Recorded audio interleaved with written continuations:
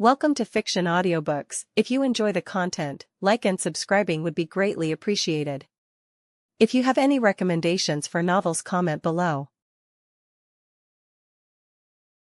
Please join my Patreon at https://www.patreon.com/fictionaudiobook. Chapter 1, I Turned into Paper. Where's my big body? Chapter 1, I Turned into Paper. Where's my big body? Ah, so soft, so warm. Half-conscious, Alex felt himself wrapped in a tender warmth, as if he had returned to a mother's embrace from his childhood. Every cell in his body relaxed to the extreme. It was pure bliss. He slowly opened his eyes. Whoa! All that filled his vision was white, endless, flawless white that occupied his entire sight. It was purer than any white he had ever seen before, even pure milk couldn't compare. It was soft, smooth, and faintly carried a sweet, comforting fragrance. Before Alex could savor the sensation, he suddenly noticed something wrong with his own body. It was light. Thin. Almost like paper. And there was no heartbeat. A chill ran through him. What the? I turned into paper. Where's my big, solid body? He didn't know what was happening, but oddly, his field of vision wasn't affected. He could still see himself clearly. A single sheet of white paper, no bigger than an adult's palm. When he moved, the paper rippled slightly. He could control it as easily as his old body, without a hint of stiffness. But the absurdity of the situation made it hard to accept. He had only taken a nap in his university classroom. How did opening his eyes turn him into a sheet of paper? Then, he realized what was underneath him. Soft white mounds, smooth as porcelain snow. The real deal, something countless men dreamed of but could never touch. And right now, he was perfectly plastered against it. Wait, am I being used as a bra? Alex's emotions tangled in an indescribable mess. At the same time, he sensed a strange power within his paper-thin body. It was this very power that allowed him to exist. Instinct told him that if this energy ran out, his end would not be pretty. The thought made him panic. He didn't know why he had turned into paper, but at least he was alive. He didn't want to vanish just because he ran out of energy. That energy seemed to come from the woman beneath him, so he instinctively tried absorbing it. Hey, it's working. A steady stream of the same energy flowed from her body into his. He dared not absorb too much, afraid of being discovered, but even a trickle would add up over time. Before he could continue, a faint will suddenly brushed against his body. It wasn't conscious, just a mechanical command. He could easily block it out. But to avoid exposure, and to figure out where he was, Alex let it take control. The next moment, his paper body lifted from the soft white curves beneath him. More sheets of white paper floated up beside him, identical in size and thickness. Alex watched them carefully, wondering if any others were self-aware like him. Unfortunately, there was no way to tell from appearances alone. More and more sheets drifted into the air, peeling off the woman's body. Even the soft white mounds he had rested on were no longer whole, tiny seams appeared across the surface as countless sheets separated. Sheet after sheet rose and fluttered. What the? Don't tell me this person's entire body is made of paper. And I'm just one of them. Alex was stunned. The scene unfolding before him shattered his understanding of reality. But before he could dwell on it, his paper body fully detached and drifted upward. The owner of those snow-white mounds finally came into view. That iconic short blue hair. The black cloak with red clouds. And that cold, expressionless face. The white tiger of Akatsuki, Konan. She stood quietly atop the ocean, her body swaying slightly with the rhythm of the waves. In the distance, Amigekure's outline blurred under a curtain of mist and rain. Konan tilted her head upward, blankly gazing at the dark clouds above, letting the rain fall freely over her. Her eyes brimmed with sorrow. Sheets of white paper swirled around her, moving unconsciously under her control. So. I've crossed into the world of Naruto. Alex exhaled in relief. It was a bizarre situation, sure, but at least he was in a world he knew. He cautiously drifted to face Konan, studying her closely. He didn't know how long she had been standing there in the rain, but her entire body was soaked through. The Akatsuki cloak that usually hung loosely now clung tightly to her figure, outlining every curve in perfect detail. Combined with her cold expression, the sight was almost dangerously alluring, a forbidden mix of beauty and sorrow. Raindrops slid down her face, gathered at her chin, and dripped along her slender neck, before disappearing into the shadowed valley below. Alex forced his gaze away from the droplets sliding down her skin. Now was not the time for that kind of thought. He didn't even have a real body right now. This world was far from friendly, he needed to focus on survival and finding a way to become human again. As he thought, the paper he inhabited slowly drifted downward. Judging from Konan's appearance, this must be around the start of Shippuden, but I'm not sure how far along the timeline it is. Has Akatsuki started capturing the tailed beasts yet? And if so, how many? Splash. The paper landed on the surface of the sea, instantly soaking part of his body. Alex instinctively looked up. And froze. From his low vantage point, all he could see were two magnificent peaks rising into the heavens. For the first time in his life, he truly understood the phrase, gazing up at towering mountains. High. Majestic. Imposing. The waves carried him away, and he didn't resist, just let the current drift him farther. His mind blanked as his eyes unconsciously followed those twin peaks. So, this was his situation. He had become one of the sheets of paper created by Konan's paper release. The power sustaining his existence was likely her chakra. Without it, he'd cease to exist. They were now in a symbiotic relationship. If she thrived, he thrived. If she perished, so would he. He didn't have a system like those lucky protagonists, but he did awaken a special ability not long after regaining consciousness. Replication. If he covered any written surface, a book, scroll, or even a tag, he could instantly absorb and learn the information recorded on it. If he touched a ninjutsu scroll, he could master the jutsu within almost instantly. He hadn't tested it yet, but just having that ability was reassuring. It was far better than having nothing. What troubled him now was how to approach Konan.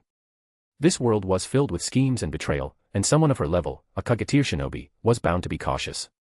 As a sentient scrap of her paper, how could he possibly earn her trust? And even if he could, restoring his human body would require her help. At the very least, I'll need a power on the level of a Kekii Mora. He wasn't entirely sure. But Kagaya Otsutsuki had birthed Hagoromo and Hamura, and even created Black Zetsu before being sealed. That proved a Kekii Mora could indeed create life. He didn't need to create life from scratch, just rebuild his body. That should be easier, hopefully. Before he realized it, the paper had drifted toward a nearby reef. He could still faintly see Konan's silhouette in the distance. Wait, there's something there. He examined a withered branch on the reef. It looked ordinary, but something about it felt wrong. He didn't move or fly closer, pretending to just be another floating sheet of paper. Yeah, let's leave the dangerous stuff to the Kageteer Kunoichi. I'm just a fragile little piece of paper. Alex quietly transmitted the anomaly he sensed through the faint chakra link embedded in his body. Every sheet of paper Konan created carried her chakra and perception. It served as her eyes and ears. Swish. The moment his signal reached her, Konan instantly appeared before him, landing atop the reef. Her cold eyes fixed sharply on the withered branch ahead. Chapter 2, Obito Uchiha arrives. Chapter 2, Obito Uchiha arrives. Alex floated naturally atop the waves, showing no sign of emotion as he drifted near the reef. As a mere piece of paper, all he needed to do was quietly observe. Though, from his current angle, the view was, admittedly, quite unique. Konan stood just a few paces ahead, so close that the waves occasionally washed him against the back of her heel. Through the fluttering hem of her Akatsuki cloak, he caught glimpses of her slender, toned legs, pale, flawless, and full of elegant strength. Higher up, it was all darkness beneath the robe's fabric, but when the waves carried Alex a little farther away, the perspective shifted, and so did the scenery. Once again, the same majestic mountains, though this time they appeared even more pronounced than before. From this low, drifting angle, the view was, well, let's just say it was one of a kind. Hey, if this is still early in the timeline, I might have more time to figure out how to approach Konan, Alex thought, amused, letting his mind wander as he admired the scene. While he was quietly enjoying his blessing of scenery, Konan's expression remained frozen, cold as an ancient glacier. Her brows furrowed slightly as she stared at the withered branch before her. Though it appeared ordinary, she already knew the truth. I already warned you, her voice was like a blade of ice, filled with killing intent, don't appear before me again. The sound of her voice instantly snapped Alex from his daze. He refocused, peering toward the branch. White Zetsu, huh? He murmured to himself. Considering its plant-like disguise and natural camouflage, there was only one possible culprit. But that confused him. Konan and the Zetsu duo weren't exactly enemies in the Akatsuki. So why was her tone laced with so much murderous hostility? Don't tell me, the timeline's already that far ahead. A grim shadow settled over Alex's mind. He continued to watch carefully. Still not coming out. Konan said coldly. The branch remained motionless, feigning lifelessness, but Konan wasn't one for patience. Her right hand flicked sharply, launching a paper shuriken toward the root of the branch. Disguise or not, she would slice it first and ask questions later. Just before the shuriken struck, the branch twitched unnaturally, darting aside with almost human reflexes. Its body swelled and turned pale, reshaping itself into a humanoid figure. White Zetsu. Just as I thought. Konan stepped forward, lightning fast, and grabbed him by the throat, lifting his entire body effortlessly off the ground. A mere white Zetsu was nothing before her. D'Mn, that's my queen, always so fierce and elegant, Alex thought, secretly cheering from behind her. He stopped floating idly and joined the other paper sheets circling around her. I warned you not to set foot in a Megakure again, Konan's voice was cold and sharp. Now speak, why were you spying on me? Her gaze swept across the misty surroundings. It was clear now, this Zetsu had been planted here to monitor her. Her fingers tightened. The choking sound that followed was dreadful. White Zetsu's legs kicked helplessly, his hands clawing at her wrist, but her grip was like an iron vice, unrelenting. When struggling proved useless, his face twisted into a grotesque grin. Anyone who betrays the Akatsuki dies. He rasped, words breaking between gasps. Then die first, Konan said flatly. Crack. Her hand twisted. His neck snapped like a twig. Konan betrayed the Akatsuki. Alex's body trembled. He felt no satisfaction, only a deep, cold dread. Now he finally understood the timeline. This was after Nagato's death, after that battle in Konoha. Konan and Obito had already severed ties. Which meant Obito would soon come for the Rinnegan. Alex didn't know how long it had been since Nagato's death, or when Obito would arrive, but clearly, time was running out. D'Mn, this is bad. The timeline's already that far along. He could almost feel panic seeping through his papery body. If events followed the original story, Obito would soon confront Konan. And if she died here, his source of chakra, the very essence that sustained his existence, would vanish with her. He'd die too. No way. I've got to make her leave Megakure immediately. Forget hiding, he was ready to reveal himself if that's what it took. But before he could act, the air in front of Konan began to ripple, space itself twisting into a spiral. Alex froze in place, horror dawning as the figure emerged from the distortion. Spiky hair. The same Akatsuki cloak. And that iconic orange mask marked with a swirling pattern, one gleaming red Sharingan behind it. There was no mistaking him. Obito Uchiha. He had arrived. Speak of the devil, and he literally appears. Alex felt numb. You couldn't give me even 5 minutes of prep time, huh? He quickly floated away from Konan's front, abandoning any thoughts of warning her. With battle imminent, he couldn't afford to distract her. Konan's eyes burned with fury, locked onto the intruder. This fight was inevitable. Obito strode calmly across the water until only 10 meters separated them. His Sharingan glowed like a crimson flame beneath the mask as he rasped, voice full of cold wrath. You, and Nagato, betrayed the Akatsuki. His tone was like poison, dripping with suppressed rage. He had sent Nagato and Pain's 6 paths to Konoha, to retrieve the 9 tails and cripple the Leaf Village in one strike. But instead of success, everything had fallen apart. Not only did Pain perish, but Nagato had wasted his life reviving the very people they'd killed. When Obito heard the report from Black Zetsu, he had nearly exploded with fury. Now, he was here to claim the Rinnegan himself. He growled, voice low and deadly. Those who betray the Akatsuki have only one fate, death. Hand over the Rinnegan, and I'll grant you a painless end. Silence. Konan's voice rang like thunder. You have no right to speak the name Akatsuki. Akatsuki was founded by Yahiko, it carries our dream of peace for the shinobi world. Her blue hair fluttered as her chakra flared, rain scattering around her in waves. The light of dawn exists to break through the darkness, and you, ghost of a dead man, are that darkness itself. Her killing intent burst forth, the very air trembling beneath her power. The surrounding paper sheets, including Alex, whipped violently in the storm of her chakra. Obito sneered beneath the mask. Pathetic idealist. Akatsuki was my creation. Yahiko, Nagato, even you were all puppets dancing in my hand. His voice was pure venom. A tool that defies its master, must be destroyed. Swish. Before the echo of his words faded, Obito's figure flickered, gone. In the next instant, he reappeared right in front of Konan. A black receiver was already in his hand, gleaming wickedly as he thrust it toward her face. Konan, anticipating the strike, reacted the moment he moved. She vanished with a Shunshin no Jutsu, leaping backward. At the same time, the paper sheets surrounding her, including Alex, rushed toward her right hand in a swirling storm. Not wanting to stand out, Alex went along with the motion, letting himself be pulled into the forming mass. If she was going to create a weapon, he'd make sure he was safely wrapped deep inside. Chapter 3, Did Konan get stabbed? Chapter 3, Did Konan get stabbed? In an instant, a pure white paper blade condensed into being, Konan planted it upright in her hand. Though made entirely of paper, it was no less sharp or rigid than a real metal blade. Clang. The next moment, the black receiver slammed into the cross-section of the paper blade. Wrapped deep inside the blade, Alex felt a shock run through him, but the blade was sturdy and did not split under the impact. Using the rebound, Konan forced herself backward at speed. Humph. Don't think you can run. Obito snorted, pressing the attack without pause. Konan did not answer, her gaze stayed deadly and unblinking. As her feet hit the water she adjusted her stance, then slammed her right foot down, sending ripples racing outward. She launched like an arrow, hurtling toward Obito who hovered in midair. Clang.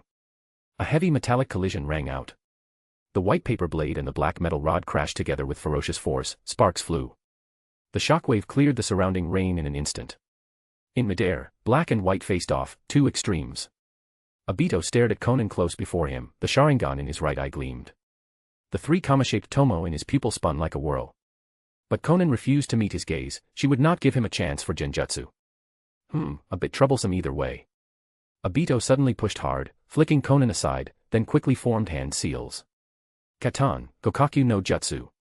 A colossal fireball hurtled toward Konan from the sky. Konan landed on the water and slipped aside, dodging the descending inferno. Boom. The massive sphere slammed into the sea. Like a gale of burning petals, scalding flames burst outward across the surface.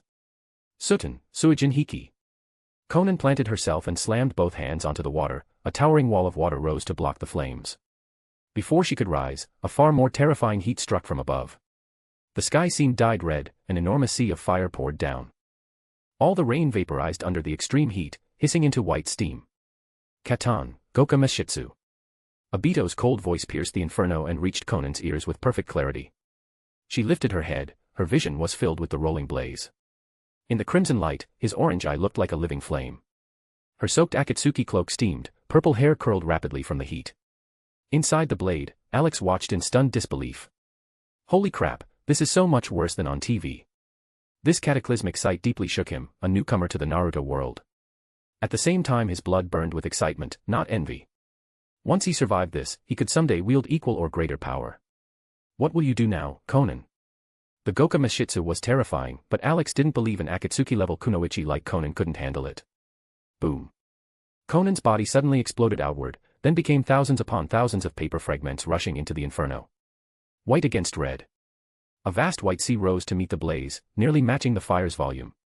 The blade that contained Alex rode within that immense paper tide, swept into the burning mass alongside countless other flakes. No wonder Konan's paper release is special, resistant to both water and fire. Incredible. Despite the surrounding red flames, Alex felt no burning. None of the paper sheets caught fire. On the sea, the white fragments billowed up from the conflagration, trailing faint embers, and then, at visible speed, reformed into Konan's figure. Umph. Your paper jutsu has its merits, but... Obito charged at Konan, growling, it won't change the fact you're going to die today. Konan showed no fear. She gripped her paper blade and surged at him again. For a while the air above the sea rang with metallic clashes. Their speeds were extreme, two streaks of motion darting, colliding across the water. Alex felt his viewpoint flip at dizzying speed. One moment he soared high, the next he dove near the waves. Sky and sea blurred, it was like a high-velocity roller coaster, terrifying turns and abrupt weightlessness. Thankfully, being paper meant he only felt thrill, no physical nausea. Battles between Akatsuki-level fighters were lethal and lightning fast. Konan and Obito were not merely trading taijutsu, each struck for the other's fatal points with their signature ninjutsu. Sheets clashed with flames, strikes cancelled, then rained down into the sea. Alex obediently served as a pendant and a weapon, careful not to distract Konan. Your paper jutsu is nothing special. In midair, Obito flicked away a massive paper shuriken with his black rod, then descended back to the water without following up immediately. White sheets littered the western surface where he'd struck them aside. Obito's eyes showed no emotion at all as he fixed his gaze on Konan a dozen meters away, back on the water. After their fierce duel, he showed no wounds, his breathing remained steady. He had seen many paper techniques before, some were surprising, but none posed a real threat to him. Konan, by contrast, bore many cuts across her Akatsuki cloak and breathed with visible difficulty. The strain was obvious. Although Akatsuki-level chakra stores were vast, they could not match Obito's recovery thanks to his would-release cells. Whoosh, whoosh, whoosh. Just then, the scattered white sheets across the sea surged upward as if stirred by some signal. They spun like whirling metal blades, whining as they cut through the air, and shot from the west in all directions toward Obito, cutting off any escape. It was swift and unexpected, he had no time to react. Fwoosh. Fwoosh. Fwoosh. Before Obito could respond, the paper blade struck precisely, tearing into his body. Flesh and blood splattered, limbs fell away. Konan inhaled deeply, eyes locked on the flying gore, her expression remained taut. Even though her trap seemed to have worked, she refused to believe this man, who claimed to be Madara, would so easily be killed. Alex felt the same disbelief. Hey, Obito, what about your intangibility? You're not supposed to just die like this. Boom. The next instant, the gore that had splattered to the west burst into a puff of white smoke and rapidly dissipated. He's not dead after all. Alex thought, half relieved and half annoyed. Why couldn't Obito just stay dead? Konan also felt disappointment, but the battle had to continue. She needed immediately to locate his real form. As she glanced slightly to the rear, seeking his position, a sharp black metal rod suddenly thrust up through the water beneath her feet. Like a hidden serpent striking, it revealed its poisonous fang, and pierced straight for Konan's throat. At the other end of the rod was a pale right hand wrapped in a black sleeve. It was Obito Uchiha, who had somehow been concealed underwater, launching a surprise, lethal stab as Konan turned her head for a split second. In an instant, the black rod sliced through, its tip pierced Konan's throat and came out the other side. Chapter 4, Losing a Precious Orb. Chapter 4, Losing a Precious Orb. No. Seeing Konan's throat pierced by the black rod, Alex's heart plummeted, terror washed over him. If she died, he would die too. Obito Uchiha's stab was vicious and treacherous. Alex hadn't even seen how the ambush was carried out, one blink and Konan's throat had been impaled. Huh? Why isn't she bleeding? Alex blinked, then realized. Paper dance of the Shikigami. This was Konan's unique paper release technique. She could turn her body into paper, granting massive immunity to physical attacks. You didn't die. Obito's pupils shrank, shock rippled across him. Just as Alex had guessed, the pierced Konan did not die. Her expression hadn't even changed. She ignored the black rod that went through her throat and instead waved her hand. A torrent of paper flew from her body. No, they were already lit, explosive tags. As Obito stood stunned within arm's reach, tag after tag plastered itself all over his body. Then, boom. Explosions roared. The chain of blasts swallowed Obito in a firestorm. Konan used the blast's shockwave to wrench free from the rod and stagger backward. She tapped the surface of the sea with her feet several times, using them to dissipate the force, and fell onto the water tens of meters away. In midair, her gaze never left the blast center for a single second. Will this one work? Everyone in Akatsuki had known she could paper-efface her body, but she never revealed this trump card, immunity to lethal injury, before. She saved it for exactly this kind of counterstrike, when the enemy thought victory was certain. Bang. Amid the continuous explosions, an odd sound appeared. The fire-wrapped Obito dissolved into a puff of white smoke, another shadow clone. How devious. Alex muttered inwardly. Now, perhaps because of his interference, Konan and Obito's fight was already diverging from what Alex had seen in the anime. He had to keep full focus and constantly monitor the battlefield to prevent Konan's death. Tens of meters away, Konan landed steadily on the sea. You're caught. At that instant, a whisper like a demon slid into her ear, so close it felt like someone was whispering beside her. And indeed that was the case. Behind Konan, a transparent swirl formed in an instant. A pale right hand shot out and lightning-fast clamped onto her right shoulder. It's over. Obito emerged fully from the vortex. You're caught. Only one person can escape me, too bad he's no longer in this world. Your momentary immunity was surprising, but it ends here. Kamui had already activated. Though Obito's hand pressed lightly on her shoulder with no obvious force, Konan felt as if all her strength drained away. Her body went limp, her right hand could no longer grip the paper blade, it fell from her grasp. The white sheet circling her drifted down. Her chakra stilled. Her body materialized back into flesh and blood. A strange spatial force surrounded her, leaving her utterly unable to resist. A cascade of swirling afterimages appeared on her skin as she was being drawn into Kamui's dimension. Is this the end? I'm not ready, Yahiko, Nagato. Konan's heart sank into the abyss. Faces of Yahiko and Nagato flashed through her mind, the last image fixed on the day Nagato spoke with Naruto. Sorry, Naruto. The world you describe I will not see. I cannot end the greatest darkness of the shinobi world. She wasn't afraid of death, only regret haunted her for unfinished duty. No. You cannot die. At the critical moment, Alex moved. Boom. The paper blade that had been falling midair detonated. All the white sheets scattered across the western surface, under Alex's control, transformed into countless 3-inch daggers and sped toward every inch of Obito's body. Since he originated from Konan's paper release, he could naturally manipulate part of the white paper. Impossible. Obito's mind trembled as the dense barrage closed in from every direction. You've already lost all resistance. You cannot fight back or control those papers, he snarled inwardly, confident in his Kamui. Over the years, once he'd captured someone, no one could resist him, escape was impossible. They were tools to be controlled, and disobedient tools must be destroyed. How, then, could Konan still manage to control paper to attack? Obito could not fathom it. But denial could wait, the attack was upon him. At the moment the blades neared, Obito gave up on pulling Konan into Kamui. He instantly activated his intangibility. The right hand that had rested on Konan's shoulder passed through her body like a phantom. Without Kamui's interference, Konan immediately felt her body regain life, chakra surged back. She sprang away from Obito. At the same time, the dense 3-inch daggers Alex directed pierced Obito's body. Yet it was futile. When Obito phased, he became like a non-existent form, there was only an illusion where his body had been. Alex watched in helpless regret as Obito seemed unharmed.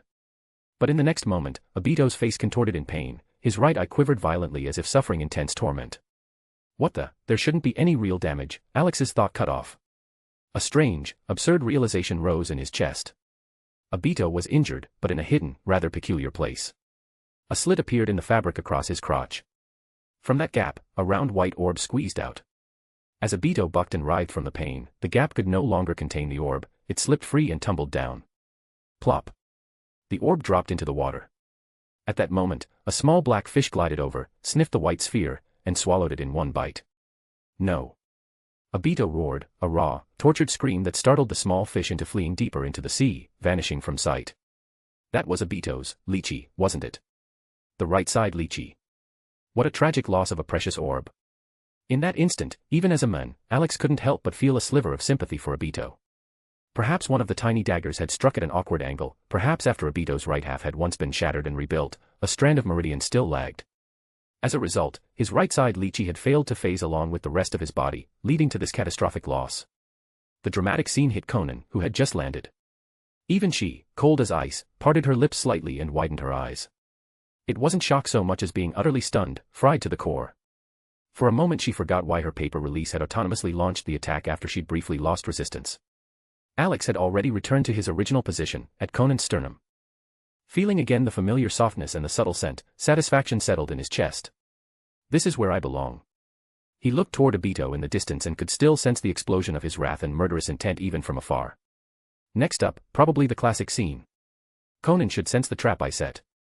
Chapter 5, 600 billion explosive tags, Alex reveals himself. Chapter 5, 600 billion explosive tags, Alex reveals himself. Obito Uchiha stood upon the sea, still remaining in an intangible state. Losing another orb reminded him of the agony when his body had been shattered by a boulder all those years ago. That right side orb had been painstakingly nurtured back to function over many years. And now, once again it was gone.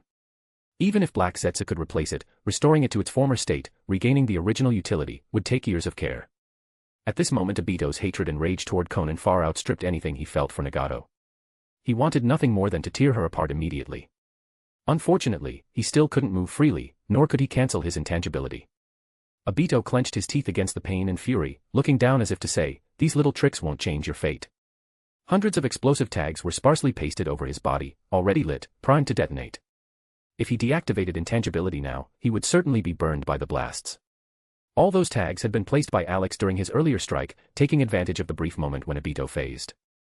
They were meant to temporarily imprison Obito and give Konan the chance to unleash her ultimate move. Just 10 seconds, 10, 9, 8. Obito silently counted down the fuse. Once the explosions ended, he would cancel intangibility and kill Konan, making her death as torturous as possible so she could feel what it was like to lose an orb. Konan, however, clearly wouldn't give him the luxury of waiting. Almost the instant the tags ignited, she sensed the explosive she had crafted. Though she didn't understand why her paper release had attacked on its own or how the tags were applied and triggered, the opportunity was unmistakable. She threw caution to the wind. With Obito restricted in place, she seized the moment. Konan spread her arms and poured all her chakra into the technique, her Akatsuki cloak snapped in the gale. Kami no Shisha no Jutsu, release. Finally, the big scene's here. Alex was ecstatic, heart-pounding. Even if this jutsu might not kill Obito outright, the colossal blast was a once-in-a-century spectacle. What are you doing? Obito felt an inexplicable dread as he realized Konan was preparing something monumental. But intangibility prevented him from interfering. He could only watch. A trembling roar rolled from the sea below. The ocean shuddered as colossal waves rose. Like a giant blade, the water surface split from beneath Obito's feet, an edge stretching so far it disappeared into the horizon. The sea cleaved into two. Obito could do nothing as his body tumbled into the yawning chasm, as if falling into an abyss. What is? Obito's eyes bulged, pupils twitching. It's all explosive tags. The abyss walls weren't water but layers upon layers of explosive tags, poured and stacked until they brimmed the chasm. They cascaded down with the rushing seawater. The pit became an ocean of tags, and Obito's form was swallowed beneath an uncountable mass of explosives. Boom. Boom. Boom. 600 billion explosive tags detonated simultaneously, producing an unending thunder of blasts.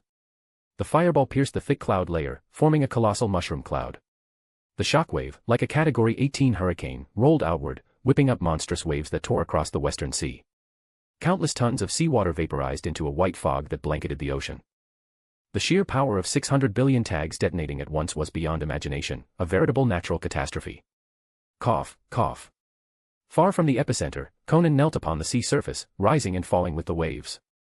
The smoke and explosive haze choked her breath, she coughed repeatedly. Her face was pale and exhausted, chakra reserves were nearly depleted. Yet if she could kill Obito, every sacrifice would be worth it.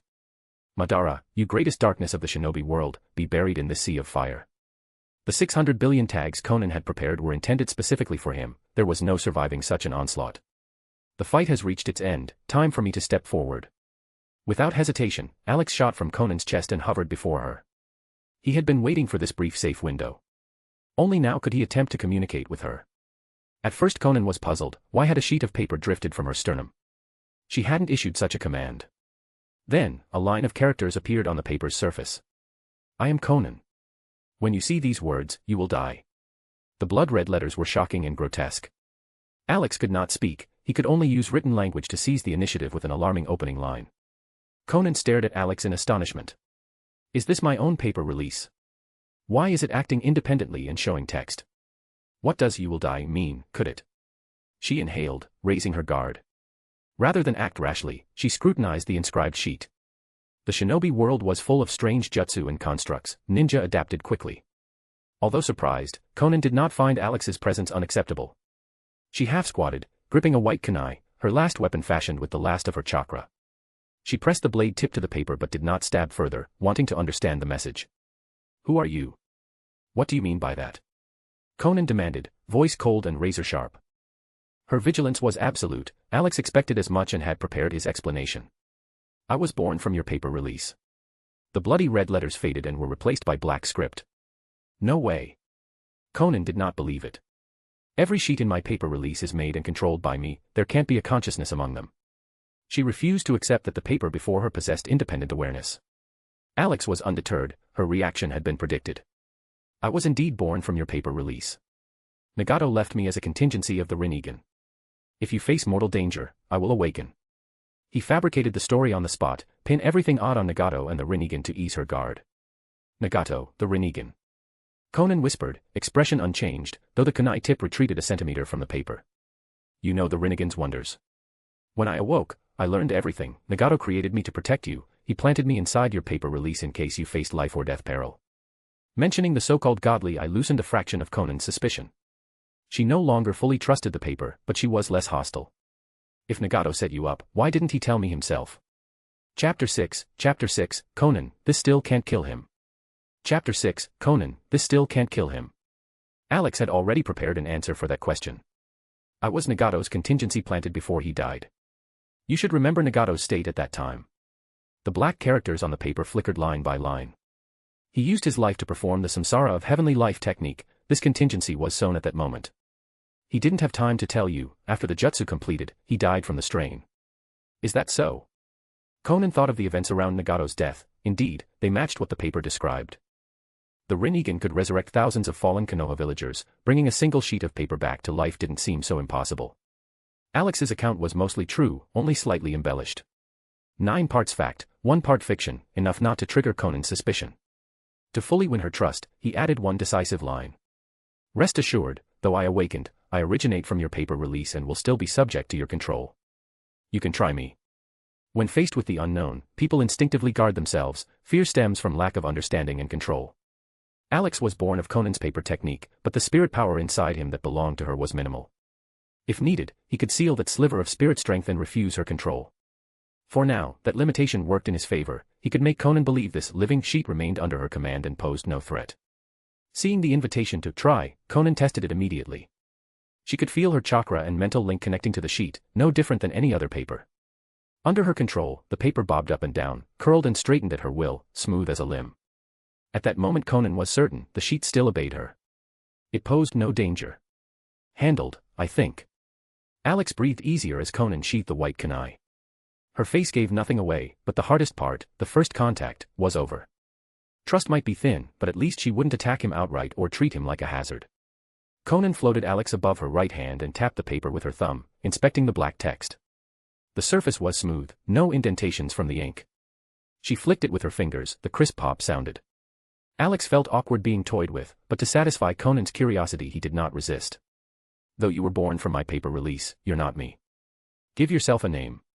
She retracted her hand, still unconvinced. And what did your first sentence mean? Why would I die? Those blood-red characters left a deep impression. With a Beto buried under the explosive tags, she could not imagine what death the message referred to. Since you and your group founded Akatsuki, call me Akatsuki. T/N, the MC's original name is Ling Xiao, basically, Ling Akatsuki. The MC also named his paper form as Akatsuki. I changed his name to Alex because I don't like Chinese name, so there will be moments when the MC get addressed as Akatsuki, so please don't get confused. Alex offered his chosen name, for now a surname was unnecessary. He intentionally invoked Akatsuki to explain the alias, hoping to earn Konan's favor. Akatsuki. That's a fine name. Hearing the name softened Konan's expression, her tone grew less icy. Now leave immediately, Madara isn't dead. Your 600 billion tags won't kill him. Alex bluntly revealed the emergency.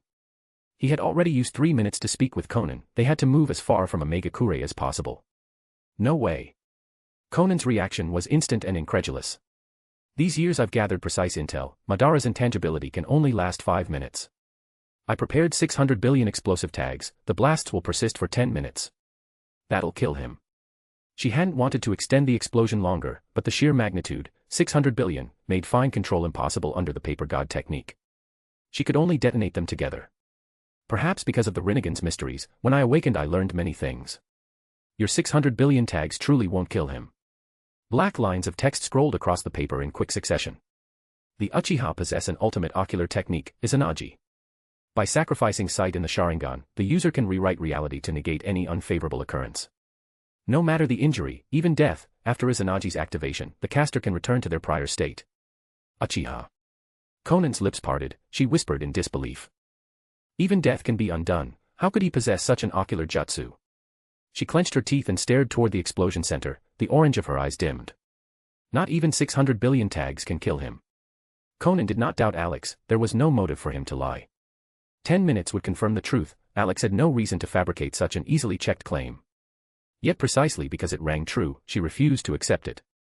How could one who wielded Izanagi be slain? How could she and Yahiko and Nagato ever avenge themselves? The cruelty of that revelation, and the futility of revenge, left Konan in a bewildering, unprecedented despair. Yahiko. Nagato, what do? I can't even avenge you. The enemy is right there, yet I cannot find a way to kill him. Her world seemed to collapse into darkness, hope extinguished. Swish. At the very moment her spirit sank completely, a warm, dazzling 5-colored light pierced her gloom. Konan looked up, Alex had somehow flown to her face, the characters on his paper flashed with 5-fold colors. Don't lose hope. I have a solution. Don't give up, believe me.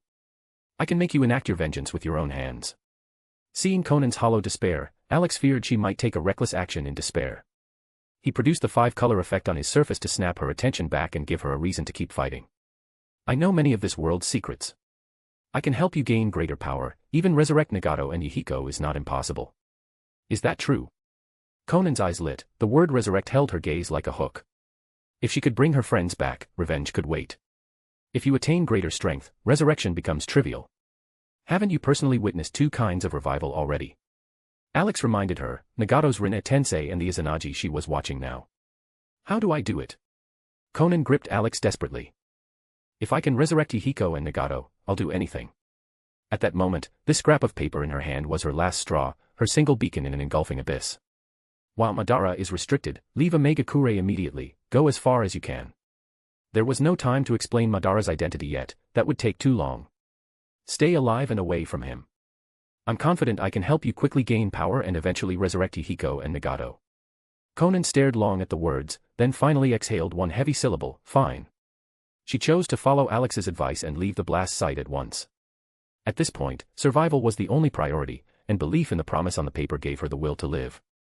She staggered across the water, breath ragged. Within 10 meters she was already forced to stop, panting. Her ankles sank beneath the surface, she could barely tread water. She looked at Alex floating by her side. My chakra is nearly gone. I can't keep treading much longer. Do you have any way?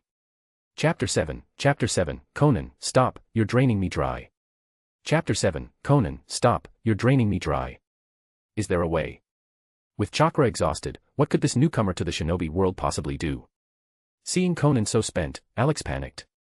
If they couldn't get away before Obito returned, the two of them would be dead. He had only just arrived in this world, he didn't want to die.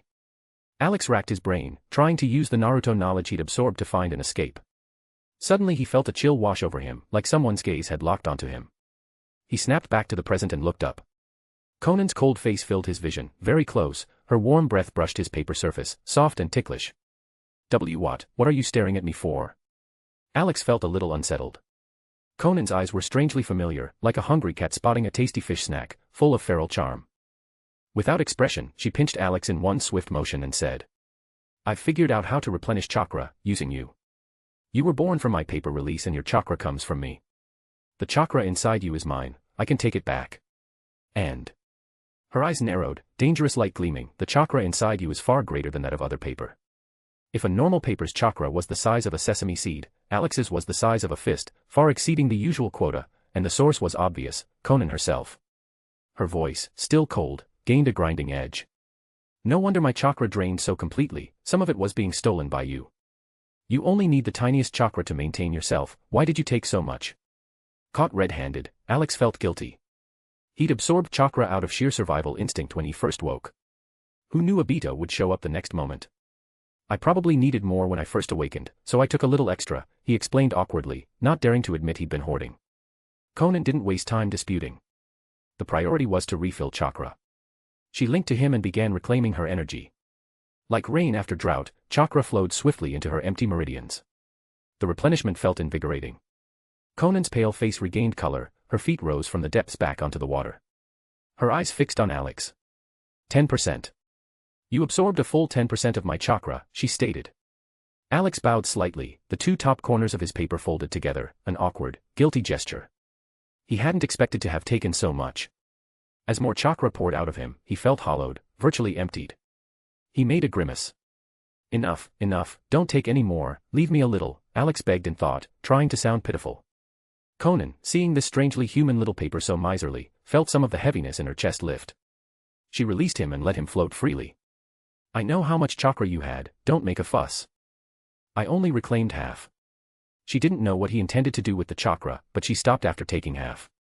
With over 50% of her chakra restored plus a Hyarogan to aid recovery, she could continue. Alex hovered at her side and examined her expression furtively.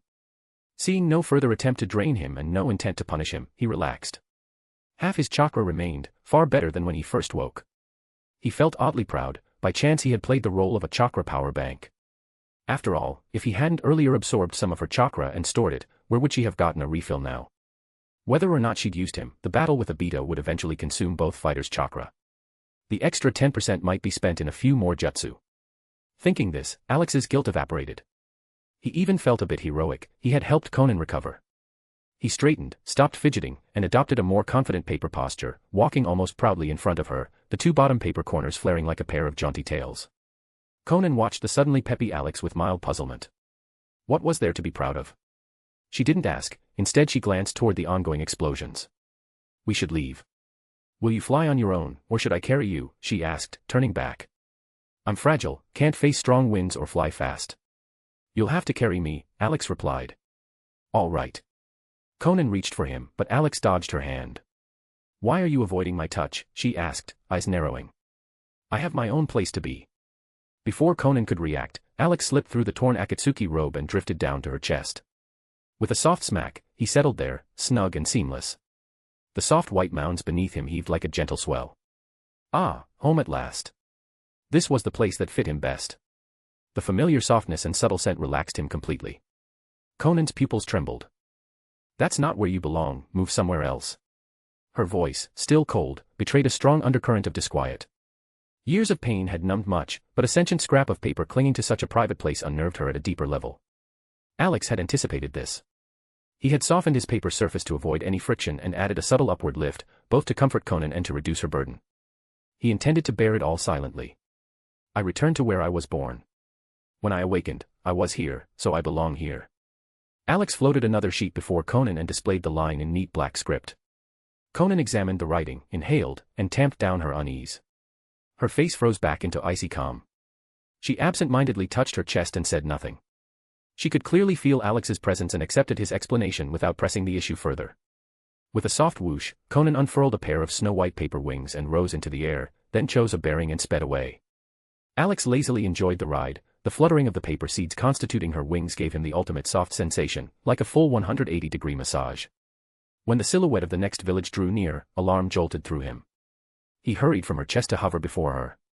You're flying the wrong way, we need to get away as far as possible, now. Chapter 8, Struggle for the Rinnegan. Chapter 8, Struggle for the Rinnegan. High above, Konan silently observed Alex. The fierce airflow from their high-speed flight slapped the paper, making it clap and crackle, yet it didn't affect his posture. You said you were fragile and couldn't fly in strong winds on your own. Ah. Alex's words caught, he had no good answer. He couldn't very well say he was clinging because he liked the softness. Fortunately Konan didn't press the matter. After a short contact she had a basic understanding of Akatsuki. On major matters he was straightforward, he knew many of the shinobi world's secrets, could help her, and posed no obvious threat that earned cautious trust. But on trivial things he displayed a baffling stubbornness that revealed his true temperament, lazy, if he could lie down, he wouldn't move, and yet full of bright energy, like a child who never grew up. Even Konan's long-dormant heart felt a spark of vitality from him. He was playful, a bit obnoxious, but sincere. Maybe he's just a kid, after all, he was born only recently, Konan decided inwardly and kept watching. She pinched Alex between two fingers and faced forward, voice frosty, before we leave, I must return to Omegakure. You know why. 2 comrades lie there, I will not allow their bodies to be desecrated or disturbed. At the mention of Yahiko and Nagato, Konan's face hardened with murderous resolve. The 3 of them had grown together, the bond had long since become family. She would not leave her friends behind. Alex did not argue, he understood Konan's past well enough to know she would never change this decision. Hope it's not too late. He murmured, looking back. The mushroom cloud at the explosion center had already begun to weaken. All right, this might be our chance to seize the Rinnegan before Obito does. He realized this was probably the best opportunity to snatch the Rinnegan. Even if it might not directly benefit him, preventing Obito from taking it was a big win. Since he and Konan were bound, if Obito killed her he would kill Alex too, so Obito couldn't be allowed to succeed. Omegakure lay shrouded in rain and mist, appearing hazy beneath them. We're here. From above, Alex could only make out vague outlines through the fog. Hold tight. Konan warned, then dove like a cannonball. Alex clung to her shoulder to avoid being blown away by the gale. The paper flapped violently. In less than 3 seconds they fell from nearly a kilometer high to just tens of meters above the village. Konan steadied herself without pause and streaked through the empty streets toward the tallest building at the center. The place where Pain in his Deva path had once stood was unmistakable. The sight stirred sorrow in Alex as he sensed Konan's grief. She barely glanced at the landmark before plunging into the structure, cutting through a false wall and descending into the secret underground chamber Nagato had built with the Rinnegan's power, a hidden place only Nagato and Konan had known. Through the dark corridor they reached a chestnut door. Konan took a deep breath and pushed it open. Warm light greeted them. The room spanned hundreds of square meters, stones set into the walls emitted soft illumination. The floor was scattered with pure white paper flowers, each one folded by Konan's hands. As she entered, the flowers stirred and a gentle fragrance filled the air. On the central bier lay 2 bodies. Yahiko. Nagato. Konan's cold expression vanished. Tears welled as she flew toward their remains. Sorry to disturb your rest, but I must. She waved, and a sheet of paper unfurled to wrap the 2 corpses. Ah, so you were here all along. Took us long enough to find you. A teasing voice echoed from the floor, and a pale head with a few green tufts of hair popped out. Found you, searched all over Omegakure, finally found you. Lord Madara should reward us. In an instant more white zetsu swarmed up from the ground and walls, even from the flowers and the beer. Two of them dove into the thread of paper Konan had intended to use to wrap her comrades, blocking it with their bodies. Another grabbed Nagato's shriveled right leg and flung it backward. Many white zetsu had been lying in wait on that floor. One was particularly distinct, its face split in black and white, an eerie yin-yang visage. Zetsu! Curse you! Konan exploded. Her paper weapons launched in a furious storm toward the zetsu and the other intruding units. Alex, however, remained calm. Since the situation was already compromised, his only option was to withdraw early. Konan, blinded by grief and rage, would not listen to reason now. Before he could act, a familiar spatial vortex opened abruptly in front of Konan. Damn! A beetle came so fast. A pale brown wooden stem shot through the vortex and stabbed at Konan's chest like lightning. A brutal voice followed, would release, insertion technique. Chapter 9, I will guard this snowy white. Chapter 9, I will guard this snowy white. Madara. Facing the sudden assault by Uchiha Obito, Konan howled in hatred and fury. Regardless of the gap in strength or whether she could actually kill him, right now she only wanted to pour every raging flame of anger and vengeance onto the men before her. Konan threw caution and stamina aside and poured every drop of chakra into forming thousands of white kunai hurled at Uchiha Obito. Before the kunai could reach him, his insertion technique was already about to pierce her chest, less than 5 centimeters. Konan ignored the imminent mortal threat and fixed her gaze on Obito stepping from the vortex. As Alex had warned, there were no visible injuries on him. Her 600 billion explosive tags hadn't killed him, they hadn't even harmed him. Maybe they'd only cost him a single Sharingan. With chakra nearly gone, Konan had no strength to defend against the insertion or to paperize her whole body. But Alex would never allow Konan to die so easily. You cannot die yet. Alex shouted inwardly. This snowy white, I will protect it. Of all places Obito might attack, he chose the very spot where Alex had been born, Konan's chest.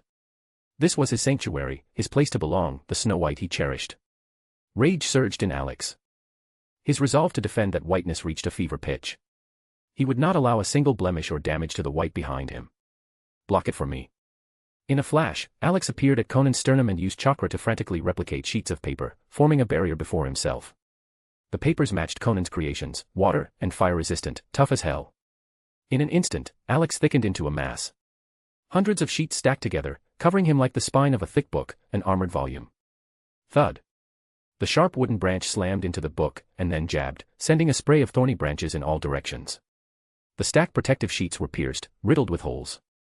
Fortunately, they bought time and consumed the insertion's force, the technique exhausted itself before fully breaching the last layers. But the danger wasn't over. In a flicker, Alex discarded the torn outer layers, and a barrage of explosive tags streamed from within him, whoosh whoosh whoosh. 10,000 in total, snatched from the 600 billion earlier, saved for emergencies. Time had been short, so 10,000 was all he could pilfer. He had kept them for this exact moment. Boom. Boom. Boom. More than half of those tags slammed into Obito and detonated. Fiery blasts engulfed him, he had no time to evade and had to activate full-body intangibility. Alex did not expect to kill him, only to constrain him. At the same time, the remaining tags shot upward and blew a huge hole through the ceiling. Rubble and choking smoke spewed out. Even buildings above trembled and creaked from the shock. Alex accomplished all this in less than 3 seconds. Only now did Konan, numbed by fury, come around from the explosion's shock.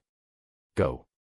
Alex darted before her, the single crimson character, go, flashing across his surface, blood red and urgent, underscoring how dire the situation was. Konan's forehead broke out in cold sweat, breath ragged, she looked at Yuhiko and Nagato's remains. No. I can't abandon them. I won't let their bodies fall into Madara's hands. Her voice was resolute, no room for negotiation. There was no alternative, force.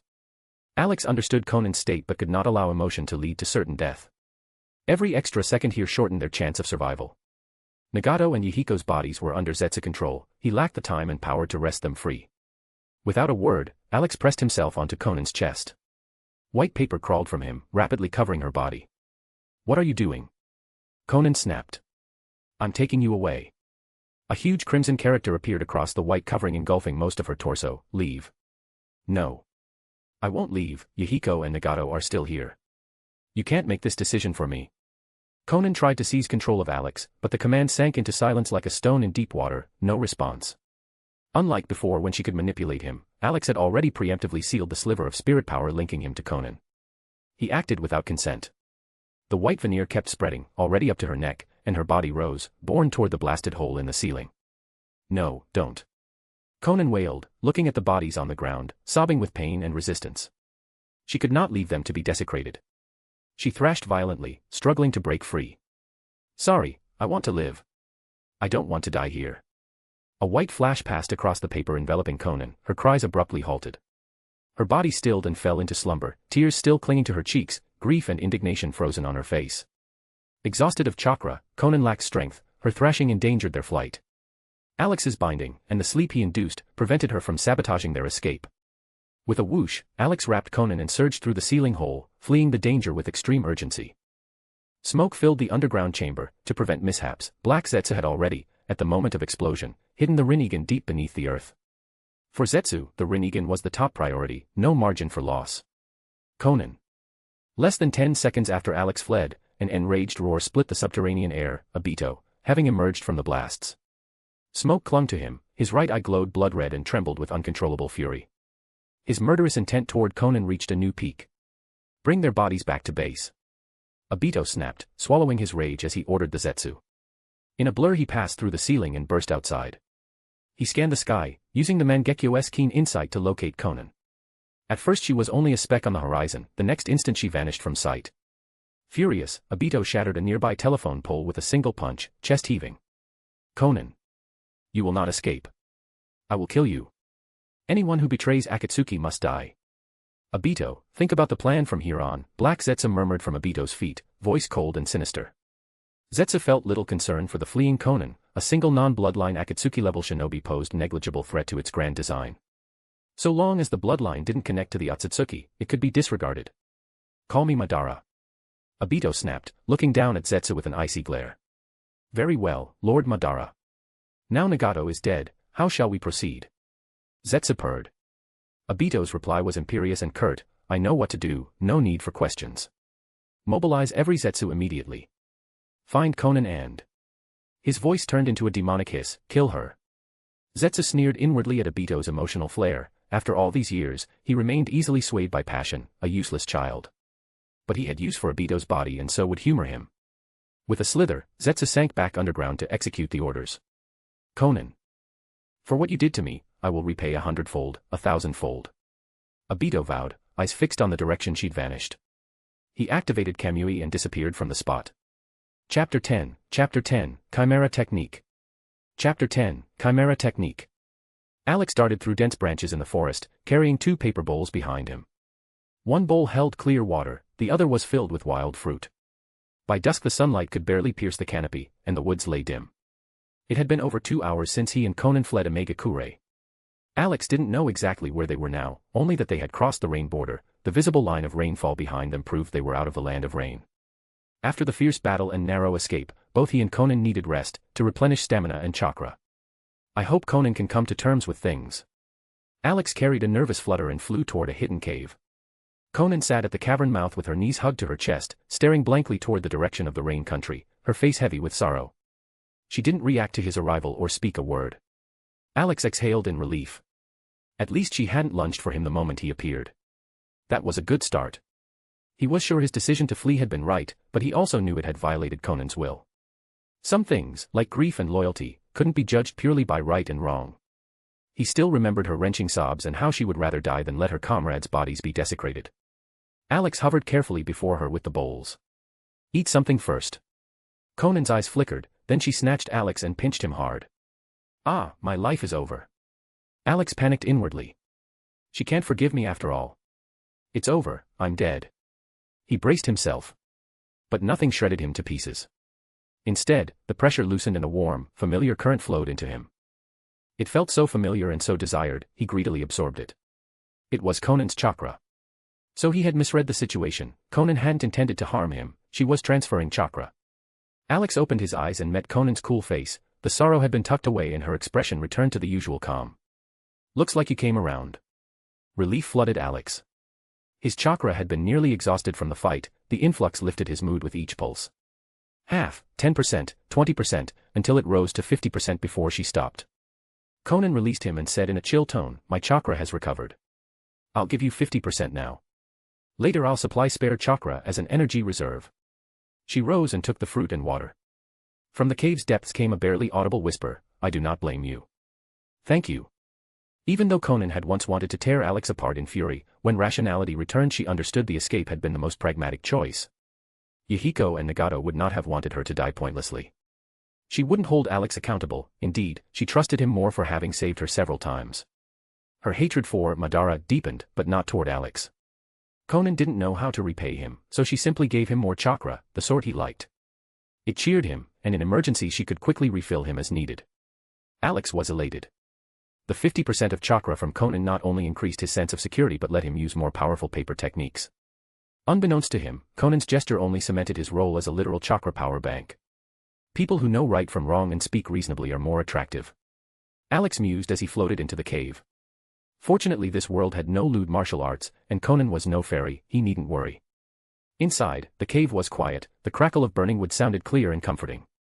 The dancing flames painted Konan and Alex in warm light, lending a lazy, cozy feel. After a period of recovery, Konan's chakra had fully replenished.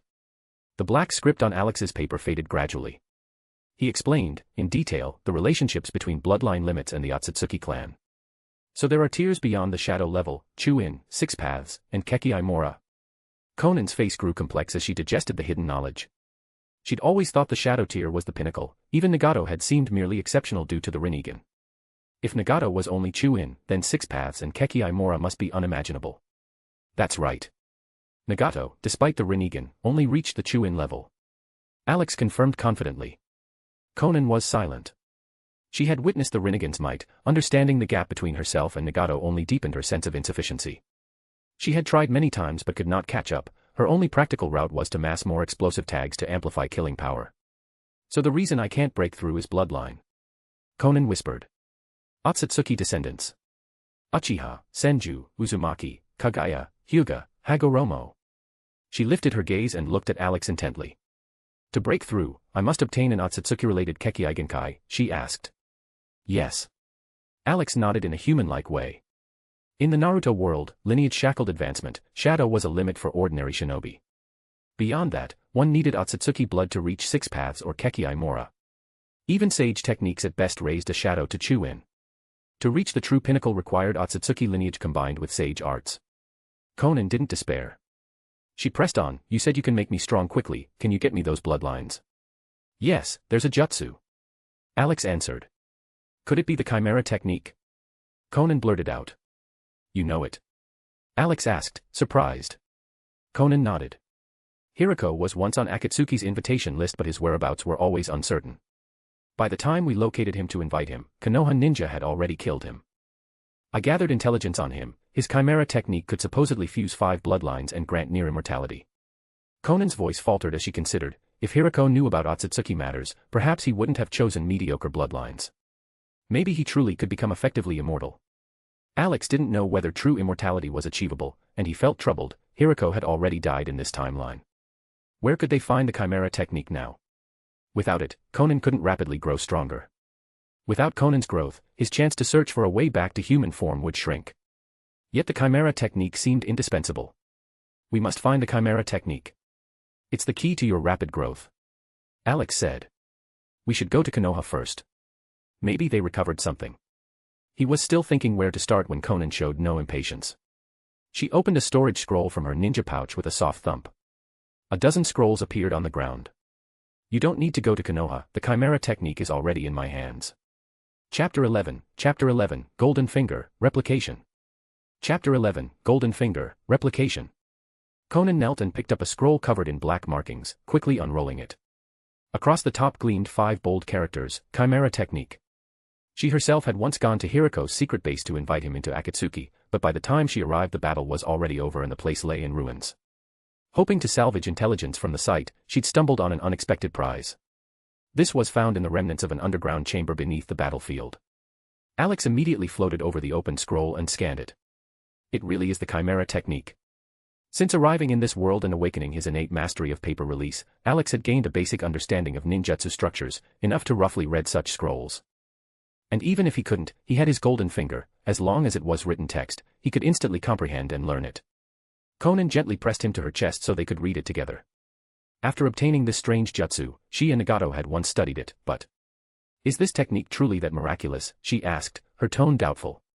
The Chimera technique required devouring bloodline users, clearly cruel and inhumane.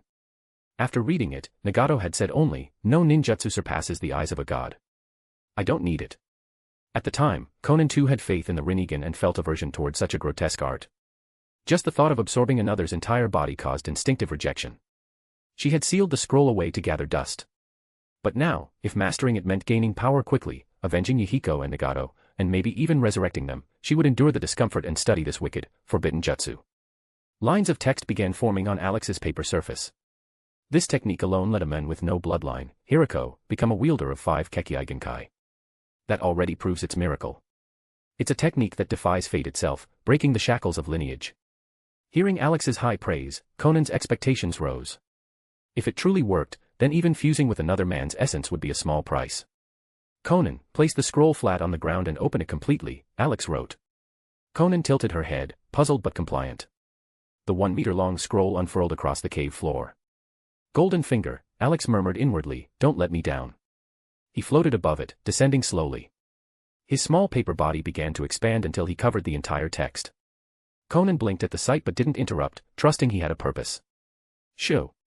A flash of white light ran across Alex's surface. The golden finger activated, replication.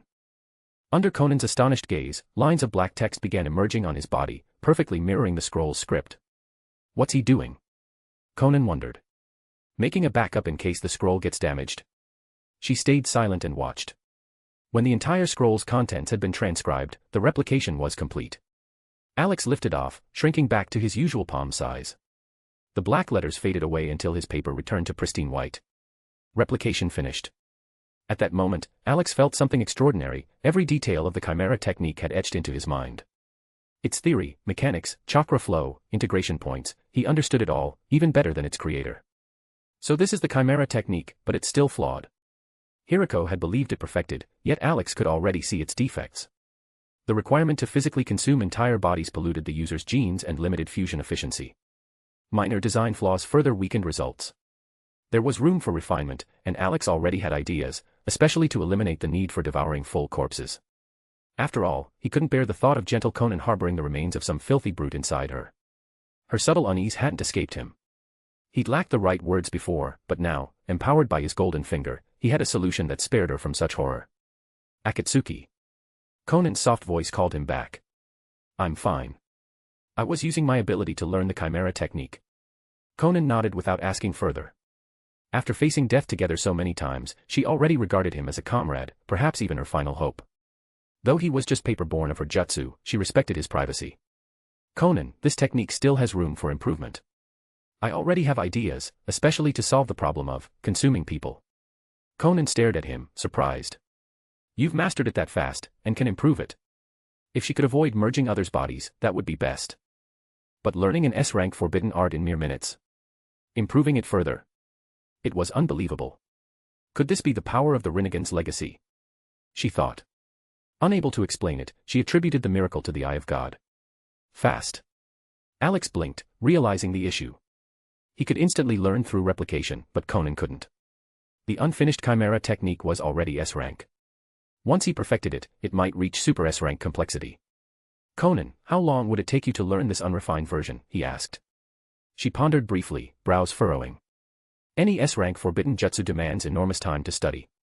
Even for me, it could take years, 3 at least, maybe 10, and even then, success isn't guaranteed. That was for a skilled Kage-level ninja. For anyone less gifted, it might take a lifetime. Some arts only bloom for those born to them, like Gai's 8 Gates, the flying thunder god of Tobirama, Orochimaru's reanimation, or Hiriko's own Chimera. Alex's replication let him bypass all talent restrictions, but Konan had to start from scratch. He himself could perform it now, but as a being without a body, he couldn't absorb bloodlines. What's wrong? Is the time an issue? Konan asked, noticing his silence. Time's not just an issue, it's disastrous. If it truly required years, even one, the 4th Great Ninja War would already be over. Then, suddenly, an idea sparked in Alex's mind. He fixed his gaze on Konan, eyes shining. Wait, maybe there's another way. Chapter 12, Did I just fuse with Konan? Chapter 12, Did I just fuse with Konan? Akatsuki, is time really that short? Konan frowned, anxiety flashing in her amber eyes. She had long since resolved to spend her entire life to reach her goal if necessary, but from the way Akatsuki spoke, it seemed they didn't have that kind of time. Alex's upper edge curled slightly, mimicking a nod. Obito has been manipulating the Akatsuki's collection of tailed beasts. In less than half a year, he's already gathered 7. Konan had already learned everything about Obito's identity and background from him. He won't wait long for the remaining 2, the 8 tails and 9 tails. We must gain the power to fight him before he completes the set. The time following Pain's death was critical. The 4th Great Ninja War was approaching fast, no more than half a year away. Once Obito reclaimed the Rinnegan and created a new 6 paths of pain using Jinchuriki corpses, his strength would surge beyond imagining. There really isn't much time left. Konan clenched her fists, her face growing grim. With so little time, learning the Chimera technique was impossible. Don't panic yet, Alex wrote softly, trying to calm her. Let me test something I just thought of. He drifted toward her chest. Konan, use Dance of the Shikigami. Konan didn't understand but followed without hesitation, transforming her body into thousands of sheets of paper. If this didn't work, Alex would have to find some other way, maybe delay the war, maybe even let the 8 tails and 9 tails die temporarily to buy them a few years. He wasn't about to bet his life on Naruto and Sasuke fixing everything. If destiny faltered, he'd rather take matters into his own hands. When Konan's skin split into fine seams of white paper, Alex moved instantly, slipping like a blade of light through the gap at her collarbone and diving straight into her chest. Konan, cancel the paperization. Another sheet fluttered before her face, displaying his command. Konan nodded and released the jutsu. A strange sensation rose within her chest, something foreign, alive, pulsing right inside her. Her right hand instinctively pressed over her heart, and waves of warmth rippled outward. Akatsuki, she murmured. It's me. Her suspicion was confirmed as the 2 black characters appeared on the hovering page. Success. It worked. Alex's mind blazed with excitement. His theory had been right. If every piece of paper was originally her chakra construct, then by returning to her body at the exact moment she released the paper state, he could merge directly with her. Now, he existed in a state beyond definition, not quite paper, not quite flesh. His consciousness floated in a semi-ethereal form, yet he could feel everything within her, the steady rhythm of her heartbeat, the flow of blood and chakra through intricate networks of pathways. He could even sense control threads, but when he tried to move them, her natural spiritual defense blocked him. Konan, relax your mind. Don't resist. Konan stared at the page displaying his words, feeling the alien pulse within her. After a moment of hesitation, she exhaled softly and let her guard down. She didn't know what Alex intended to do, but she trusted him. He had saved her more than once, he would never harm her. The instant her spirit relaxed, Alex seized partial control of her body, and activated the Chimera technique. Konan's eyes widened in awe. Inside her, chakra began to race through her network in a completely new pattern. Though she couldn't name it, she instinctively recognized it as the prelude to an unknown, high-level jutsu. Her right hand lifted on its own. Lines of crimson light gathered at her palm until they swelled into a sphere of red energy, glowing like a molten orb. It was the signature manifestation of the Chimera technique. Now all it lacked was a bloodline shinobi. The moment the red aura enveloped them, their essence would merge into her body, and she would gain their Kekkei Genkai. It worked. Alex's elation surged. In this state, he and Konan were essentially one being. By channeling his understanding through her body, he could perform the Chimera technique perfectly. Konan, memorize everything, the sensation, the chakra flow, the balance between pathways. Even amid excitement, Alex didn't forget the real goal, teaching her. If she could remember this, time would no longer be an obstacle. Under his guidance, Konan felt every intricate rhythm of the jutsu, the sequence, the pulse, the distribution of chakra, details she never could have grasped by reading theory alone. Most shinobi had to spend years mastering such an S-rank forbidden technique, dissecting, correcting, experimenting before even achieving a single successful activation. But Konan had Alex, a living, thinking cheat code. He could let her skip the learning phase, experience a perfect execution, then study it backward until mastery became inevitable. To put it simply, Alex was both her teacher and her ninjutsu accelerator. Realizing this, Konan's heart filled with newfound gratitude. She steadied her breathing and began committing every pattern to memory. By the 6th activation, the red glow in her palm flickered and went out. Alex blinked. Then realization struck. Her chakra's gone. Even partial use of an S-rank forbidden jutsu drained an enormous amount of chakra. 5 full activations, 6 attempts total, was her absolute limit. I'm sorry, Konan said, pale and sweating, her lavender hair clinging to her forehead. I only remembered about 1/10 of it. Her voice carried a trace of guilt. Compared to Alex, who had learned it in an instant, she felt painfully inadequate. Don't be discouraged. You've done remarkably well. Alex's tone was warm. He knew better than anyone how complex the human chakra system was. The Chimera technique's chakra flow had countless variations, memorizing even a fraction after 5 trials was impressive. If not for his golden finger, he would have been utterly lost himself. Gently, he slipped free from her chest as she reactivated her paper form, floating before her once again. It seems I'll have to trouble you for more practice, Konan admitted with a faint smile of apology. It's fine. Take your time. You'll learn it far faster this way. Alex didn't mind. Whether she learned it quickly or not, the biggest obstacle, time, was already gone. Worst case, he could always fuse with her again and cast it for her. Next, he thought, scanning her from head to toe, I need to refine the Chimera technique further, and make sure she's not carrying any hidden white Zetsu spores. Chapter 13, White Zetsu Spores. Chapter 13, White Zetsu Spores. After mastering the Chimera technique, Alex noticed his sensory ability had greatly improved. That was when he suddenly remembered, white Zetsu spores. He immediately told Konan. White Zetsu spores. Her expression stiffened. You mean, one of them might be parasitizing me? Yes. Alex's script appeared clearly. White Zetsu's body is special, it can reduce itself to microscopic spores, invisible to the naked eye, and attached to shinobi to collect intelligence. Konan's face turned grim. Without hesitation, she unclasped her torn Akatsuki cloak and slipped it off, revealing only a black short vest beneath, slim, form-fitting, and leaving most of her snow-white skin exposed. For Alex, it was almost too much to handle.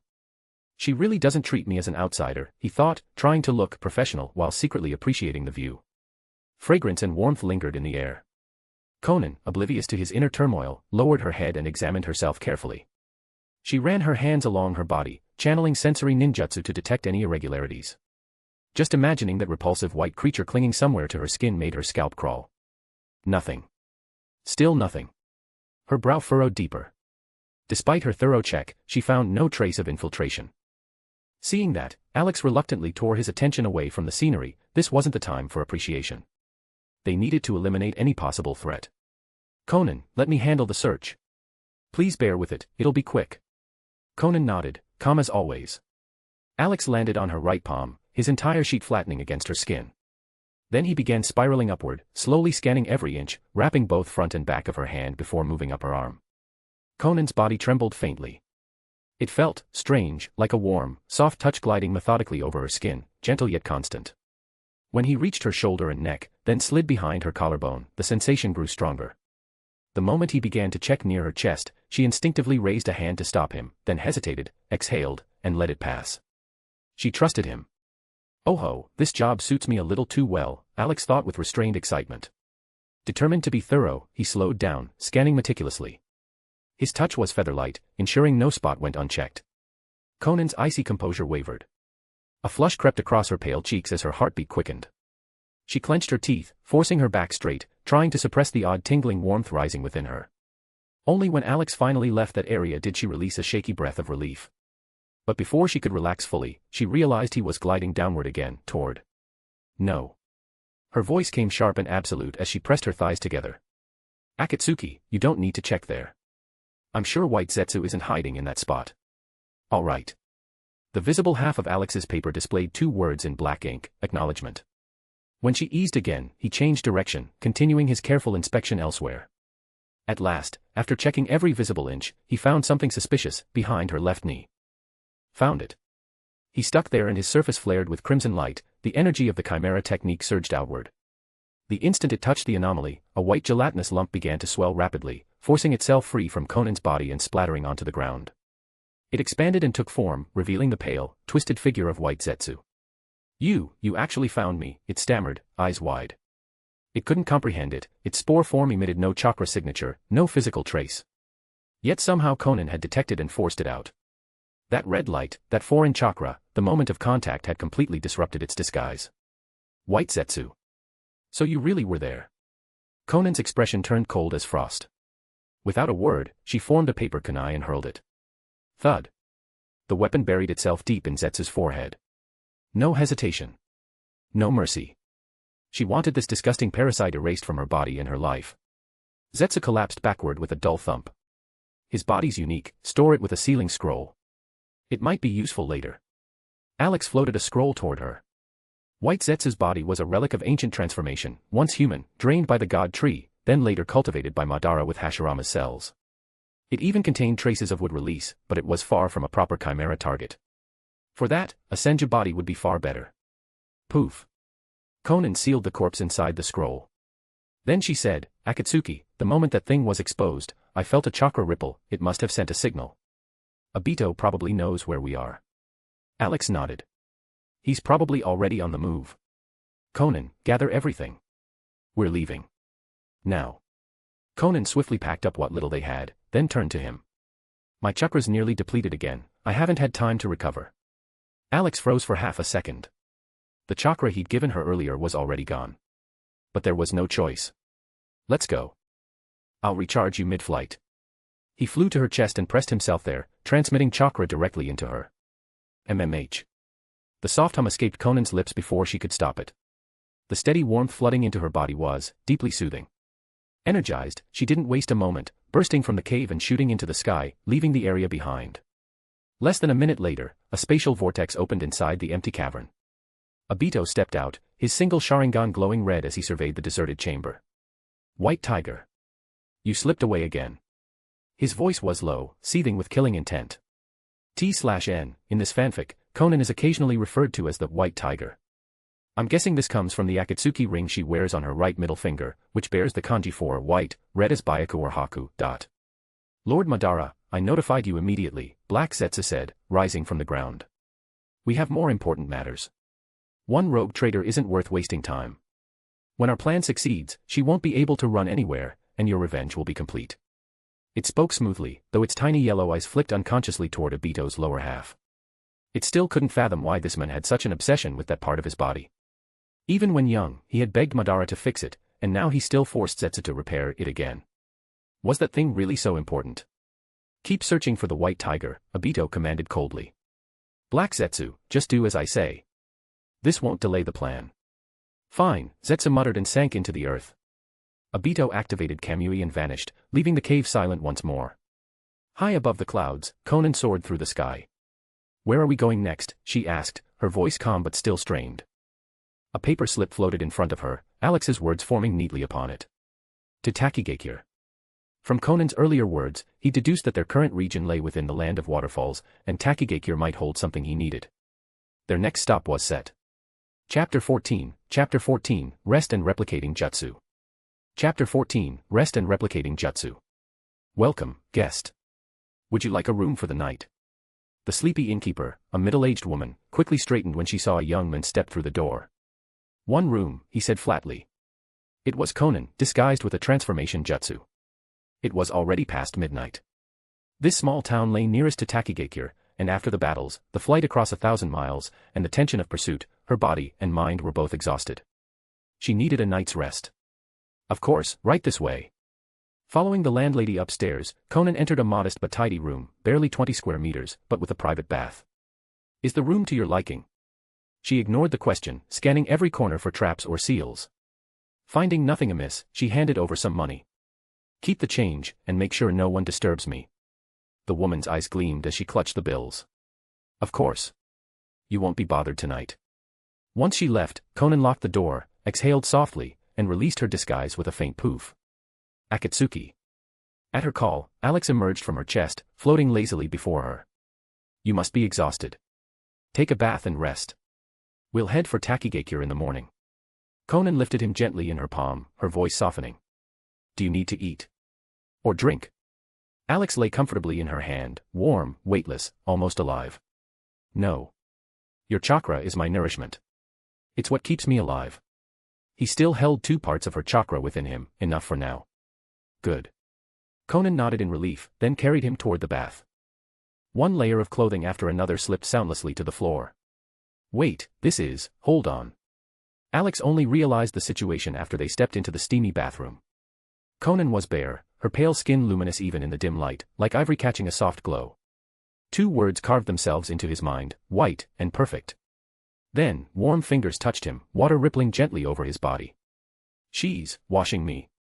Alex felt as if he were floating in a dream, her delicate fingers moving carefully, tracing along his paper surface, soft yet deliberate.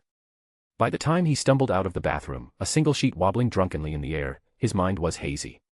A cool breeze through the open window cleared his thoughts. The white tiger of Akatsuki really lives up to her name, and apparently, the only hair she has is on her head.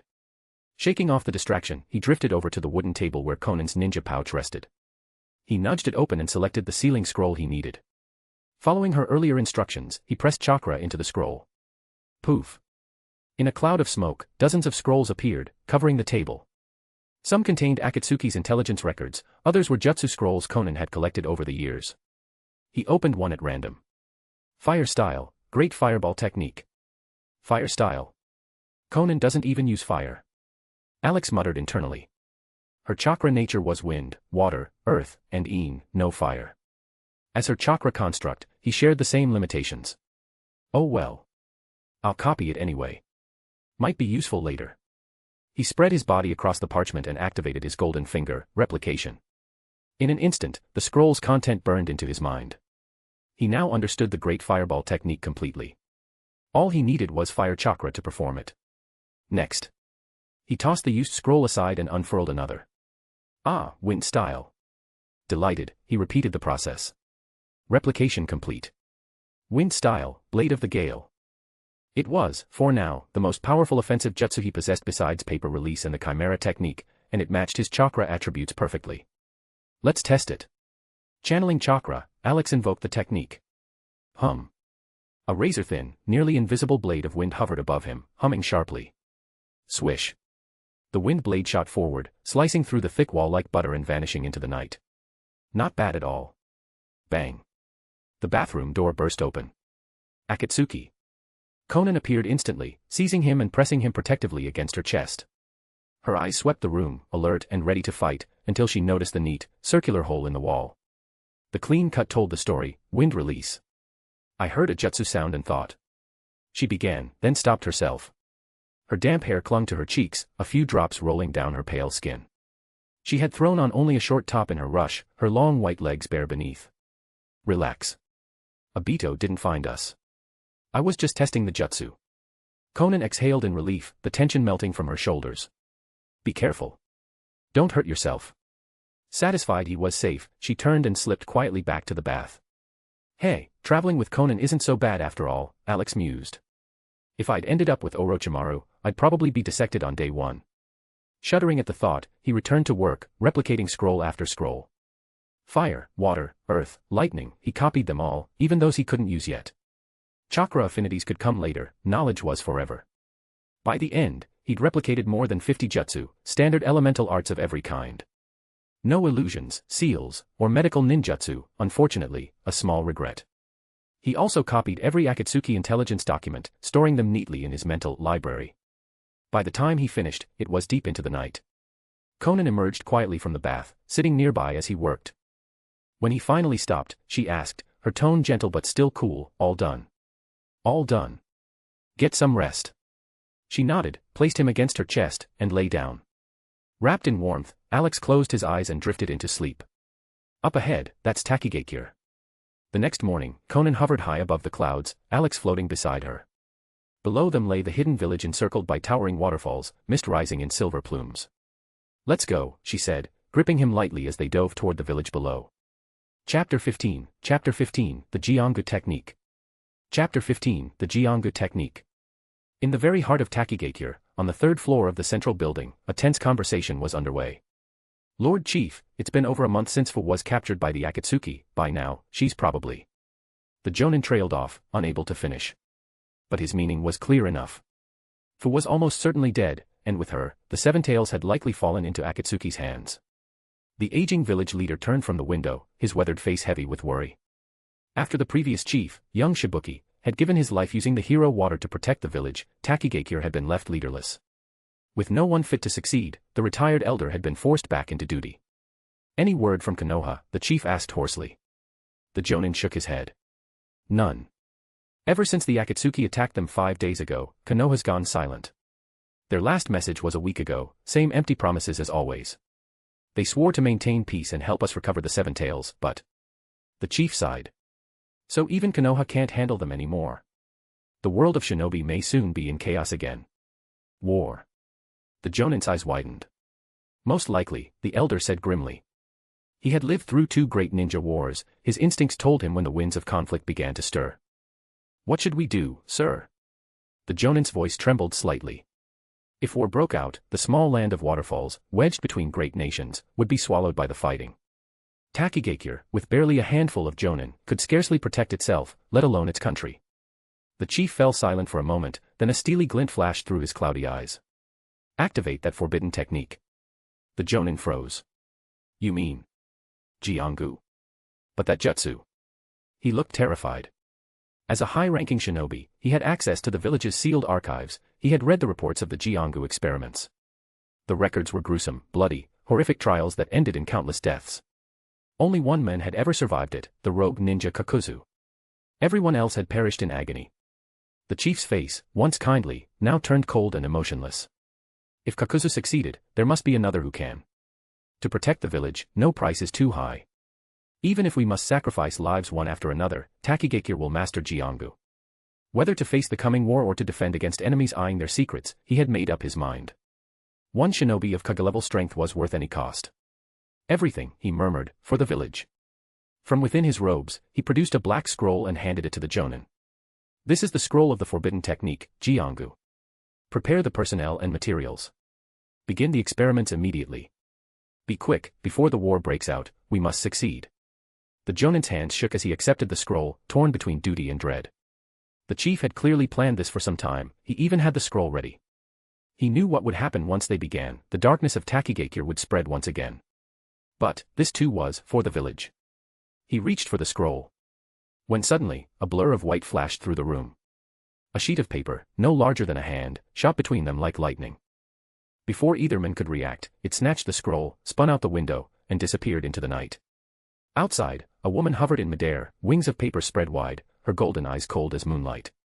Konan. She had been listening from outside for some time. 2 ordinary shinobi were no threat to an Akatsuki-level kunoichi. And the moment she heard them mention Jiangu, she made her move. N. The chief's furious shout never finished. Paper swarmed up from beneath his feet, wrapping around him in spiraling layers until he was completely mummified. The Jonin tried to draw his kunai, but the same white torrent engulfed him, binding him in seconds. Both men stood frozen, cocooned in paper. Konan glanced at them dispassionately, then unfurled the scroll in her hand. She extended her palm, revealing Alex resting upon it. "Akatsuki, is this the Jiangu you were looking for?" Her voice softened instantly when she spoke to him, the ice melted into quiet warmth. Konan didn't know what Jiangu was for, but if Alex needed it, she would take it for him. Nagato and Yihiko were gone, the gentleness she once had for them now belonged solely to him. "Yes. This is the Jiangu technique." As Alex scanned the scroll, he confirmed it, this was exactly what he needed to refine the Chimera technique. Jiangu, a forbidden art that replaced the body's organs with living black tendrils, allowing the user to steal hearts and prolong life. Powerful, yes, but grotesque. That wasn't what interested him. Its true value lay in its ability to perfectly synchronize and control all 5 chakra natures. That was the key to improving his Chimera system. He drifted from Konan's hand, covering the scroll, and activated his golden ability, replication. In less than a heartbeat, the forbidden art was his. Knowledge flooded his mind. He immediately began merging the technique's principles into the Chimera system, refining, adapting, optimizing. A pale white-red glow enveloped his paper body as the 2 jutsu fused. The crimson hue of the original Chimera light gradually faded, replaced by pure, luminous white. When the light turned completely white, the evolution would be complete, its flaws repaired, its efficiency perfected. Satisfied with the progress, Alex ceased the jutsu and floated back. "How is it?" Konan asked quietly, still on guard in case Takigakure's shinobi interfered. "Good progress. Only 1 step left, but I'll need advanced medical knowledge, especially in genetics and cellular regeneration." "Medical ninjutsu." Konan murmured, her eyes narrowing slightly as a name came to mind. Her gaze turned toward the distant land of fire. A silent decision took root. No matter what it took, she would find it for him. Alex, unaware of her resolve, lightly tapped her finger. "No need to worry. I already know where to find it." He pointed toward the mountains behind Takigakure. "Since we're here, let's take a look at Takigakure's prized treasure, the Hero Water." Chapter 16, The Hero Water. Chapter 16, The Hero Water. "Wait." Alex's voice flickered across the page just as Konan prepared to fly off. "I'm curious about the origin of that forbidden jutsu, Jiangu. Konan, could you ask Takigakure's leader about it?" Konan nodded silently and turned back toward the building, her paper wings folding away as she entered through the window. Alex retreated to his usual hiding spot, nestled quietly against her chest, erasing any trace of his presence. Until he had gathered enough power, he preferred not to reveal himself unnecessarily. Inside, the two paper-wrapped figures stood rigid like lifeless mummies. Konan approached them, her expression blank. With a subtle motion of her hand, the paper around their faces peeled away layer by layer, revealing the terrified faces of the Takigakure chief and his Jonin aide. Akatsuki. White Tiger, the old man gasped. Every village had intelligence on Akatsuki's members by now. As the only woman in the organization, and the sole master of paper release, Konan was instantly recognizable. The Jonin beside him was drenched in cold sweat, straining futilely against his bindings. The paper looked delicate, but its strength was that of tempered steel, unyielding. After exhausting himself, the Jonin slumped in defeat, fear replacing his anger.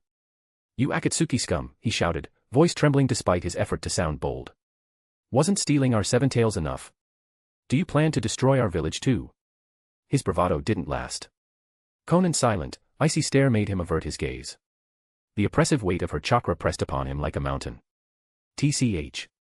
Small village shinobi, all nerves and no spine, Alex thought dryly from within. Already a Jonin and still shaking like a leaf. Northwest wonder this place is falling apart. Konan raised a hand, one sheet of paper sealed the Jonin's mouth shut. She didn't need his noise. "Talk," she said coldly.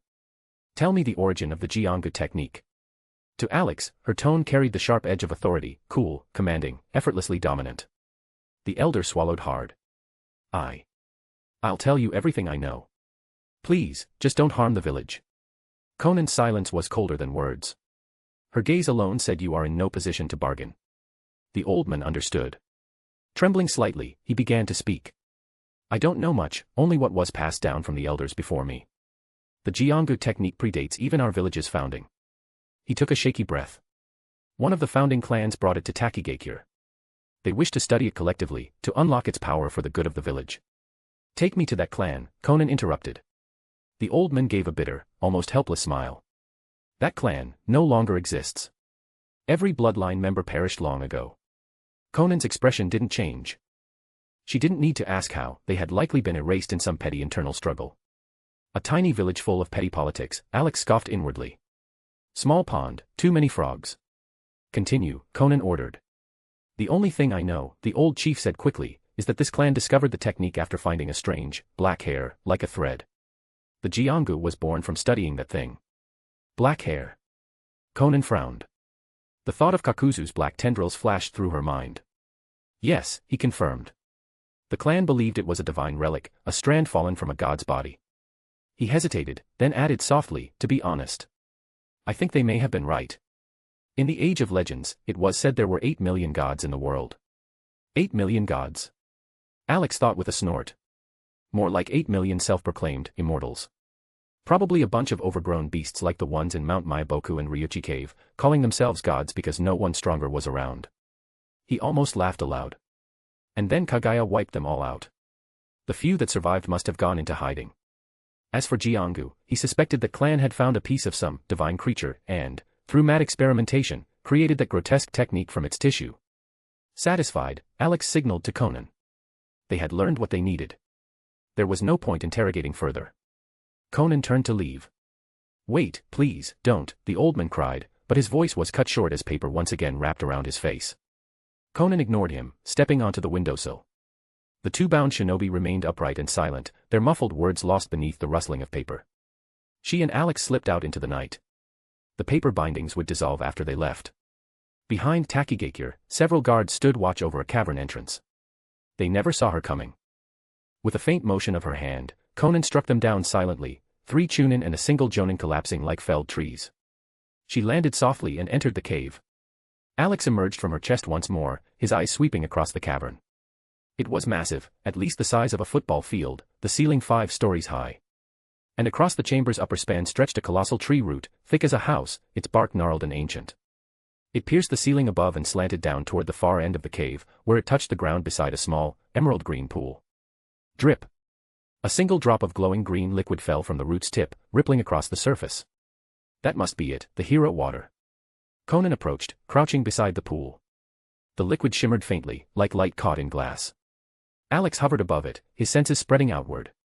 He could feel the power inside, an energy that seemed calm and natural on the surface, yet wild and unstable beneath. A paradox of serenity and chaos. After a moment of analysis, realization dawned on him. Hero water, huh, he mused. More like liquefied natural energy. Chapter 17, The God Tree's Root Hair. Chapter 17, The God Tree's Root Hair. Careful. Conan's voice rang sharply the moment Alex drifted closer to the shimmering green water. The hero water is dangerous, don't be reckless. Alex halted, hovering just above the glowing surface. After a brief pause, he decided to listen. Curiosity was one thing, suicide by divine liquid was another. Even at this distance, he could sense the volatile power roiling within the hero water, a storm of nature energy laced with something darker. Beneath its brilliance was a faint, chaotic consciousness, unfocused and wild. If he plunged in directly, that madness might crush his spiritual essence in an instant. He slowly backed away, drifting toward the massive tree root suspended above the pool. Its cross-section was vast, layered with countless rings, tight and ancient. From the center seeped a fresh droplet of green liquid. He counted the rings, there were well over 1,000. That meant this fragment of wood was at least a millennium old. Akatsuki, do you sense something unusual about this tree? Konan asked, watching him hover motionless beside the trunk. To her, it was just a massive tree root, impressive, but not unheard of. The only strange thing was that it secreted hero water. Alex pressed himself against the rough bark, extending his senses. This root contains an immense life force, enough to feel alive. Not metaphorically. Literally alive. And beneath that vitality pulsed the same wild, unstable energy, and the same distorted consciousness he had sensed in the hero water. Then it hit him. This is part of the God Tree. Bold black characters rippled across his white surface. Not the trunk, not even a branch, just one of the root hairs. But even a single hair from the God Tree was enormous, stretching across the entire cavern. No wonder it could still absorb ambient nature energy after 1,000 years. He felt a chill of awe. This was once part of the monstrous tree that drained entire worlds. It's still alive, he added, excitement laced with respect. When the Sage of Six Paths dealt with the God Tree, this fragment must have broken off, eventually settling here. It's been feeding on the ambient nature energy ever since, producing this hero water. Conan's eyes hardened. The God Tree. She had heard Alex describe the Otsutsuki before, the parasites who planted these horrors across worlds to harvest all life energy. To her, this was no divine relic, but a wound left on the planet. Now, at last, the madness within the hero water made sense. The hero water's instability. It's tainted with the Tentail's residual will. He explained quickly, the liquid was nothing more than condensed nature energy filtered through the God Tree's tissues. And because the tree had once been the Tentail's itself, its spiritual corruption lingered, infecting the energy. No wonder those who drank it gained overwhelming chakra for a moment, but lost their minds soon after. Their bodies and souls simply couldn't bear the Tentail's chaos. Alex sighed. If only I could take the whole thing. He glanced along the massive root. Its sheer size made the idea impossible. The biggest storage scroll Konan owned could hold only a few cubic meters, barely a splinter of this thing. Then inspiration struck. Konan, who invented sealing scrolls. Do you know? Storage scrolls. She blinked, caught off guard. I'm not sure. All of Akatsuki's come from regular ninja tool shops. She thought a moment longer. Actually, most shinobi across the world buy from the same source. The scroll's origins can't be traced precisely, but legend says they were created by a family of ninja artisans before the hidden villages even existed. Their invention made them rich, they became the largest arms dealers in the shinobi world and still operate today. Oh. Still around after all this time. Which family? Very secretive, Konan replied. They're based in the Land of Fire. Every major village orders from them, Konoha's biggest ninja supply shop belongs to that clan. Alex's eyes metaphorically lit up. Konoha's main supplier? He knew at once who she meant. The Tenten family. In the original records, nothing was said about her lineage, only that she ran a large weapon business in Konoha. Apparently, their reach spanned the entire shinobi world. So the Tenten family had pioneered sealing storage technology. I'll have to visit them someday, he thought. If I can learn their methods, I could make my own spatial storage, like a cultivator's ring. The possibilities thrilled him.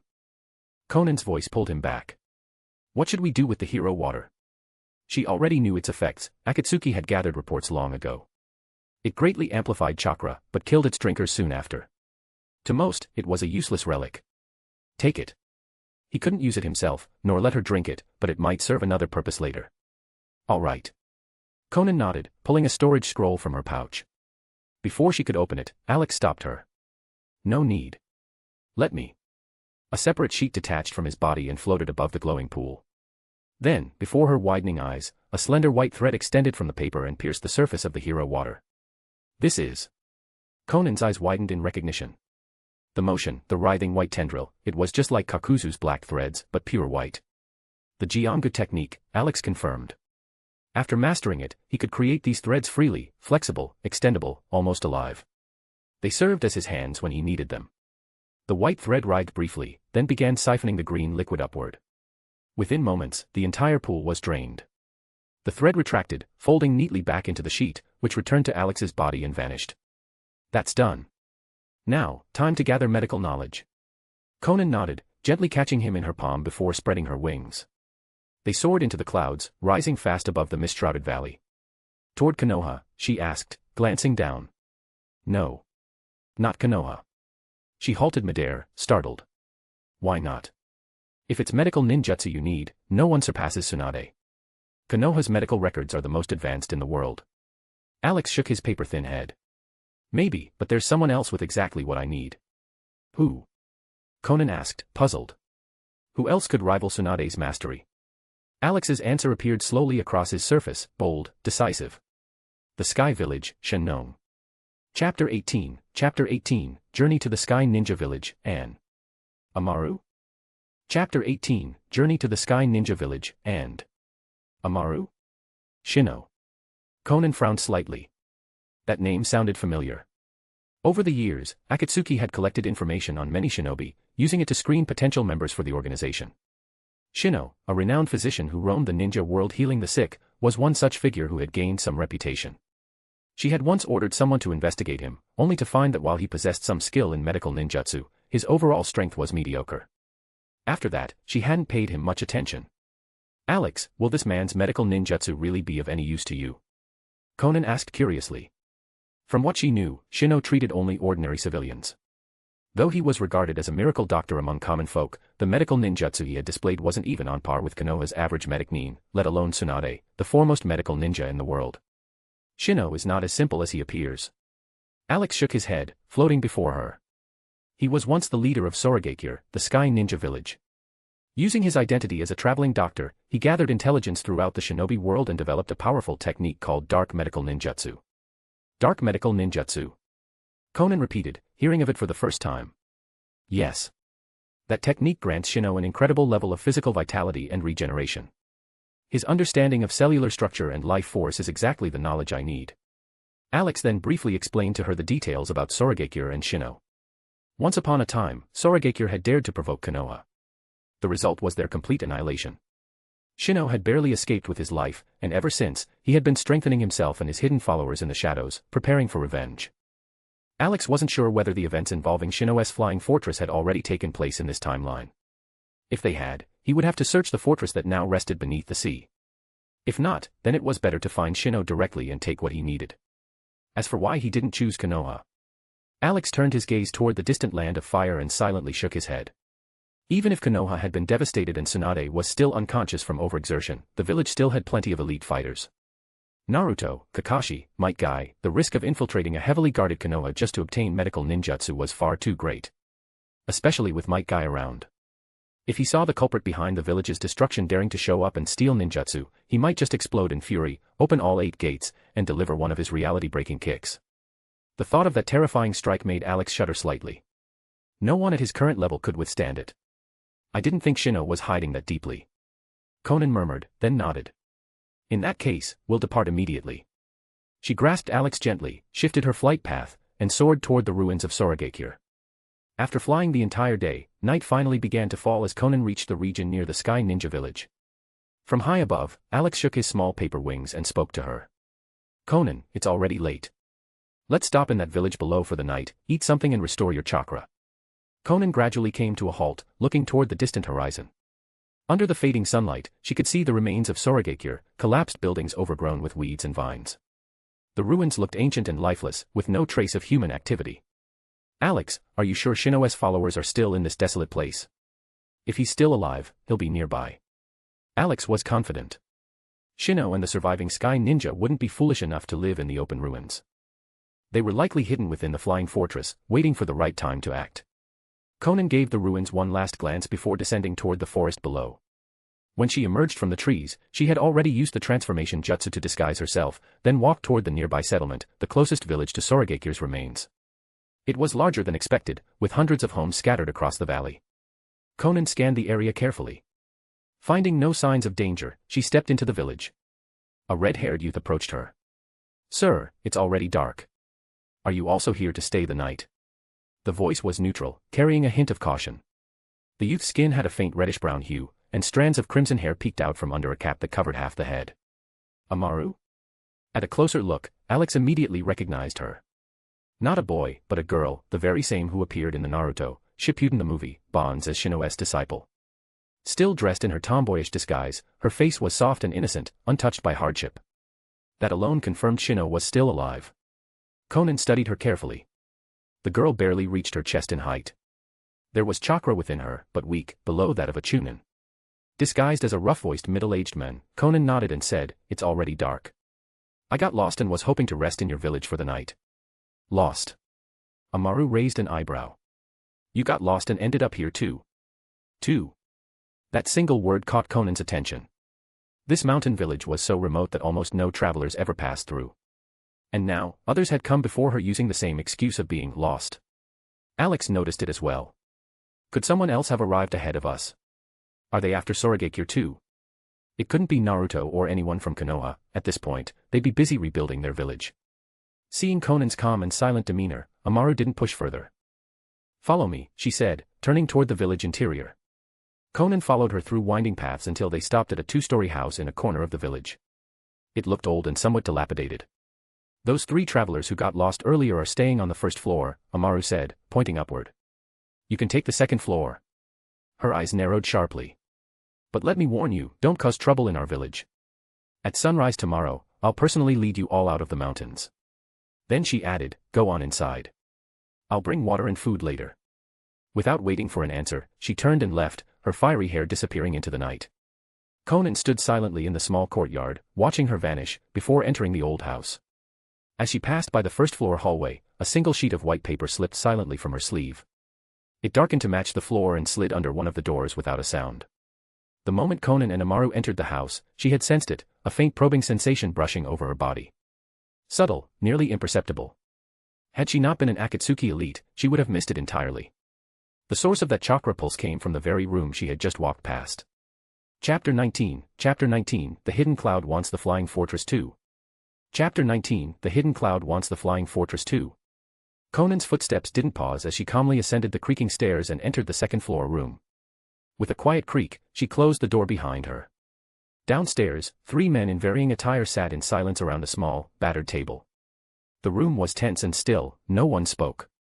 When the sound of the door closing came from above, a bead of cold sweat rolled down the forehead of the gray-clad man sitting at the head of the table. He made a subtle hand sign toward his 2 companions. The next instant, all 3 stood simultaneously. Without a sound, they turned into dark streaks and darted out the window, sprinting swiftly toward the mountains behind the house. They moved with remarkable speed, silent, efficient, and deadly. To maximize agility, the 3 dispelled their transformation jutsu, revealing their true appearances: dark-skinned, muscular men, typical shinobi of Kimogakure. The gray-clad one led the way, the other 2 close behind, leaping from branch to branch as if fleeing for their lives. Every few moments, the leader glanced back nervously into the black forest, his expression filled with dread, afraid something might follow. One of his men finally spoke, unable to contain his confusion. "Lord Watanabe, what happened back there? Why are we retreating from that village? What about our mission?" "The mission is suspended for now," Watanabe hissed, finally slowing once they had covered enough distance. "I just used a sensory jutsu to probe that newcomer's chakra, and what I found." He broke off, shivering slightly at the memory. The chakra inside that person was massive. Maybe not quite at Lord Rakich's level, but without question, a Kage-class shinobi. "What? A Kage-level shinobi?" the 2 subordinates exclaimed in shock. "How could someone that strong suddenly appear in a remote mountain village like this?" "I'm wondering the same thing," Watanabe muttered, shaking his head, equally unsettled. Then his eyes narrowed. "Unless, they're also after Soragekir. Their current mission, ordered by the Raikage himself, was to locate the flying fortress once built by the Sky Ninja. Based on multiple intelligence reports, Sorogekure hadn't been completely destroyed by Konoha. Instead, remnants had secretly continued constructing the fortress in hiding. As a massive airborne stronghold, the flying fortress held immense strategic value. Very few shinobi could actually fly, barely enough to count on one hand. If Kumogakure could obtain such a weapon, it would massively boost the village's military might. In future wars, they would be nearly invincible. From the skies, they could unleash jutsu or drop explosive ordnance upon enemy villages, an unparalleled aerial advantage. It was no exaggeration to say that the fortress could shift the balance of power across the ninja world. The flying fortress must not fall into anyone else's hands, Watanabe growled to himself as they ran. One of his men spoke again. But Lord Watanabe, that Kage-level shinobi, there's no way we can handle someone like that. What should we do? Do we still continue the search? The flying fortress is too important to abandon, Watanabe said darkly. We'll report back to the village immediately. For now, we'll keep our distance from that stranger and await orders. The fortress was enormous, he wasn't worried about someone secretly stealing it. Once Lord Raikage arrives, that so-called Kage will meet his end. No one steals what Kumogakure sets its sights on. All three Cloud Shinobi felt confidence swell at the mention of the Raikage's name. In their eyes, no one in the shinobi world could rival his strength. But just as Watanabe's lips curled into a grim smile, a faint sound stirred behind them. He turned instinctively, only to see a surge of white papers bursting from the shadows of the forest, swirling into a massive cloud. In the blink of an eye, the paper storm reformed into a floating human silhouette directly ahead of them. Akatsuki, White Tiger. Watanabe froze, shock flooding his face. He stopped mid-leap, landing heavily on a thick branch, and immediately drew a kunai, his body tense with fear. Akatsuki, of course. So it's you. In that instant, everything made sense. As a notorious mercenary organization, Akatsuki would naturally covet the immense power of the flying fortress. The other two Cloud Ninja landed beside him, drawing their weapons, kunai and short swords glinting under the faint moonlight, ready to fight to the death. They were Kumogakure shinobi, even against a Kage-level enemy, they would not back down. For the pride of their village, they would fight. Konan hovered a dozen meters ahead, cold and composed, her expression indifferent as she looked down on them from midair. An elite Jonin and two Chunin, none of them posed a real threat. The outcome had already been decided the moment she revealed herself. Hand over all intelligence you have on Sorogekure, she said, her tone frigid and restrained. Alex silently observed from within her cloak. If these three possessed the coordinates or details of the fortress, it would save them considerable effort. Seeing Kumogakure's presence here didn't surprise him. That village had always revered strength. They would steal any power, be it bloodline, jutsu, or weapon, that could enhance their might. It wasn't shocking that they now sought the flying fortress. After all, Kumogakure already had chakra cannons capable of overwhelming other nations through sheer technological advantage. If they acquired and weaponized the fortress, perhaps even mounting chakra cannons upon it, no village could stand against them. It would be absolute domination from the skies. No, Alex thought to himself with growing interest. That fortress will be mine. They can forget about it. Don't even think about it. Watanabe roared. We'll never betray our village. He turned to his subordinates. Attack. But it was futile. Before they could even weave a single hand sign, layers of white paper spiraled from the ground and wrapped around their bodies like serpents. In seconds, all three were cocooned tightly, mummified in sheets of reinforced paper. They couldn't move, couldn't breathe, couldn't even form a single seal. Alex detached from Conan's chest, fluttering down beside the immobilized men. A sheet of paper extended and deftly unfastened each of their ninja pouches. Only standard equipment, kunai, shuriken, exploding tags. No scrolls. Nothing about the flying fortress. Alex wasn't disappointed. Preventing them from reporting back to the Raikage was victory enough. It would buy at least 3 days before the Cloud Village realized these men had vanished, and by then, he planned to already be gone with the fortress in tow. A single phrase appeared on his paper body, go back. Then he floated back into Conan's cloak. Konan nodded slightly and turned away, gliding silently into the forest. Thud. Thud. Thud. 3 muffled explosions echoed behind her. The bodies of Watanabe and his men were crushed into pulp beneath the tightening paper. Konan didn't even glance back. Though she often showed mercy toward small villages and their shinobi, she had none for the great nations, those that waged wars and brought endless suffering to innocents. To her, they were the true source of chaos in the shinobi world, the root of all bloodshed. Chapter 20, The Sky Ninja Appears. Chapter 20, The Sky Ninja Appears. Knock, knock. A firm rapping came from the door. Inside the room, Konan, still in the form of a middle-aged man, stood and opened it. Here. Water and 3 rice balls. That should be enough. Amaru handed the food over impatiently. This is all we've got right now, so don't be picky. She lingered at the doorway, peeking past Konan into the room. Do you know where the 3 men downstairs went? I told them not to wander around at night, but of course they didn't listen. So annoying. No idea, Konan replied evenly, taking the food and shaking her head. Did they say anything to you before they left? Konan shook her head again. Ugh, forget it. Amaru stomped lightly and sighed. Seeing how little this quiet man spoke, she lost the mood to chat further. She had wanted to ask what the outside world was like.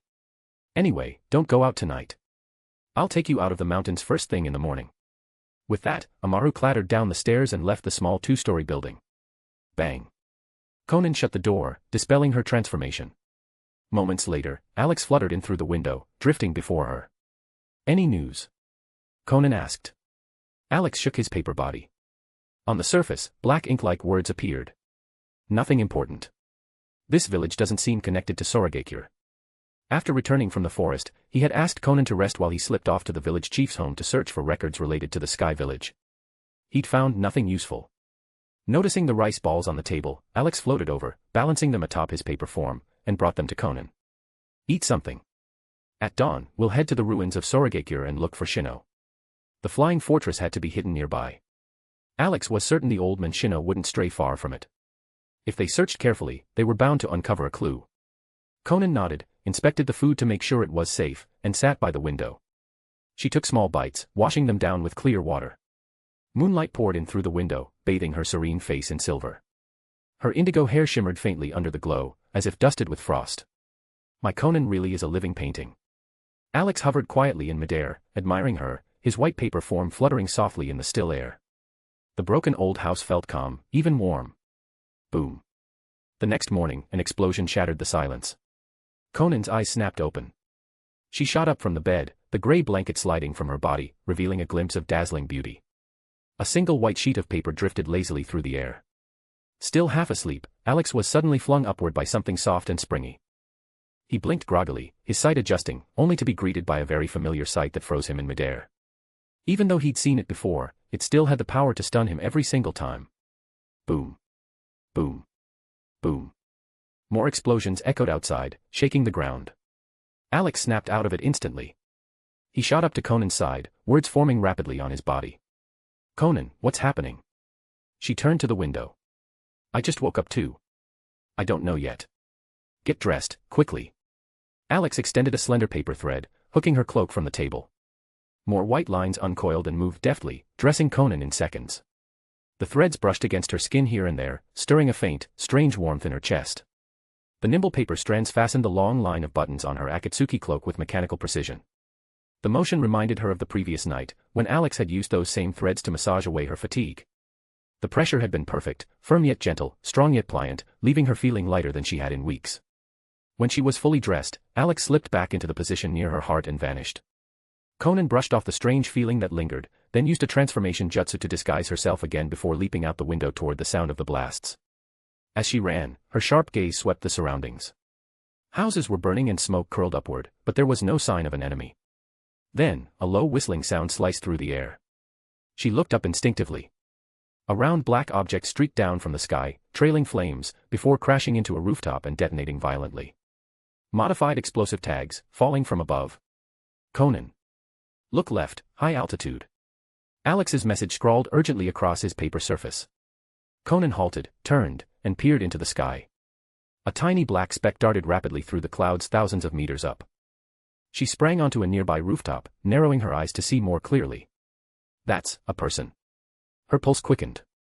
As the dark speck emerged from the clouds, she finally saw him clearly, a ninja, flying through the air with a square brown pack strapped to his chest, hurling black bombs toward the ground below. A sky ninja. Alex recognized the silhouette immediately. He glanced at the burning houses and the terrified villagers fleeing below, confused. What's a sky nin doing attacking a random village like this? A piercing scream answered him. Amaru. She was running, clutching a small child, when she tripped and fell. A flaming building groaned and began to collapse toward her. Konan vanished in a flicker and reappeared beside them. She scooped up both Amaru and the child, carrying them to an open clearing away from danger. This place is safe for now. Stay here and don't move. She'd developed a faint fondness for the spirited girl, enough to intervene. Thank you. You, Amaru began, clutching the boy tightly. But before she could finish, the middle-aged men had disappeared. Alex glanced down as the ground sped away beneath them. Once Amaru was no longer visible, he looked ahead again. If things went smoothly, Amaru would never have to face the cruel truth about her mentor, Shino, never to see the betrayal that would break her heart. Maybe that's for the best, he thought. Shaking the thought aside, Alex focused on the distant figure soaring across the sky. The Skynin was gliding casually toward the ruins of Sorogakure. A grin formed in Alex's tone. Well, that saves us the trouble of searching. Following this one would surely lead them straight to Shino, the current leader of the Sky Ninja. Under their watchful eyes, the Skynin slowed, hovered over the ruins, scanned the surroundings, and descended. Finally, he vanished into an area filled with massive stone statues. They're hiding there. High in the clouds, Alex floated beside Konan, both unseen. Every movement of the Skynin was under their quiet surveillance. Like a bird returning to its nest, the Skynin's flight pointed the way home, toward the flying fortress. And Shino was almost certainly inside. Konan gripped Alex gently, then darted down from another angle, gliding silently into the maze of stone below. Chapter 21, Entering the Flying Fortress. Chapter 21, Entering the Flying Fortress. The ground was overgrown with weeds, mottled, ancient stone pillars rose all around. Giant, grotesque gray-white statues of various shapes stood scattered through the ruins. Konan walked among the bizarre stone constructions, Alex hovering at her side. This area was still part of Sorogakure's domain, on the outskirts where the hillocks met the ruins. The weathered rocks looked much like the rest of the Sky Village remains, but the architecture here felt stranger, almost surreal. Konan stopped before an exaggerated, massive human face carved into stone. The Sky Ninja who had been bombing the nearby village had disappeared into the gaping mouth of that statue. The maw alone was roughly 3 stories tall, its interior was a black void like an abyss. Alex studied the colossal face, then rose into the air and circled, scanning the surroundings until his suspicions were confirmed. The scene matched exactly what he'd seen in the anime, only far larger in scale. Konan, you're standing on the flying fortress itself. Alex floated down and hovered before her. Standing on it. Konan instinctively looked at the ground beneath her, paved entirely with gray-white stone slabs. The flying fortress is underground. Alex nodded, then shook his head. Both yes and no. To be precise, this whole stone forest is the above-ground section of the Sky Ninja Flying Fortress, you're literally standing on its deck. This is the flying fortress. Konan's pupils narrowed as she gazed west, the gray slabs stretched out so far the end could not be seen. The fortress was as large as a small town. To make such a town fly, the energy required must be terrifying. She hadn't expected the Skynin, hiding in secret, to have built such a monstrous thing. Konan swallowed her surprise and focused her sensing. She concentrated on the statue's yawning mouth. Soon she stopped. Alex asked hurriedly, what did you find? Any dangers? No. Konan shook her head. There are probably sealing barriers inside that prevent sensing from working. Just in case, send a paper clone in to probe.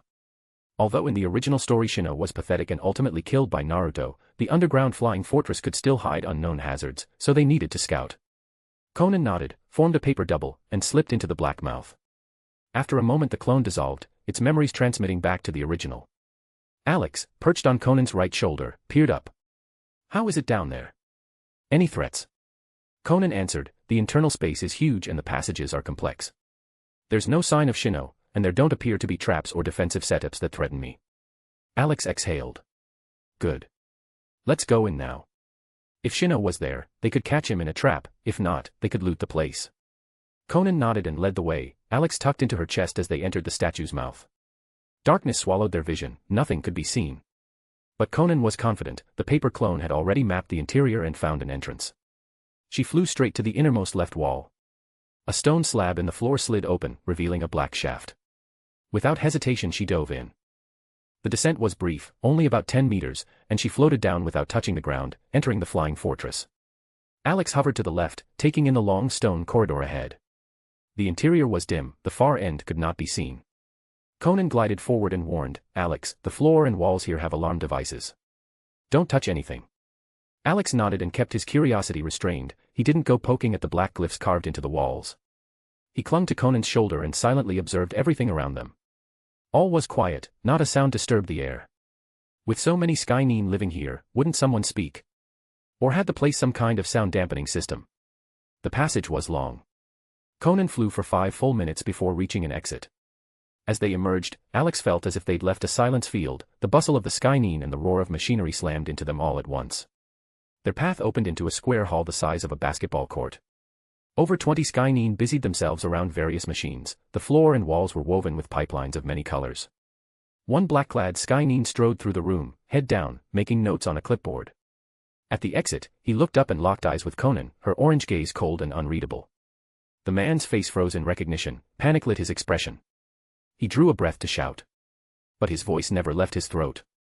A sheet of white paper had already darted forward and plastered itself over his open mouth, stifling the warning. Almost at once, every Skynine in the hall was seized by sheets of paper and wrapped into mummified bindings. Not a single alarm escaped. The paper clone had sneaked in earlier to scout without raising alarm, now Konan herself had come and there was no need to hide. Alex, safe at her chest, watched the scene unfold like slicing through ripe fruit. He couldn't help but marvel, paper release is really useful. A crowd control weapon, silent, efficient, and able to bind many opponents at once. Its only weakness was absolute offensive power, which could be improved later, an upgrade Alex planned for himself. Konan controlled one of the mummified Skynine to float before her. The paper peeled away from the upper half of his face, finally revealing his features, the same unlucky man who'd seen her first. I ask, you answer. Konan stared at him, voice icily flat. The black-clad Skynine blinked with disdain. If his mouth hadn't been sealed, he'd have had a few choice curses to offer the intruder. We Skynine aren't cowards, born bone of steel. He thought. You expect me to betray my village and leader over a single question? In your dreams. He vowed silently never to betray Sorogakure. But the next instant the pain began, searing and growing. The white paper that wrapped him pressed inward from all sides. He felt as if he were sinking into the depths of the ocean, monstrous pressure squeezed every inch of his skin and muscle. His organs throbbed with agony, bones groaned under crushing force. He could not scream, the paper sealed his mouth, so the pain amplified into helpless terror. His resolve evaporated. Tears and blood-red veins clouded his eyes as he looked pleadingly at Konan, signaling submission. Konan repeated, I ask, you answer. He nodded wildly, the silence broken only by frantic head movement. The pressure abated, the paper over his mouth receded. He stammered in a trembling voice, Master, please, ask. Where is your leader Shino? Konan demanded. The man's face tensed. He hesitated, then felt the paper's pressure ghosting over him once more, no time for moral dilemmas. He blurted out, 3rd level. Under the fortress, on the 3rd basement level. That level is the heart of the fortress. It houses the power core and Shino's quarters and training area. Konan pressed on, why bomb the nearby village? That was the leader's order, he said. He said it was to test the energy, something about the Zero Tails absorbing emotions. Zero Tails, emotions. Alex's mind clicked into place. The flying fortress drew power from the Zero Tails could absorb ambient emotional energy and convert it into chakra. The stronger the emotion, the more chakra generated. No wonder Shino had been bombing that village, he was harvesting intense emotional reactions. Alex gave Konan a signal. Now that Shino's location was known, there was no need to waste time. Straight to the 3rd basement level. Konan waved her hand and resealed the informant, leaving him mummified with the others. She did not kill them. The flying fortress needed people to maintain and operate it, they would be useful. She didn't know exactly what the huge flying machine's full purpose was, but if Alex wanted it, she could take it. After a quick sweep of the hall to ensure nothing had been missed, Konan descended toward the 3rd basement level along the route the informant had given. Target, Shino. Chapter 22, Shino, the dark medical ninjutsu he must obtain. Chapter 22, Shino, the dark medical ninjutsu he must obtain.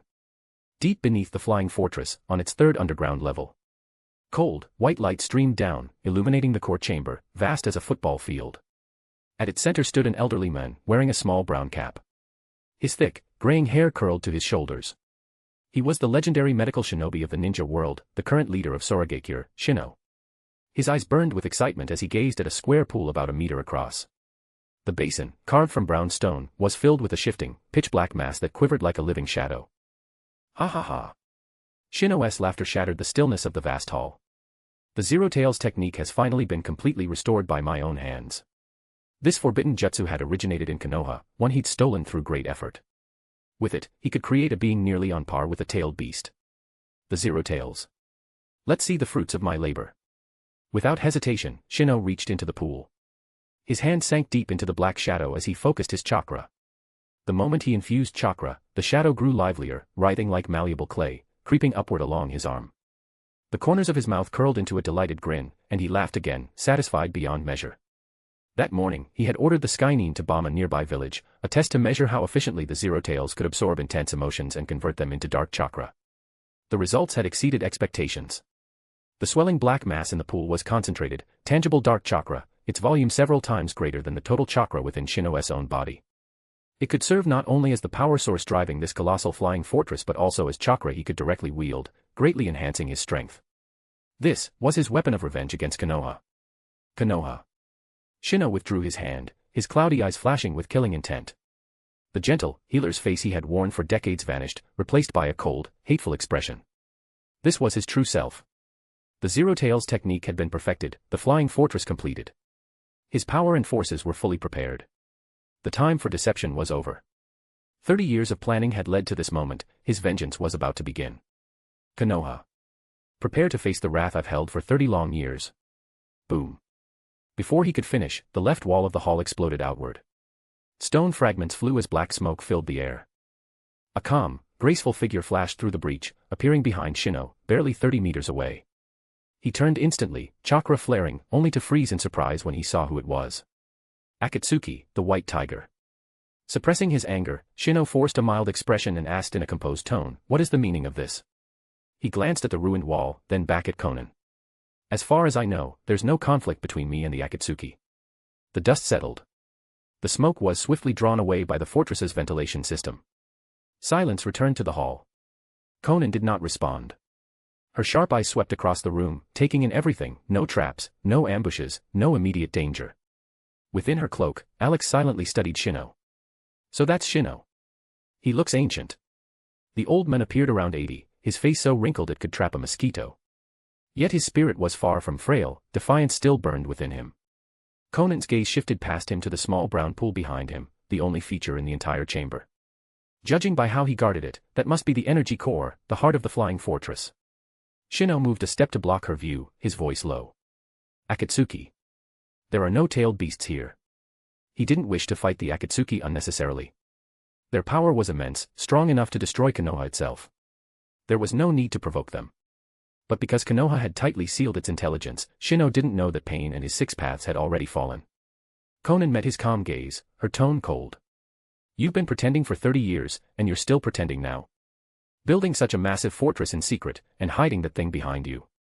She already knew the truth, from Alex, about Shino and the Zero Tails. This so-called benevolent doctor was nothing more than a madman driven by ambition. Not only did he want revenge on Konoha, but he also sought to dominate the entire shinobi world. Having his secret exposed, the warmth vanished from Shino's expression, replaced by shadow and menace. "What are you doing here?" he demanded coldly. "If you can't give me a good reason, even if you're Akatsuki, I won't hold back." His voice carried icy threat. He feared Pain's power, yes, but only enough to avoid unnecessary entanglement before his revenge. It didn't mean he was afraid. If the entire Akatsuki were here, he might reconsider, but facing only the White Tiger. With the Zero Tails' power in his grasp, he had no reason to fear. When the Zero Tails grew strong enough, even Akatsuki's leader would mean nothing to him. "Reason." Konan sneered softly. "It seems whatever you're hiding behind you has given you plenty of confidence." Since entering the hall, she had been carefully observing and sensing him. His chakra level was merely that of an average jonin, and given his age, his actual combat ability likely fell short of that. Yet he still faced her, a Kage-level shinobi, with arrogance and certainty. The power from that pool must have given him immense confidence. Conan's mind analyzed rapidly, recalling Alex's warnings. She would not underestimate this man, no matter how frail he appeared. After confirming there was no immediate threat, she spoke coldly. "Shino. Hand over the dark medical ninjutsu and leave this flying fortress." "Ridiculous." Shino's face twitched, and then he burst into a laugh of disbelief and rage. The dark medical ninjutsu and this fortress were the fruits of 30 years of toil and obsession. And now she wanted him to just hand them over. Impossible. Show. Countless white paper kunai sliced through the air. The instant Shino refused, Konan struck without hesitation. If he wouldn't hand it over, she would take it by force. This was the final step in completing the Chimera technique, the foundation of her dream. She would obtain it, no matter what.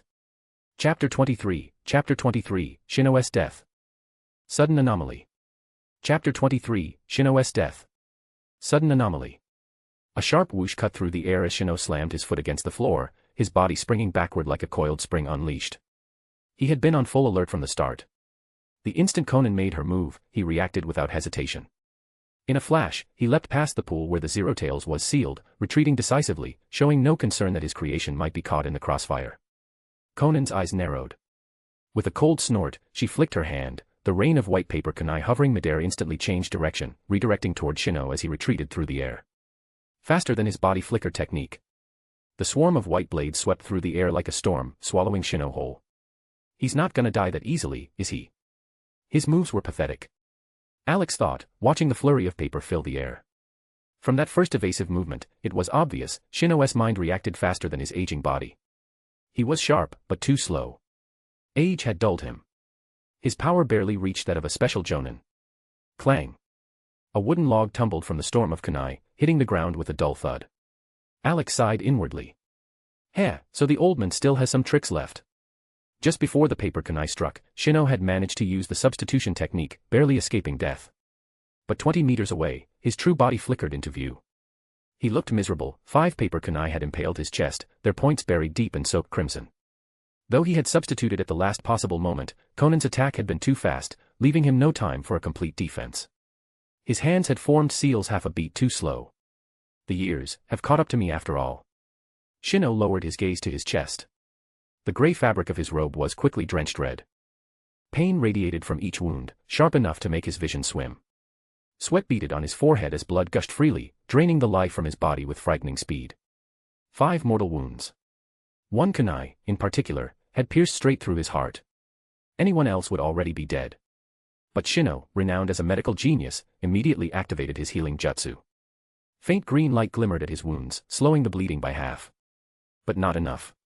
He was only delaying the inevitable. His breath rattled, his body trembling. KHKHH. Shino coughed violently, crimson spilling from his lips. So this is the power of a Kage-level shinobi, such an overwhelming difference. It was his first time facing one head-on. 2 exchanges, that was all it had taken to leave him broken and dying. He was no match. But he struggled to his feet, eyes gleaming with feverish madness. This is the power I've sought for so long. Ahahaha. His laughter turned manic, each convulsion sending more blood spraying from his wounds. Even as his life drained away, he didn't stop laughing. Boom. Boom. Boom. The 5 paper kunai embedded in his chest suddenly exploded under Konan's control, tearing his body open further. Blood gushed like a river, staining the air with a metallic stench. Alex, nestled at Konan's chest, looked away. Seriously, showing off in front of Konan. You brought this on yourself. She's not exactly the merciful type. Konan advanced, expression cold and unchanging. Sheets of white paper spiraled outward, wrapping around Shino's body layer by layer. By the time she stood before him, he was already mummified, only his blood-smeared, aged face left exposed. Speak, she said icily. Shino spat blood, his eyes burning with defiance. Fool. The dark medical ninjutsu and this fortress belong to me. You'll never have them. He felt the crushing force of the paper tightening around him, but his expression only grew more deranged. White Tiger of Akatsuki, you can't kill me. I am immortal. A sudden surge of chakra burst from his frail body, accompanied by a strange opposing force pushing against the paper's grip. For someone on the verge of death, his chakra was swelling instead of fading. Konan's expression remained calm. Then die. If she couldn't extract the information from his mouth, she would simply retrieve it from the fortress itself. With a flick of her hand, the paper wrapping his body constricted all at once, tightening from every direction, crushing without mercy. The sound of shattering bone filled the air, crack crack crack, like beans bursting in a hot pan. Every bone in his body snapped. His muscles collapsed under the pressure. Blood sprayed from every pore, soaking the paper that bound him scarlet. His screams never came, only the grotesque slack of a mouth frozen wide open, eyes rolling white as the agony stole even his voice. The suddenness of her strike left him no chance to resist. Alex floated out from her cloak, his form fluttering softly. A translucent blade of wind gathered at his edge. Wind release, blade of wind. Just to be sure, he'd finish it completely. With a whisper, the blade spun through the air, circling Shino's neck once. Slice. His head fell cleanly from his shoulders, rolling across the floor before coming to rest, his lifeless eyes fixed on Konan like a glaring specter. It was Alex's first time taking a life directly. His emotions were mixed, but calm. For 30 years, Shino had conducted inhumane experiments to master his dark medical ninjutsu. His hands were drenched in innocent blood. Those who live by slaughter, die by it. And compared to Konan's strength, his power had been pitiful. Konan didn't spare him another glance. Shino's chakra signature vanished completely, he was dead beyond doubt. She turned to begin searching the chamber for scrolls and documents. When something stirred behind her. The air trembled. An eerie, pulsing chakra filled the hall. The corpse of Shino, its blood still warm, began to twitch. A shadow stirred within the crimson pool behind him. Something was waking. Chapter 24, Shino's not dead. Chapter 24, Shino's not dead. On the blood-soaked floor, Shino's severed head suddenly twitched. His sclera sank in with a soft snap, and the once dilated pupils rolled back to center, like time reversing itself. The lifeless dullness in his eyes faded, replaced by the glimmer of consciousness, of life. Reflected within those pupils was Konan's back, as though some ghost from hell had clawed its way up to silently stare at her. The stiff mouth of the corpse closed on its own. His wrinkled, blood-smeared face twisted, grotesque, horrifying. He was alive again. Or perhaps, he had never truly died. At that moment, both Konan and Alex were facing forward, preparing to search the flying fortress for scrolls and data. Neither was paying attention to Shino's body behind them. But something, a spark of intuition, perhaps instinct, made Alex glance back. That single glance nearly made his paper body tremble. Those lifeless eyes were now glaring straight at him, sharp, venomous. What the? His head's off, body crushed, and he's still alive. Alex thought in shock. Luckily, Konan was surrounded by layers upon layers of floating white paper. Shino didn't seem to notice him. The old man's cheeks swelled suddenly. From between his tightly closed lips leaked thin strands of black light, writhing like sinister threads. Alex instantly understood, he was preparing a sneak attack. There was no time to shout a warning. He seized control of the surrounding paper, sending part of it to shove Konan aside while the rest hardened into dozens of 3-inch blades that darted toward Shino. Discovered already. Shino's eyes flashed in surprise, but he didn't hesitate. His chakra surged, releasing at blinding speed. Whoosh! He opened his mouth wide and unleashed a jet of pure black energy, a beam of shadow chakra that tore through the air straight toward Konan. The blast reached her in an instant, aiming directly at her right side. But the split-second shove from Alex had already alerted her to danger. Without knowing what was happening, she instinctively followed the momentum, vanishing from her spot with the body flicker technique. The black beam grazed through the space where she had stood, missing by a hair. In the air, several paper blades were consumed by the black energy, falling lifelessly to the floor. Their pure white surfaces yellowed, darkened, and finally turned to brittle ash. The floor was littered with holes and small heaps of black dust. Alex stared at the aftermath, his paper form trembling slightly. Good thing I moved when I did, one touch from that and I'd be gone for good. Konan's paper release could resist water and fire and was impervious to most physical attacks. But against this, whatever this black, unknown chakra was, her defenses meant nothing.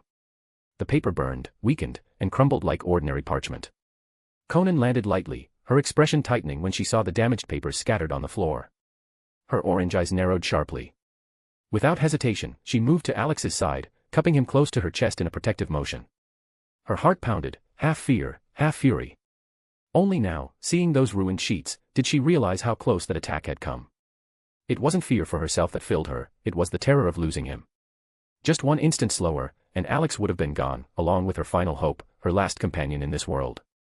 Pressing him firmly to her chest, Konan whispered no words, but Alex understood. Go back. Stay inside. He didn't argue. Without hesitation, he merged into her heart space, retreating beneath her cloak. That beam. Whatever it was, it could destroy him in an instant.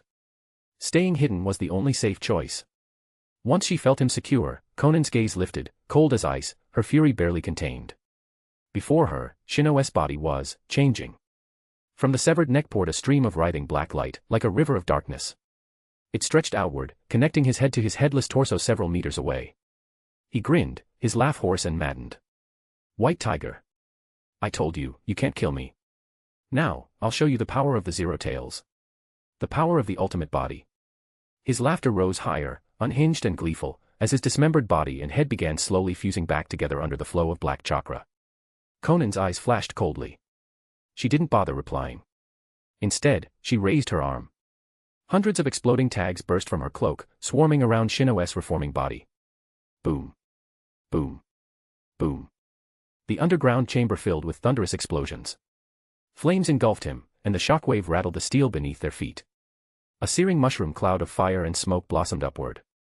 Shino's mad laughter was drowned in the roar. Alex, from within Konan's chest, grimaced. If he doesn't have something like Izanagi, that's gotta finish him. No, ultimate body, can take thousands of tags at once. In the original story, Shino's so-called enhancements weren't anything special, but this world was no movie. He couldn't be sure what the old man had achieved.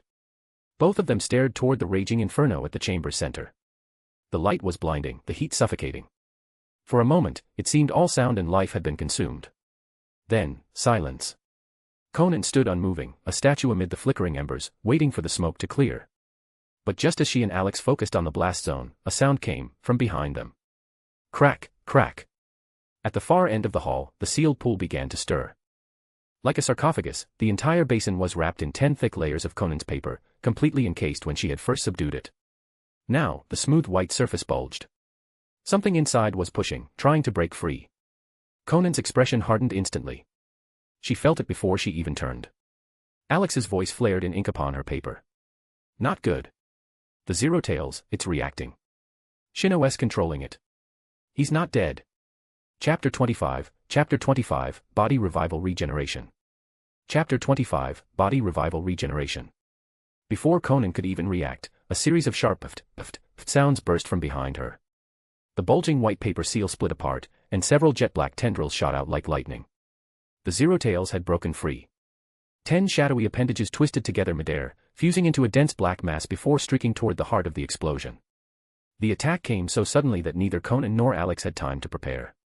They had barely sensed the disturbance from the sealed pool before the Zero Tails shattered its paper prison and leapt free. 10 layers of reinforced paper seals, utterly useless. The black shadow streaked through the air like a beam of dark light. By the time Alex could fully register its form, it had already crossed the distance of several dozen meters, heading straight for the blast zone where Shino had fallen. No way. Even without knowing exactly what would happen if the Zero Tails reached that point, Alex knew it would be nothing good. He had to stop it. In the blink of an eye, he unleashed paper release, paper swirling madly around him to form a solid white wall between the Zero Tails and the explosion center. At the same time, Alex split his focus. While maintaining the barrier, he drew on his ability to instantly cast ninjutsu, releasing 3 jutsu in rapid succession. From his paper body erupted a slicing wind blade, a roaring water dragon, and a solid earthen sphere. Wind release, blade of wind. Water release, water dragon bullet technique. Earth release, rock bullet technique. 3 elements, one after another. He wanted to see which chakra nature could hurt the Zero Tails most effectively. Thud. The Zero Tail smashed into the white wall head-on, bursting through it and leaving a gaping hole. Half of its distorted, amorphous body was already inside. Even the reinforced paper barrier couldn't withstand the force of that creature, but at least it slowed it for a moment. And that was all the time Alex needed. The wind blade, the spiraling water dragon, and the rock bullet all shot through the hole, slamming into the Zero Tails. Immediately after, a rain of exploding tags thrown by Konan followed them in. Boom. Boom. Boom. The blast roared through the chamber. Shards of rock and paper flew everywhere, and a wave of searing heat washed over them.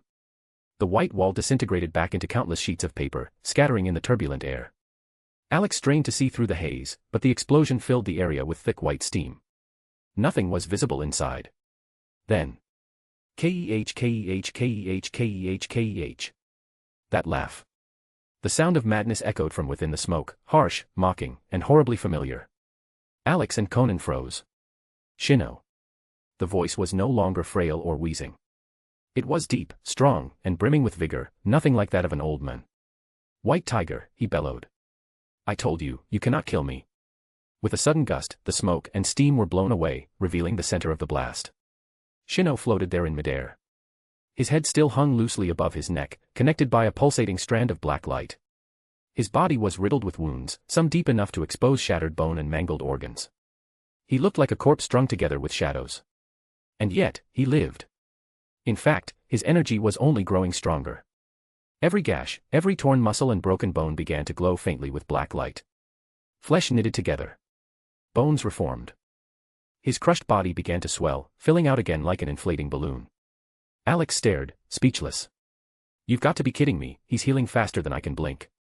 It's like watching someone pump air into a corpse. Even Konan, usually composed, looked shaken. She had never seen regeneration like this, not even the Rinnegan could restore what was lost so completely. Keh. This is the ultimate secret of my dark medical ninjutsu. Shino's body straightened, his head snapping back into place with a flash of black light. Body revival regeneration. At once, his neck smoothed, no scars, no wounds. And then, before their eyes, his aging body began to change. The wrinkles melted from his face. His white hair darkened to jet black. The thin, withered frame of an old man filled out with muscle and vitality. Within seconds, the decrepit doctor had become a man in his 30s, strong, broad-shouldered, radiating youthful energy. This was the result of fusing his body with the Zero Tail's dark chakra, the ultimate medical forbidden technique. Body revival regeneration. A jutsu capable of reversing cellular decay, turning injury into energy, and transforming the body into a self-healing vessel of ultimate vitality. In this state, Shino's regenerative power and life force were monstrous, wounds closed faster than they could be dealt. He had even endured Konan's massive bombardment head-on, taking the explosions with his bare body, without a single defensive jutsu. And yet, every injury vanished as soon as it appeared. Konan stopped attacking, frowning as she readied another wave of paper blades. During his transformation, she had bombarded him with countless exploding tags, jutsu, and weapons, but none had left a lasting mark. The man was regenerating too quickly, faster than she could destroy. Her cold gaze sharpened. Then I'll just have to learn more through battle. Retreat wasn't an option. From what she'd seen, the dark medical ninjutsu was far too valuable to let slip away. She had to obtain it. Alex, still hidden within her, racked his mind for options. A foe who felt no pain, no exhaustion, and couldn't die, was beyond frustrating. But aside from that black beam attack earlier, Shino hadn't shown any other powerful techniques. That black beam, it's too strange to use casually, Alex thought. He probably can't fire it freely. And then, as if to crush that thought, Shino sneered, raising his hand. White Tiger. Allow me to test this new body of mine. Taijutsu, super activating fist. He thrust his arm forward, and a black beam of energy shot out once more, effortlessly tearing through the air toward Konan. Chapter 26, The Eight Gates. How are we supposed to fight this? Chapter 26, The Eight Gates. How are we supposed to fight this? Super activating fist. A taijutsu born from Shino's fusion with the Zero Tail's dark chakra. By compressing that sinister chakra into his palms, he formed dense spheres of blackened energy that could be fired as devastating beams, piercing, corrosive, fast, and seal-free. Keh. Power. This is the true power of my body. Shino's face was wild with ecstasy. The instant his right palm launched a black beam, his left hand gathered another orb of dark chakra and fired again. Two deadly rays shot forth in succession, slicing through the air with lethal precision toward Konan. Her expression tightened. With a powerful step, she vanished using the body flicker technique, darting aside just as the beams grazed past her face. A few strands of her violet hair brushed the black light, and vanished instantly, disintegrated into nothingness. White Tiger. You can't escape. Shino twisted his stance, drawing in a deep breath as more dark chakra surged through his body. His fists pumped like piston strikes, launching beam after beam in every direction. Within mere breaths, over 100 black beams radiated from him, spreading outward in a deadly, 360-degree storm of annihilation. The underground hall was instantly engulfed in chaos. Konan, still in midair, didn't touch the ground again. From her back spread two pure white wings of paper. With one tremendous flap, she became a streak of white light, weaving through the storm of death that filled the chamber. Each beam missed her by inches as she spun, dove, and twisted through the air with impossible grace. The beams ripped through the surroundings, punching holes into the walls, pillars, and stone floor. The underground fortress trembled violently, stone shattering, dust billowing, debris raining from above. Humph. Is dodging all you can do? Seeing her still untouched, Shino's grin twisted with killing intent. 100 beams can't hit you. Then let's see how you handle 1,000. Boom. A massive surge of chakra erupted from his body, shaking the entire structure. His fists blurred faster than the eye could see, launching hundreds more beams in an instant. They fused into a blinding curtain of black light, spreading outward in every direction like an expanding sphere of ink in clear water. The attack filled the entire third sublevel of the flying fortress. There was nowhere to run. Konan. Get out of there, now. Alex's words flared in bright ink on her shoulder paper. There was no dodging this, it was death incarnate. The super-activating fist had grown beyond reason. The beams merged into one immense, swirling wall of chakra, devouring everything in its path. In the air, Konan's wings beat harder, her sharp eyes locked on the storm's core, on Shino. The endless barrage left her no room for counterattack, she could barely keep ahead of it. Hearing Alex's warning, she clenched her jaw. He was right. If she stayed, she'd be vaporized. In a single motion, she banked upward, twisted her body, and shot toward the ceiling. Her wings flared, and she disappeared into one of the massive holes blasted through the roof by the earlier explosions. With a sharp whoosh, she shot upward through the wreckage and emerged onto the surface above. She hovered over the fortress deck, the eerie landscape of strange, stone statues stretching below her. For a brief moment, there was silence. Then she asked quietly, "Alex, do you have any ideas?" The ground beneath her was eerily still, no sign of Shino yet. But the tension in her voice revealed her frustration. After their last exchange, she had realized just how impossible this fight had become. His ultimate body shrugged off explosions, regeneration faster than any healing jutsu, and now, his attacks were overwhelming. Even getting close to him had become impossible. Alex could feel her heart pounding, rapid, uneven, the exhaustion and stress clear through the rhythm. He didn't hesitate, his body shimmered softly, restoring her chakra reserves like a living power source. "We could retreat for now, regroup, plan something that'll actually work." He was being practical, live to fight another day. Konan shook her head immediately. "No. Shino just merged with the Zero Tails. His strength is still growing. If we give him time to absorb more emotion, more chakra, he'll become unstoppable." Alex knew she was right. But logic screamed otherwise. That body of his, it was a monster. Unless they had dust release to erase him down to atoms, or a sealing technique strong enough to bind him forever, there was no way to win. And they had neither. Konan fell silent, deep in thought. If only she'd had time to prepare another barrage of 6 trillion exploding tags, she might have been able to bury him for good. Suddenly. Crack, crack. The ground beneath her feet began to splinter, webbed with fine cracks. The stone trembled, then crumbled into dust, collapsing inward to form a black hole several meters wide. From its depths erupted a massive beam of black energy, thick as a tree trunk. It tore through all 3 levels of the fortress like a spear of death. Another super-activating fist. The instant the ground shifted, Konan flared her wings and darted aside, barely dodging as the beam ripped past, so close she could feel the heat. "White Tiger." Shino's voice thundered from below. "I told you, you'll help me test my new power." Then, with a sharp whoosh, his figure burst up through the hole, landing on the deck before her. The pressure radiating from him was suffocating.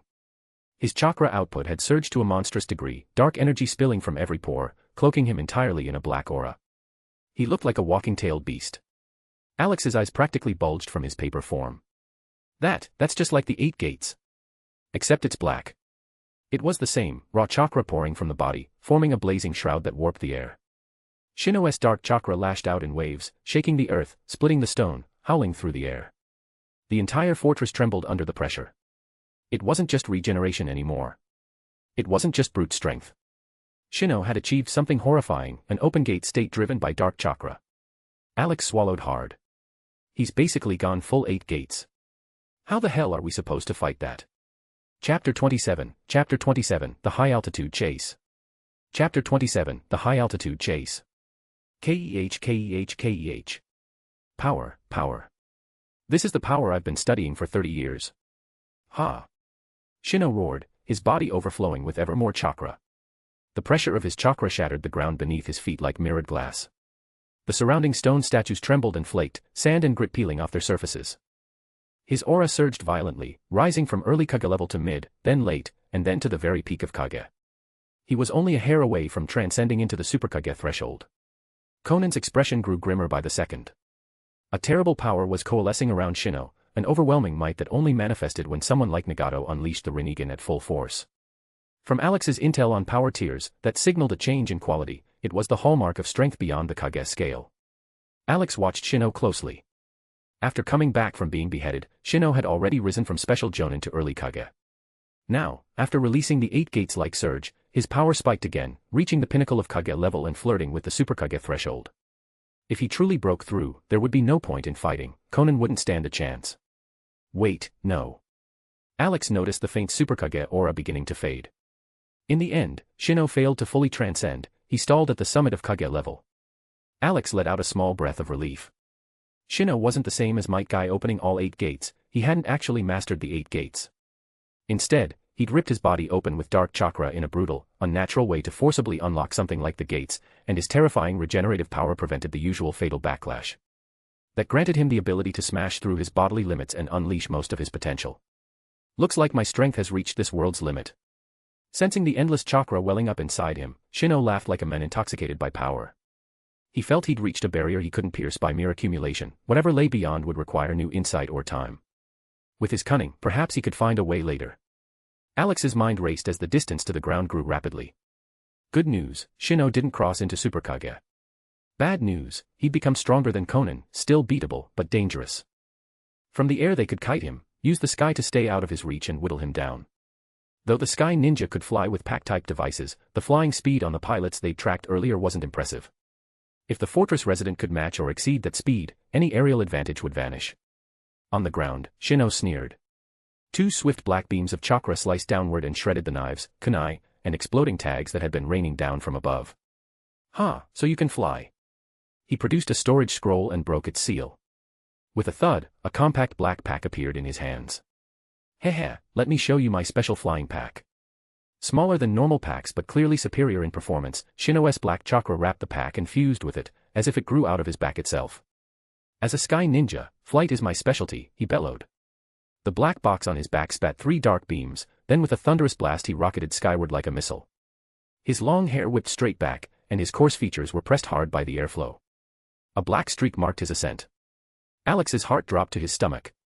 What the? He'd turned himself into a manned rocket. The speed gap was huge, Shino closed the distance at terrifying pace. The one aerial advantage they'd counted on had vanished. This fight had turned brutal. Konan pumped her paper wings, becoming a white line streaking upward to chase. She flew with everything she had to keep separation, constantly firing dense volleys of weapons and exploding tags downward. Alex couldn't just sit by, he shifted onto Konan's back and, using paper cover, launched sneak attacks, wind blades, water dragon bullets, earthen shot, he threw 3-element jutsu as if they were endless. Keh. White Tiger, you think you can run, too late. Shino cackled. Those attacks just tickle me. Shino paid them no mind, flying headlong with his ultimate body taking hits. Scratches, burns, cuts, he healed through them almost as fast as they appeared. With the gates partially forced and the Zero Tails chakra providing obscene reserves, his chakra pool rivaled even a Nine Tails. Consumption wasn't a problem. It's useless, all of it. Alex stared in disbelief.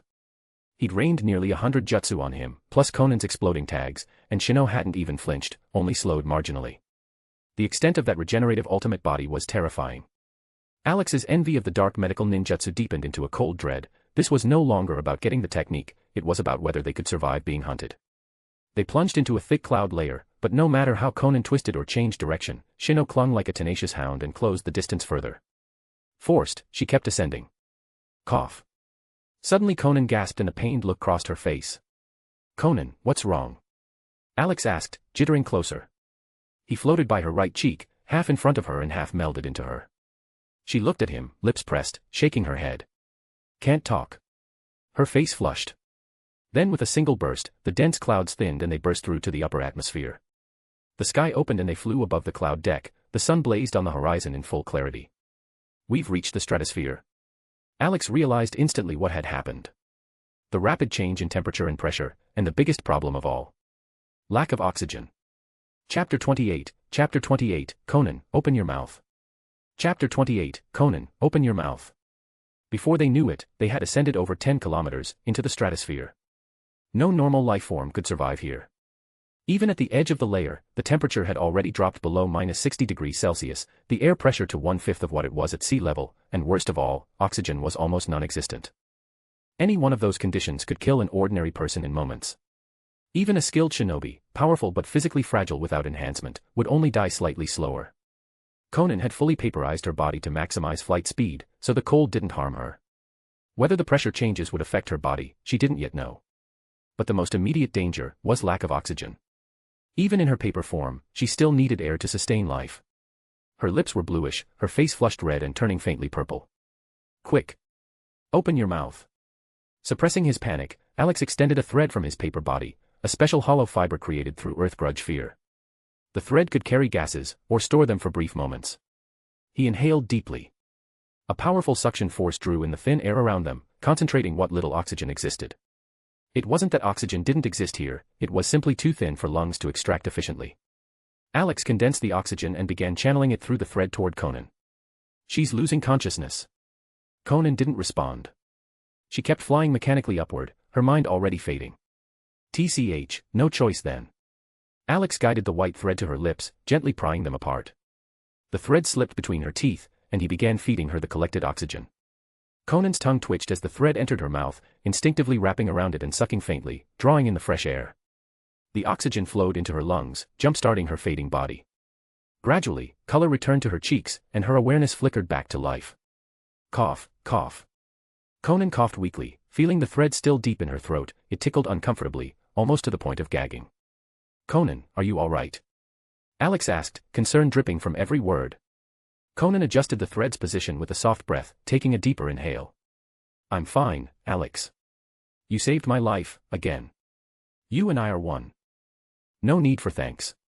Seeing her color return, Alex finally relaxed. But there was no time to rest. Shino was still behind them. With a sudden boom, Shino erupted from the thick clouds below. He was less than 50 meters away. Hearing the roar of turbulence behind them, Alex turned sharply. They were now in a region where even air itself was a threat to life. Even Konan, fully vaporized, had nearly suffocated. Would Shino be affected? He was, but not nearly enough. The frigid air coated his body with a crust of frost, white ice shimmering on his skin. Each breath poured thick plumes of steam from his mouth and nose. Inhaling such freezing air should have shredded his lungs, but Shino didn't seem to care. Because of the thin air, he opened his mouth wide, sucking in great quantities as though trying to devour the sky itself. Whatever damage the cold caused, his monstrous regeneration simply undid it. He slowed, slightly. Perhaps by 10%. A faint pulse of dark chakra rippled across his body, the frost shattered and fell away, leaving only a dusting of white on his eyebrows. Seeing Konan above him, he raised both hands. Super activating fist. Countless fists blurred, hurling black beams upward like cannon fire. They flew faster than Konan herself, arcing around midair to chase her like guided serpents of death. Sensing mortal danger at her back, Konan's skin prickled. Still biting the oxygen thread, she twisted her wings and veered hard to the side. You can't run, white tiger. Shino's savage grin tore across his face. This was his 8-gate enhanced super activating fist, far more potent than before. The beams suddenly curved, tracking Konan through the air. Homing beams. Alex felt the chakra patterns shift, their trajectory bent unnaturally, like serpents turning mid-strike. Konan, move, now. He knew she couldn't, she'd just finished a sharp dodge, and there was a brief moment of physical lag, barely half a second, but long enough for death. So Alex acted. He pressed himself flat against her chest, forcing his paper body downward like a shock pad. The sudden push sent Konan's body jerking backward. Just in time. The black beam streaked past her face, grazing by so close it burned a hole through the paper of her cloak. Duong. Alex rebounded like a rubber sheet off the soft cushion, wobbling madly. Konan snapped out of her stunned state, letting the backward momentum carry her into a dive, dodging a rain of pursuing beams. Now alert, she watched each ripple of black light with fierce focus, predicting their erratic turns. Shino's laughter echoed through the thin air as he unleashed more beams, hundreds filling the golden sea of clouds below. The sky had become a battlefield of light and death, black streaks twisting through the blinding sunlight, white feathers and paper fragments scattering like snow. Alex's paper body rippled atop his safety cushion, eyes narrowed. Maybe, this could work. An idea sparked. Konan. She nodded immediately. No time for questions. After dodging another volley, Konan soared upward, directly over Shino. Her arms spread wide, chakra flaring like a storm. Thousands upon thousands of paper sheets appeared out of thin air, enough to blot out the sun. Alex followed suit, unleashing his own paper release to match her, doubling the mass. Two halves of the sky turned blinding white. The air roared as their creations merged. Sheets of paper swirled inward, fusing into a single colossal structure, a towering white pillar piercing the heavens, over a kilometer tall. Its base sharpened into a massive spike, gleaming in the sunlight like polished steel. Whoom. The pillar began to spin, faster and faster, until its roar cut through the air in a screeching wail. White airwaves spiraled along its surface, it had become a gigantic drill, its shadow swallowing Shino below. Shino laughed maniacally. Finally stopped running, have you, white tiger? Keh. Looks impressive, but it's still just paper. He drew in his aura, dark chakra surging to his hands. Behold the apex of my power. Super activating fist. A deafening roar split the sky as a single black beam, so dense it seemed to devour light, blasted from his palms. The beam widened, 10 meters across, and slammed straight into the spinning drill's tip. The impact was cataclysmic. The drill's razor tip shattered instantly, a wave of black ash exploding outward. But in the next instant, new paper surged forward, reforming the spiral. Destroy. Regenerate. Destroy. Regenerate. Endlessly. The titanic white drill held, spinning faster to counter the black beam's pressure. In the golden sky above the clouds, white and black collided, two opposing forces locked in furious combat. Fragments of paper and ash fell like rain, marking the battlefield of gods. Chapter 29, Opportunity, Strike. Chapter 29, Opportunity, Strike. Bang. Konan slammed down hard on the top of the giant pillar. The towering column shuddered, then, under its own massive weight, fell like a colossal shell, plunging down at high speed. Below, Shino was still trading blasts of pitch-black beams with the pillar. The recoil from the falling column shoved him backward, he tumbled into the thick sea of clouds trailing behind him. The spinning pillar churned the cloud layer into a long, rolling gray vortex, hanging on the horizon like a monstrous storm. In the village, Amaru comforted a crying child in an open square. For over an hour, a series of massive detonations had been echoing from the ruined Sky Ninja ruins. She didn't know what was happening, she only prayed it wouldn't affect her own village. Now the noise from the Sky Ninja side had quieted, but a louder, closer roar rose overhead, right above their settlement. Amaru instinctively looked up. Her expression froze, the color drained from her face. A gigantic gray whirl cloud had appeared high above the village, blotting the sun. The wind it drove downwards grew stronger by the second, tearing at hair and clothing. Villagers began to run and shout. God, a tornado. Get out. Quick. Run away from the houses. Amaru, what are you waiting for? Pick up the baby and get moving. A villager sprinted past and the shout snapped Amaru back to her feet. She snatched the child, joining the fleeing crowd. High in the sky, from the eye of the vortex, a figure dropped out of the cloud, followed by his twin black beams and the shrinking white pillar, plummeting downward at terrifying speed. Cuckoo. White Tiger, your final trick is still only paper. Shino howled as he fell, bloodthirsty and triumphant. He stared up the pillar toward Konan, who was descending with it. His super-activating fist still maintained a 10-meter diameter. The kilometer-high white column had been reduced to barely 100 meters and was rapidly shrinking, on the verge of collapse. By any measure, consumption or destructive power, Shino believed he had won. Paper shards and blackish rain from the shredded portion of the pillar, spinning around him like confetti. Proud, he watched the ruined fragments drift by, convinced they were proof of his superiority. White Tiger, soon you'll end up like these scraps, he crowed. He failed to notice, or ignored, a single battered sheet of paper drifting toward him among the flurry. At first it followed the expected path, aiming to drift past his mouth. Then suddenly, the paper changed course. It dove downward and slapped across Shino's wide-open mouth, sealing it shut. Got it. Alex's heart leapt. The odd sheet was under his remote control. Hidden among the avalanche of ruined paper, Alex had steered this one close and seized the moment. This sheet wasn't ordinary, it was the very white paper Alex had used to scoop up the hero water earlier. It now carried all the hero water he'd collected from Takigakure. A sly plan formed in his mind. If Shino boasted endless chakra thanks to the 8 gates and the 0 tail, Alex decided he'd add a little extra. He triggered the release. The hero water poured out like a release dam. The jade green liquid gushed into Shino's mouth, some spattered on his lips and down his chin, but that loss was negligible. Cough. Shino choked and his eyes bulged. When the paper sealed his mouth, he instinctively bit down to stop whatever might enter. But the paper didn't just pour in liquid, it spat out a bundle of thick white threads that brutally tore through his front teeth. The hero water slithered past the gap and shot straight down his throat into his stomach. Mission succeeded, Alex withdrew the sealing paper, letting it fall and be ruined. He had no intention of reclaiming a sheet sullied by Shino's mouth. Floating beside Konan, Alex's black script flashed, get away from him, now. He had no idea what drinking that much hero water would do to Shino, better to observe from a distance. Konan nodded, beat her wings once, and vanished back into the thick clouds with a paper clone left behind to watch. Shino paid Konan little heed, he was preoccupied. The hero water churned inside him. Cough, he howled, clutching his belly as violent waves of pain tore through him. He curled midair like a boiled shrimp, only the autofly function of his pack kept him from plummeting. White Tiger. What did you make me drink, he cried, panic flooding his features. Black chakra flared across his body as he tried to force his dark medical ninjutsu into action, but it failed. His famed control over his body, his insane vitality and healing, everything he relied upon, seemed to do nothing. He writhed, trying desperately to vomit, hands clawing at his throat. Yet the green liquid vanished the moment it hit his stomach, instantaneously vaporizing into a frantic, unstable energy that scurried through his insides like a living thing. Chapter 30, Shino's Death and the Spoils of War. Chapter 30, Shino's Death and the Spoils of War. The energy rampaging within Shino's body was invisible, untouchable, and monstrously violent. Its density and potency defied reason. He had no idea what this energy was. But he felt it, fusing into his chakra, causing it to multiply at an exponential rate. Every passing second, his chakra output doubled, then doubled again.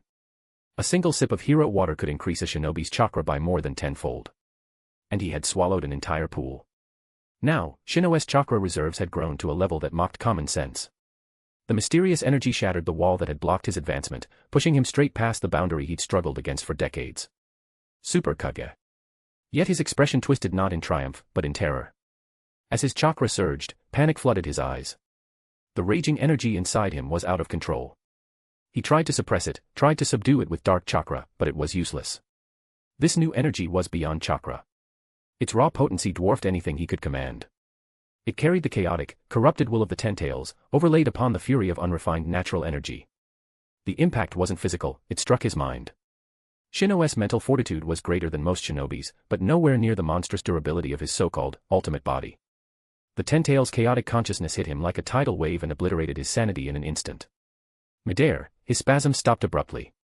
Drool slid from his mouth. His eyes rolled back.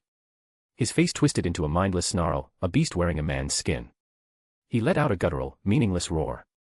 Then, spotting the paper clone floating above, he coiled like a predator ready to spring, intent on ripping apart anything alive. But he never got the chance.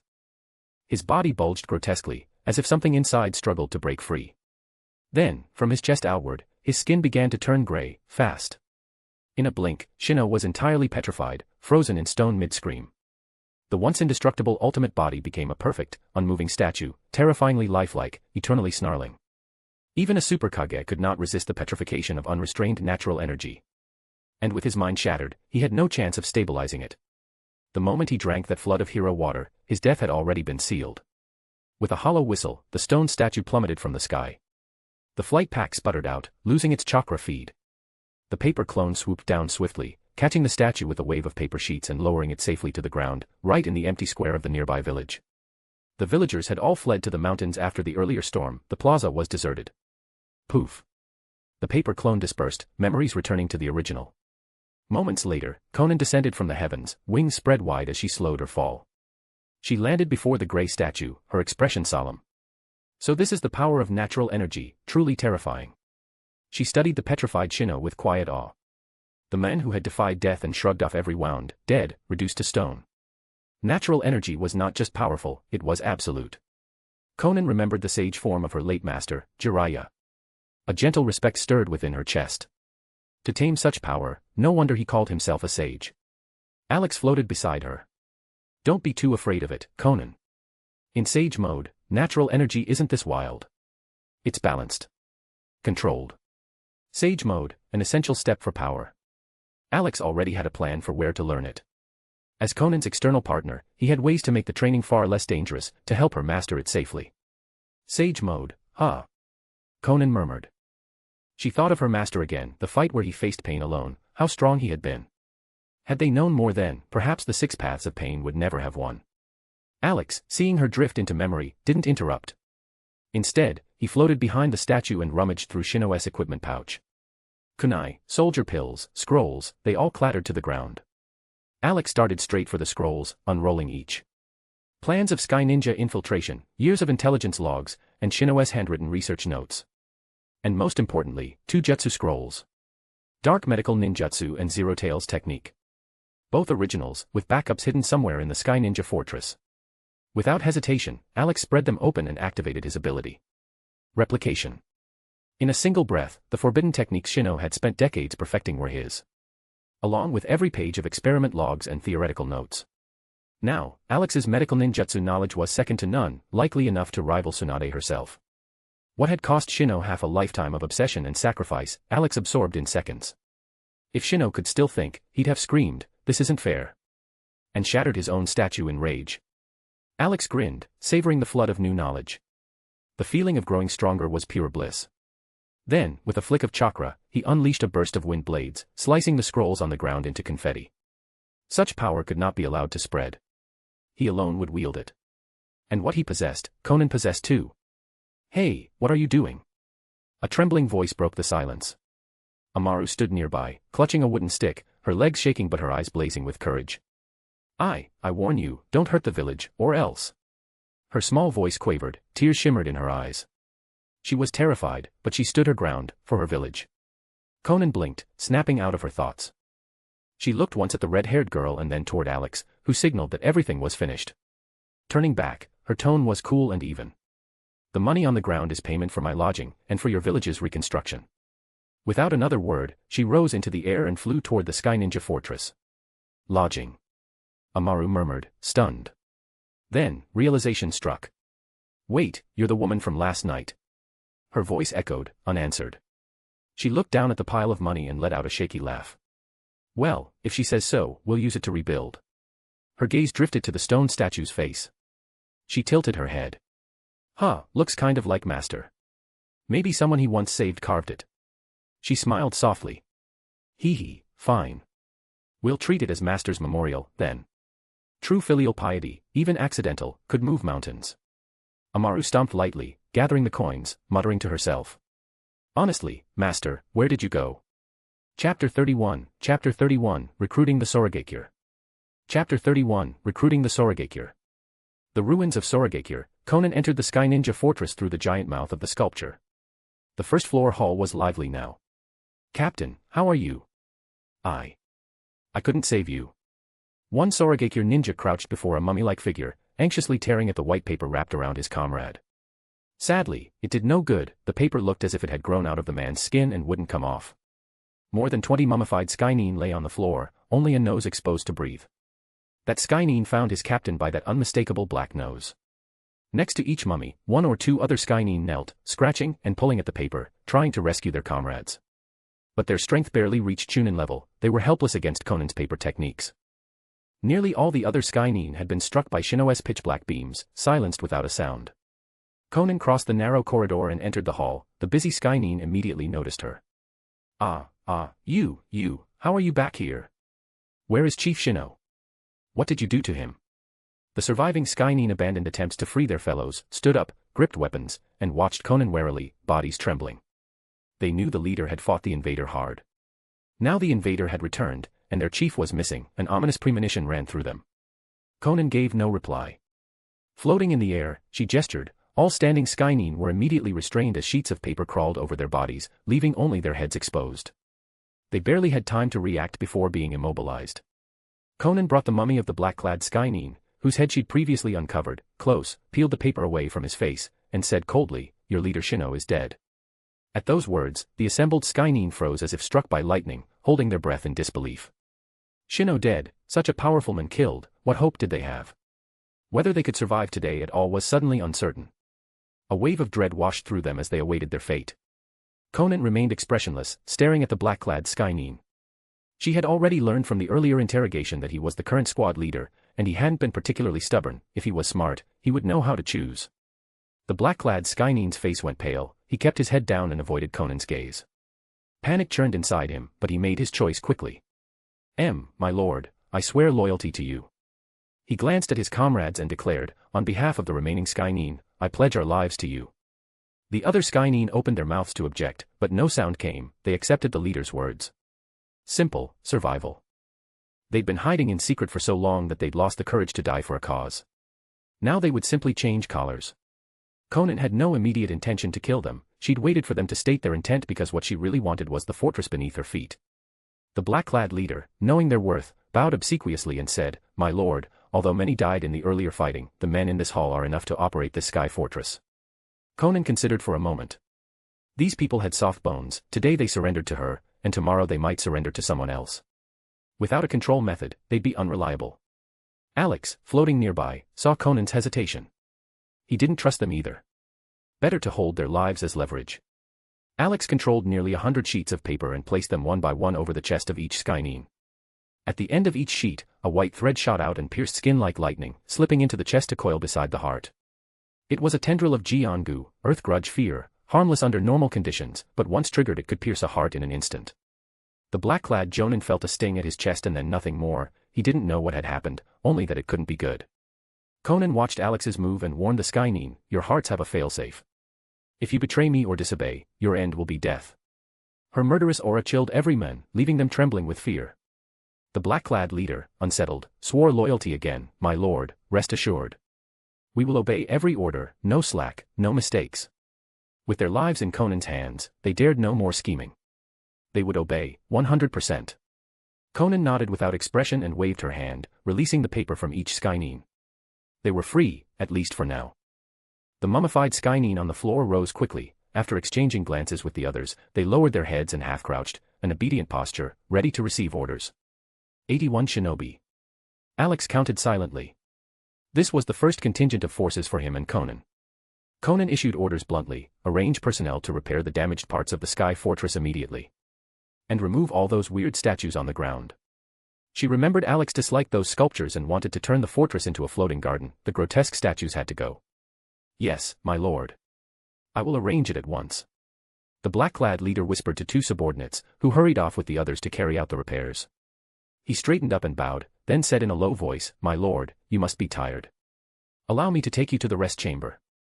After the fierce fight, Konan's chakra was nearly drained and she did look exhausted. She nodded and followed the leader into a second-floor rest hall. Creak. A door opened and he said softly, my lord, this restroom was just completed. The previous leader Shino never occupied it. He stood respectfully at the doorframe. Konan glanced in, under 100 square meters, not luxurious but neat and complete. She stepped inside and left one order: make sure the Sky Fortress is fully repaired in the shortest possible time. Yes. We'll get to it immediately. Bang. The door closed. The leader only relaxed and wiped his brow once the door shut. The new leader hadn't been harsh, he'd survived the test and expected no excessive demands as long as the work got done. Inside the room, simple furnishings, stone-made bed and table. Alex floated before Konan, worried by her pallor. Konan, what's wrong? Where do you feel bad? He asked. Cough, cough. Konan dry coughed, rubbed at her skin. I don't know. I feel itchy all over, my chest is tight and it's hard to breathe. Alex leaned closer. On Konan's pale neck a purple-red mottled rash in a net-like pattern had appeared. Decompression sickness, he declared at once. It seemed their rapid altitude changes during the fight had caused it. Microbubbles had formed in her bloodstream, causing itching and breathlessness. Alex, newly turned medical master of the shinobi world, knew how to treat such a serious condition, one he'd seen before in his past life. He wasn't worried. Konan, quickly, take off your clothes, he ordered. Chapter 32, Treatment, Restoring Young Konan. Chapter 32, Treatment, Restoring Young Konan. Konan nodded. She had no secrets from Alex, she'd already been open with him long ago. The quiet room filled with the soft rustle of clothes as she undid the buttons and let the Akatsuki cloak fall to the floor, then a tight vest and trousers. Soon she stood naked before him. No matter how many times I see her, she's a masterpiece. Alex thought, enjoying the view. Her body was perfect where perfection was due, slender where slender was right. But her skin bore blemishes, one of the signs of decompression sickness. Purple-red, net-like rashes. Konan noticed and looked up at Alex, half expecting. Alex, can you fix this? When facing problems, she instinctively asked Alex. In her eyes, there seemed nothing he couldn't do. He knew many hidden truths of the shinobi world, saved her life countless times, could instantly learn new jutsu, and taught her to speed up learning. She trusted and relied on him. A doubt surfaced in her: Alex, was he really a contingency left by Nagato's Rinnegan? Rinnegan was powerful but not that miraculous. Nagato still died. Konan buried that suspicion and didn't voice it. As long as Alex wouldn't harm her and would always be by her side, that was enough. Alex hadn't noticed her quiet doubt, his original excuse had been too flimsy to withstand scrutiny anyway. He stepped back and unfolded two large white sheets. Don't worry, leave it to me. This isn't a big problem. The black characters on the paper dimmed, and countless needle-fine white threads extended from the sheets, inserting themselves densely into Konan's skin. Under Alex's control, each white filament pulsed with dark medical chakra, a faint black light gleamed at every tip. Streams of healing chakra flowed into Konan's body, circulating gently through her vessels without causing pain. Where the chakra passed, the countless bubbles in her blood vanished like snow under the sun. Konan's sallow face regained color, the tightness eased. It was as if a great stone had been removed from her chest, breathing smoothed and her limbs felt lighter by the eye. She watched Alex work, her orange eyes brightening with a look she couldn't quite name. Alex had gained another function, healed by his own mastery, acting as a Tsunade-level medical shinobi in Konan's pocket. Alex poured himself into the treatment. The microbubbles had infiltrated every vein and capillary, some even migrating into cerebral vessels, no room for carelessness. While treating the bubbles, he discovered many latent injuries and chronic ailments, old wounds that had never been fully healed from Konan's decades of combat. Those neglected traumas had accumulated into stubborn chronic conditions. In youth, they mattered little. But age or a severe illness could let them bloom into ruin. Nearly every shinobi suffered similar long-term scars. Alex removed all the bubbles, then pressed on to treat old injuries. He increased chakra input and applied Nikuka Seize, metification regeneration, infusing massive life force into Konan's circulating blood, vessels, meridians, and cells. Worn, near-dead cells were infused with new vigor, cell turnover slowed and degeneration decreased. Senescent cells became young once more. Under Alex's application of Nikuka Seize, Konan's body visibly changed, time reversed. She felt warmth and comfort like soaking in a gentle onsen, relaxation and ease spread through her. She had thought Alex was merely treating decompression sickness. She had not expected this sweeping rejuvenation. After some time, Alex withdrew the filaments. He looked exhausted, his chakra reserves were nearly gone. But he smiled at the result. "Alex, are you okay?" Konan asked, concerned. She still hadn't redressed, supporting his now weak frame. "I'm fine. It just took a lot out of me." Konan grew silent, then poured the small amount of chakra she'd just recovered back into Alex. It was the familiar exchange of reliance between them. Alex immediately protested, "That's enough, you have little chakra left. Don't push yourself." Konan paid him no heed and kept giving until she'd emptied her stores. Only then did she stop. She noticed something odd. In the past, after exhausting chakra she would collapse, now she still had strength. The exhaustion was less severe. More importantly, her chakra recovery rate had improved, about 30% faster than before. "Alex, what's happening to me?" Konan asked in wonder. Alex didn't answer. He floated above her and formed a clear wall of water, soot'n, water mirror. A pristine sheet of water showed Konan's reflection perfectly. She stared, stunned. Is that still me?" Her skin shone like milk, with a pearly luminosity. The tiny lines that used to mirror age at the corners of her eyes were gone. Her figure had become firmer and more attractive, like a woman in her early 20s. Her entire being radiated youthful vitality. I've become young again." Konan touched her face in disbelief, soft, elastic, porcelain smooth. A burst of joy swept through her. No woman ignores her appearance, even a mighty Akatsuki member. Konan was 35, beyond that, age would start to claim her. To return to her 20s brought a joy she couldn't hide. Shino had used dark medical ninjutsu to reverse age, turning from a decrepit old man into a vigorous youth. Alex, having fully learned the technique, could likewise restore Konan to her 20s. Chapter 33, Perfecting the Chimera Technique, the next target. Chapter 33, Perfecting the Chimera Technique, the next target. At this moment, Konan appeared more youthful and radiant than ever, her beauty seemed to have deepened even further. Alex dispelled the water formation wall, flew before Konan, and gave his paper body a shake, sounding rather pleased with himself. "Konan, are you satisfied with how you look now?" Konan blinked back to her senses, nodded vigorously, and pulled Alex into a tight embrace, pressing him firmly against her chest. Once again, he was wrapped in a sea of white softness, drowning in bliss. Only this time, that feeling was even softer and more springy than before, so comfortable that he almost wanted to close his eyes and melt away. Knock, knock, knock. Suddenly, a knocking sound echoed from the door. Konan's expression shifted instantly. She released Alex and quickly began dressing herself.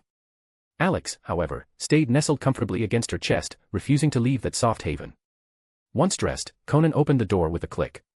Her expression was cold and emotionless as she looked at the sky ninja standing outside in black attire. The man's face twitched nervously. The moment he saw Konan, a flash of shock crossed his face before he quickly bowed his head, not daring to look again. What the? Why does the new leader suddenly look so young? She looks over 10 years younger. If not for the familiar pressure of Kage-level chakra radiating from her, he would have thought the woman before him was the leader's twin sister. What is it? Hearing the familiar voice, though slightly younger in tone, the sky ninja immediately bowed lower. Lady Konan. The third level of the sky fortress was too heavily damaged. It's almost completely destroyed. We have no choice but to abandon it. Then abandon it, Konan said coldly. You don't need to ask me about such trivial matters. The airborne fortress was vast, losing one layer was hardly a major issue. It could always be rebuilt later. The sky ninja, sweating at his temples, trembled as he stammered. But, the third level was also the fortress's main energy core. It's been completely destroyed as well. Conan's brows furrowed. You mean the energy source is gone, and the fortress can no longer fly? Her cold, suffocating aura pressed down on him like a weight of ice. This sky fortress was under Akatsuki's command, she would not allow anything to go wrong. The man nearly fell to his knees, gritting his teeth as his voice quivered with fear. Why, yes, my lady. This fortress is massive and heavy, it could only float using the previous leader's special energy source. The secondary power core on the second level is empty. Without that special energy, it can't function. Conan's oppressive chakra grew heavier, forcing the man's forehead against the cold stone floor. Now that her body had been rejuvenated and her ailments gone, her chakra refinement rate had increased by 30%, and her total chakra capacity had doubled.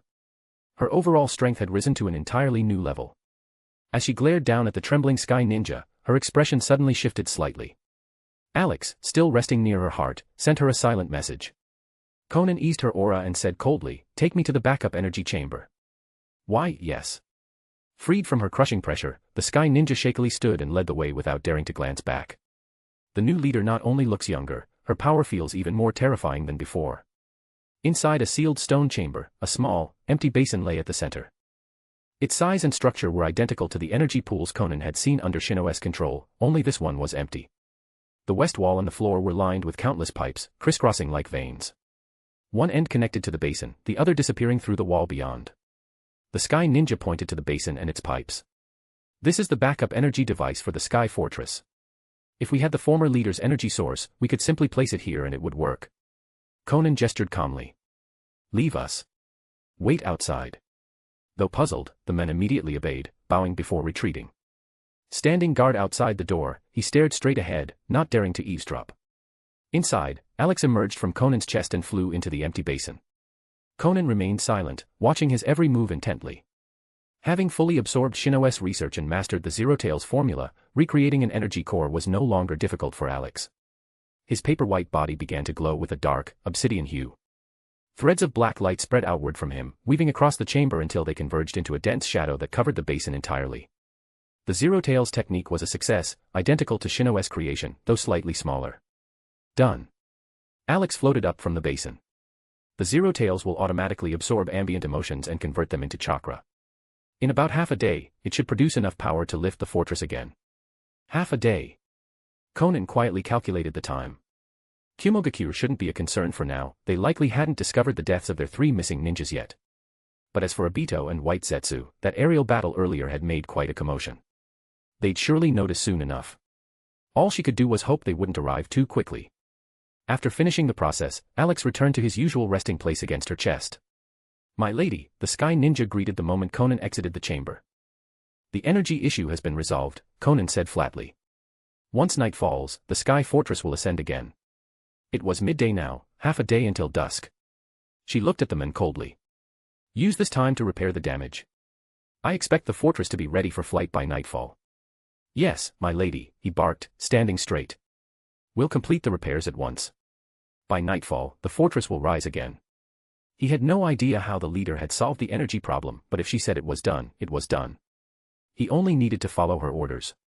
Go, Konan dismissed him with a wave before returning to her quarters. Alex, what's our next move? Sitting on the stone bed, she looked up at him floating before her. Their mission with Shino was complete, it was time to plan their next step. Alex drifted lightly in the air. With the dark medical ninjutsu and all of Shino's research data, I can now perfect the Chimera technique. I've already upgraded it, no more side effects, and it no longer requires consuming people. The Chimera technique had finally reached its completed form, far surpassing its original creator, Hirako. Konan's expression softened slightly. Then, do you have a target in mind for your first Kekkei Genkai? Uzumaki, Senju, Uchiha, Kagaya, Hyuga, Otsutsuki, she was curious which bloodline Alex would choose first. Uzumaki, Alex replied without hesitation. The remaining members of the Uzumaki clan. Konan murmured, thoughtful. You mean Uzumaki Naruto? Through her final conversation with Nagato before his death, she had learned that Naruto was also an Uzumaki. Though it was strange, his hair was golden, not the crimson typical of the clan. Alex, taking a bloodline sample, will it harm the person? She asked softly. If it would, she didn't wish to hurt Naruto, the one Nagato had entrusted his dreams to. No. I only need a bit of blood, or another small biological sample. Konan exhaled in relief. Good. Then Naruto won't be hurt. Alex shook his head. He's not the first target. What a joke, Naruto might be simple-minded, but Konoha wasn't. They'd never allow anyone near their Nine-Tails Jinchuriki's body. That would be a nightmare to pull off. Not Naruto. Konan frowned, a red-haired figure flashing through her mind. Then. Uzumaki Karen. She remembered her vaguely, from the time Sasuke's Taka team had briefly joined Akatsuki. Alex still shook his head. Not her either. Then who? Konan asked. Chapter 34, Uzumaki Anoka. Chapter 34, Uzumaki Anoka. Uzumaki Anoka. Uzumaki Anoka. Konan repeated softly, frowning as she searched her memory. After a brief pause, she shook her head. Never heard of her. In all the intelligence Akatsuki had gathered over the years, that name had never once appeared. Alex explained, I found her name in Shino's remaining research notes. He had heard of Anoka before, but never knew her exact location. Unexpectedly, Shino had once infiltrated that very island, and even recorded its coordinates. Konan, do you know the land of the sea? Konan nodded slightly. Yes. It's a small country out on the ocean. Its people live scattered across a few islands. She looked up at Alex. You're saying Uzumaki Anoka is there? That's right, on one of the islands known as Summoning Island. Alex remembered it well. Summoning Island, also called the Isle of Forgetfulness, was home to countless summoning beasts. Anoka had apparently been captured by researchers there, forced to use her sealing techniques to help develop the so-called ultimate summoning beast. He wasn't sure whether the creature had been completed yet, but once it was, those researchers would likely all die, and Anoka's fate would be sealed along with them. Although the outcome was uncertain, Alex had already decided. He would go find Uzumaki Anoka first. Compared to infiltrating heavily guarded Konoha to reach Naruto, or tracking down the elusive Karen, finding Anoka would take far less time and effort. Konan agreed without hesitation. Then once the Sky Fortress rises at nightfall, we'll head straight for the land of the sea. That's the plan for now. You should rest and restore your chakra. I'll go check on the Sky Ninja's progress. Be careful, Konan reminded gently. Let me know immediately if something happens. She closed her eyes, focusing on chakra recovery. Alex gathered his paper body around him and drifted out of the room. When he entered the backup energy chamber, 5 Sky Ninjas were already there, holding strange devices as they inspected the energy pool. Greetings, Lady Leader. The 5 immediately straightened and saluted the moment they saw the floating cluster of white paper. They didn't know whether their leader could hear through it, but they knew it was one of her jutsu, likely meant to observe their work. Alex gave no reply. After confirming the Zero Tails core was operating normally, he turned the paper swarm and drifted away toward the control hall on the lower floor. The place was bustling with activity. About 30 Sky Ninjas were working hard, adjusting and repairing complex machinery. After scanning the room and finding no issues, Alex continued onward, floating through the corridors until he emerged from the gaping mouth of a massive stone statue, out onto the surface. All remaining Sky Ninjas were gathered there. Under the command of a black-cloaked captain, they were demolishing the bizarre sculptures that littered the fortress deck, working fast and rough. Move faster, the captain roared. This is the first order from our new leader. I want it done perfectly, no mistakes. Dozens of Sky Ninjas toiled in silence, using their jutsu to shatter towering stone figures and haul the debris to the edges. From the west came the rumbling sound of collapsing statues. The deck was rapidly becoming open and spacious again. Now that's more like it, Alex thought with satisfaction. A sky garden should be grand and unobstructed. All those statues were just blocking the view. The black-cloaked commander noticed the paper cluster approaching and immediately performed a body flicker to appear beside it. My lady, do you have any instructions? He asked, bowing deeply, a nervous smile plastered across his face. When the paper didn't respond, he hurriedly continued his report. My lady, the sculptures on the deck will be cleared soon. Including the repair work, everything will be ready before nightfall. All systems have been checked and are functioning properly. We're now making final adjustments. Once the energy's sufficient, the fortress can take off again. The paper swarm bobbed slightly up and down in acknowledgement. Seeing that small reaction, the commander exhaled in relief. He glanced up cautiously and asked, voice trembling. My lady, how long will the fortress remain airborne? Our stores of food, water, and supplies might not last more than 3 days. They usually restocked once a month, and it was nearly the end of the month now. Just before they could make the next supply run, their former leader Shino had been killed. Alex paused. He hadn't actually considered that problem. Nearly 100 Sky Ninjas lived on the fortress, their daily consumption of resources was enormous.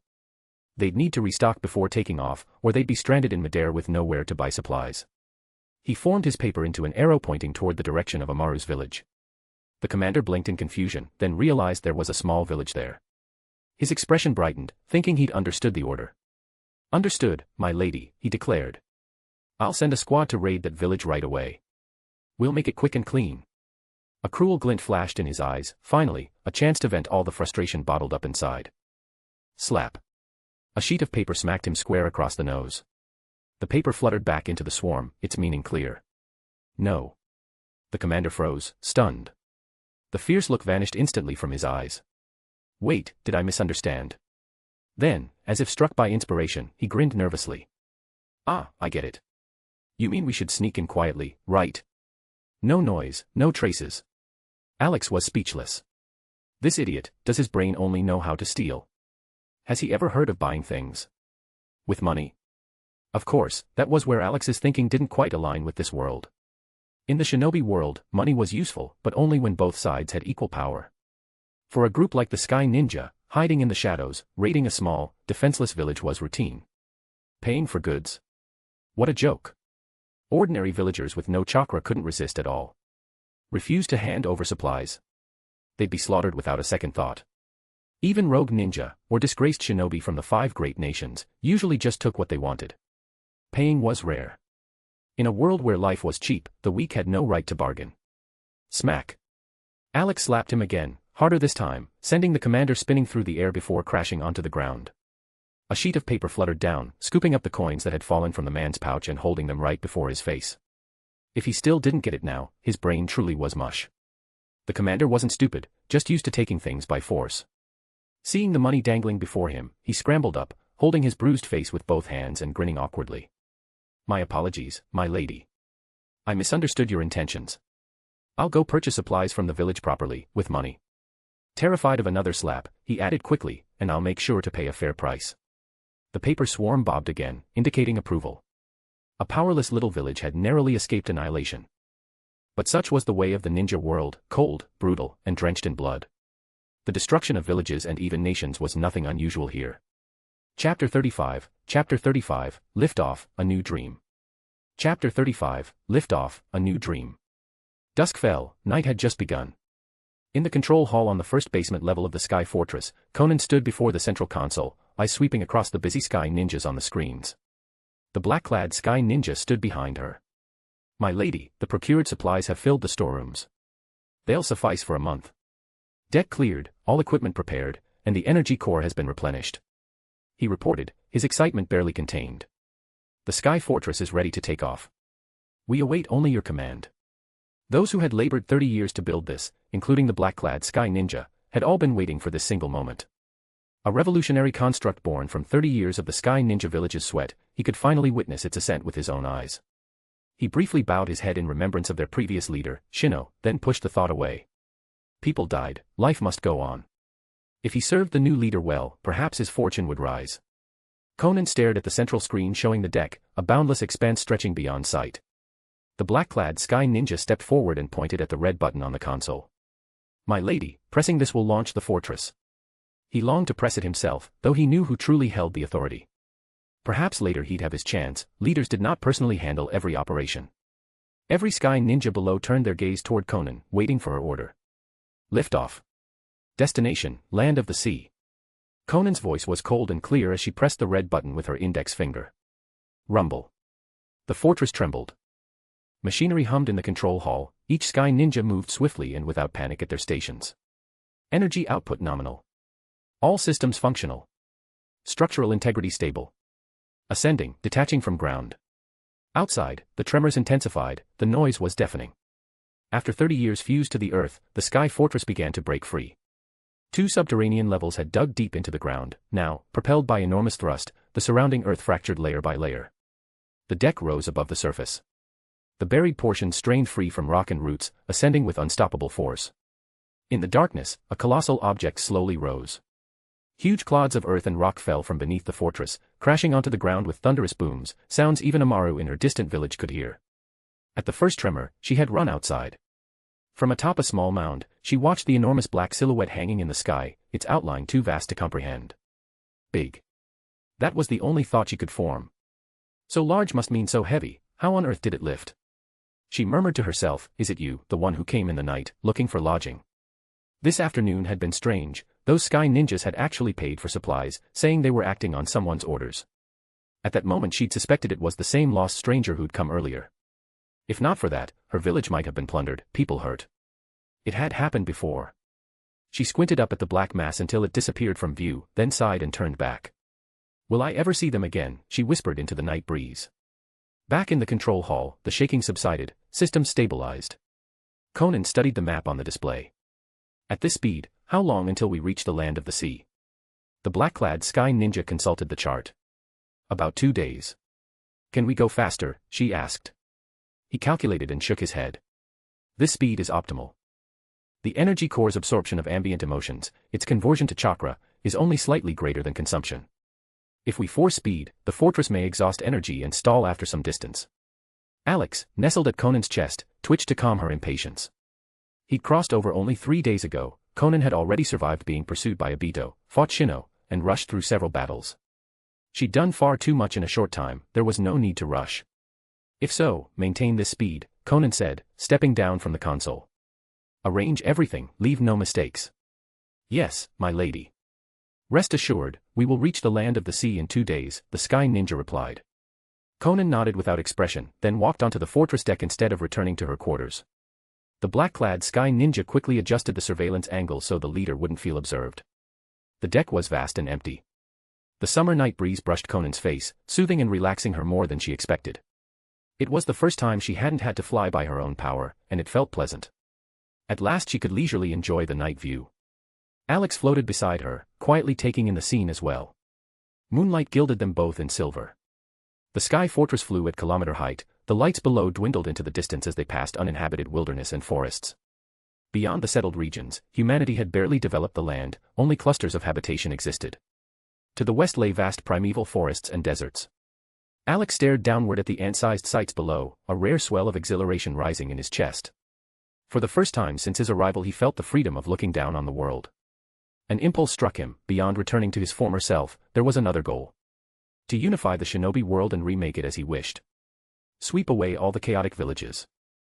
Ninjas who loved fighting would be given work instead, digging roads, building bridges, improving the land.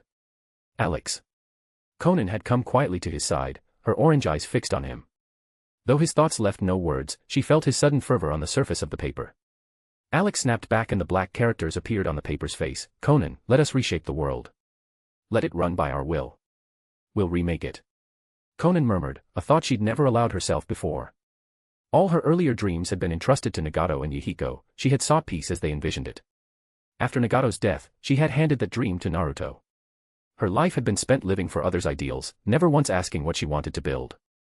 Now the idea unfurled within her like a soft, sweet bloom, and she smiled. Under the moonlight, 20-year-old Konan looked like a pale lunar goddess. She met Alex and, voice gentle, said, "If you wish it, I will create a new world with you. A world that runs by our will."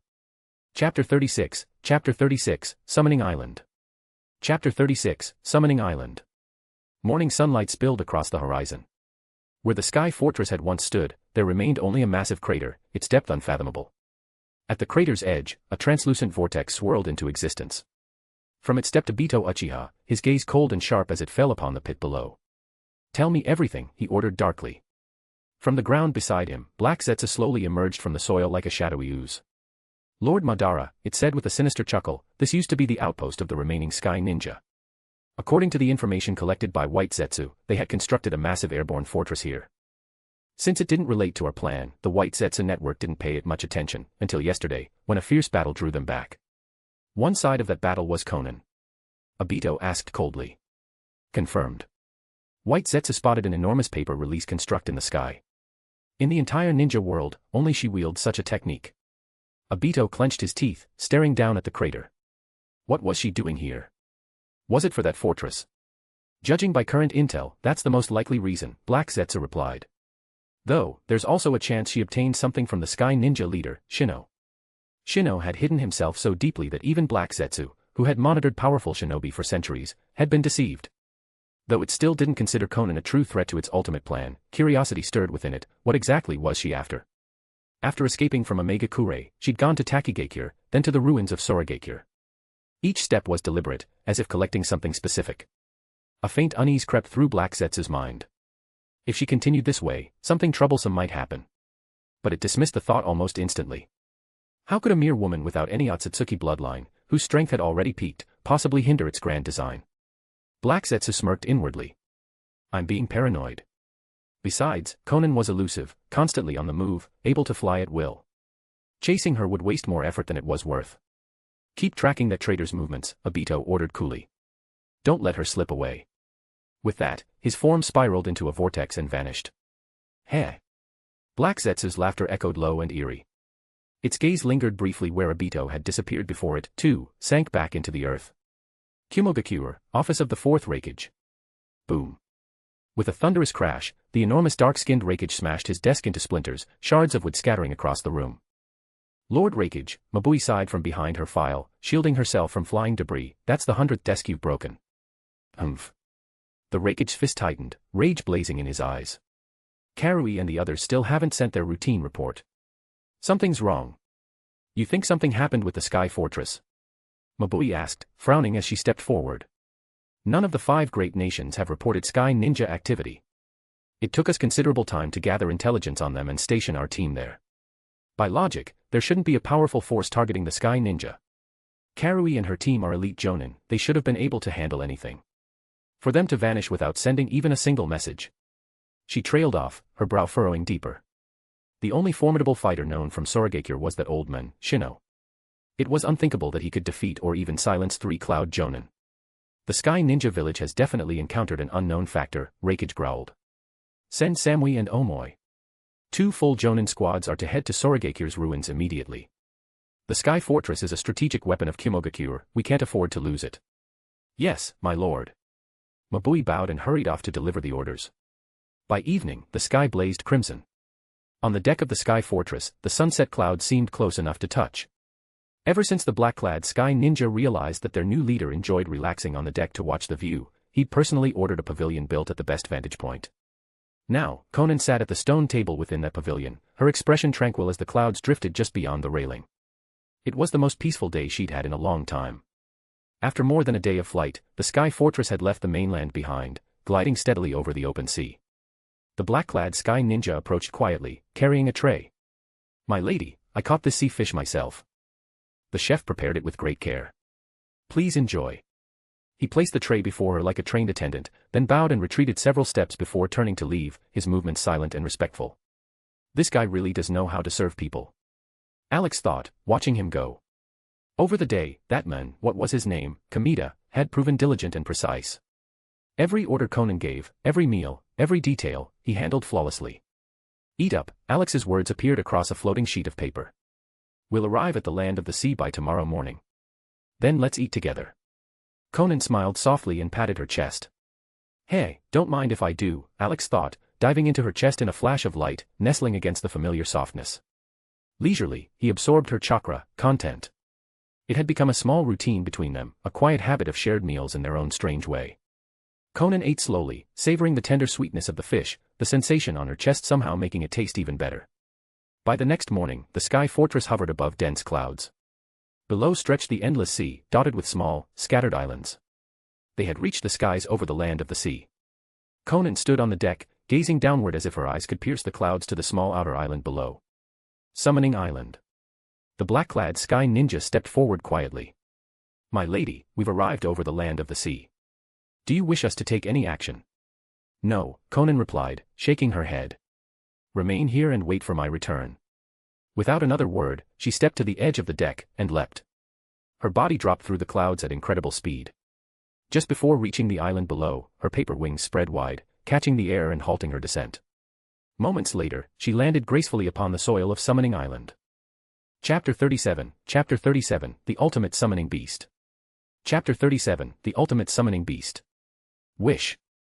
The instant Konan landed, a white pillar as thick as an arm shot straight toward her face. She stepped back half a pace, narrowly dodging the attack. With a flick of her hand, countless sheets of paper swirled together, forming a giant shuriken the size of a millstone. With a sharp hum, the shuriken sliced through the air, spinning toward the direction the white pillar had come from. Shkrrrk. The sound of flesh tearing echoed, followed by a guttural scream of pain. From behind a small hill 20 meters away, a spray of blood burst into the air. A massive purple spider toppled forward, its enormous head, large as a truck's cab, slamming against the ground. Blood gushed from the wound, pooling beneath it. A gaping hole had been carved into its forehead, and its brain, slick and crimson, was exposed to the open air. Alex floated closer to inspect it, clicking his tongue in mild awe. That's one giant spider. Back in my old world, this thing would have scared people to death. They stood on the outer edge of Summoning Island, golden sand stretching behind them, dense jungle looming ahead. Suddenly, the forest ahead shook violently. Trees swayed, earth trembled, something enormous was coming. Moments later, an entire herd of gigantic creatures burst through the foliage, a centipede the length of a train car, a gorilla 5 stories tall, mantises the size of automobiles, every shape imaginable, but all sharing one trait, enormous size. All of them bolted forward in blind panic, as though fleeing from something unimaginably terrifying behind them. Konan, head straight for the center of the island, Alex instructed, landing lightly on her shoulder. The island center was the only place where human structure stood. Konan nodded and spread her wings, soaring toward the middle. The heart of the island was barren, no trees, no rocks, just a vast clearing the size of a football field, dotted with various buildings. From the tallest structure at the center came a deafening roar and the crash of splintering walls. The outer surface was riddled with holes, as if something massive were forcing its way out from within. Konan descended and landed before a man in a white lab coat who was fleeing the main building. The researcher's face was pale with terror, tears and snot streaming down as he muttered hysterically, "It's over, it's all over." Smack. A sheet of paper struck his face, jolting him back to awareness. He blinked, dazed, then instinctively looked back over his shoulder, only for his whole body to shudder violently. He tried to keep running, to escape this cursed facility, but his limbs suddenly refused to move. Looking down, he saw himself wrapped tightly in layers of white paper, only his head left exposed. Wait. Lady Ninja, he stammered. This place is far too dangerous. We must leave now. Whatever you require, I'll do it, just not here. Please, once we're off this island, I'll obey your every command. The only thing in his mind was survival, to get as far away from this death trap as possible. Conan's tone was cold. Tell me what happened. Skip the nonsense, or I'll throw you back inside. Her icy words drained the blood from his face. He swallowed hard and babbled the truth. This morning was the scheduled activation of the ultimate summoning beast. At the mention of its name, his voice trembled uncontrollably. It's the product of decades of research, our greatest creation. It combines the powers of countless summoning beasts into one body, making it unimaginably powerful.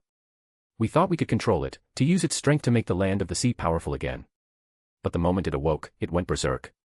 It attacked everything, everyone, without discrimination. My colleagues were torn apart and eaten in seconds. He shook violently, tears spilling again. I was the one nearest the exit. I barely escaped with my life. Please, don't send me back. That monster will kill me. So it's already awakened. Konan muttered, brows tightening. Among your team, was there someone named Uzumaki Anoka? The man's eyes widened. Anoka. You know her. Don't waste time. Where is she? She. He gulped hard. She stayed behind, to hold the creature off, so the rest of us could escape. She's in the sublevel, level 2, the place where the monster was created. Conan's eyes darkened. She wrapped the man completely in paper, mummifying him, and hurled his bound body into a nearby tree. Stayed behind to hold it off. She thought coldly. More likely abandoned, or betrayed. In the next instant, her body vanished in a blur, using the body flicker technique to dart into the central facility. The moment she entered, the stench of blood hit her like a wall. The hall had become a slaughterhouse. Blood and mangled flesh carpeted the floor, splattered across the western wall in dark streaks. From gaping cracks in the floor, blood-red tentacles burst upward, punching through the walls before snapping back like whips, dragging along pieces of what they'd snatched. Some were summoning beasts, others were human. All were crushed and shredded, their blood pouring down the tentacles in crimson streams. Conan's expression hardened. Even that brief glimpse of the tentacles revealed an aura, dense and deadly, unmistakably Kaga-level. If just one tentacle stretched tens of meters long, the size of its full body was almost unimaginable. Without hesitation, Konan leapt into the gaping hole in the center of the floor, plunging down to the second underground level. The space below was vast. There, Uzumaki Anoka knelt weakly, her face deathly pale. Before her loomed a massive glass chamber, the size of a basketball court, filled with a viscous green fluid. Suspended within it pulsed an enormous blood-red mass of flesh, heaving slowly, grotesquely. Golden chains wrapped around it like a web, sealing most of its surface, but the exposed areas writhed violently, sprouting 9 enormous tentacles that reached upward through the shattered ceiling, clutching at prey above. The green liquid had long since turned scarlet, thick with layers of shriveled corpses, both human and beast alike. All their flesh and chakra were being absorbed, feeding into the writhing mass within. What do I do? Anoka gasped, her chakra nearly depleted. I can't hold on. The golden chains at her back flickered weakly, on the verge of disappearing. She stared helplessly at the creature in the chamber, whose size had already grown tenfold since its awakening. Worse still, the ultimate summoning beast showed no sign of stopping. It continued devouring everything in reach, its power swelling by the second. Her adamantine sealing chains could no longer restrain it. It's over. Anoka whispered as she collapsed, the golden chains behind her shattering into light. She had exhausted every drop of chakra, she could no longer hold the monster back. Now, nothing stood between the beast and the island's destruction. Half conscious, her eyes fluttered open one last time. The colossal tentacles rose again, surging toward her like spears. She couldn't move. Couldn't resist. So she simply closed her eyes, and waited for death to come. Chapter 38, Healing Anoka. Chapter 38, Healing Anoka. A tentacle as thick as a bucket froze in midair, its barbed tip stopping less than a centimeter from Anoka's eyes. The spike withdrew abruptly, retracting back into the tentacle's flesh. The ultimate summoning beast seemed intent on toying with Anoka before killing her. The sticky, blood-slick tentacle slid across her face again and again, leaving raw crimson streaks. This hateful human had kept it bound for so long. The tentacle lifted away from her cheek, swung through the air once, then moved over her back. At its tip a new thorn of flesh began to form, choosing the lower portion of the golden chain sight on her back as its target. Though the barb's tip was no thicker than a needle, the entire thorn's body was terrifyingly thick, like a human thigh. If it drove in, it would make a massive hole in Anoka's back. THCK. The tentacle stabbed down, the spike piercing completely through Anoka's spine and embedding into the ground beneath her. This is what death feels like, because I'm dying, I can't feel the pain. Anoka spat a mouthful of blood. Her half-open eyelids drooped, about to close forever.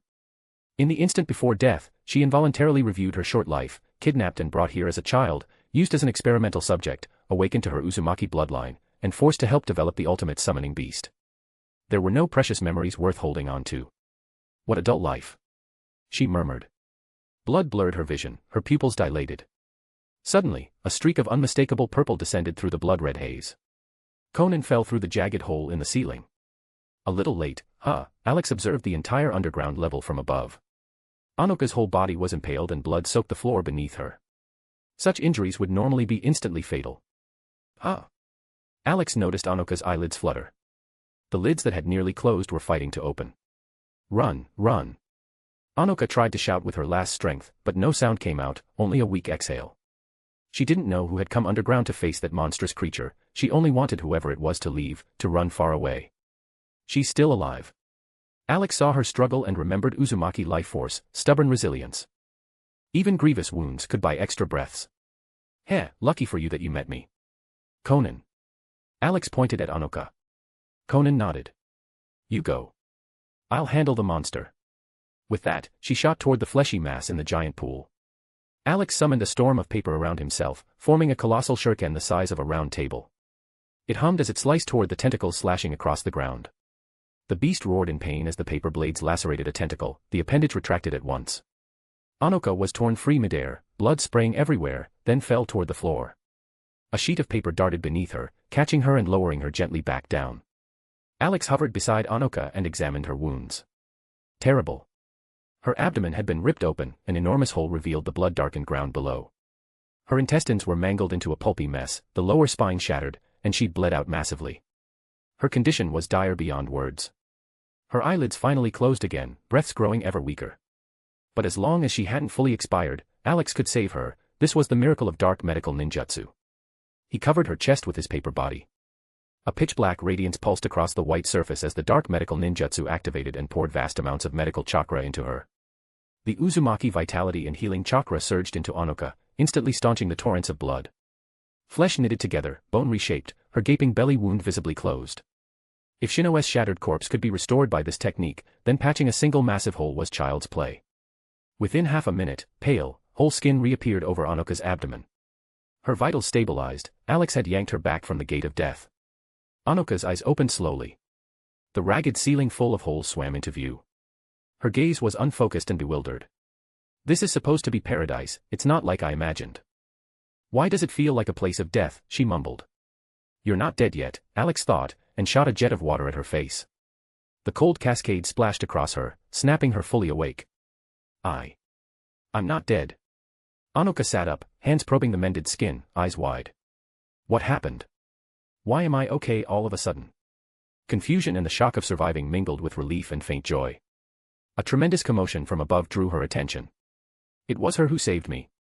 There was no one else nearby besides the figure fighting the ultimate summoning beast, so it had to be that person. Alex had already returned to Konan's side by the time Anoka regained consciousness. This thing is tricky, he murmured, perching on Konan's right shoulder and staring down at the writhing abomination. The monster's body had been heavily wrapped in layers of paper, forming a vast white sphere, but the wrapping couldn't contain it. Tentacles had already pierced the paper shell, reaching out to strike Konan in the air. With several tearing sounds, the white shell ruptured, the outer paper was shredded to ribbons, exposing the blood-red flesh beneath. The core swelled and deformed further, smashing into the ceiling and pulverizing the rock above as it pushed upward. Rumble. Massive chunks of stone rained down, the underground chamber shook violently. No good. This place is collapsing, get out, now. Alex warned. Konan dodged the thrashing tentacles, manipulating her paper to wrap Anoka and carry her upward. They burst through 2 successive holes and shot up toward the surface, then dashed out of the ruined building. Boom. The structure collapsed just after they left, the ground trembled incessantly. Dozens of thick tentacles pierced the wreckage and swung through the air, sending chills down one's spine. Chapter 39, The Enhanced Adamantine Sealing Chains. Chapter 39, The Enhanced Adamantine Sealing Chains. Boom. The ruins of the building burst apart as a long, crimson form erupted from underground. It was immense, towering as high as a skyscraper. The ultimate summoning beast had surfaced completely. Its red body writhed, covered in a countless number of slimy, wriggling tentacles. The sight alone was enough to trigger anyone's deepest disgust. From its original mass of flesh, the creature had now transformed into a full-fledged nightmare. The land of the sea really lost its mind, Alex thought dryly. Did they actually think they could control something like this? What stood before them was nothing less than a biological disaster, one that could easily wipe out its own creators. Beside Konan, a tightly wrapped mummy began to move, muffled groans escaping from within. Konan flicked her hand, recalling her paper bindings to reveal Uzumaki Anoka beneath. I could barely breathe. Anoka gasped, taking a deep breath before turning to Konan. Thank you for saving me. Then she saw the towering monster and her expression hardened. That creature has already evolved into its complete form. If it continues to grow, it'll become a catastrophe for the entire ninja world. Even as she spoke, dozens of tentacles shot out from the beast in every direction, striking deep into the forests of Summoning Island. Giant centipedes, scorpions, gorillas, all the native summoning beasts were seized at once. None could resist, the tentacles coiled around them, and the tiny fang pores along their surfaces dug in to drain blood and flesh. One by one, the massive beasts shriveled to dry husks. Rivers of crimson life essence surged through the tentacles and flowed into the creature's body. Its colossal form swelled once more, its growth seemingly without limit. Anoka's face paled further. If this continues, it'll keep getting bigger, stronger, unstoppable. The beasts on this island will be gone soon, and after that, it'll move to the nearby islands. The people of the land of the sea will become its prey, then the creatures of the ocean, then the entire world. The thought made her chest ache with guilt. The monster's creation was partially her doing. Konan frowned. You're saying this thing can grow infinitely? Highly likely, Anoka answered grimly. It hasn't even reached its true limit yet. The ultimate summoning beast was made by combining the strengths and genes of every other summoning beast we could find. Its potential is immense. A bitter smile crossed her face. We researchers thought we could control it. What arrogance. She stared at the monster with a resolute expression. I don't know who you are, but thank you for saving me. Now please, get away from here. I released this monster, it's my responsibility to stop it. I won't let it harm the world any further. Her voice softened into a whisper. I don't want anyone else to die because of me. Then, without hesitation, she leapt forward, landing before the monstrous creature. You abomination, you should never have existed. This was my sin, one I'll correct myself. Wish. Wish. Wish. Adamantine sealing chains. Anoka shouted as 9 golden chains erupted from her back, shooting forth at blinding speed. They wrapped around the ultimate summoning beast in an instant, binding its massive frame. Thanks to Alex's earlier healing, her chakra reserves had fully recovered, and perhaps due to her near-death experience, her Uzumaki bloodline had awakened to a deeper level. Her adamantine sealing chains were now far stronger than before. Where she had once only been able to produce 5, she now manifested 9, just like Kushina Uzumaki herself. As one of the Uzumaki clan's greatest hereditary techniques, the chain's power to restrain was unmatched. Even the complete Ninetales had once been immobilized by them, let alone this creature, which was still far from that level. But this was clearly Anoka's limit. D*MN it. I can hold it, but I can't kill it. She gritted her teeth, forcing the chains to constrict. Blood splattered from the creature's surface, raining from the sky, but the damage barely mattered. Its regenerative ability was monstrous, whatever injuries the chains caused were instantly healed. Anoka's face grew pale again. Still not enough chakra, if only I had more. Holding the beast in place was already all she could manage. To exert killing force would require far more chakra than she had. Behind her, Konan watched in quiet awe as 9 golden chains stretched across the heavens. So this is the power of the Otsutsuki lineage, the Uzumaki bloodline. She murmured. Even though Anoka's own combat strength was far below Jonin level, her bloodline alone allowed her to restrain such an enormous monster. Konan recalled the old stories, how when the Uzumaki clan still thrived, even a single Jonin could subdue rampaging tailed beasts with ease. She had once doubted those tales, now she believed them completely. The Uzumaki sealing arts truly were the nemesis of colossal creatures, especially the adamantine sealing chains. Even a Biju could be bound helplessly within them. The power of a bloodline limit, it's truly an insurmountable wall for ordinary shinobi. Indeed, Alex agreed. The shinobi world revolves around bloodlines. Every powerful Kekkei Genkai is connected, in some way, to the Otsutsuki. Konan's expression softened into a rare smile, as radiant as a blooming violet hydrangea. Fortunately, I have you. With Alex's power, even the limits of bloodline could be broken. The strength of such clans would one day flow within her as well. A blood-stained paper sheet floated before Alex, sampled earlier from Anoka's wounds. With the Chimera technique, he could refine it into pure Uzumaki bloodline essence. But now, he had a better option. Alex's gaze turned toward Anoka's back, where 9 golden chains blazed with divine light. Her bloodline had evolved, her chakra and vitality were far more potent now. A fresh sample would be far superior.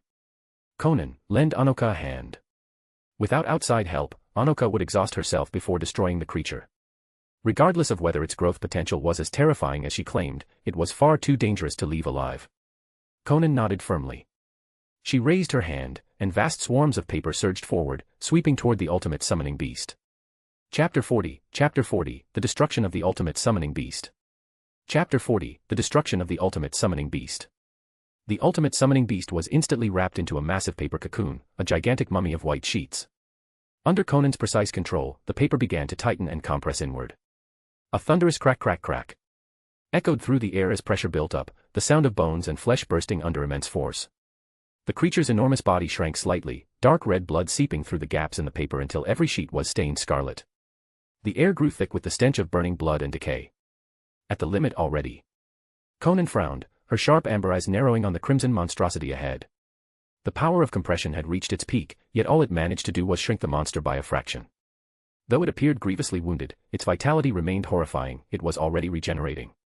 Alex observed silently, analyzing everything. Through their past battles with Obito and Shino, Konan's weakness had become clear, she lacked a single decisive, high-damage attack. 6 billion explosive tags didn't count, that technique required immense preparation time and resources. Konan herself knew it well. She poured nearly all her time into refining her paper release, leaving little room to learn other ninjutsu or powers. And back then, she'd never had the opportunity to do so anyway. Konan, ask Anoka if she has any ideas. Konan nodded and descended beside Uzumaki Anoka. Anoka was trembling, knees hitting the ground, face pale and dripping with sweat. Her breathing was ragged, it was clear the adamantine sealing chains had drained her to the edge of collapse.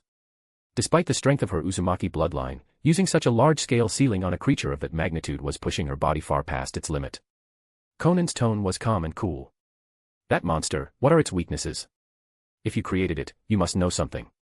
Anoka bit her lip, racking her memory before lowering her head in defeat. I'm not sure.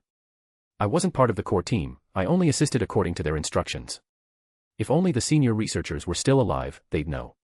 But she looked toward the beast's bloody form. They've probably all been eaten by it. Her voice trembled. You should go. I can't hold on much longer. Konan interrupted flatly. No. There's still one alive. A paper-wrapped figure drifted from behind a nearby tree.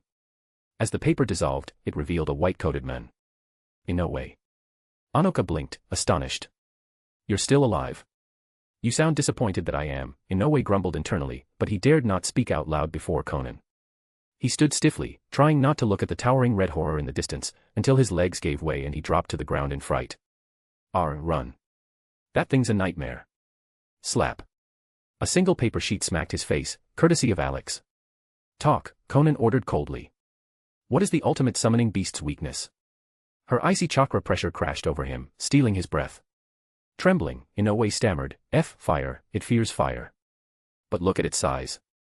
What fire could possibly burn it completely? He gulped, eyes darting between Konan and the monster. So, maybe we should just run. No one can kill that thing. Fire, huh?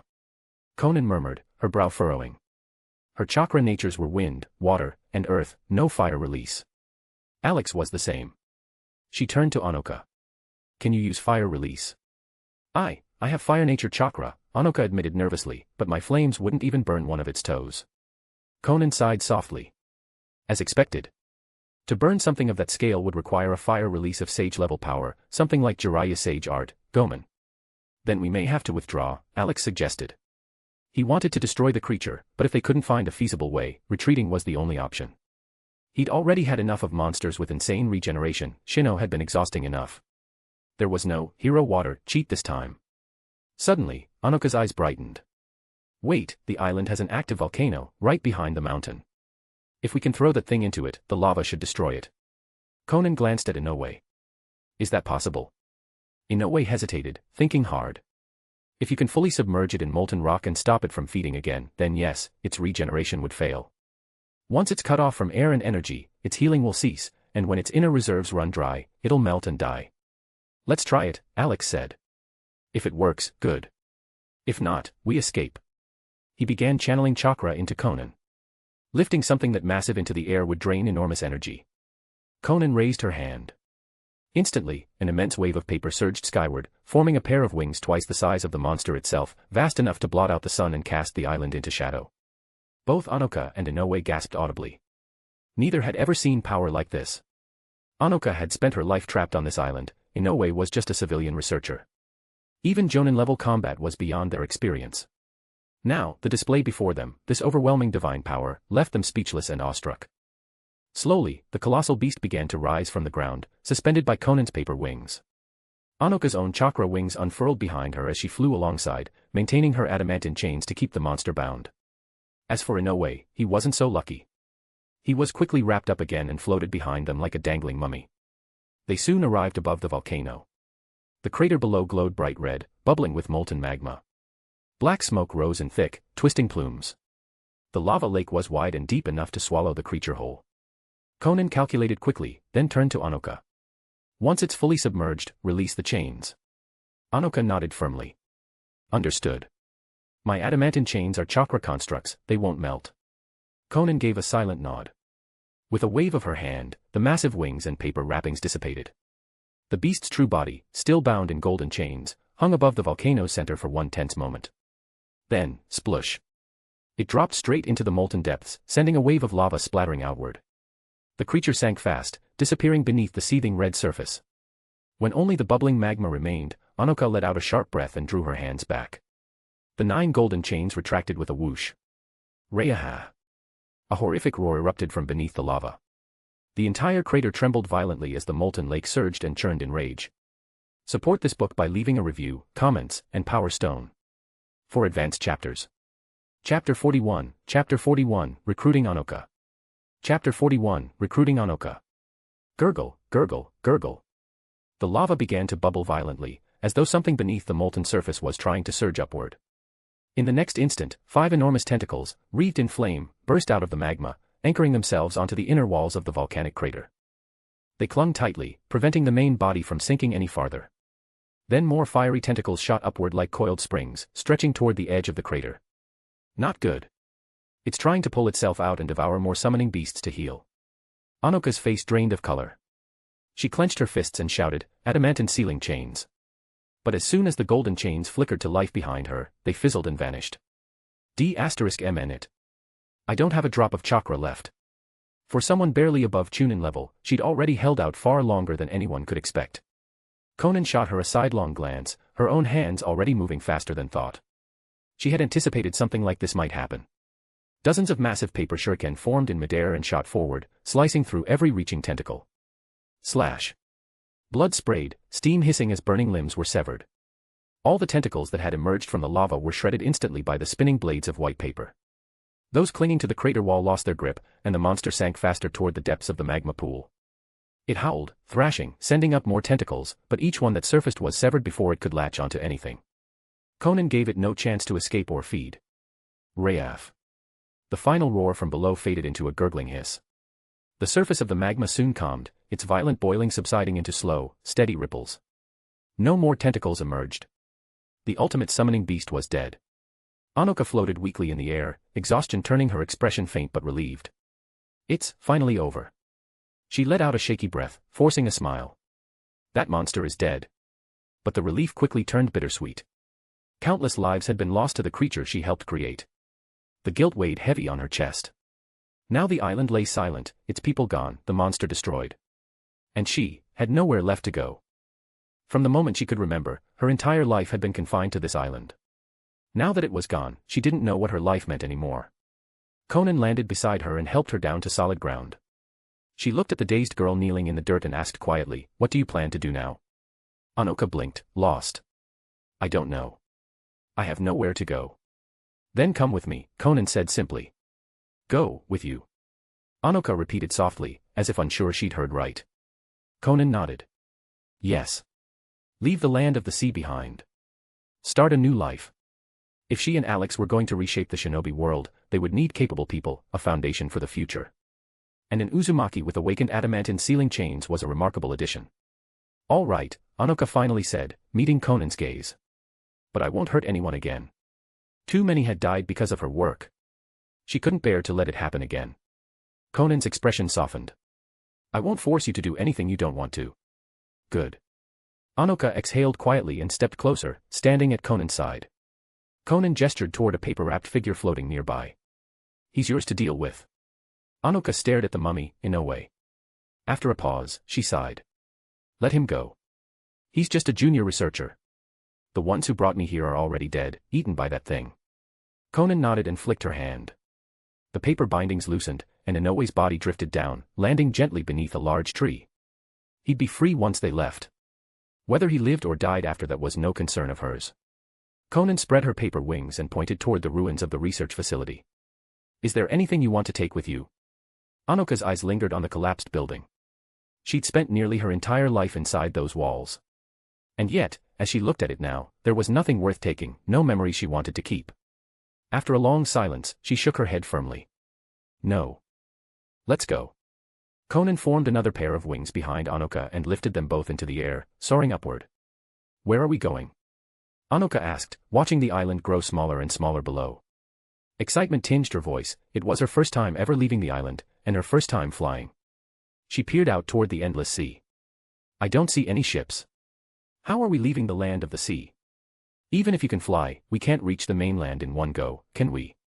"There's no need for ships," Konan said with a faint smile, pointing skyward. "Our base is up there." Anoka blinked. "Up, there." As she looked up, she saw only rolling clouds and a bright expanse of blue sky. Alex, floating near Konan's shoulder, watched Anoka's bewildered face with amused anticipation. Whether in his past life or this one, the Air Ninja Fortress was something truly monumental, a miracle of engineering and chakra. It never failed to leave newcomers stunned. And to think, this fortress now belonged to him, and had been claimed by the beautiful Konan herself. The thought alone made Alex's paper body hum with satisfaction. And now, with Anoka joining them, they'd gained a powerful new ally, a promising step toward their dream of reshaping the world. With two swift gusts, whoosh, whoosh, Konan and Anoka broke through the clouds and landed atop the vast deck of the floating fortress.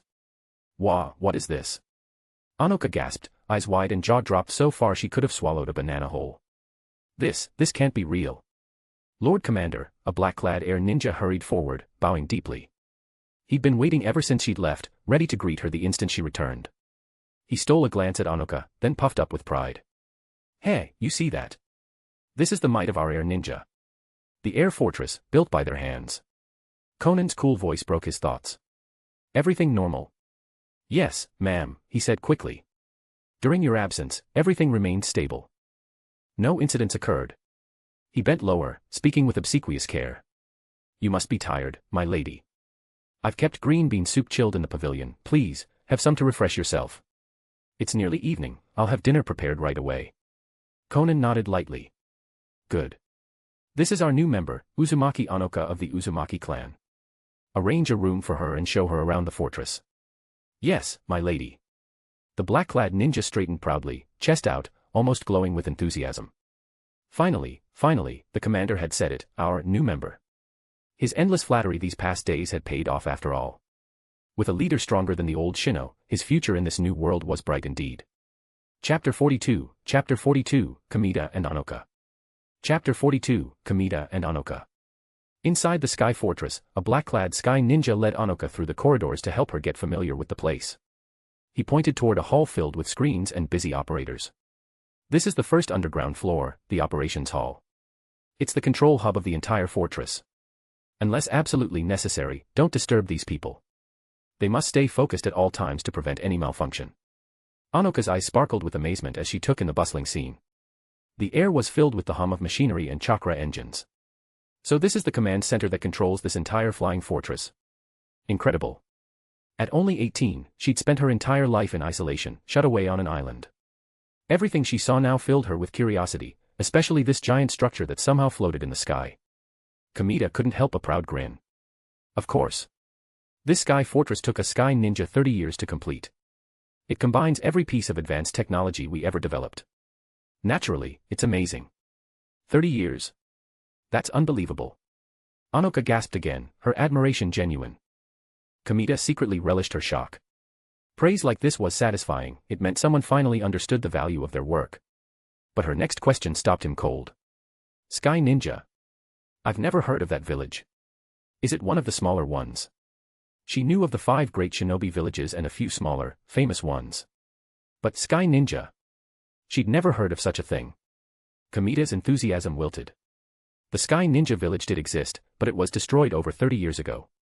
Perhaps it was time to finally let go of that name. 30 years, a whole generation. Now, fewer than 1/10 of the fortress's crew were survivors from those days. Most were under 30, born long after the village's fall. For them, Sky Ninja was just a story told by old men, a symbol, not a home. Rebuilding the village had always been a hollow command, not a dream. Few had the drive, and even fewer the power, to make it real. Kamita sighed quietly. Maybe this was better.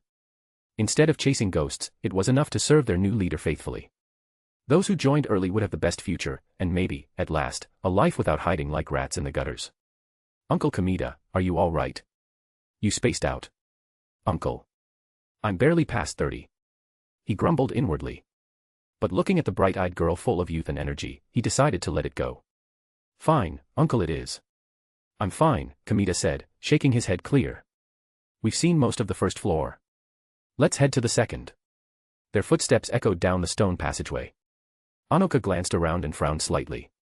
The Sky Fortress is huge and magnificent, but the inside, it's a bit rough.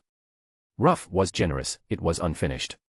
The walls and floors were all bare stone, uneven and coarse. There wasn't a single ornament or proper piece of furniture in sight. Alex had complained about that before too, deciding that one day, he'd have it remodeled into something worthy of the name fortress. Kamita shot her a weary look. No money. He wanted to fix it too. But renovating something this size would cost billions of Rio. The fortress's current reserves were only a few 100,000, barely enough to cover maintenance and food. He'd been thinking for days about how to ask Konan for funding. Salaries for their 100 personnel, the daily energy costs, supplies, repairs, it all added up fast. By next month, the current budget wouldn't hold. Anoka gave an awkward laugh. Ah, right. I guess that makes sense. She wasn't one to judge, she'd never even handled money before. Growing up on the island, her needs were provided for, she'd never been paid a single coin. Kamita stopped before a small stone chamber and gestured toward it. This is the energy core of the Sky Fortress.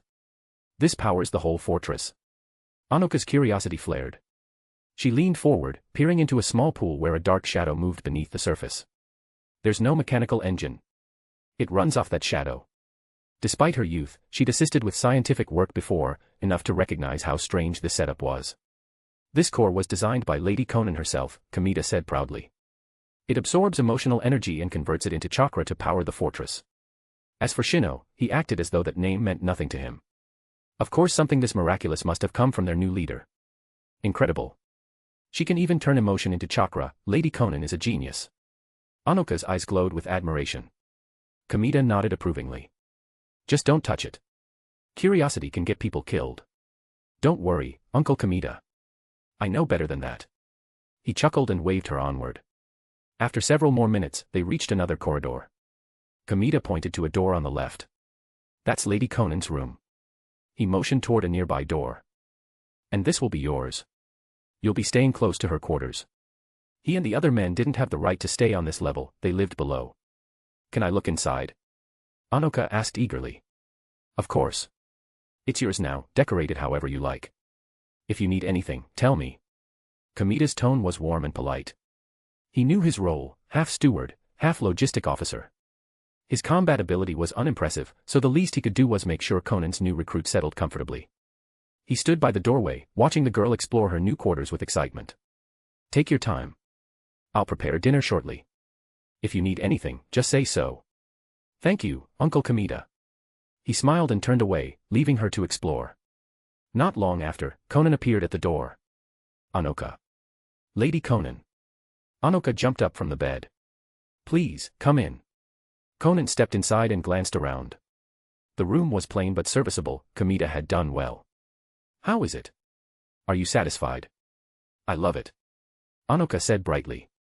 After a brief exchange, Konan got to the point. Anoka, I need a small sample of your blood. No problem. Anoka replied instantly. She'd been a test subject for years, needles didn't even faze her anymore. She accepted the syringe from Konan and drew blood from her own arm with practiced ease, filling it neatly to the mark. Is this enough? I can give more if you need.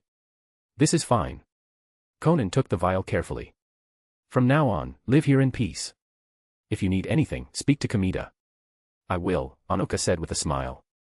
I just hope I can be of use to you one day, Lady Konan. Konan gave a faint nod of approval, exchanged a few encouraging words, then left the room. Once she returned to her quarters, her voice echoed softly in the air.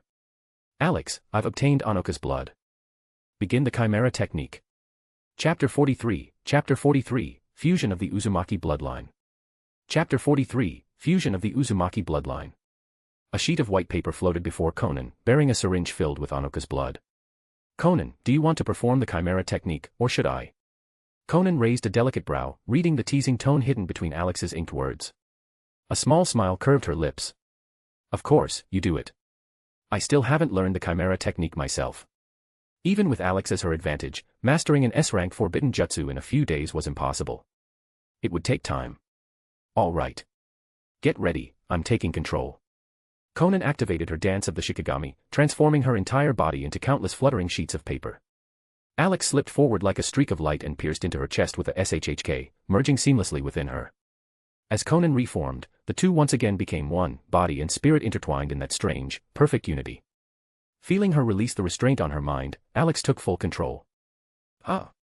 He felt the difference immediately, her body was lighter, more vibrant than before.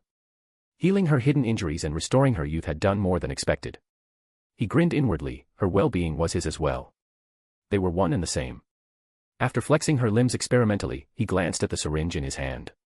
Let's begin. He pressed down the plunger, sending a stream of crimson blood into the air. The liquid didn't fall but gathered within a glowing white orb forming above his other palm. The Chimera technique, activate.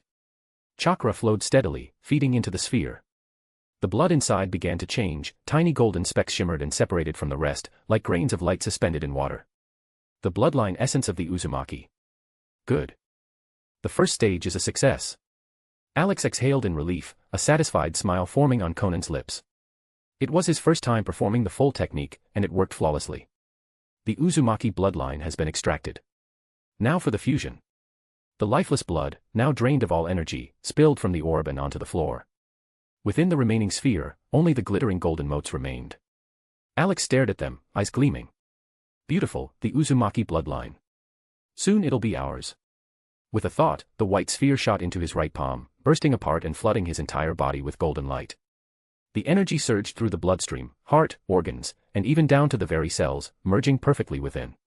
Under the power of the Chimera technique, the new genetic code fused seamlessly with the old. The Uzumaki bloodline.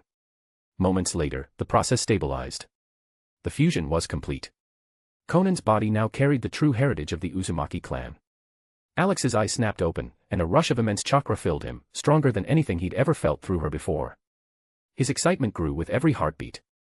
Before the fusion, her chakra reserves were already high, now they climbed past that, doubling, tripling, stopping only at roughly 6 times the amount she once had.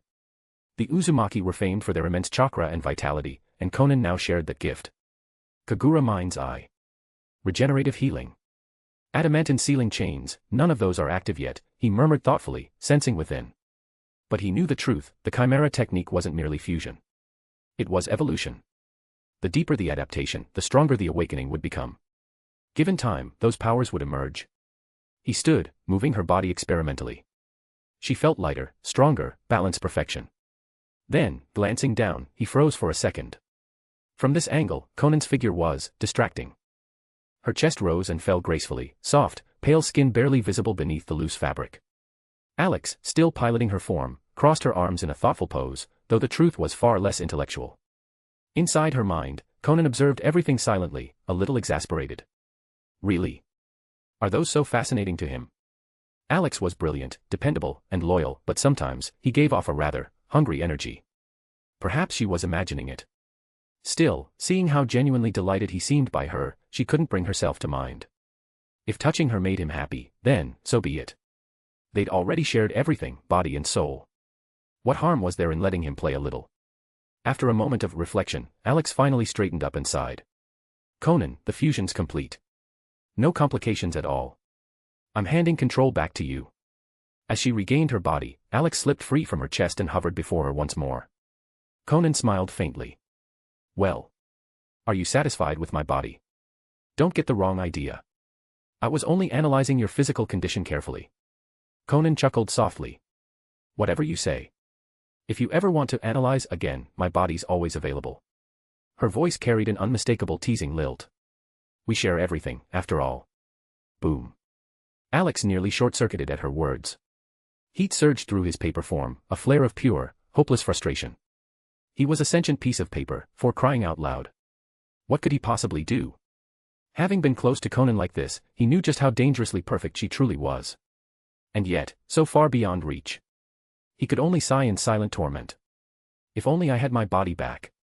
Konan, noticing his sudden silence, didn't comment. She was too busy marveling at the power flowing through her veins. Amazing. My chakra has tripled, and my body feels so much stronger. Joy and disbelief danced in her eyes. Alex hadn't lied, he truly could make her stronger, far faster than she ever imagined. If a single bloodline could grant such power, what would happen when she fused more? For the first time in years, Konan saw hope of vengeance, and of reviving her fallen comrades. Alex, you're incredible, she whispered, eyes shining. Overcome by emotion, she suddenly pulled the floating paper form into her arms, holding him close. Hey, Konan, what are you? She only smiled in response and carried him toward the bath. If he admired her body so much, perhaps she could reward him a little. It was, after all, the only way she could think of to thank him properly. Chapter 44, Konan, Alex, help me blow dry. Chapter 44, Konan, Alex, help me blow dry. After a short while, Alex wobbled out of the bath, dizzy and his mind full of vivid images of Konan. Even though he was only a sheet of paper now, that slender line of temptation left no space in his thoughts. Wow, that was an incredible reward. Alex's soft paper form felt rigid with excitement. He hovered midair for a moment, steadying himself, and checked his own status. Konan's fusion with the Uzumaki bloodline had brought benefits to him as well. His chakra capacity increased, his storage limit had risen, and he could now hold up to 10 koku of chakra. Creak. The bathroom door opened and Konan stepped out. She was bare-chested for a moment, and Alex's attention snapped to the sight in front of him. His eyes nearly glued to the gentle rise and fall of her form. Her light violet-blue hair was still damp, beads of water trailing down her smooth cheeks, along her slender neck, and resting just at the hollow of her collarbone. The droplets trembled with each of her steps. She walked in front of him, stretched, and then slowly dressed, every movement unhurried and graceful, displaying her perfect figure in motion. Once clothed, she sat on a stool. Alex, can you help me blow dry? She asked. Blow dry. Where? Alex knew exactly what she meant. He flew above her head and, using his paper body, generated a gentle breeze, like a hairdryer. Wind release, hair drying technique. Konan's violet strands swayed and dried under the soft wind, releasing a fresh, faint scent. Done. Alex looked proudly at his handiwork. Her hair was smooth and glossy, split ends had been trimmed away by paper shears he'd fashioned. He couldn't help feeling a little pleased. Who would have thought he'd moonlight as a hairstylist? Konan studied her 20-year-old reflection and smiled slightly. She stood, cupped Alex in her hands, and said softly, "Alex, thank you. Having you by my side feels really good." He had brought her strength and a better life, she had little to repay him with, so she offered what she could, comfort. Once again Alex was cradled in warm softness. Knock, knock. A brief knock sounded at the door. Konan straightened and smoothed her clothes before opening it. Alex and his paper companions hovered by her side. Anoka stood at the doorway. "Lady Konan, Uncle Kamita says dinner is ready. Would you like to eat on the deck or have it brought to your room?" she asked. Konan closed the door and replied, "On the deck." She preferred the pavilion's breeze and wide view whenever there was nothing urgent. Anoka followed, noticing Konan's freshly styled hair. "Lady Konan, do you have a barbershop on the Sky Fortress?" she asked, running a hand through her long red hair in mild frustration.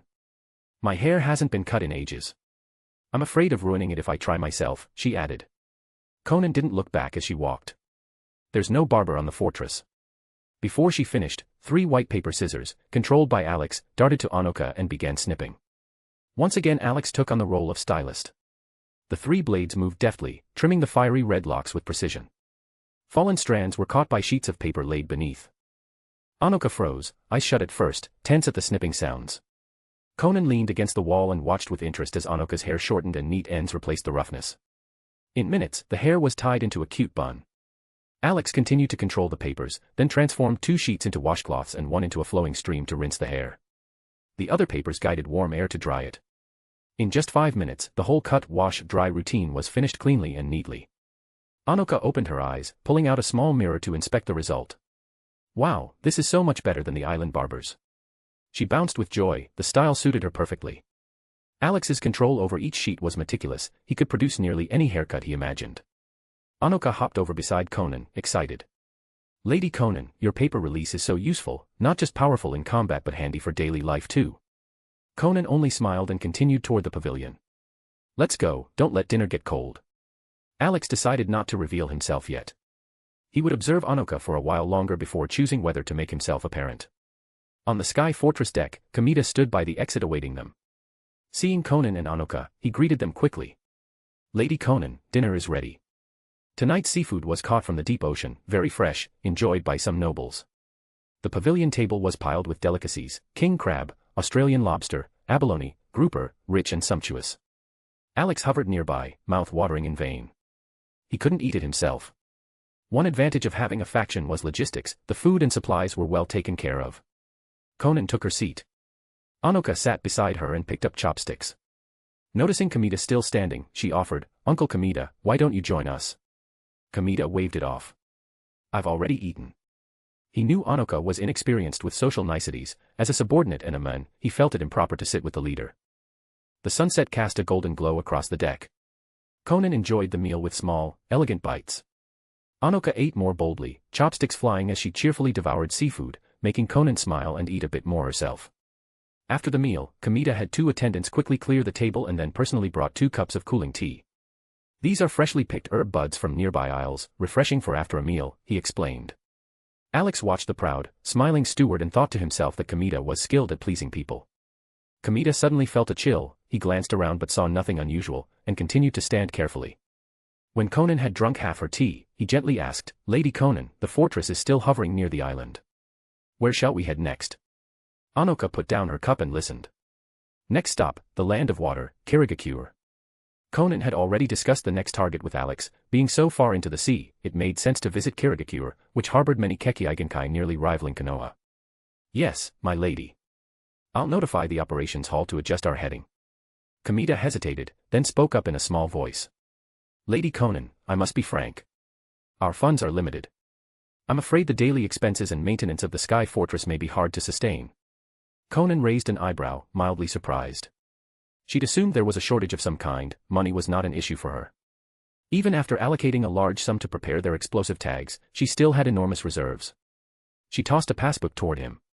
Kamita picked it up and, at just a glance, his eyes widened at the long string of zeros. Their leader truly had wealth, funds accumulated by Akatsuki over the years, some taken during Obito's control era, some from Kakuzu's hidden hoard. If Kakuzu knew his little stash had been spent, he'd likely be furious. Money, his money, gone. Kamita's mind buzzed at the sight of the figures. Chapter 45, Infiltrating Kirigakure. Chapter 45, Infiltrating Kirigakure. Inside the pavilion, Kamita left, clutching the passbook with a delighted grin as he went to relay the new orders. With such a vast sum, he no longer needed to worry. He could renovate the Sky Fortress lavishly, make it truly worthy of Lady Konan. A magnificent aerial garden had to suit her stature. Konan leaned on the railing, studying the clouds within reach. Uzumaki Anoka sat opposite, staring at the sinking sun. Konan spoke suddenly. Anoka, which sealing techniques do you know? The Uzumaki bloodline was famed for huge chakra reserves, strong vitality, and exceptional sealing aptitude. Alex naturally wanted to learn such wondrous arts. Ah. Anoka flushed and hesitated. I don't know many sealing arts. I only know the adamantine sealing chains. Konan raised an eyebrow and fixed her gaze. You're Uzumaki and don't know basic seals. Lady Konan, I was taken by the land of the sea when I was 5, I never learned sealing techniques. Do you still remember your origins? Anoka fell into thought, eyes distant. I don't remember much, only that the place I once lived was full of mist. Do you recall your family? I remember my mother. Anoka's voice trembled. If I hadn't been foolish and wandered off in that mist when I was little, I wouldn't have been captured by their shinobi. Konan sighed softly, another pitiable child. So many lives had been displaced by shinobi ambitions and state greed, families torn apart was a common tragedy in the shinobi world. Bringing peace had once been Akatsuki's founding ideal.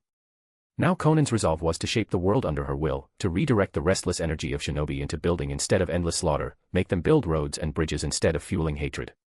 She stood and stroked Anoka's head. Don't worry. If your mother is still alive, there will be a chance to meet again. Yeah. Anoka nodded hard. That belief is what's kept me going. Alex settled on Konan's right shoulder, pondering. Learning sealing arts from Anoka had failed for now. The Uzumaki sealing arts were extremely powerful, most of the full set had vanished decades ago when the Uzumaki were destroyed, and only Konoha still kept complete Uzumaki techniques. It seemed a trip to Konoha would be necessary sooner or later. The Sky Fortress banked and began to move, heading deeper toward the land of water. Thick mists rolled in, slamming against them, Alex's paper body slapped and rustled in the wind. The fortress flew inside the cloud sea to hide its enormous silhouette before nightfall, no one should spot the floating giant. This made travel inconvenient, a clear sky would expose them all at once. Alex had planned to cloak the fortress with an invisibility barrier after mastering sealing techniques from Anoka, but that plan was postponed. The next morning, Konan woke as usual. A soft silk comforter covered her lower body, a single sheet of paper lay precisely along her torso's midline, tight enough to feel secure, only by grasping something could she sleep soundly. Her fingertips traced the paper's surface gently. After a moment, the paper trembled and Alex woke up, stretching inside. A deep breath filled the air, Konan's scent surrounded him, clearing his head and giving him a burst of energy. Last night Alex had given Konan a full body massage, she had returned the favor, working his paper limbs until he felt utterly relaxed. Good morning, Konan, another wonderful day. Alex greeted, reluctant to detach. It's not early anymore. Konan checked the sky, dawn had come. We stayed up too late last night. She rose and stretched, the sheet slid away, leaving her bare for a moment. Ever since Alex had appeared, she'd been used to these intimate mornings, his mischief often left her clothes in tatters. Alex fluttered and shook himself, drawing paper threads to dress Konan one by one. The Sky Fortress hasn't moved. It looks like we're already above the land of water. Outside the window, the scenery remained unchanged, no faint tremors suggested motion. The fortress hovered in place. Konan washed and dressed, then stepped out. Kamita waited in the corridor and hurried to meet her. Lady Konan, breakfast is ready. Do you want to eat in the pavilion or have it brought to your room? He asked. In the pavilion. Konan walked ahead with Kamita a respectful distance behind. Have we reached the land of water? Konan asked. We flew here before dawn. Right now we're over the outskirts of Kirigakure, sparse, uninhabited mountains below, Kamita reported. My men scouted, they didn't enter the village because our strength is limited. We're wary of Kirigakure's umbu. Konan nodded with approval. Well done. Kamita's face lit up, praise from the leader meant his efforts had not been wasted. Is Anoka awake? Konan asked, noting Anoka's door was shut. She left early and has been training in the practice hall, Kamita replied. Konan climbed a level and heard activity from the training room. Inside, Anoka was drenched in sweat, attempting water jutsu again and again. She formed seals and spat out a translucent water dragon, but it exploded before forming properly, drenching her. Failed again. Anoka panted, chakra nearly spent. Konan stepped in and pointed out, your hand seals were slightly off. Your water nature chakra was a beat behind. Lady Konan.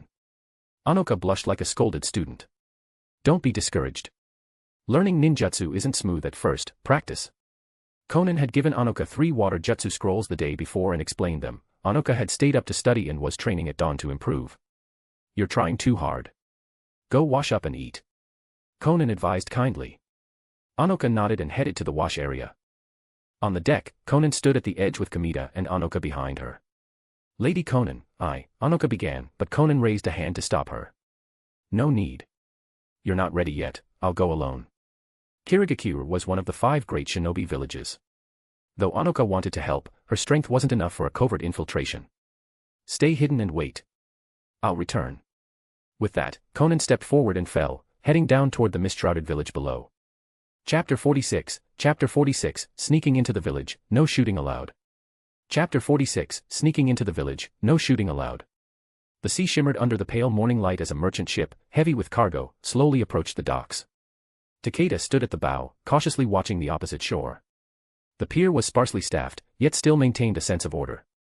Several Kirigakure shinobi were inspecting goods and keeping things under control.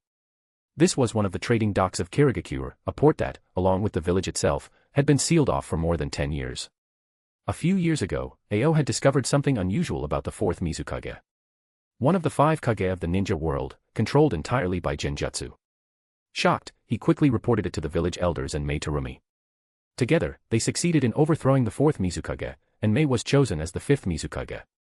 From the moment she took office, she ended the Bloody Mist era and reopened the village to the outside world, working hard to rebuild trade and diplomatic relations. But the years under Obito Uchiha's manipulation had left Kirigakure in ruins, its finances shattered, its talents drained, and its bloodline clans nearly wiped out. It would take at least a decade to recover fully. Takeda was a traveling publisher who specialized in selling novels and classic literature. He had opened bookstores in many nations and hidden villages. Now that Kirigakure was open again, nobles from the Land of Water had asked him to reopen the village bookstore. This was his 3rd trip delivering stock, and despite his professionalism, unease lingered deep inside him. The infamous Bloody Mist reputation still haunted every merchant's mind, tales of cruelty, slaughter, and endless bloodshed. If not for the assurances given repeatedly by the Land of Water's nobles and the 5th Mizukage herself, he would never have dared to set foot in this blood-soaked village again. The ship finally docked. A Kirigakure chunin with a scarred face led 3 young genin toward them. Mr. Takeda, welcome back to Kirigakure. Thank you. I'll be troubling your team again this time. Takeda forced a steady smile despite his nerves. I brought more books than before, payment will be a 3rd higher than last time. The scarred chunin didn't react much, but the 3 genin's eyes brightened at once. Kirigakure's long isolation had left resources painfully scarce. These 3 were among the first graduates since the Bloody Mist era ended, rookies who survived on simple escort jobs for a bit of pay. After years of brutal infighting, most adult shinobi were cold and silent. Only the new generation still carried a spark of youthful energy. Takeda stepped closer, pulled a book from his coat, and discreetly handed it to the scarred chunin while blocking the genin's view. Their eyes met briefly, and a knowing, suggestive smile flashed between them. Ahem. The scarred chunin kept a straight face, accepted the book, and tucked it into his pocket without even looking. For an instant, the pink cover peeked out, its title read. Ika Ika Paradise. Though Takeda had only dealt with this chunin a few times, he already understood the man's tastes well. Beneath that stern, frosty exterior was a deeply repressed soul with a very particular fondness for certain reading material. Probably years of the Bloody Mist suppression hadn't helped. This is the final volume before the author's death. No more after this. What a pity. Both men sighed with identical regret. A masterpiece beloved across the shinobi world, unfinished forever. No doubt countless innocent young men would spend sleepless nights, pounding their chests in despair. All right, let's get to work.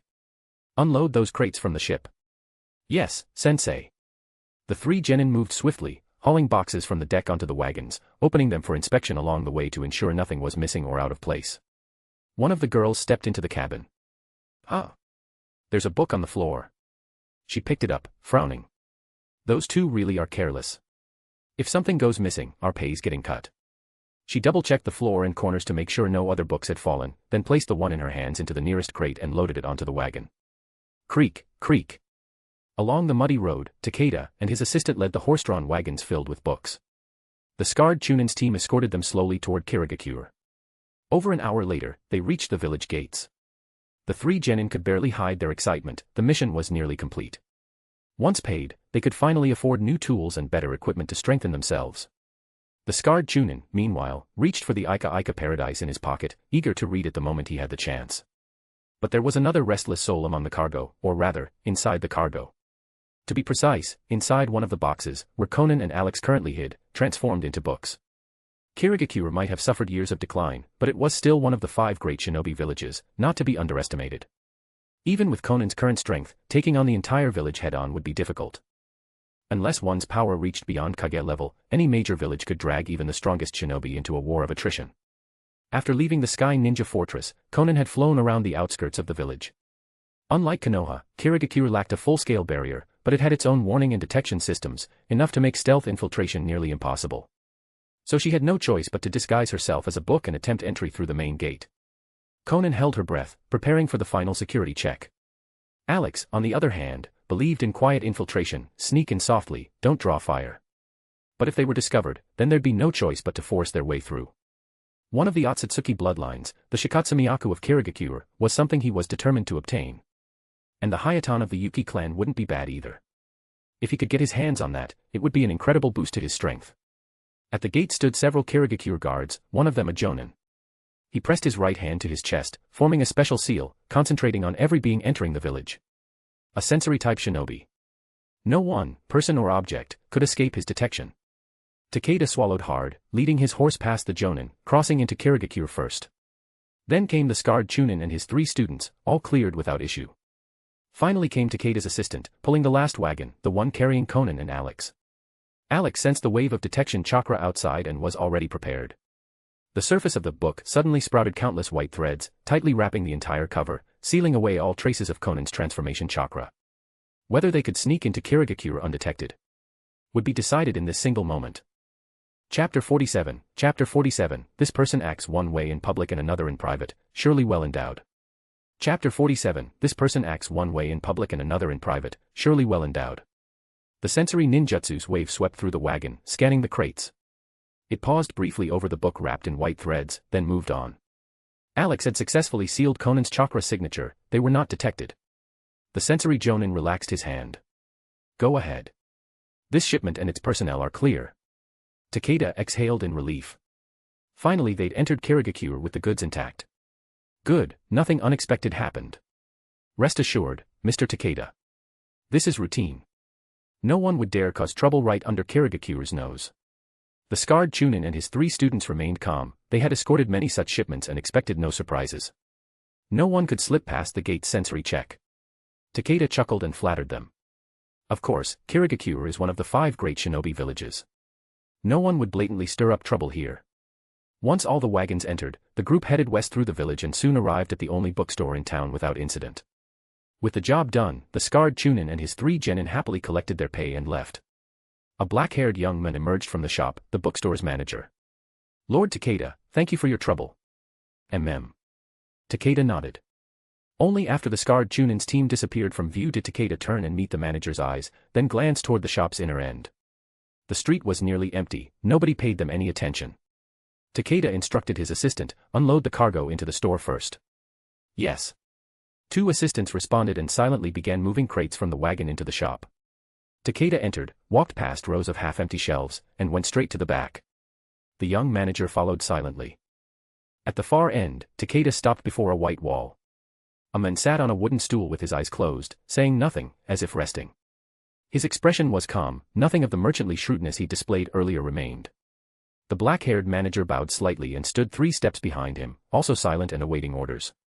In his hand was an unremarkable black square device about the size of a palm, its little screen showing a blinking red dot. The manager lowered his head and watched the tiny screen through his bangs. The 2 stood motionless, as if waiting for some cue. After a while, the red dot began to move outward across the screen until it finally disappeared. The manager pocketed the black box, stepped forward, and whispered, "Lord Takeda, the Kirigakure Umbu team that came for a routine inspection has left. The area is safe for now." Takeda barely hummed in acknowledgement and signaled the manager with a look. The manager understood. He pressed a hidden protrusion on the nearby bookshelf. Click. A faint tearing sound, then a hairline crack appeared at the smooth center of the white wall and widened. The wall split open left and right, forming a narrow seam just wide enough for a person to pass through. Beyond was pitch black. Takeda stepped through, the manager following. The seam closed behind them and the white wall looked whole once more, except that, in the instant before it fully sealed, a small, plain slip of white paper floated silently inside unnoticed. At the front of the store, the two assistants had already stacked all the books neatly on the shelves. One of them sat behind the counter acting as shopkeeper. The book Konan had transformed into lay quietly on a shelf, the white threads that once wrapped it had vanished. Her gaze went to the deep white wall at the back, curiosity prickling.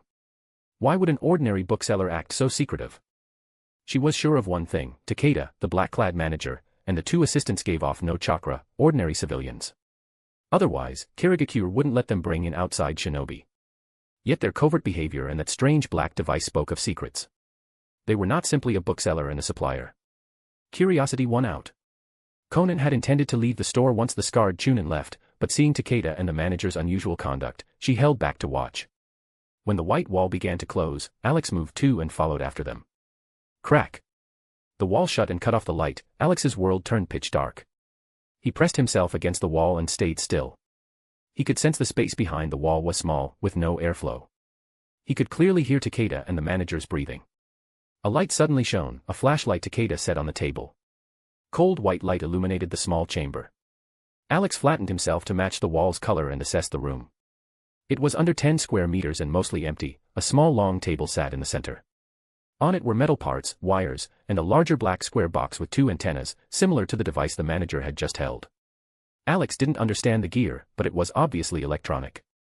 Technology in the Naruto world was rudimentary but functional. Computers, monitors, medical devices existed. Yet this manager's gadgetry was unlike anything publicly circulated, custom equipment with a special function. Who made it? Who were these two really? Questions piled in Alex's mind. He glanced at the white wall again, built with high-quality soundproofing. Perhaps other hidden measures existed too. There were no seals in the chamber, and no chakra signatures leaked. Takeda set the flashlight upright on the table and turned to face the manager. Kirigakure Umbu have left, the room's soundproof. No one can overhear us. Report on the past 6 months. Yes. The manager bowed slightly, respectful. Kirigakure has been quiet these past 6 months. Since Mei Terumi became 5th Mizukage and ended the Bloody Mist era, the village's controls have gradually eased. People have relaxed and are no longer as suspicious of one another. Takeda folded his hands behind his back. In that case, your work should be easier than during the Bloody Mist days. It wasn't an easy time. It's true. The black-haired manager nodded. The memory of that bloody period still made him uneasy. Not only was his work difficult then, he nearly lost his life.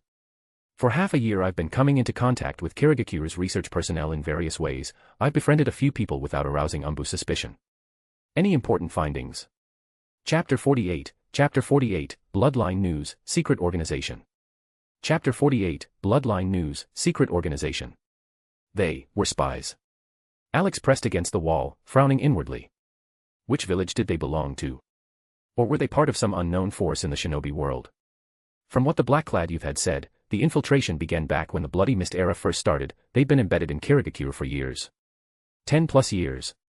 How old was he back then? Their stealth and patience were astonishing. Hey, this was getting more and more interesting. Alex continued to strain his ears and eavesdrop. Yes. The black-haired manager nodded, a hint of excitement in his tone. A few days ago, while drinking with one of Kirigakure's technicians, he complained his workload suddenly increased. He also mentioned that most of his colleagues who worked on the same research were being gathered together. They're planning to restart an extremely classified project. A classified project? Takeda's curiosity was piqued. What project? Did you manage to pry anything out of him? No, the manager shook his head. He hadn't been drunk enough to spill details. After that one complaint he realized his slip and laughed it off. He didn't say more. Takeda felt a twinge of disappointment at the lack of hard intel. However, the manager continued, I've been contacting other researchers over the past 2 days. Though I didn't directly get a confirmation from them either, I've formed a rough hypothesis. Oh. Tell me. Takeda's disappointment evaporated, he now listened with keen interest. This subordinate was competent, even a guess from him could be 9 times out of 10 right. Valuable information indeed. The manager's voice grew serious. I suspect Kirigakure is calling the researchers together to restart bloodline research. More precisely, they may be trying to reproduce the Yuki clan's Hayatan and the Otsutsuki clan's Shikatsumiyaku in Kirigakure. Bloodline research, huh? Takeda murmured, a flash of pleasure crossing his face, his thinning hair caught the light. Anything involving Kekkei Genkai or tech piqued his interest, those were exactly the things his organization had long sought to collect. Restarting bloodline research suddenly, recent events must have prompted it. Thinking of recent catastrophes, Takeda's expression hardened. It seems Konoha being raised by Akatsuki shook Kirigakure badly, they feel insecure. That's why they're rushing to reproduce Hayatan and Shikatsumiyaku to strengthen the village. That's my thought as well. The manager agreed. Hearing Hayatan and Shikatsumiyaku, Alex's heart stirred. He hadn't even begun searching the village himself, yet he'd overheard mention of those bloodlines from these 2 spies. If they knew where any leftover samples were stored, Alex could skip the long hunt across Kirigakure. Unlike Alex, Takeda didn't care about surviving biological samples of Hayatan or Shikatsumiyaku. He cared only about research data and techniques, that was his target. Who is in charge of this project in Kirigakure? Takeda asked. He doubted 5th Mizukage Mei Terumi would personally oversee such grisly, cruel bloodline experiments. From his understanding, she might turn a blind eye, but she wouldn't directly run it. The manager's answer confirmed his suspicion. It's Gensher overseeing the project. Gensher? That old immortal, 90+, toothless, and still at it. Takeda scoffed. He had met the man once before, bent on a serpent-headed cane, looking utterly decrepit. Yet Gensher was Kirigakure's living fossil, cunning and not to be underestimated despite his age. Takeda stroked his chin, thinking. In that case, research progress over this period probably won't advance too fast. You should keep cultivating those researcher contacts. Takeda continued. Don't pry directly or make them suspicious. Get along with them, be casual. I've brought some rare items popular in other countries, give those as gifts to raise favor and trust. Understood. The manager took the order and asked, could the organization provide updated equipment? The old gear is outdated, it still works but tends to fail, increasing the chance of exposure. Takeda glanced at the parts on the table and nodded. Next delivery I'll bring upgrades. The organization recently developed a new surveillance device the size of a button. Extremely covert, it can record video and audio. You'll secretly replace a researcher's shirt button with it, they'll unknowingly carry research data and techniques out. That would be perfect. The manager's eyes lit up. With such superior gear, he needn't risk his life to steal intelligence, it would become easy and safe. The manager's understanding of his organization was shallow, he'd only met Takeda and knew little else. But the glimpses he'd seen were enough to leave him stunned and proud. The 5 great villages and their kage were nothing compared to this hidden colossus operating quietly for years. Its technologies led the market by at least 2 generations. If the organization revealed itself, the shinobi world's balance would topple. Button. Miniature surveillance device. Alex whispered in disbelief. Market surveillance tech was still bulky, like the gadgets shown during Konoha's Chunin exams, wires, power sources. How could it be integrated into a single button? The tech gap wasn't a generation or 2, it was massive. Moreover, this organization surely hadn't limited its infiltration to Kirigakure. They likely had operatives embedded in the other great villages and in many smaller factions. Their tech, depth of infiltration, and secrecy over such a long time meant most of the shinobi world hadn't even heard of them. Only one group fit that bill. If Alex hadn't accidentally stumbled into this, he might never have remembered. Thinking deeper, the organization had indeed operated for ages in the shadows. Perhaps some had noticed but were disappeared. If Alex hadn't been paper, an unusual form, the chamber's instruments might already have detected him and raised an alarm. He might never have heard Takeda's private briefing. Half an hour passed. When Takeda and the manager finished discussing plans, they left the secret chamber. Alex slipped out behind them and exited the room without leaving any trace. Takeda returned to the shopfront and resumed his merchantly smile. He and the 2 assistants left, feigning a routine resupply and headed for Kirigakure's gate. At a nearby corner, a plain middle-aged man stood and watched Takeda's retreating figure. Akatsuki, does this person have issues? The voice asked. It was Konan, disguised as a local villager, who had slipped away when the manager wasn't looking. Alex pressed against Konan's palm, black characters began to appear on his white paper body.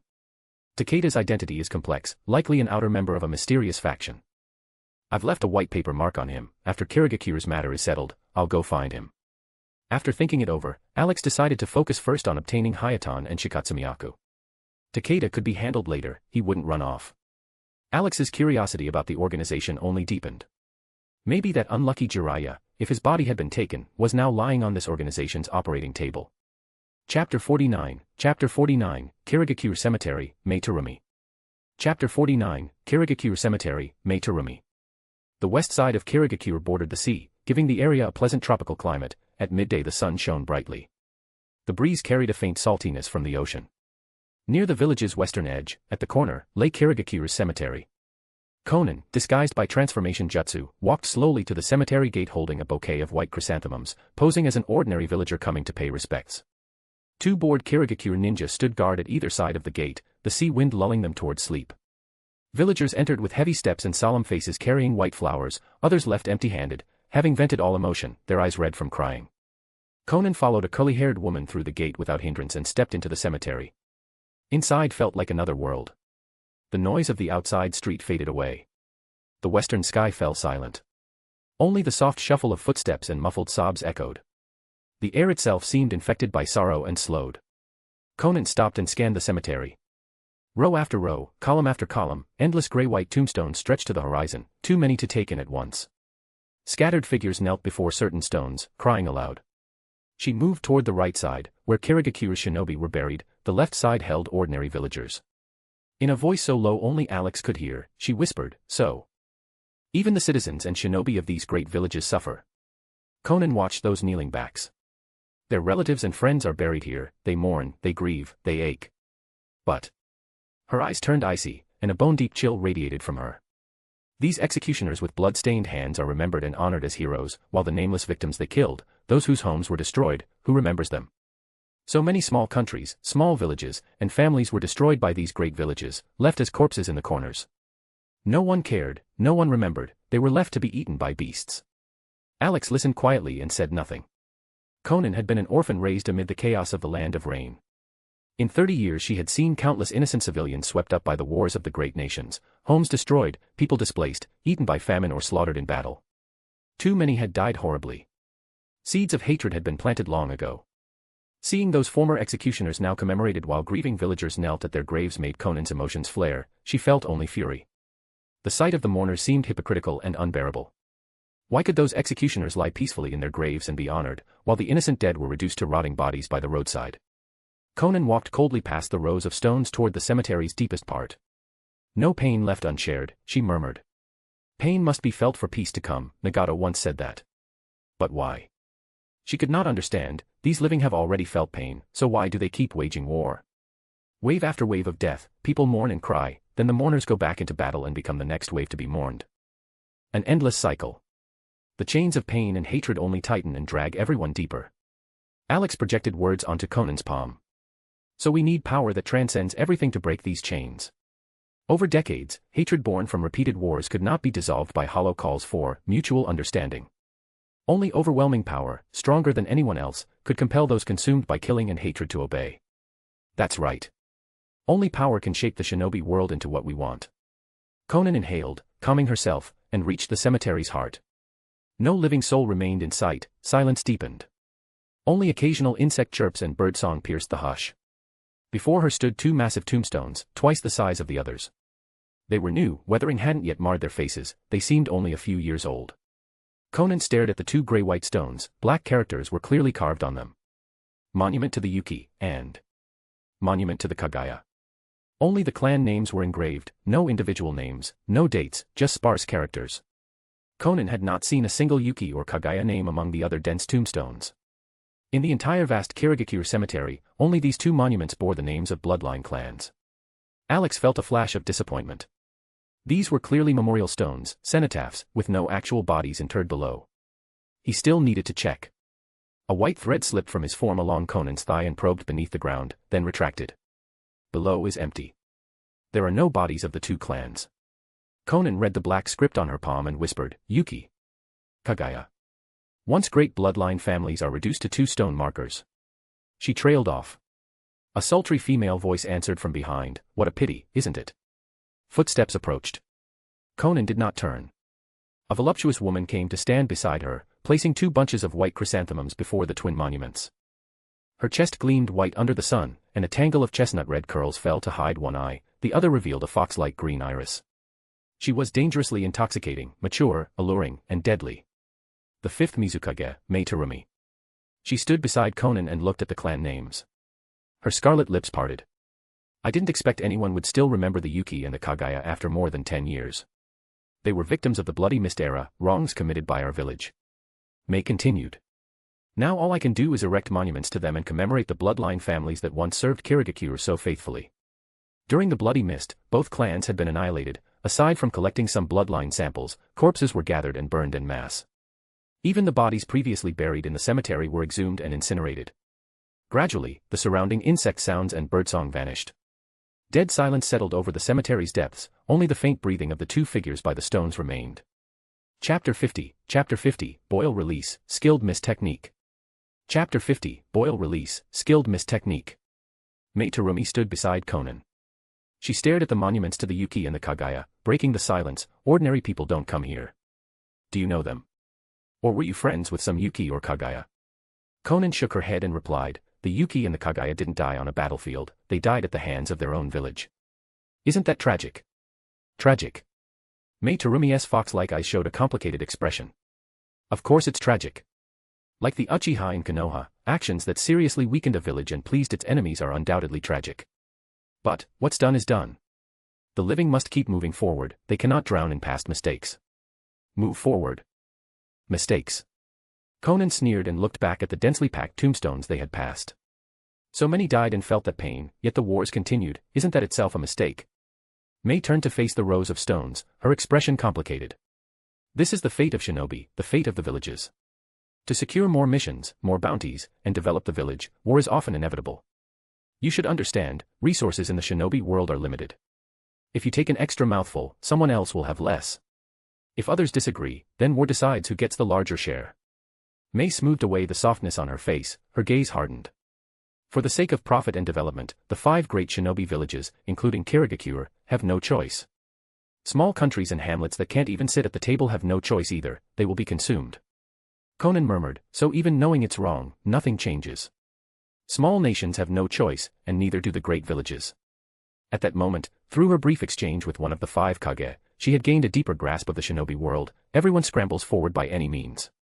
If you don't keep up, you become the one who gets eaten. No wonder Alex always said that only by unifying the shinobi world could true peace be achieved. Mei suddenly asked, so you must be from a small country or village, then. Her presence exploded outward, a fierce pressure fixed on Konan. This world only respects strength. Whoever has the bigger fist makes the rules and eats more resources. Do you think Kirigakure's weakness means anyone can trespass so brazenly? Even if a village is weak, it's not for every stray to provoke. Lady Mizukage. A Kirigakure umbu wearing a wave-patterned mask dropped down from a tree behind Mei, keeping his distance from the massive tombstones. The cemetery has been cleared, all civilians have been evacuated. Mei nodded, face cold. Their earlier talk had merely bought time for the umbu to move the villagers away to avoid the coming conflict. She didn't yet know who the intruder was, but whoever it was could not be underestimated. Suddenly, the gray-black ground under Mei's feet became pure white. Sheets of paper rose up and covered her in an instant, draping tightly and molding to her body like a mummy of paper. The S-shaped silhouette was conspicuous, front and back curves exaggerated, exposed in a way that left little to the imagination. Alex's eyes widened involuntarily, he sucked in a breath. It wasn't his fault, Mei's figure was simply overwhelming. The wrapping even resembled a provocative play style, too arousing for his sensibilities. Feeling the change in Conan's palm, she snorted. Then she manipulated the paper and squeezed the paper mummified Mei with full force. Pop. Pop.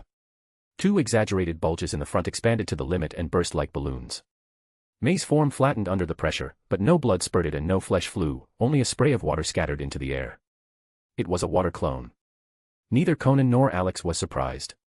The Mizukage of one of the 5 Kage could not be so easily killed. Mei's silhouette vanished, the umbu in the tree disappeared as well. Around the huge monuments it seemed only Konan remained. Hiss. At that moment Konan felt a sting on the back of her hand. Looking down, a black spot bloomed at the center of her hand and began to spread, emitting a wisp of white smoke. Black spots then erupted across her skin, and white smoke seeped from each burn patch.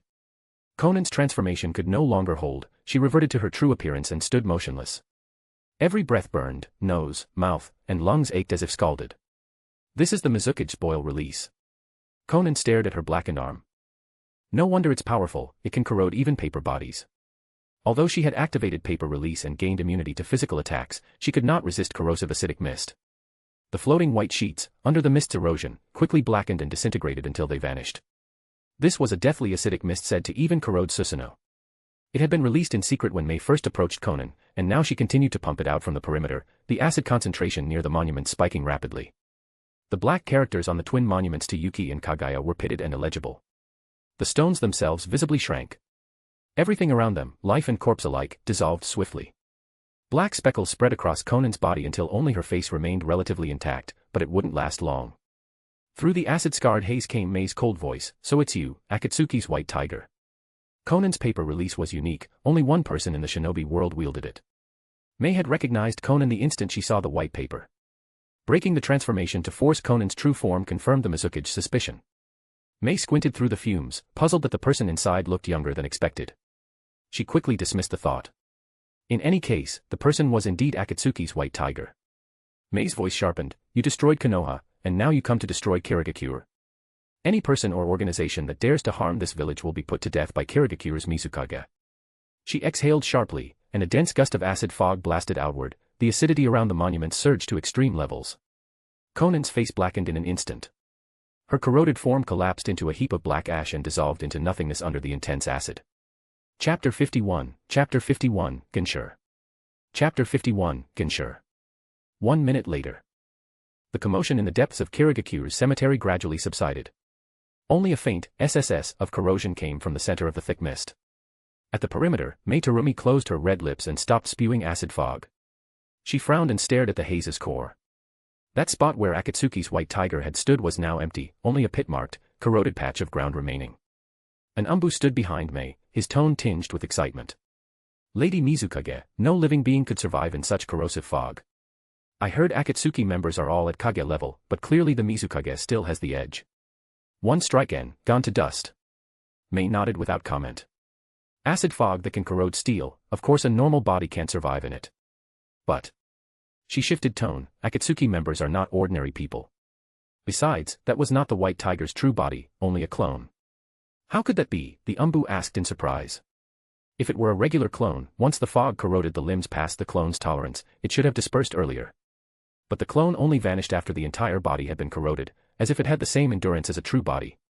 What kind of clone can take that much damage? Perhaps it was her unique paper release clone. Mei admitted. She could not be sure, but one thing was certain, the infiltrator had not died. The true body must still be hidden somewhere inside the village. Mei's fox-like green eyes narrowed, a cold light flashing. "Seal the village gates immediately. Declare martial law. Umbu, mobilize and search the village thoroughly. We must flush out this dangerous enemy. Upon discovering any trace of the enemy, signal immediately. Do not engage until I arrive." "Yes." The umbu vanished like a black thread, moving quickly. Mei did not linger. She activated body flicker and leapt toward the Mizukage hall in the village center. If the signal came through, reinforcements could arrive in time. "Akatsuki, if you dare harm this village, I will not forgive you." Mei's thoughts darkened as she remembered the devastation Akatsuki had wrought on Konoha. Buildings razed, enormous losses, how many lives had been lost she did not know. Konoha would not have shared full details with rival villages.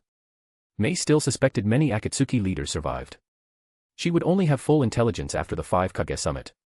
In the southeast corner of Kirigakure, in an old residence, Genshur sat cross-legged under the eave sipping tea, eyes closed as he listened to the courtyard's insects and birdsong. 90 years old, older than the village itself. He had weathered countless storms in his long life, to survive so long in an age of short lifespans was nothing short of a miracle. Suddenly, a black shadow appeared behind Genshur. Kneeling halfway, it reported respectfully, "Master Genshur, Akatsuki's white tiger has infiltrated the village. Her clone engaged the Mizukage at the cemetery and vanished, the true body's whereabouts are unknown." Genshur's cloudy, half-closed eyes snapped open, a sharp light flashing through them. "Do you know why White Tiger came?" "We don't. But she sent a clone to the Yuki and Kagaya monuments in the cemetery. She may be here for something related to those bloodline families." "Yuki. Kagaya." Genshur's eyes clouded again, his ancient face showed a complex mixture of grief and regret. The Bloody Mist era had damaged Kirigakure grievously.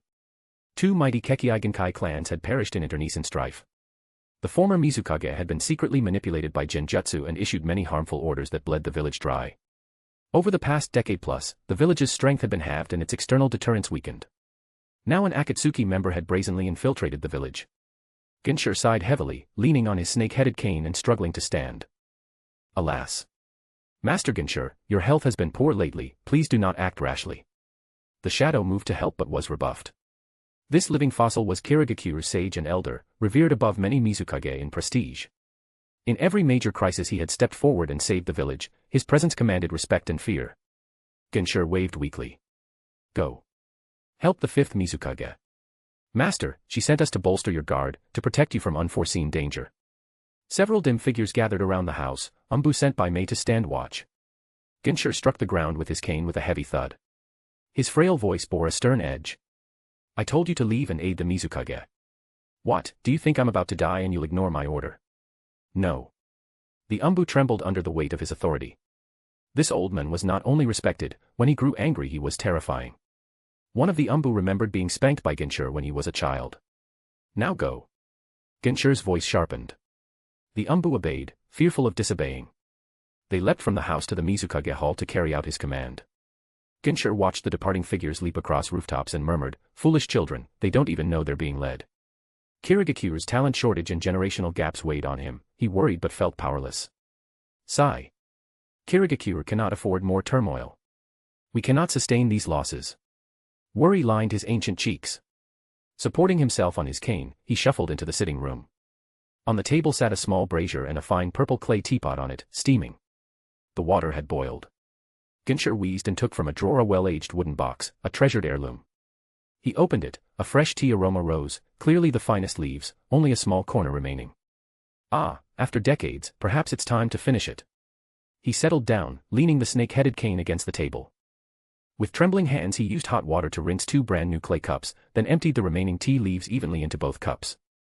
Hot water hissed in, and the fragrance filled the room. 90 years. Heaven's mandate. Ginshur inhaled to steady his breath and recovered from the exertion. Hosting guests required dignity, after all. He placed one cup before himself and pushed the other across the table. His expression calm and composed, the old man said in a voice thin but resolute. Guests have come. If they are guests, then let them show themselves and share a cup of tea. Chapter 52, A Compromise of Necessity. Chapter 52, A Compromise of Necessity. Sheets of white paper fluttered into the room, gathering before Ginshur and taking the shape of Konan. Expressionless, she stared at the frail, ancient man before her. Nestled against her chest, Alex studied Ginshur as well.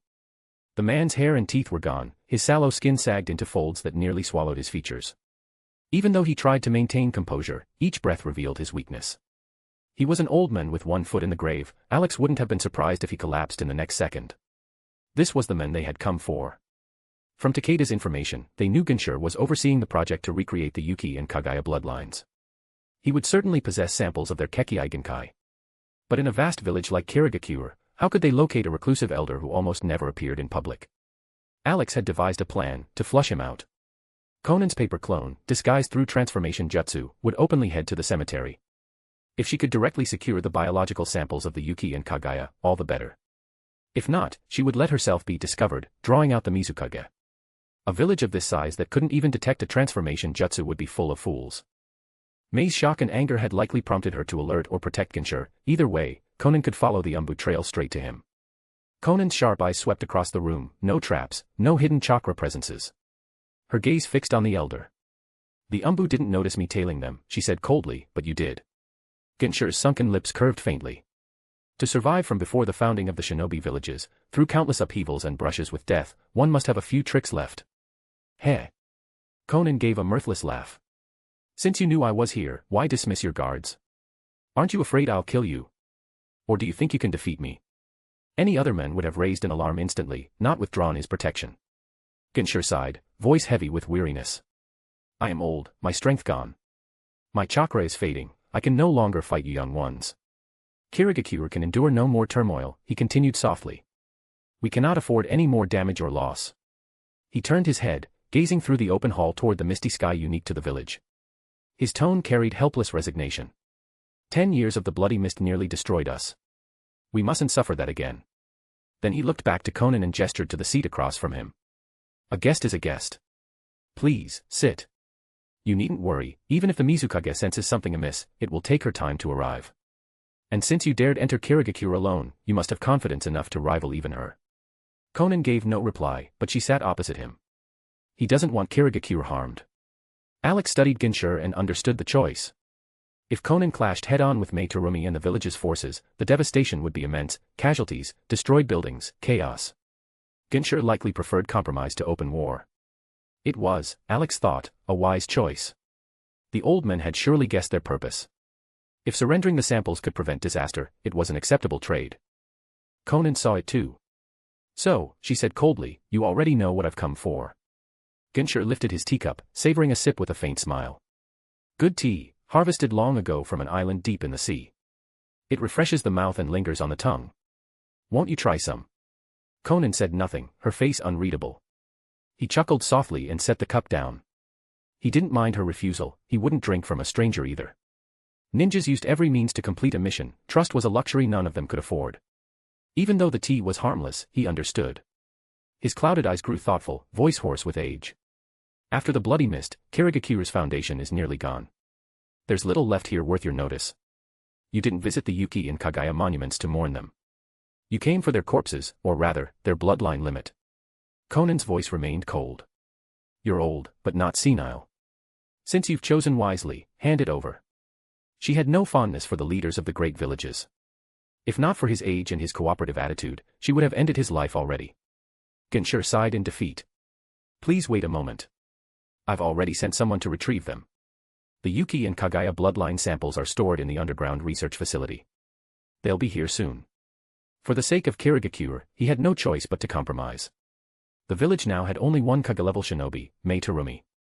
The Umbu and Jonin were hastily trained in recent years, by old standards, none of them truly qualified. But with the lack of talent, they had to make do. The tea before Konan cooled as Ginshur finished his own cup. With trembling hands, he lifted the steaming teapot again and refilled his cup, then topped off Konan's half-filled one. He knew she wouldn't drink, he had poured only half earlier. The scent of tea alone was enough to calm the air. He set the teapot aside, no need for a third brew. His gaze lingered on the red clouds of Konan's cloak, tinged with nostalgia. Akatsuki. I first heard of your group 20 years ago. A band of young dreamers, full of ideals and hope. During the Third Great Ninja War, your name still echoed across the battlefield. But soon after, you vanished, like a comet burning out. And when you reappeared, it was as a shadow, a terror that made the world tremble. Konan's face remained icy, silent. Ever since Yahiko's death and Nagato's despair, Akatsuki had lost its color, its light twisted by Madara's will. Ginshur shook his head slowly. Akatsuki has strayed far from its original purpose. Konan clenched her fists unconsciously. This twisted world could never bear Akatsuki's ideals. Yes. Ginshur nodded. This world has been warped beyond recognition by shinobi bloodshed. The innocence you once dreamed of cannot exist here anymore. But tell me, he continued quietly, was your leader's sermon above Konoha, that philosophy of pain, truly the right path? Chapter 53, Clash of Ideals, the End of Ginshur. Chapter 53, Clash of Ideals, the End of Ginshur. Kirigakure, like every great village, had its spies within Konoha. Though their rank was low and they couldn't learn every detail of Pain's assault, they had recorded what truly mattered, Pain's voice echoing across the sky, his sermon on pain and peace. The spies brought that back to the village, and Ginshur had read every word. He had found it both frightening and childish. Power, yes, terrifying power. But the philosophy behind it? Naive. Konan remained silent. In recent days, influenced by Alex, her faith in Nagato's vision had begun to waver. She no longer followed blindly. If the shinobi world truly functioned as Nagato envisioned, it would still collapse in the end. Ginshur continued, his frail voice calm but firm. Feel pain. Experience pain. Accept pain. Understand pain, only then will peace arrive. He shook his head. And yet, in just 60 years since the founding of the shinobi villages, there have already been 3 great ninja wars. Every village has known pain, deep and unending, and still, the wars continued. Peace never came. Konan repeated Nagato's doctrine. That's because the balance of power between villages is broken. If we gathered all 9-tailed beasts and created a weapon capable of annihilating an entire nation in an instant, then distributed those weapons equally among all villages, big and small alike, every nation would possess the power to destroy the other. Mutual fear would prevent war. No one would dare to attack. That's the only way to achieve lasting peace. Alex understood Nagato's logic, it was essentially nuclear deterrence. But in a world like this, such an idea would crumble. Genscher dismissed it outright. Naive. You think a mere weapon, a lifeless object, can suppress human ambition and fear? Let me tell you this, if the smaller villages were handed such weapons, they wouldn't keep them for long. The 5 great villages would take them back, one by one. His tone sharpened. They can't hold them. The 5 great villages would never allow tiny nations a power capable of destroying them. Such weapons wouldn't create peace, they'd create chaos. Even within the great villages themselves, blood would be spilled over power and control. Imagine the smaller ones, they'd fall apart even faster. If a deposed leader wanted revenge, if some fool decided to die together with the rest of the world, what then? The entire shinobi world would become more unstable than it already is. Once one weapon is fired, the others would follow. Retaliation after retaliation, until everything is gone. Not just casualties, extinction. Genscher fixed his cloudy eyes on Konan. A world where every village holds such a weapon is a world where every village lives in fear. Do you truly believe these small nations, with their fragile leadership and greed, can control power like that? What happens when one of them is led by a fool, or a madman? His voice trembled but grew fierce again. Then the entire world burns. Such a plan brings not peace, but the promise of annihilation. The 5 great villages would never tolerate that instability. They'd reclaim the weapons immediately. You wouldn't even need a Kage-level shinobi, a single jonin could steal them in the night.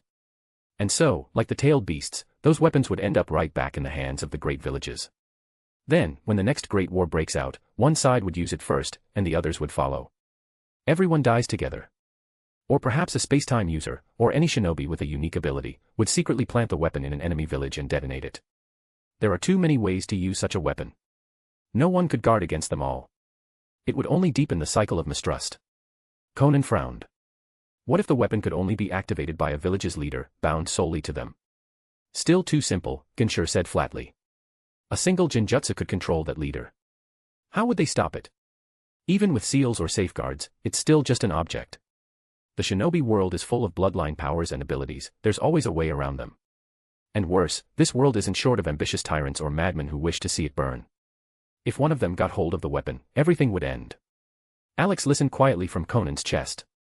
The old man was right. A nuclear deterrent, in a world of chakra and teleportation could never hold. Even in his past life, a world without jutsu or genjutsu, there were still missing warheads. In this world, where space-time ninjutsu existed, theft would be child's play. Once those weapons spread, it was only a matter of time before one fell into a lunatic's hands, and then, total destruction.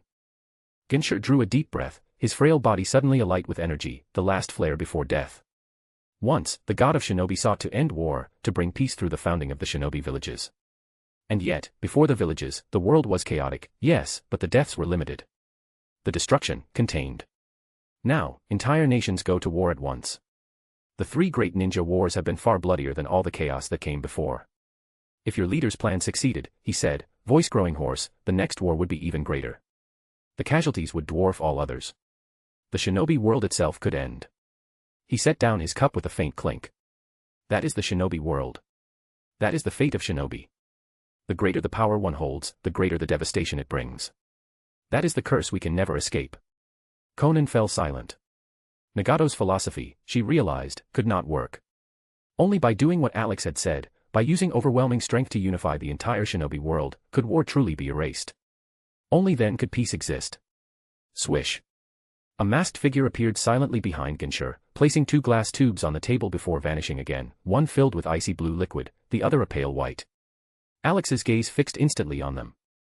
Genscher pushed the samples toward Konan without hesitation. These are what you came for. The blue one contains cellular samples derived from the Yuki clan, ice release. The pale one, from the Kagaya clan, Shikatsumiyaku. He drained the last sip of his tea, his once bright energy fading all at once. I once wandered into a hidden place before the villages were founded, he murmured. There, I touched a strange black stone, and it revealed my fate to me. 90 years. It told me I would die at 90. His voice weakened to a whisper. And today, is my 90th birthday. The time has come. I can no longer watch over this village. His head slowly bowed, his words soft, sincere, barely audible. I only hope that once you've taken what you need, you'll leave Kirigakura unharmed. Even in his final moment, his heart remained with his village. Chapter 54, Hayatan, Shikatsumiyaku. Chapter 54, Hayatan, Shikatsumiyaku. The brazier's fire dwindled, the hot tea cooled. Genshiro's head bowed completely, his breath gone. The sitting room fell into silence. Alex watched the dead elder with mixed feelings. Though they stood on opposite sides, the man was undeniably worthy of respect. 90 years of life spent worrying over the village until his final breath. Konan stared at Genshiro for a long while, then turned her gaze to the two vials on the table. Her heart was similarly conflicted. She had expected a battle when coming to Kirigakure, instead, matters had resolved far more smoothly than imagined. The Hayatan and Shikatsumiyaku samples had been handed over by a dying man, along with a plea, do not harm Kirigakure. Genshiro, Jiraiya, Minato Namikaze, Madara Uchiha, Itachi Uchiha, even Obito Uchiha, each had his own shinobi path and convictions, willing to dedicate life and everything to their ideals. What a pity that in this already warped shinobi world, they only sank further from their original dreams. Konan reached into her shinobi pouch and pulled out sealing scrolls. With 2 loud snaps she sealed the vials into the scrolls and stowed them back in her pouch. She rose, glanced once more at Genshiro's head bowed over the table, and walked toward the door. The cup of tea in front of her had gone cold. The mossy green brew sat level with the cup's rim, undisturbed, the aroma faint. The untouched cup would be his farewell tea. Konan stepped outside the sitting room. The black-clad retainer stood quietly at the door, bowed, offering 2 jet-black scrolls in both hands. He did not meet her eyes, his silence said everything. These scrolls had been fetched at Genshiro's command after retrieving the vials. Each scroll was plainly labeled, Hayatan and Shikatsumiyaku. This old man really thought things through. Hard to feel much malice toward him. Alex observed the 2 jutsu scrolls. No doubt they contained the Hayatan technique and the Shikatsumiyaku technique. Genshiro had given the bloodline samples in life and left the clan's jutsu after death, one last act for the village. Perhaps it would matter, perhaps not. Still, it was all he could do for Kirigakure in the end. Maybe his gesture would spare the village some lives in the future. Konan said nothing, expression unreadable. She took the scrolls from the retainer, spread her wings, and rose into the sky. The retainer stepped into the sitting room and knelt before the fallen Genshiro, wailing softly. Master Genshiro, your final command has been carried out. Rest now. Do not worry for the village any longer, rest in peace. Soft sobs echoed through the room. Mizukage Hall. What? You left Genshiro undefended and returned. On the rooftop terrace, Mei Terumi's icy glare cut through the returning Umbu as she reprimanded them sharply. Mizukage-sama, we had no choice. Master Genshiro spoke with a stern tone and ordered us to depart, fearing his health might worsen if he grew angry. We withdrew to report to you, one replied. Mei frowned. You mean Genshiro insisted you leave the residence? Yes. And thinking back now, Master Genshiro seemed very urgent about it. Mei turned to another Umbu. Search results, any trace of Akatsuki's white tiger. Mizukage-sama, Umbu have been fully mobilized and, together with other village shinobi, swept the village. White tiger's whereabouts remain unfound. Mei's expression hardened. No good. Genshiro is in danger. He must have sensed White Tiger's arrival and told you to leave immediately. She vanished in an instant, a streak of black across the sky as she raced toward Genshiro's residence. The other Umbu followed in a flash and sent signals out. Kirigakure erupted. Figures bounded across rooftops, Umbu, Jonin, Chunin, even Genin. Nearly every shinobi rushed toward the elder's home. This village's living fossil and pillar could not be harmed. Genshiro must not be hurt. Mei led the charge, all traces of Koi charm gone, only resolve remained. To her, Genshiro was a wise elder who had repeatedly saved a collapsing Kirigakure. He had even pushed for her to succeed to the Mizukage seat. She would not allow harm to come to him. I'm here. Chojuro's voice cut through the commotion as he leapt up from below, blue hair bristling. He gripped a flat, absurdly large Shinogatana and roared, Hiramakarei, liberation. Instantly, one of the 7 ninja swords' twin holes sprayed a massive torrent of blue chakra that wrapped the blade, forming a gigantic blue hammer. He slammed it downward, aiming to strike Mei's landing feet. Water Dragon. Watch out, Mizukage. Chapter 55, Lava Release. Only burned a pair of shoes. Chapter 55, Lava Release. Only burned a pair of shoes. Boom. Mei Terumi's feet landed on the massive blue hammer swung upward from below. Her knees bent, chakra flared, and with the combined recoil of her body's shunshin and the hammer's upward force, she shot skyward like a cannonball. The air howled as she tore through it. Her long auburn curls were pulled straight by the rushing wind, and the distance between her and Konan closed rapidly. D***mn it. Still not enough. Her sharp emerald eyes locked on the dark speck above, quickly running the numbers in her head. Then a bitter truth struck her. No matter how fast her initial burst, the acceleration had peaked. Her momentum was fading. In a moment, she'd reach the limit, her speed would match Konan's flight, then fall behind, the distance stretching once more. She couldn't catch her. Couldn't stop her. White Tiger. Mei shouted in fury, unwilling to admit defeat. At that very instant, she was as close as she would ever get, only 100 meters separated them. Lady Mizukage. On the ground, Chojuro was panting, watching the two dots in the sky. His keen eyes recognized his Mizukage's struggle, the enemy would soon slip beyond reach. D***mn it. Chojuro slammed his chest in frustration. If I'd swung harder, she'd have reached her. It's my fault. High above, Mei's eyes burned with frustration. White Tiger. You won't leave here unscathed. She drew in a deep breath, hands flashing through a rapid series of seals.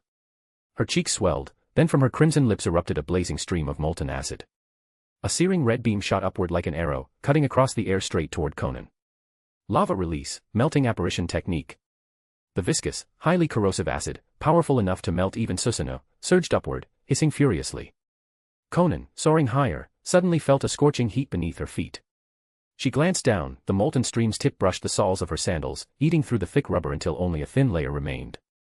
But that was all. The attack had reached its maximum height. The molten acid began to fall, its energy spent, unable to touch her again. Alex, pressed against Konan's right cheek, witnessed the scene unfold below. A strange thought crossed his mind. So Mei went through all that trouble, just to make Konan change shoes.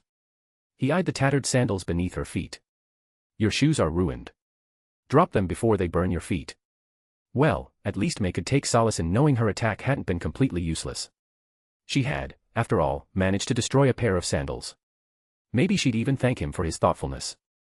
Konan nodded. Maintaining her flight posture, she tapped her feet together. The sandals slipped off, tumbling into the air below.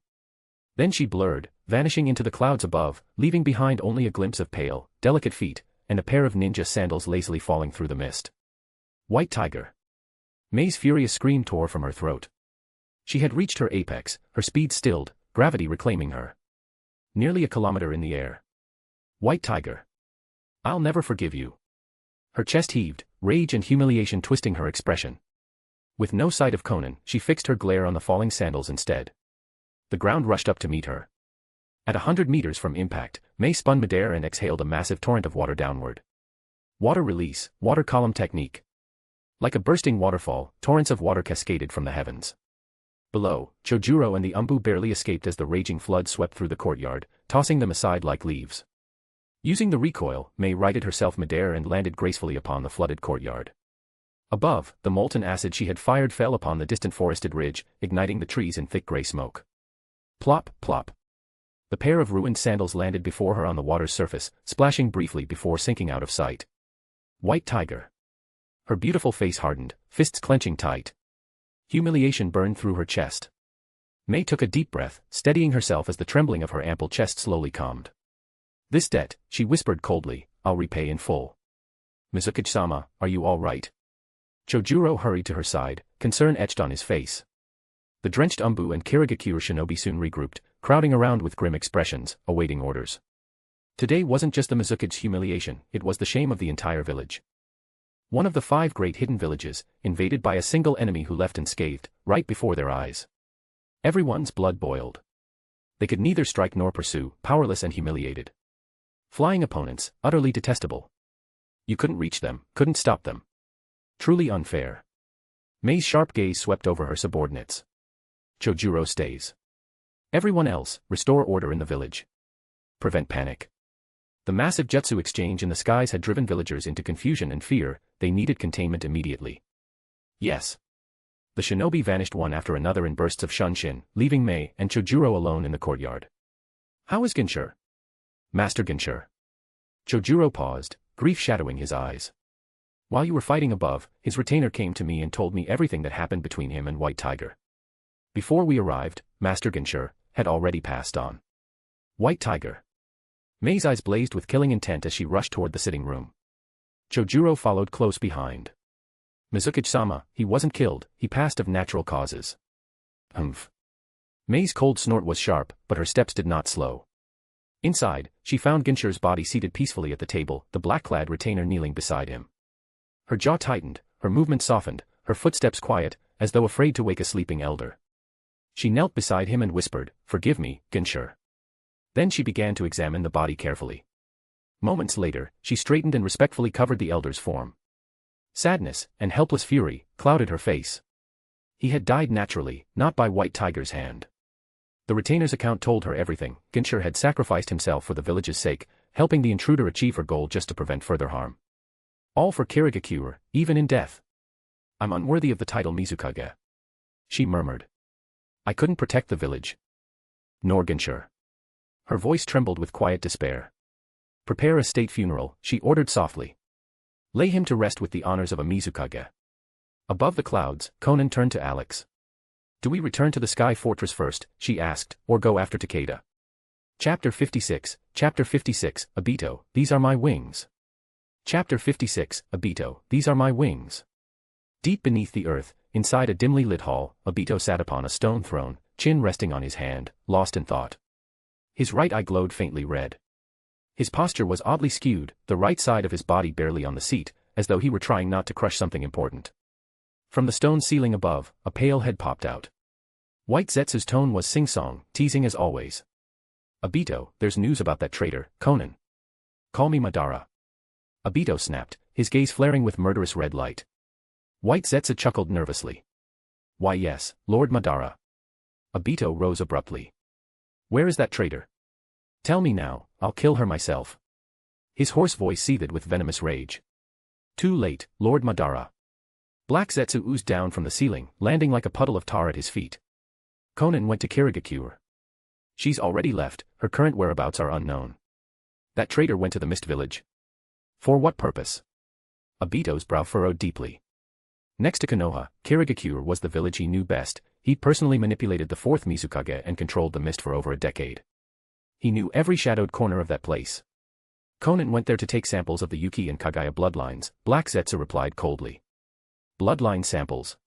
Obito narrowed his eyes. What does she need those for? Unclear. But she fought Shinnon just days ago, and now she's stolen those bloodline samples. Clearly, she's gathering something, planning something. Black Zetsu's voice was a low, creeping murmur that chilled the air. A faint, nameless unease stirred in its heart again. The Yuki's ice release was one thing. But the Kagaya clan's Shikatsumiyaku, that was different. Obito didn't understand, but it did. The Kagaya were descendants of the Otsutsuki. Why would Konan reach for that? For the first time, Black Zetsu felt a hint of something unexpected unfolding, something beyond its grasp. And it despised that feeling. Konan, you survived your betrayal, and now you dare meddle with the Otsutsuki bloodline. Unacceptable. You've become a variable, one that must be erased.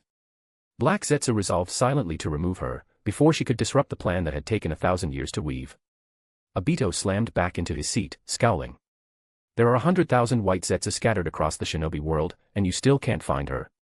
Black Zetsu gave him a look of pure disdain. This fool never uses his brain. His power grows, but his mind remains small. Didn't he wonder about the Sky Village crater? About what really caused it? Of course not. He truly believed the massive pit had been created by Konan and Shinnon's battle. He had witnessed 6 billion explosive tags detonating before. To him, a crater that size was trivial. Probably just another one of her paper bombs, he thought. Black Zetsu sighed inwardly. Say what you will about the Uchiha, only someone this single-minded could be manipulated so completely. Out loud, it said smoothly, her base is likely not on land, but in the air. She must have rebuilt the Sky Fortress from the ruins of the Sky Ninja Village, an aerial base. That's why White Zetsu can't locate her. After all, White Zetsu could tunnel through the ground, but it couldn't fly. So she's been in the sky all along. Obito muttered, then turned toward the shadowy mass beside him. What about the thing I asked for, is it ready? A low, sinister chuckle escaped Black Zetsu. It's done. At that cue, a White Zetsu stepped forward, carrying a pair of wings. They were deathly white, smooth, flesh-like, and featherless. Obito took them, unfolding them to their full span, taller than himself. He weighed them in his hands. Less than 10 kilos. Black Zetsu began its explanation. They were grown using White Zetsu cells, designed to integrate perfectly with your right half. That half of Obito's body was already composed of Zetsu matter. There would be no rejection. Attachment and removal are simple. Once you wear them, you'll gain the power of flight. Obito raised a brow. We'll see about that. He pressed the fleshy wing joints against his right side. Instantly, countless white tendrils sprouted, burrowing through his skin, fusing with his back. The wings drew in close, merging seamlessly, as if they had always been part of him. A strange sensation, almost intoxicating. They moved as naturally as his own limbs. He flexed them experimentally. With a thought, the pale wings flapped, rhythmic and powerful. The air lifted him, and his feet left the floor. Excellent. It works. A grin crept across Obito's scarred face as he glided around the underground chamber with growing ease. Perfect. This was the trump card he'd ordered for one purpose, to hunt Konan. Without flight, he'd never catch her. Kamui only gave him momentary movement in midair, not sustained pursuit. But now. Keh. Obito's laughter echoed through the stone hall. White Tiger. You're not the only one who can fly anymore. I, Uchiha Madara, can soar through the skies as well. Your one advantage is gone. Let's see where you run next. Black Zetsu watched his ecstatic display, its narrow eyes glinting. If they couldn't find that traitor soon, perhaps more wings should be made, let the white Zetsu take to the air as well. And so, thanks to Alex's unseen influence, Obito and his army of Zetsu gained something the original history never had, the power of flight. Out at sea, a medium-sized brown merchant ship sailed at steady speed. It was Takeda's vessel, now beyond the mist's territorial waters. Inside the most luxurious cabin, the bald, rotund merchant eagerly pulled out a small plastic bottle. He poured out a single blue pill into his palm. The last one. Once this job's done, I should be able to request another bottle from the organization. A lewd grin spread across his pudgy face. Heh, you three lovely ladies, time for a thorough inspection. He popped the pill into his mouth and lunged toward the three women on the bed. At that very moment, outside the cabin window, Konan and Alex arrived silently, unseen by all aboard. Thump, thump, thump. Ah. That sound. Alex froze, realization dawning, and cursed inwardly. Oh, 4F. He's actually doing that in broad daylight. He was about to stop Konan from looking, but it was too late. Her cold blue eyes had already turned toward the window. Chapter 57, Kara. Chapter 57, Kara. The next moment, Konan's face remained expressionless. She turned her head away and no longer watched the eye-wrenching scene inside. Outside the window, an odd silence settled for an instant, only intermittent, muffled noises drifted around their ears. Konan looked at Alex, her eyes said everything. What now? Rush in, or wait for the bald man to finish. She didn't care, she waited to see what Alex would decide. It was the first time Konan had seen such an awkward situation, yet it barely stirred her mood. Alex, however, felt oddly contemplative. If they barged in now, would they frighten Takeda so badly he'd be permanently shaken and never useful again? He didn't much care about what would happen to that man, but he did need to think carefully about whether to seize him. When they left Kirigakure, Alex had planned to finish all tasks first and then return to the Sky Ninja Fortress. Now the plan felt off. Takeda was just a civilian, there was no urgent need to worry about him. But the Kara organization behind him required careful weighing. Ishiki Otsutsuki was no trivial matter. Black Zetsu, who fancied himself the backstage master and saw Uchiha Madara and Obito as clowns, would be nothing but a clown in Ishiki's eyes. If they interrogated Takeda and spooked Kara into exposing itself, even drawing Ishiki's attention, the consequences would be catastrophic. In the current shinobi world, there was no one who could match Ishiki. If he weren't injured and had not stayed hidden, he could have openly dominated the shinobi world and hung everyone on the god tree. Ishiki even held a second 10 tails.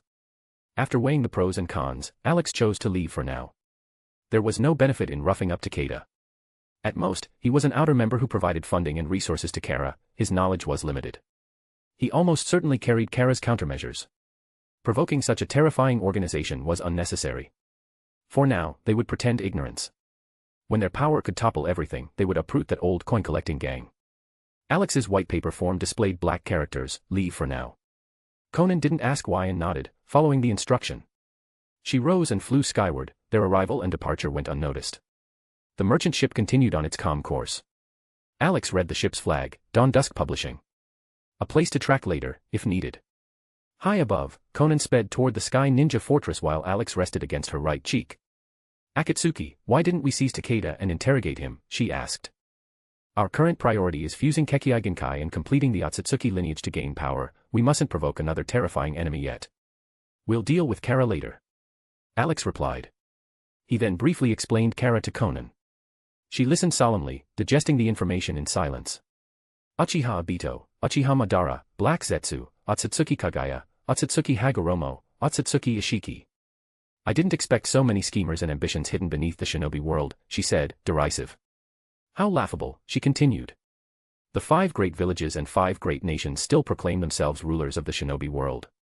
But among these conspirators, those so-called rulers are mere stage clowns, ignorant and arrogant, powerful for a moment, always on the verge of being overturned. Alex chuckled softly. But now we are the ones who truly know everything. These schemers will ultimately fail. Konan felt confident too. Under Alex's plan, sooner or later they would clean this world and bring it under their own rule, achieving true peace and order. On the Sky Ninja Fortress deck, in a small pavilion, Kamita meticulously polished the tables and chairs with a towel. He worked with solemn dedication, artisan-like focus. Anoka watched for a moment and sighed. Uncle Kamita, you've already wiped that 5 times, it's shining. Why keep polishing? Irika-kun, you're young and don't understand the survival of a subordinate, Kamita said, shaking his head as he dabbed sweat from his brow to prevent it from dripping on the wood. I don't have a rare Uzumaki lineage like you. I'm an ordinary shinobi with poor talent and low combat ability. I can't help Lord Konan in battle, my use must be in daily life. He stood back, satisfied at the spotless table. As Konan advances, I don't want to be left behind and become an invisible background. I must excel at small things, make her life comfortable, let her eat and live in peace. If I'm not capable, if I'm not attentive and diligent, why would Konan keep me? Anoka still didn't get it. You've got nearly 100 subordinates. Let them do the chores. Kamita glanced at the naive Anoka and said nothing. Ridiculous, his way of showing value in front of Konan wasn't something he'd give to any underling. He would strictly forbid them from setting foot on the deck. That work was his alone. No way I'll let them steal these chances, he thought. Uncle Kamita. Anoka hesitated, sensing a sudden weight in his aura. He seemed to be plotting something grand. If she knew about court eunuchs, she might have compared him to one, utterly courting favor. Not identical, but close. Anoka, is something wrong? Kamita quickly returned to his usual mild manner, the heavy aura evaporating. Anoka relaxed, wondering if she'd imagined it. Kamita was always ingratiating when Konan returned. The moment Konan appeared, he straightened and saluted, Lady Konan, you're back. You've been out all day. I'll bring you something to eat right away. Pure bootlicking. Anoka was used to it. Konan glanced at the gleaming table and said calmly, nicely cleaned. She sat down. Go on, she waved. Right away, Lady Konan. Please wait a moment. Kamita beamed and dashed off with a tray. Konan hadn't eaten or drunk all day and felt hungry. She planned to eat quickly and then return to her room to begin fusing the Kekkei Genkai. Chapter 58, Renovation and Re-Outfitting Plan. Chapter 58, Renovation and Re-Outfitting Plan. A faint fragrance lingered inside the pavilion. The table was piled with tantalizing seafood, salmon, tuna, deep-sea shrimp and crab, sea urchin, all carefully caught from the ocean and meticulously prepared by Kamita. He stood in a clever spot, hidden at the side so Konan wouldn't be disturbed while eating, yet close enough to appear at once if she needed anything. Kamita indeed had a knack for serving. Alex glanced at him, then turned back to the colorful spread on the table, mouth watering inside. Too bad he couldn't taste any of it, not even a nibble. Especially the huge abalone placed dead center, golden all over, what Kamita claimed was an extremely rare and delicious deep-sea giant abalone. Normally only feudal lords and nobles could afford such a thing. Alex had only seen abalone in pictures before, now seeing one in the flesh, he could admit it did look a certain way, and he felt shame for his dirty thoughts. Konan's expression remained cool and unreadable. Anoka sat opposite, all girlish excitement, eyes fixed on the giant golden abalone and swallowing repeatedly. Growing up on Summoning Island had taught her to recognize quality seafood. She knew a deep-sea golden abalone when she saw one. Kamita, meanwhile, hid behind a pillar, head slightly raised, watching the pavilion scene with a vigilant gleam. His ears perked. At a command from Konan he could appear instantly. None of them reacted to the abalone's shape. Compared to their purity, Alex felt his mind was truly corrupt. Konan picked up her chopsticks. Let's eat. She said it to Anoka and to Alex, who hovered nearby. She gently pressed Alex and brought him to her chest.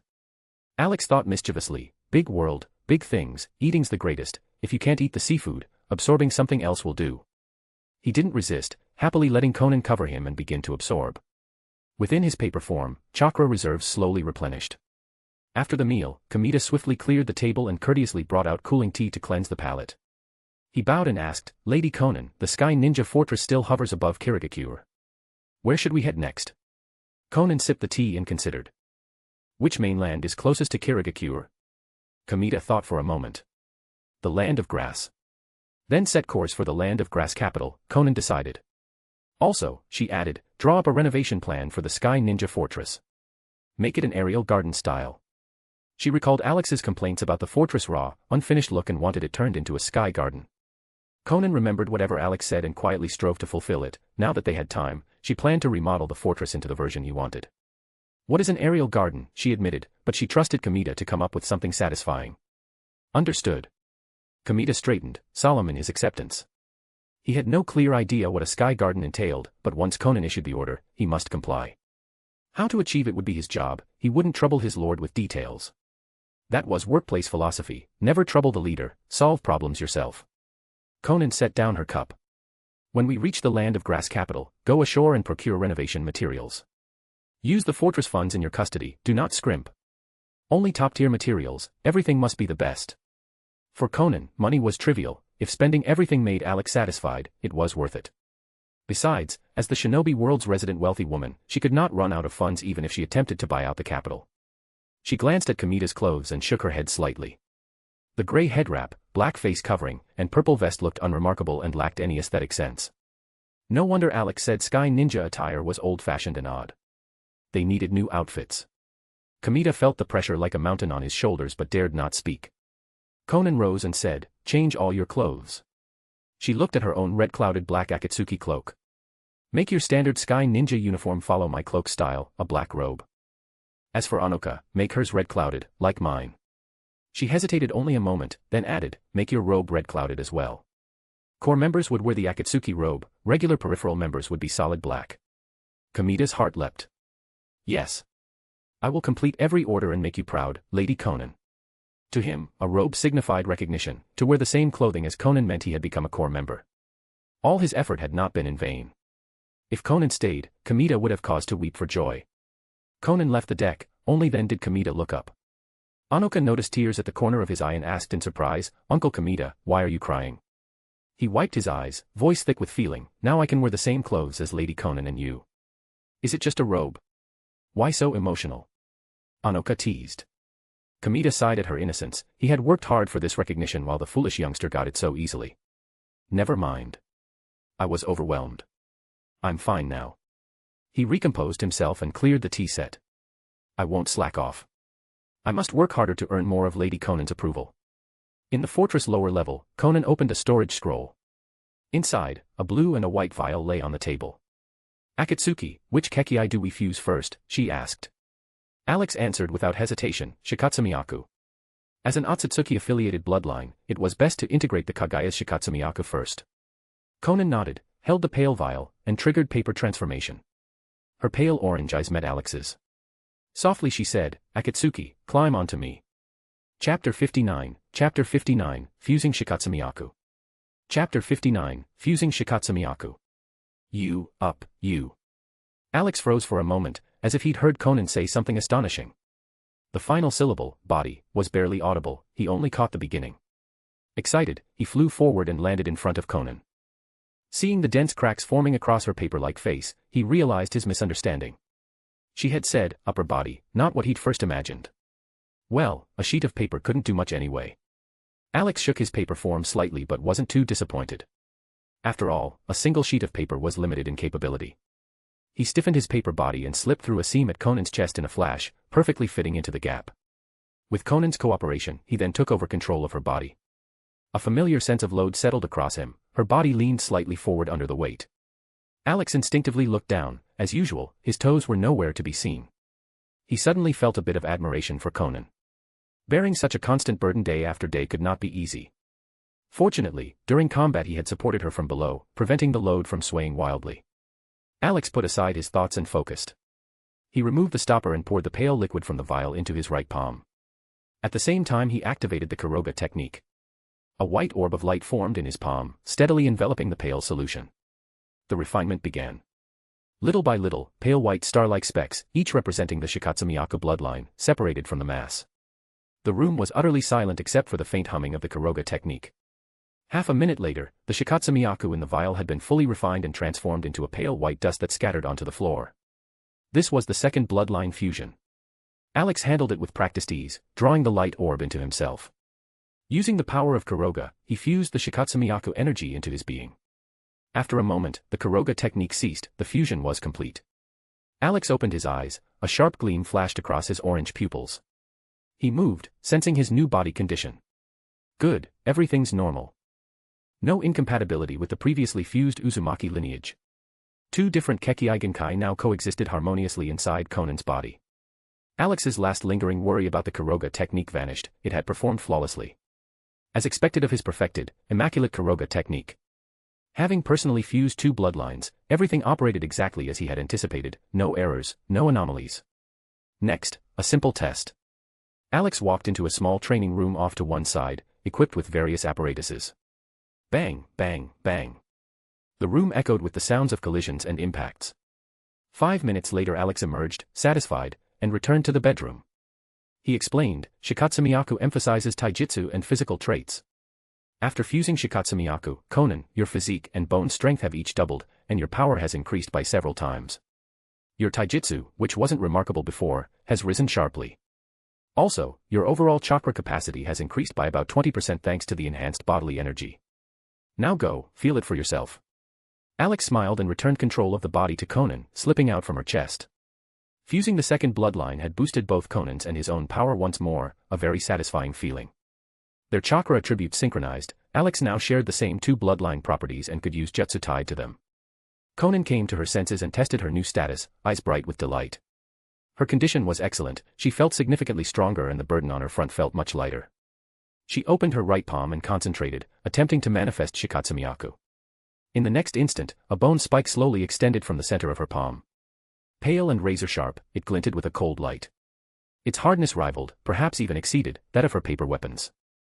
Alex hovered beside the spike and studied it before speaking gravely, Konan, unless absolutely necessary, avoid using Shikatsumiyaku frequently. And if you use it, do not reabsorb the bones back into your body. Konan asked, puzzled. Does Shikatsumiyaku have drawbacks? Alex nodded. It does. Excessive use tends to cause Kekkei Genkai disease. Historically, the deeper members of the Kagaya who exploited Shikatsumiyaku went, the more prone they were to early death. He didn't know whether his dark medical ninjutsu could cure Kekkei Genkai disease. Even Orochimaru couldn't treat Kimimaro, it's best not to risk it. Who knew how difficult that disease would be to cure? Moreover, extracting bone to fight and then returning it to the body risks contamination. Bone is one of the innermost parts of the body, any bacterial infection of bone marrow or blood could spread to vital organs and be fatal. Alex suspected Kimimaro's condition involved not only genetic disease but severe internal infection and gangrene. The men habitually pulled out entire spinal bones to fight, imagine the contamination risk. Understood. Konan nodded. I won't use Shikatsumiyaku unless absolutely necessary. She trusted Alex completely. If the Kekkei had dangers, she would minimize use, it wouldn't greatly hamper her combat effectiveness. At her thought, the bone spike detached from her palm and fell away. The cylindrical wound in her palm visibly closed and healed. Alex watched the shrinking seam and felt chills run through him, the sight of the bone withdrawing left an impression, deep enough to see bone. Indeed, Shikatsumiyaku was a grisly technique. Konan's palm returned to normal. Her gaze shifted to the blue vial of Hayaton on the table. Akatsuki, Shikatsumiyaku is fused. Shall we fuse Hayaton next? No, Alex replied immediately. 1 bloodline fusion per day at most. Your body and genes need time to adapt. Don't rush. As for Hayaton, wait 24 hours before fusing it. Alright, I'll follow your lead. Konan continued to feel out her body, quickly adjusting to the surge in power. Alex walked to the table and looked at the black scroll beside the blue solution. The scroll bore the characters Kagaya across its surface, the complete set of Shikatsumiyaku jutsu. Hehehe, all mine now. Alex unfolded the scroll and spread it across the floor. Dense lines of black characters filled his view. He stretched his paper form to fully cover the scroll and activated his cheat, replication. Yanagi no Mai. Tsubaki no Mai. Karamatsu no Mai. Tesenka no Mai. Sawarabi no Mai. One by one, the Shikatsumiyaku techniques listed on the scroll were copied and mastered instantaneously by Alex. He detached from the scroll, hovered up, and resumed his normal size. Phew, the sensation of being refilled with new jutsu was thrilling. After calming his excitement, Alex gazed out at the high sky and pondered. Uzumaki and Kagaya fused, what next? Senju, Uchiha, Hyuga, Hagoromo, which bloodline should be targeted next? Chapter 60, Hidden Sky Ninja Fortress. Chapter 60, Hidden Sky Ninja Fortress. The next morning. Alex woke again to Conan's gentle touch on the soft bed. Good morning, Konan. He floated up awkwardly. White threads of paper extended across his surface, helping Konan dress while he drank in the familiar, endlessly beautiful sight. Seems like someone's outside. Kamita. Konan opened her arms to make it easier for Alex to move. He's been waiting almost an hour. He probably has something to report. Alex inwardly admired the man's thoughtfulness. A moment later Konan finished her morning routine and opened the door. Kamita bowed immediately. Lady Konan. What is it? Konan nodded and stepped forward, Kamita trailing 3 paces behind with a worried look. I'm sorry to disturb you so early, he said hesitantly, but the Sky Ninja Fortress has a problem and I can't decide what to do. I must ask your orders. Konan said nothing and kept walking. Kamita's voice came from behind, tense, the fortress has reached the land boundary, ahead is the land of grass. But the sky over land is clear and cloudless. Our huge Sky Ninja Fortress would be impossible to hide if we continue. We'd be exposed. Alex considered the issue. He had expected this problem, but not so soon. The Sky Ninja Fortress could only fly beneath the troposphere's cloud layer. Above that, low pressure and thin air become a danger, UV radiation also spikes and normal humans can't endure it. Without cloud cover, the fortress would be the most conspicuous thing in the sky for miles around. At this stage, exposure was unacceptable. The 5 great shinobi villages might have few flying shinobi, but they could still find ways to detect or scout a floating fortress. Alex didn't want the 5 great villages watching them, he wanted to work in the shadows. Konan walked out onto the deck and looked toward the nearby coastline. The Sky Ninja Fortress rested inside a bank of mist over the sea, invisible from below, but the land sky ahead was completely clear. The sun hung high, perfectly visible, a bright, cloudless morning. Konan thought for a moment. She wouldn't change yesterday's plan, they would still head for the land of grass capital. But the fortress would need a way to hide itself soon. She had a temporary solution in mind. Konan pressed her hands together and blew a great cloud of mist upward. White fog swirled, expanded, and rushed westward in all directions. Eventually the entire Sky Ninja Fortress lay wrapped within it. Water release, mist concealment. Alex had thought of the same stopgap. Whether it would hold remained to be seen. Konan ordered Kamita, lower the fortress and check how well the mist conceals us. Yes. Kamita answered loudly, heart pounding. This was the first time he'd seen Konan use such a technique. He had expected a normal mist concealment to cover 100 meters at most, but the fortress was over 1,000 meters long, and the fog now fully hid it. He realized the magnitude of Konan's chakra and strength anew. Her power was terrifying. Kamita swallowed his excitement and radioed orders to the operations hall. Lower altitude immediately. A low vibration ran through the ship as the Sky Ninja Fortress began to descend, slipping down out of the clouds. The morning sea breeze lifted Kamita's new black robe with red clouds, the Akatsuki-style cloak he had rushed to make the night before to show his new status. The other crew members would have to wait until supplies were purchased to change. Inside the operations room, the original Sky Ninja crew couldn't see outside because of the fog. They monitored the altimeter and reported altitude updates. Stop. Konan called. The fortress had now left the cloud layer and scattered the mist around itself, the paper clones outside confirmed the change and relayed the information. Konan spread her wings and flew through the fog to survey the outside. Below, an oval mass of white mist hovered above the sea, 1,000 meters across. The fortress was invisible inside. Alex floated to the fog's edge and watched as thin wisps leaked out and dissipated. Konan, how long do you think this large mist concealment will hold? Konan hovered beside him. Less than an hour if I don't keep pouring chakra into it. If I keep reinforcing it with water nature chakra, I can maintain it for at least a day. A day. Alex nodded. That's probably enough. Then have Anoka and the dozen or so original fortress shinobi who know mist concealment take turns reinforcing it. Still, a cloud bank in an otherwise clear sky looked suspicious. A skilled mist user observing closely could notice something off.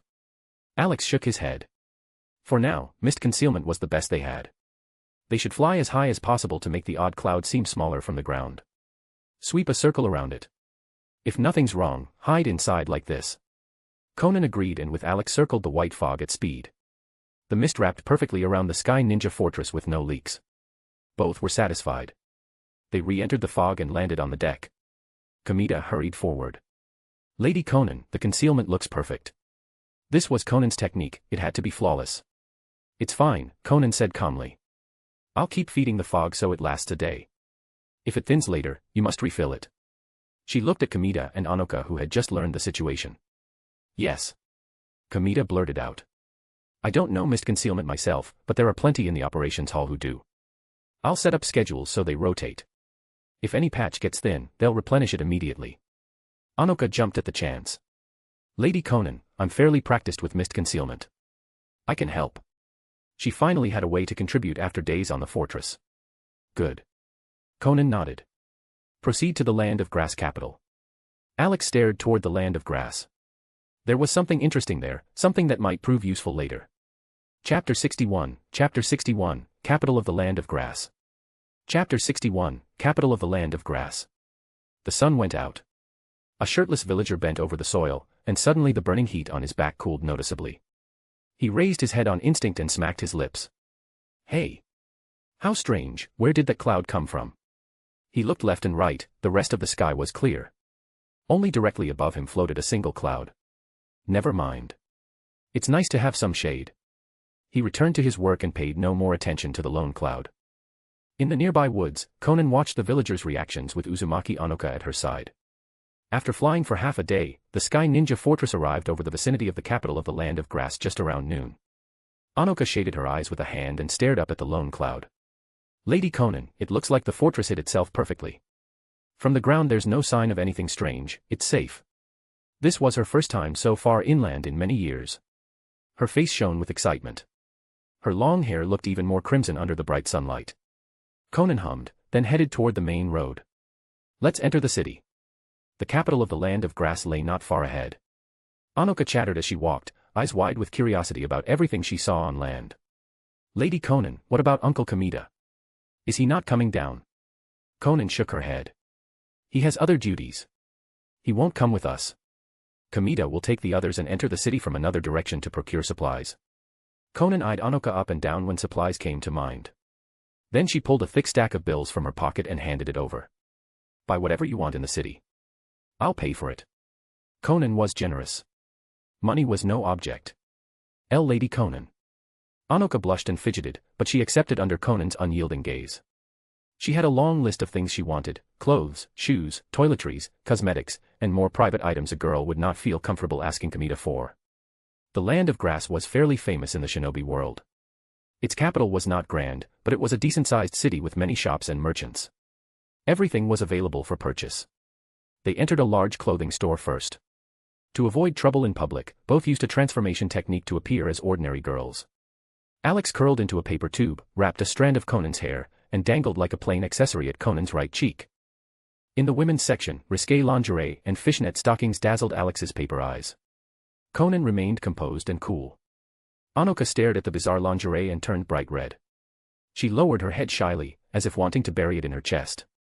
As the capital attracted merchants and nobles with eccentric tastes, such shops stocked items meant to entice. Anoka tugged at Konan's sleeve, pointing to a fuzzy tail on a rack. Lady Konan, look at this fox tail. It's so pretty and silky. Should we buy it to play with?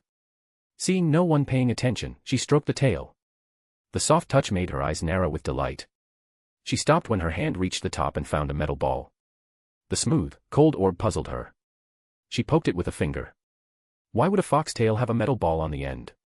Alex's paper figure trembled with amusement at Anoka's innocence. Konan glanced at the metal ball without comment and quickly led Anoka away to the regular clothes section. That tail was not something for a young girl to play with. A middle-aged woman greeted them in the normal clothing area. Welcome, beautiful customers. Can I help you find anything? To prevent Anoka from embarrassing herself, Konan decided for her. Pick out some bras and a full outfit for her. She added, keep it normal. This shop did have unusual items. Konan did not want Anoka led astray. The woman smiled at Anoka's shyness. What size is she? I'll bring some to try on. Anoka stole a glance at Konan, who only looked back briefly, and then she lowered her head and whispered, C, my size is C. Alex found this amusing and discovered Anoka was wealthier than she looked. The woman returned with normal items, and Anoka began trying them on. While Anoka modeled, Konan browsed. Passing the hosiery section, she hesitated. She fiddled with the paper tube at her brow and murmured, Alex, what color do you like? Alex perked up. Faced with racks of black, white, blue, purple, and flesh-toned stockings, he decided at once. Kids pick one. Alex wanted them all. 3 small black characters floated across the paper tube, get them all. Konan smiled faintly. Alex had an odd insistence on such things, and she indulged him. It was one of the few ways she could repay him. She cleared an entire shelf and paid. Then she found an empty fitting room and stored the purchases in a scroll. She did not want Anoka to know what she bought. It was a secret belonging only to her and Alex, she would only wear them for him. A short time later, Konan returned to Anoka. How did it go? Are you done? Anoka nodded happily. Yes, I've paid. Good. Let's leave. They shopped for hours and finally left the capital satisfied. Alex was already drowsy, just watching made him tired. Indeed, shopping appeared to be a hidden instinct among women. On the road outside, people thinned and then vanished, and the capital disappeared behind them. Konan stopped with an unreadable face. Anoka, you sensed it, right? Anoka's expression grew tense. She nodded. Yes, Lady Konan. It seems someone is following us. Chapter 62, Grass Shinobi, Little Kami. No, a tiger. Chapter 62, Grass Shinobi, Little Kami. No, a tiger. By afternoon the trees along the road were very quiet. Suddenly silhouettes split through the west, surrounding Konan and Anoka. Men with the Land of Grass forehead protectors glared maliciously at them. An upper-rank ninja and 3 mid-rank shinobi blocked their path. Alex scrutinized them with interest. They had not yet reached Hidden Grass Village and already had visitors. This was interesting. Sato-sama, it's her. Her chakra signature is very similar, one grass shinobi cried, pointing at Anoka. Sato's gaze passed over Konan to Anoka. He licked his lips. You better cooperate and drop the transformation. Or else. The 3 other grass shinobi laughed in a way that made their intentions clear. Are you sure? Sato asked. Yes, Sato-sama. I'm very sure. I was the one in charge of Uzumaki Kana before, I know the Uzumaki chakra well. Uzumaki Kana, huh? Sato savored the memory. She was useful in many ways. The other 3 grass shinobi licked their lips at the thought. She could not only heal their wounds but satisfy them in other ways. They regretted her dying young. They had meant for her daughter to take the same role, but Kana had disappeared 3 years ago during the Chunin exams in Konoha. That loss stung. Accustomed to having useful blood donors, they could not stand pain, they wanted quick healing and pleasure. A new Uzumaki in their hands would not be wasted. After all, the Uzumaki clan had been decimated years ago, no one would care if more of them died. Anoka, suspecting news of her kin, immediately dispelled her transformation and revealed her crimson hair. Tell me where Uzumaki Kana is. Where is she now? She demanded. Ha ha ha, just as I thought, an Uzumaki. Sato laughed and eyed Anoka's hair hungrily. You Uzumaki sure value family ties. Want to know? Come with us and I'll tell you. His tone was lecherous. Anoka was not a fool. She recognized the malice written all over their faces and did not allow herself to be tricked. Tell me about Kana now, or you won't be leaving today. With Konan beside her, she felt no fear of mere grass shinobi. Sato and his 3 underlings exchanged glances and laughed. You think you can threaten us? Your clan is almost extinct. Who gave you the courage? Come back to the village and cooperate. Or you'll suffer. Sato licked his lips and appraised Anoka. When we get back I'll check your orange chakra first. I miss your clan's body type. Maybe you share Kana's healing traits. If not, we'll just prod until something comes out. He did not know if this new Uzumaki shared Kana's healing body, but they could try. If they provoked it, they could enjoy themselves, and perhaps induce regenerative abilities for their use. This time, they would learn from past mistakes and not kill the subject too soon. Anoka shivered with disgust at their lecherous gazes. Goosebumps rose. Seeing Sato fail to answer, Konan remained expressionless and waved her hand. Layers of white paper spread up from her feet. What's? Sato screamed in shock. He struggled, but his feet were bound by paper. As the paper climbed, panic set in. The paper wrapped his body fast until only his head remained. The other 3 grass shinobi froze briefly, confused. Hearing Sato's screams, they realized he had been attacked. Before they could draw kunai, a sharp pain struck one in the chest. A white kunai had plunged into his heart. Blood poured out. His vision darkened and his body went limp. 2 shinobi fell dead with dull thuds. You 2 are useless. Konan looked at the remaining mid-rank shinobi with cold detachment. Anoka, this one's for you. She nodded toward the men who had discovered Anoka and had once been responsible for Kana. Anoka should interrogate him herself. Konan did not restrain him, she wanted Anoka to practice. Yes, Lady Konan. Anoka's face hardened. She felt a foreboding from their short exchange. Kana's fate likely had been grim. Anoka drew a kunai and charged. The mid-rank ninja glanced at Konan, saw no further motion from her, and fled into the woods.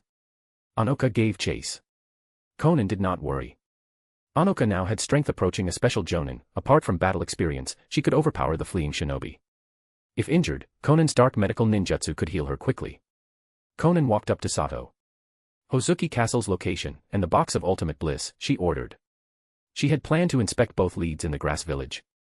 Having a grass upper rank walk into her lap saved effort. Alex glanced toward the woods where sounds of struggle continued, then looked back at the remaining grass upper rank. Anoka was fine. Since they had come to the land of grass, the box of ultimate bliss had to be seized.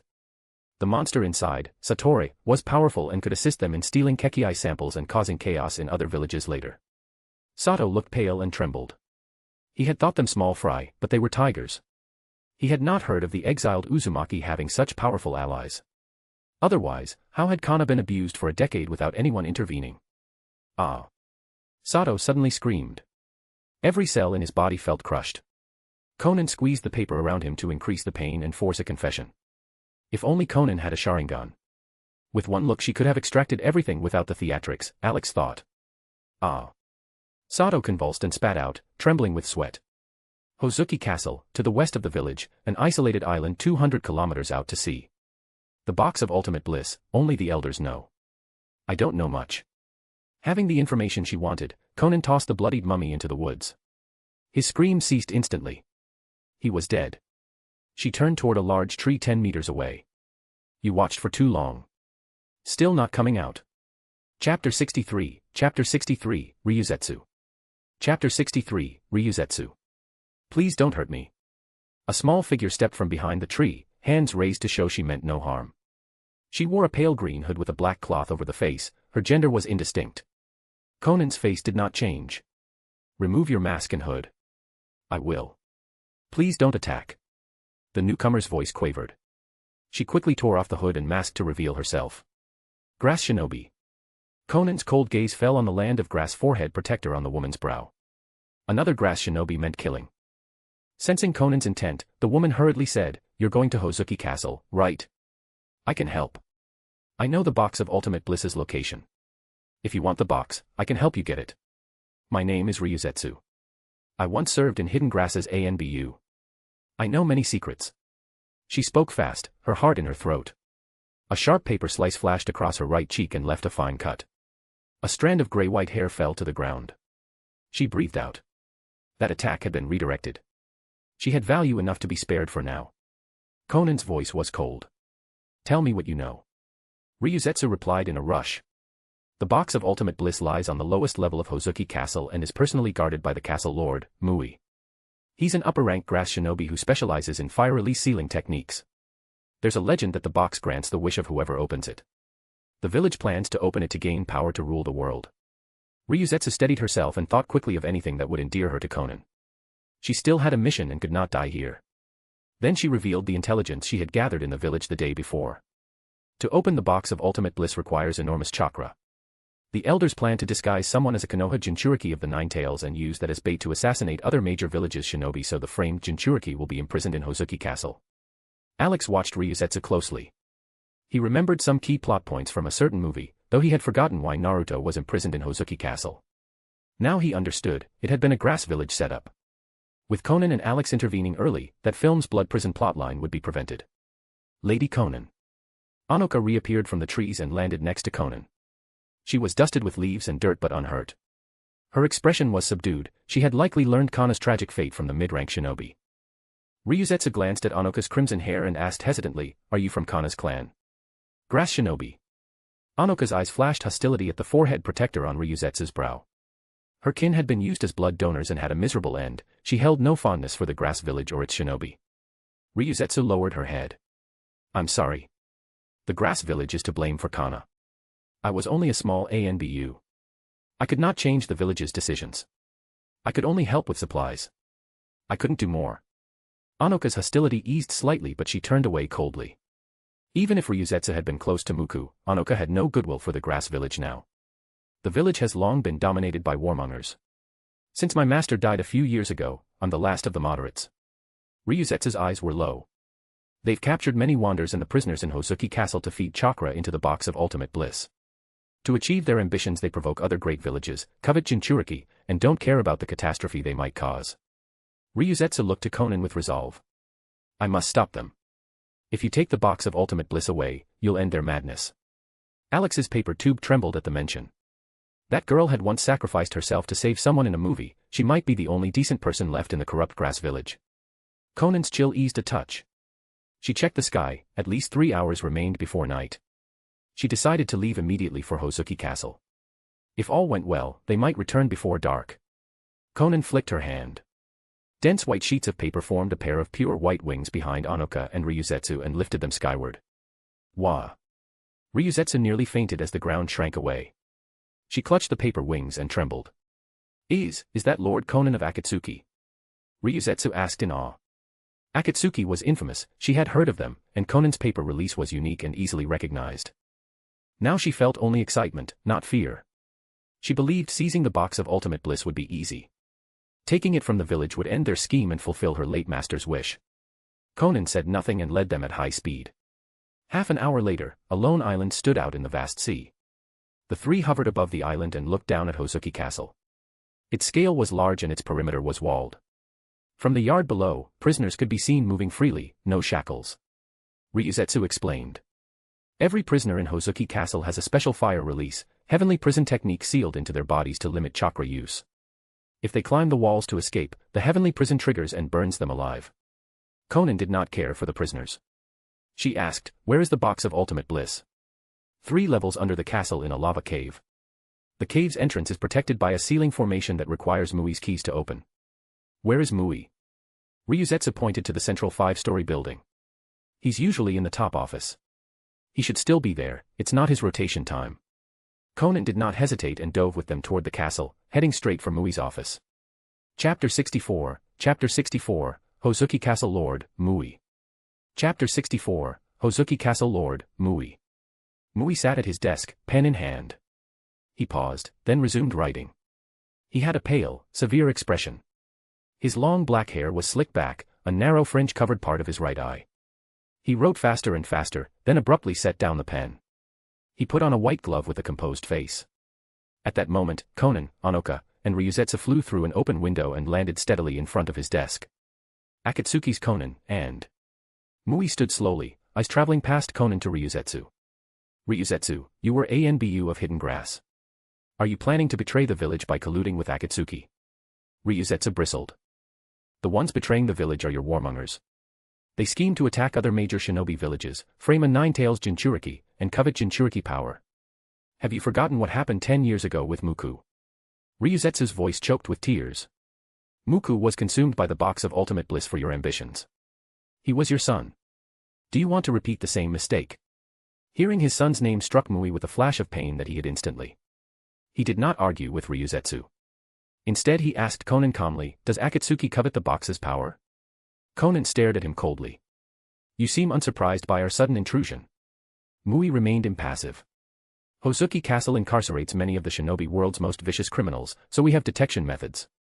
I knew the moment you appeared above Hozuki Castle. Suddenly something felt odd, and Mui looked down. A sheet of white paper had crept over his legs and continued upward.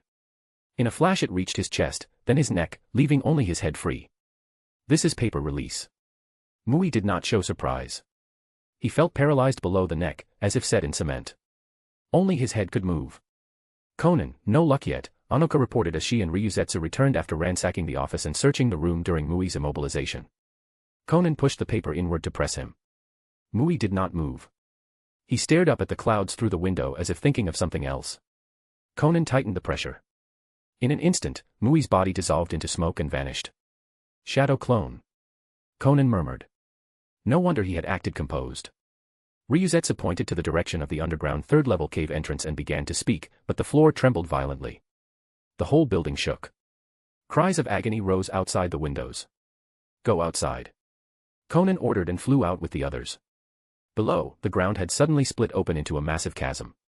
Prisoners who had been on the yard were being drawn in. Fiery red stripes shimmered across their bodies as the heavenly prison seals activated and dragged them downward. Ryuzetsu panicked. Lady Konan, the prisoner's heavenly prison has triggered. It must be Mui. The chasm below leads to the box of ultimate bliss. He's trying to open it. He's lost his mind. She explained the plan. Mui had prepared a backup. Rather than rely solely on a Jinchuriki, he had been collecting chakra from prisoners. If necessary, he would sacrifice all the prisoners to open the box. He could not afford to fail. Konan flew over the pit. Cries echoed as the pit connected down through the castle's 3 underground layers. Prisoners fell like dumplings to the lowest level, onto the box of ultimate bliss, forming a human pile. Konan narrowed her eyes. The prisoners at the bottom had already been drained of chakra and turned into mummified husks. Mui was mad enough to sacrifice everyone in Hozuki Castle to try to open the box. This was his last gambit. He knew time might be short. Below, Mui called out Muku's name in a broken voice as he forced his own chakra into the box's surface. For 10 years Mui had prepared this. If there were accidents, he would immediately offer all the prisoners in a final attempt. Konan formed hand signs at speed. Water release, great waterfall technique. A blue sphere the size of the chasm shot into the hole and transformed into an immense waterfall in midair, crashing down into the pit. Chapter 65, The Death of Mui and Satori. Chapter 65, The Death of Mui and Satori. With fused bloodline traits, Konan's chakra capacity had greatly increased, allowing her to cast such a massive water release effortlessly. The torrent roared and filled the chasm, water spilling back onto the yard. Many prisoners had already been drained by Mui's seals. The sudden deluge meant most of the rest would not survive either. Between the 2 blows, the Hozuki Castle prison, entrusted by the 5 great shinobi villages, was essentially emptied of living inmates. Alex and other sheets of white paper circled Konan. Everyone watched the water's surface in the pit, waiting for it to calm. This is for the best. Ryuzetsu murmured with a complicated look. All the prisoners dead. Mui's ambition. The calm surface began to bubble violently. Dry corpses burst from the water, pouring out in dense numbers like fallen petals. Then with a great splash, a purple-black monolithic box shot up and slammed onto the ground. It was the box of ultimate bliss. Its material was neither metal nor stone. One side bore an extravagant human face representing joy, anger, sorrow, and happiness. The joy face looked straight at Konan, its gaping mouth a dark void. A gaunt figure dropped out of the box, a hollow, sunken man with bulging eyes. From his hair and clothes Konan recognized him immediately. Hozuki Castle Lord Mui. He lived, but barely. Having been drained by the box, he had only a single breath left. 10 years of obsession kept him barely alive, he had to see the result and to see his son. Muku. Mui's cracked voice rasped. Konan watched the box expressionlessly. Mui was already a corpse in everything but motion. Alex studied the box. Had the mass sacrifice satisfied its conditions? He was uncertain. The box hummed and then stilled. A black vortex formed in the open mouth of the joy face and an even colder, more dangerous aura seeped out. Mui's eyes brightened weakly at the change. After 10 years of feeding chakra, at least something had responded. He clung to hope for Muku. The vortex stabilized and an arm pushed through, followed by a face. Pale, not like the living. Mui tried to cry out, faint with joy. Then a thunderous white hammer struck the mouth of the box, smashing the protruding figure back into the vortex. Mui wailed. Konan's white hammer of paper burst into a flurry of sheets that wrapped the entire face of the box. She would not let that thing come out. Whether or not it was Muku, it was not human and had to be stopped. Alex watched Mui with a trace of pity. Muku had died 10 years ago. The face trying to emerge was not his son but Satori's disguise. Alex shifted his gaze back to the box of ultimate bliss and braced himself. From the earlier signs, Mui's sacrifices likely fulfilled the box's opening criteria. Konan's paper might not hold the entity inside for long. The box hissed. A flat voice whispered without emotion. Born with Satori, move with Satori, die with Satori. A bulge formed on the paper covering the joy face and expanded until the paper could no longer hold. With a pop, a black shadow darted out and landed before Mui. Mu-ku. The figure half opened his eyes, and Mui thought he was seeing his son again. Mui's hope shattered as the thing stabbed a black claw through his heart. He looked up along the blade, disbelief curdling into despair. The creature before him was not his son. His son had been dead. The thing wore his son's skin like a costume. Mui's eyes closed and tears fell as he toppled backward, killed by the monster he had released. The creature roared. Its pale human exterior peeled away in layers, revealing Satori's true form, a huge black orb with a gaping mouth at its center, thin limbs, massive black wings. It leapt aside as kunai rained down where it had just stood. Konan squinted and continued to launch paper kunai. But Satori dodged them as if it could anticipate attacks. Anoka used adamantine sealing chains, firing 9 white chains that briefly pinned Satori in midair, yet the creature flapped its wings and ascended beyond reach. Alex realized something about Satori: it fed on fear and could read people's minds. That explained how it avoided Konan and Anoka's moves. But then Alex remembered his own wind blade had struck earlier. That blade had hit Satori squarely. Perhaps the monster could not read Alex's thoughts. Chapter 66, Recovering the Box of Ultimate Bliss, Sasuke's Whereabouts. Chapter 66, Recovering the Box of Ultimate Bliss, Sasuke's Whereabouts. No matter. I'll test it first. If it's true, he. A sinister laugh echoed in Alex's mind. He immediately activated his paper release, creating a number of white kunai. He mixed them in with Konan's attack, and they all shot toward Satori. Just as before, the monster successfully dodged Konan's attacks, but something was different. 10 kunai were stuck deep in its back. They were the exact ones Alex had made. It's just as I thought. He felt a jolt of excitement. Satori truly couldn't read his thoughts. Konan took in the sight of the kunai on Satori, glanced at Alex, and nodded in understanding. Anoka, intensify your attack. As she spoke, her own attacks became faster and denser, drawing Satori's attention. Anoka gritted her teeth. Yes, Lady Konan. Her 9 golden chains immediately shot out to bind Satori at an even faster speed. Unfortunately, even so, Satori still managed to dodge every attempt in advance. It seemed there was no way to catch the monster. The 9 chains enveloped it from all sides while a dense barrage of white kunai and paper blades shot up from below. Satori roared and flew straight up to escape. Swoosh. Just then, 5 enormous, gray-white bone spikes suddenly stabbed down from high above. Hearing the whistle of air being pierced from above, Satori subconsciously looked up. Its eyes went wide, as if wondering why it hadn't sensed the attack. Bang. The next second, Satori was impaled in midair by the 5 giant bone spikes and slammed heavily to the ground, sending up a massive splash. As the water settled, Satori's form was revealed. Its giant, round body, along with its 4 limbs, were each pierced by a bone spike, pinning it deep into the ground. It was held firmly in place, with only its wide black wings struggling to flap, accompanied by angry roars. Still making a fuss. Alex snorted from the air. 3 more identical bone spikes shot from his paper form, piercing Satori's wings and mouth. The monster's struggles and roars stopped abruptly. It was now a lamb for the slaughter. Konan couldn't use Shikatsumiyaku carelessly, but he had no such restriction. As mere paper, he wasn't afraid of any bloodline disease. Alex flew down from the sky, along with the other sheets of paper, and floated in front of Konan. Anoka stood to the side, eyes shining with excitement. Lady Konan, you're amazing. You can even use white paper to cast other ninjutsu. She had thought that just being able to form various ninja tools to attack was already incredible. She never expected that even ninjutsu could be cast. Lady Konan's paper release was truly magical, worthy of being the only and most unique existence in the ninja world. Just imagine, if thousands of white papers cast ninjutsu at the same time, how spectacular and terrifying that scene would be. My Alex is, of course, amazing. Konan smiled as she looked at Alex, but she didn't correct Anoka's misunderstanding. She would find out eventually. Anoka looked at Satori, pinned to the ground like a dead dog, and was in absolute awe. She had been so frustrated just moments ago when her repeated attacks couldn't even touch the monster's fur. Thank goodness Lady Konan was so strong. In just a few breaths, the monster Satori was easily taken down.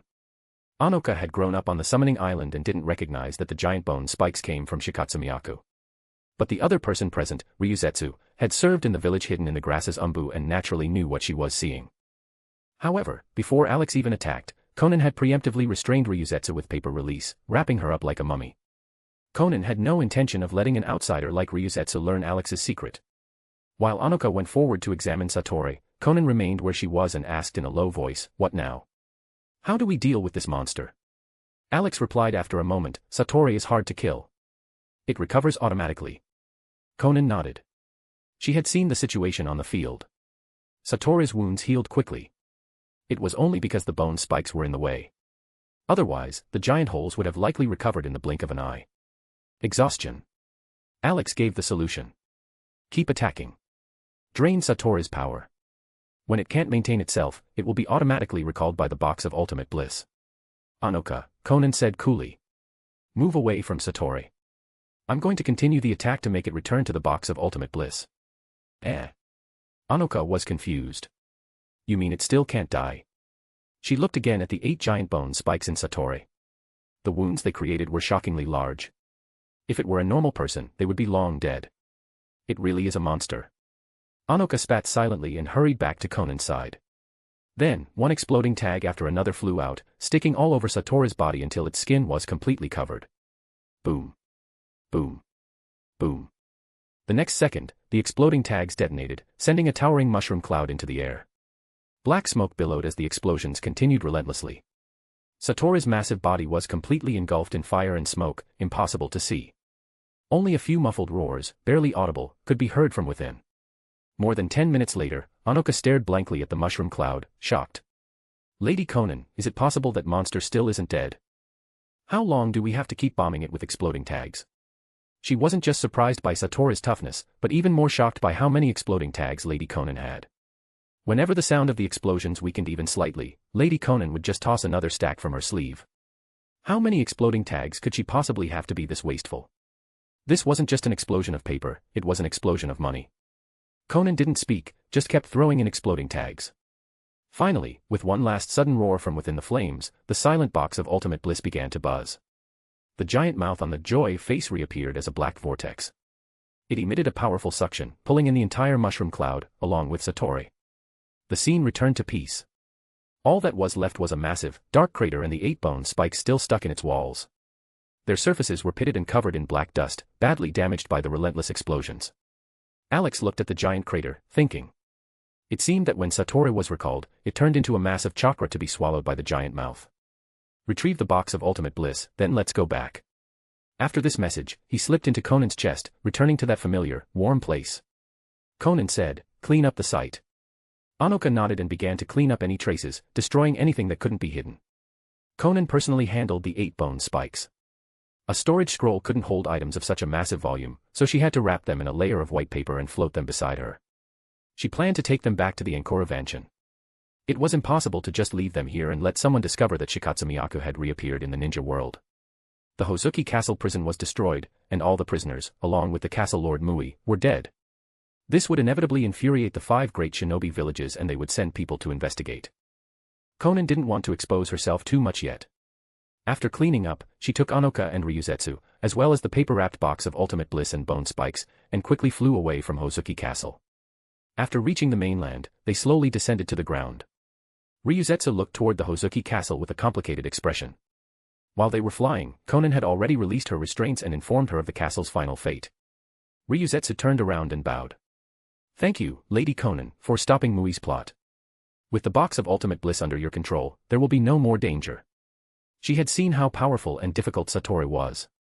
Although she didn't know how Lady Konan defeated it, that didn't matter anymore.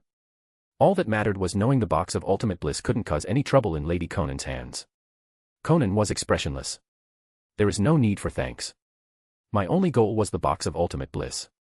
She looked at Ryuzetsu and suddenly asked, you should know Kana Uzumaki's daughter, Karen Uzumaki, right? Ryuzetsu was stunned for a moment but nodded. Kana's daughter, yes, I know her. Karen also inherited Kana's healing constitution. Ever since she disappeared 3 years ago after going to Konoha for the Chunin exams, the village has been searching for her, wanting to capture her and bring her back. Are there any leads? Ryuzetsu glanced at the concerned Anoka and hesitated.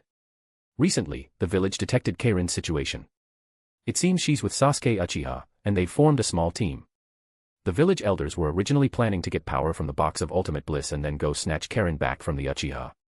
The last known location was in the Land of Birds. Chapter 67, Loyalty. The next target.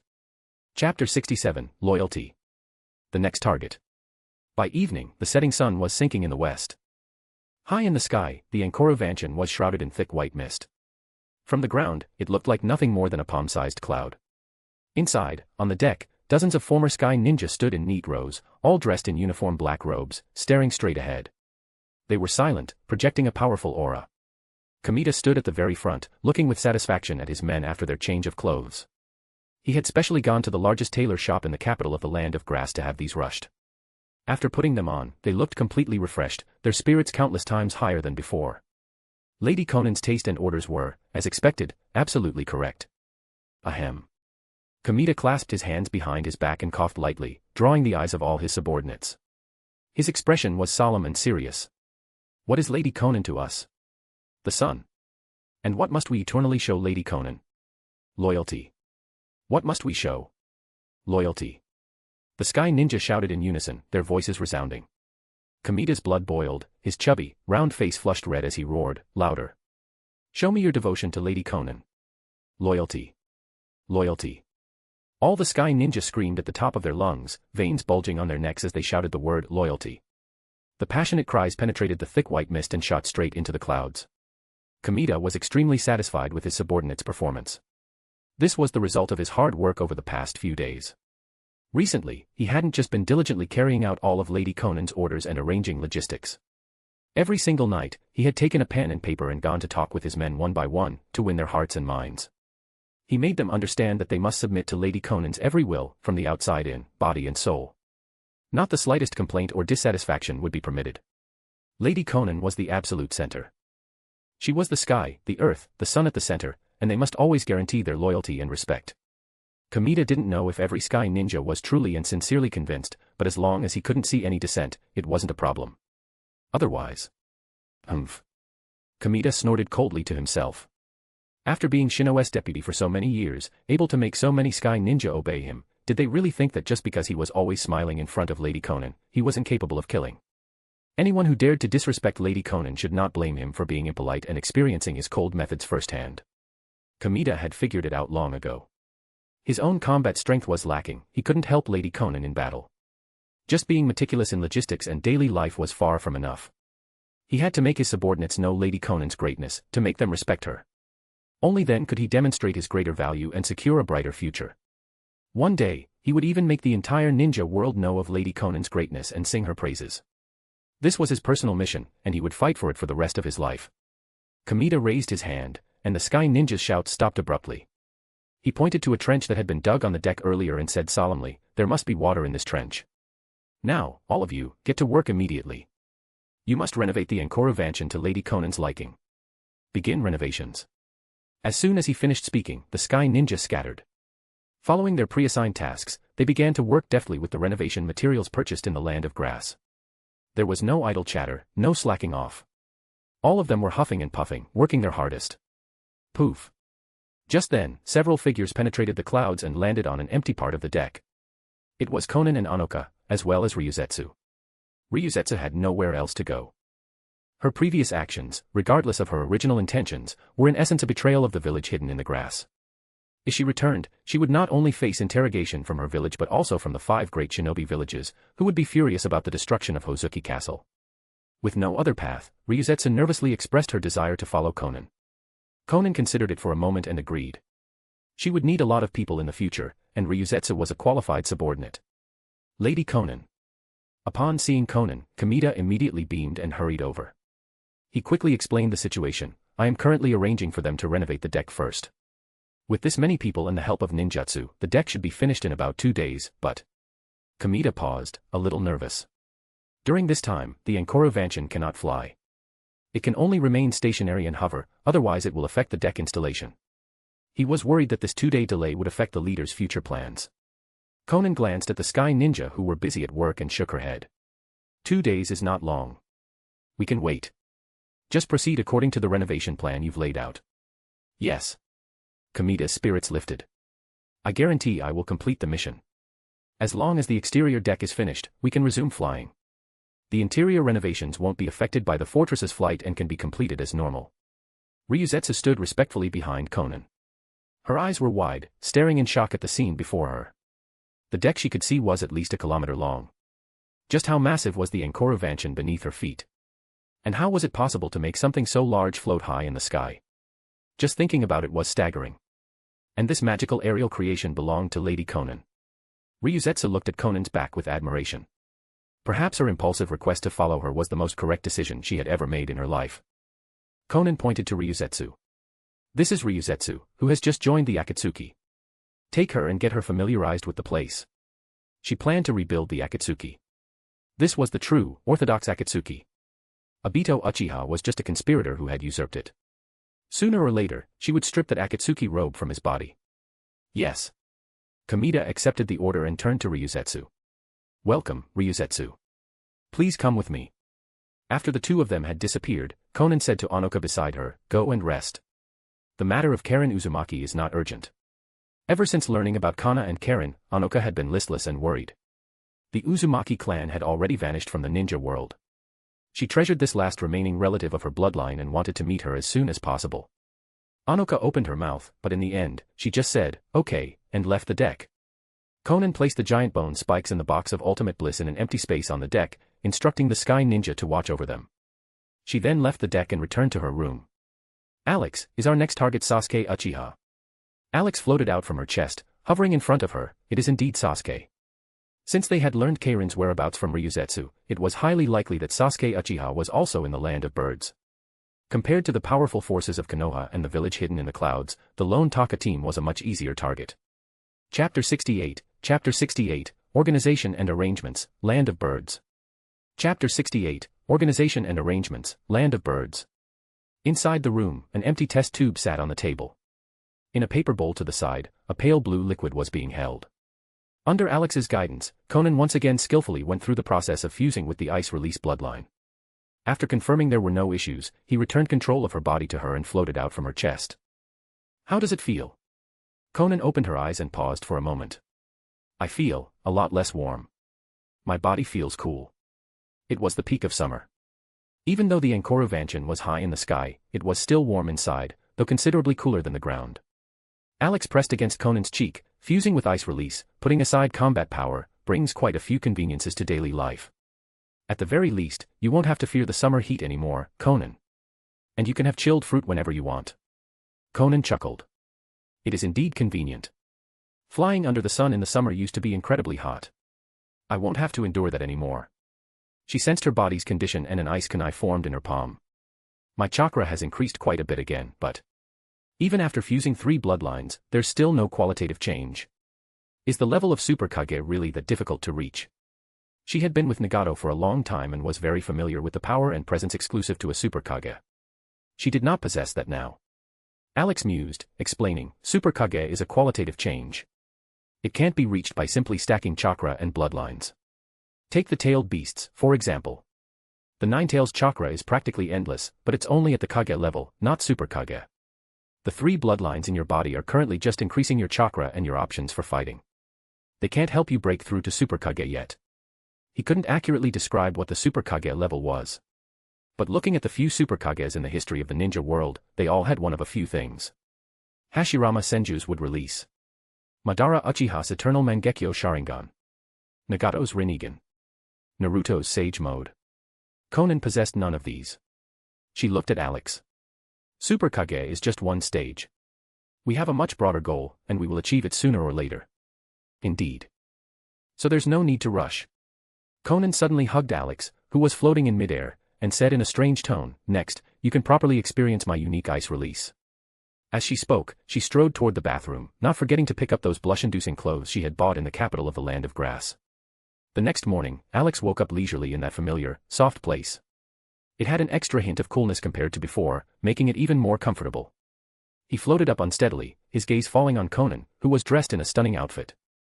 Last night, he had thoroughly experienced what it meant to be ice-skinned and jade-boned. Ice release was truly magical. Konan then got up and smiled. "Alex, are you satisfied?" "Ahem." Alex coughed silently. "Satisfied. Extremely satisfied." Then, under his burning gaze, Konan changed her clothes without reservation. During the process, Alex's white threads naturally provided their assistance.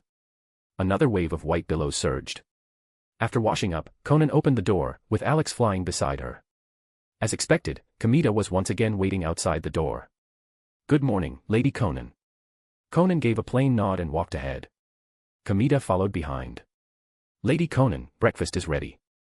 Since the deck is still under renovation, please proceed to the first-floor dining hall." "What's the status of the renovation?" "The main trench on the deck is complete, and they are now laying the turf and planting trees. My subordinates are showing incredible enthusiasm for the renovation.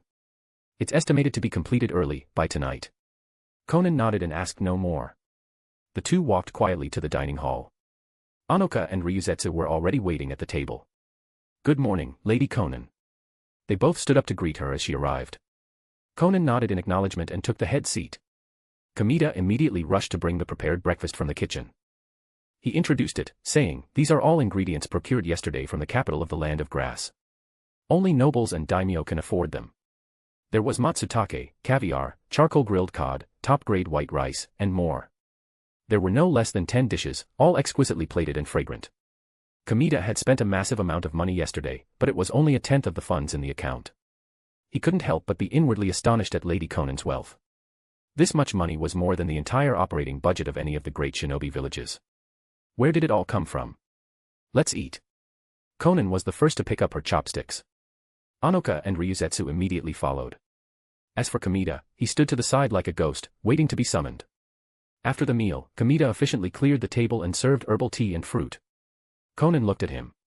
"Kamita, I remember your chakra nature is earth, correct?" "Yes, Lady Konan. Your subordinate only has one chakra nature. Most of the original Sky Ninja also only have one. It couldn't be helped. A small, ruined ninja village that was always hiding in the shadows naturally couldn't produce many talented ninja. Their strength would likely remain at the genin level for their entire lives, existing as cannon fodder." Kamita had trained hard in his youth and possessed the strength of a chunin, which was why Shino had entrusted him with the important position of deputy. Konan took a scroll from her sleeve and handed it to Kamita. This storage scroll contains many conventional wind, earth, and water ninjutsu, including quite a few A-rank and B-rank jutsu. Take it back and train well. Also, set a standard. Let them exchange meritorious service for the ninjutsu they want to learn. In addition, wages need to be paid. Formulate a plan and bring it to me for review. She had prepared this long ago. For an organization to develop healthily and grow strong, it must have appropriate rewards and punishments, and the rules must be well established. Konan didn't want to worry about these things. After these days of observation, Kamita had already passed her and Alex's secret evaluation. He was a steward-type talent, capable of handling these tedious tasks. Yes. Kamita took the scroll, extremely excited. "Lady Konan, I guarantee I will complete the tasks you've given me beautifully." He knew what this meant. He had finally earned more of Lady Konan's trust and could be entrusted with important responsibilities. Konan looked at Ryuzetsu, who was wearing an Akatsuki robe. "Ryuzetsu, you once served in the village hidden in the grasses Umbu. From now on, you will work with Kamita to train some reconnaissance personnel. Every Sky Ninja could fly, making them rare talents for reconnaissance. Now that she didn't have White Zetsu's intelligence network, she needed to rebuild her own, or at least understand the general movements of the 5 great shinobi villages." "Yes, Lady Konan. Since the village hidden in the grass once detected Karen's location, where in the land of birds do you predict she and Sasuke Uchiha are right now?" Ryuzetsu pondered for a moment before answering. The Taka team all had close ties to Orochimaru. "I predict they are likely in one of Orochimaru's bases in the land of birds." She took out a map. "These are the locations of all of Orochimaru's bases within the land of birds. As long as we search them one by one, we should be able to confirm their location quickly." Ever since Orochimaru's death, the village hidden in the grass had dispatched a large number of personnel to the land of birds to find Karen's location.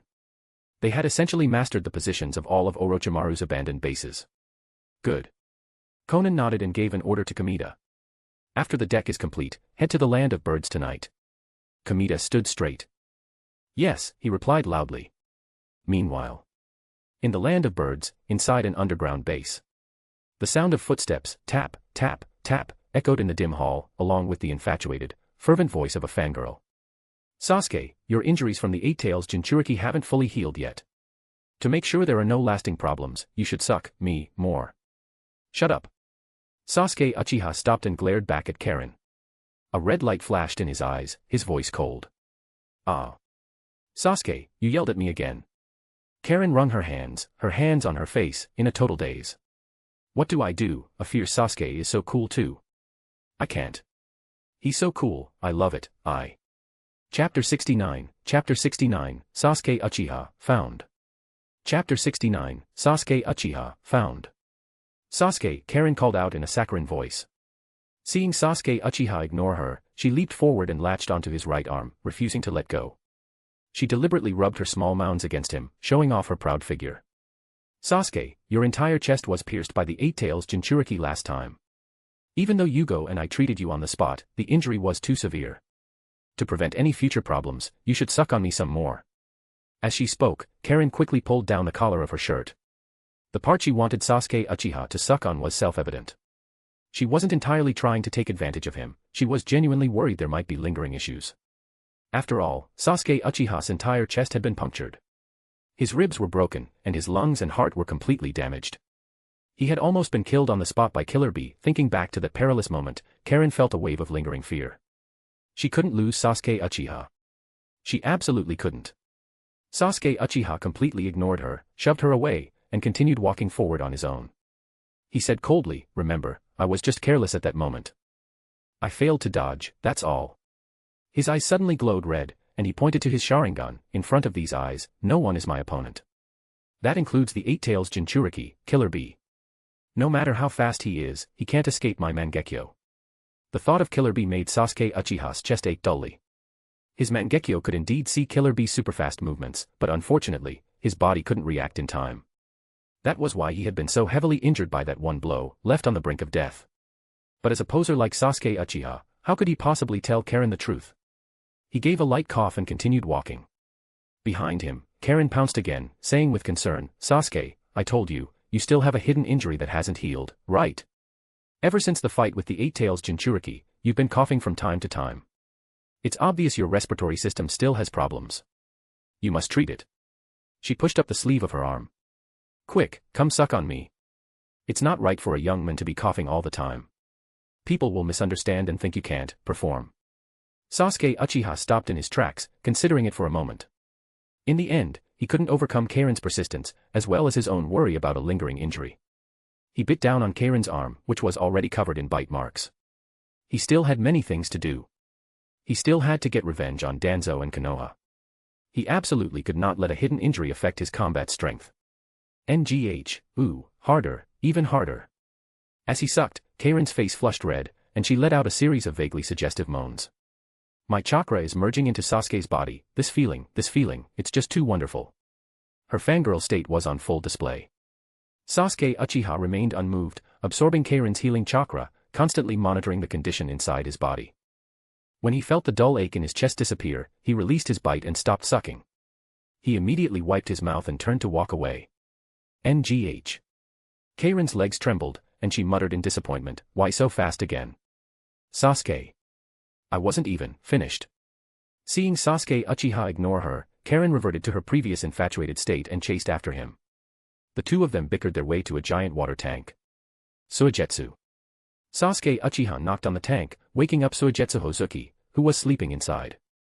The latter opened his eyes, swam to the glass, and bared his shark-like teeth. "Sasuke, what's up? How's your recovery? We won't be staying here much longer." During the previous battle with the Eight Tails, Suigetsu Hozuki had formed a giant water monster to stall the tailed beast transformed Eight Tails, all to buy time for Sasuke Uchiha to be treated. In the end, he took a direct hit from a tailed beast bomb, resulting in severe injuries. The group had hurried to the land of birds, using the equipment in Orochimaru's abandoned base to slowly help him recover. "I'm almost recovered. In another 2 days, I'll be able to leave the tank and move freely." Suigetsu Hozuki's eyes burned as he glared at Karen, gritting his teeth. "If that stinking woman had let me bite her a few more times, I would have recovered even faster." Karen crossed her arms and snorted. "Don't even think about it. My body is exclusively for Sasuke. No one else gets to use it. If I hadn't seen you were about to die from stalling for time, I wouldn't have even let you have one bite." Smack. Suigetsu Hozuki pressed his face against the glass, glaring at Karen and cursing, "Four eyes. She gorilla." Karen didn't back down. "Idiot jellyfish head. Four eyes. Idiot jellyfish head." Seeing that Suigetsu Hozuki was fine, Sasuke Uchiha nodded with an expressionless face. "In 2 days, we leave the land of birds." Karen stopped arguing and asked, "Sasuke, where are we going in 2 days? Are we going back to the Akatsuki base or looking for that masked man?" "Idiot." Suigetsu Hozuki cursed. "Told you that you have no brain, she-gorilla, and you wouldn't believe it. The leader of the Akatsuki is gone. What's the point of going back to the King Akatsuki?" They had learned from Obito Uchiha about Pain's battle in Konoha. Sasuke Uchiha frowned in thought. Karen ignored Suigetsu Hozuki's trash talk, staring at Sasuke Uchiha with infatuation. "Sasuke, didn't you want to get revenge on Konoha? Now that Konoha has been destroyed by Pain, you should be happy." "No." Sasuke Uchiha suddenly clenched his fists. "That guy said only the buildings in Konoha were destroyed. The people who died were all revived by Nagato in the end. And..." His voice became extremely cold. "Konoha can only be destroyed by my own hands. I am the Avenger. Danzo, the Hokage, Konoha, for the suffering you inflicted on the Uchiha and on Itachi, I will make you pay it back tenfold. Sho. Sasuke Uchiha's Mangekyo instantly activated, glowing scarlet. That cold chakra again. It's so scary. Karen looked at Sasuke Uchiha with worry. This chakra was so cold it made her feel terrified, like he was a stranger. Sasuke Uchiha deactivated his Mangekyo, and the cold feeling emanating from him instantly vanished. Karen gradually let out a sigh of relief. Sasuke Uchiha said, that guy said the 5 great shinobi villages are considering holding a 5 Kage summit. The location will likely be in the Land of Iron, which has always been neutral.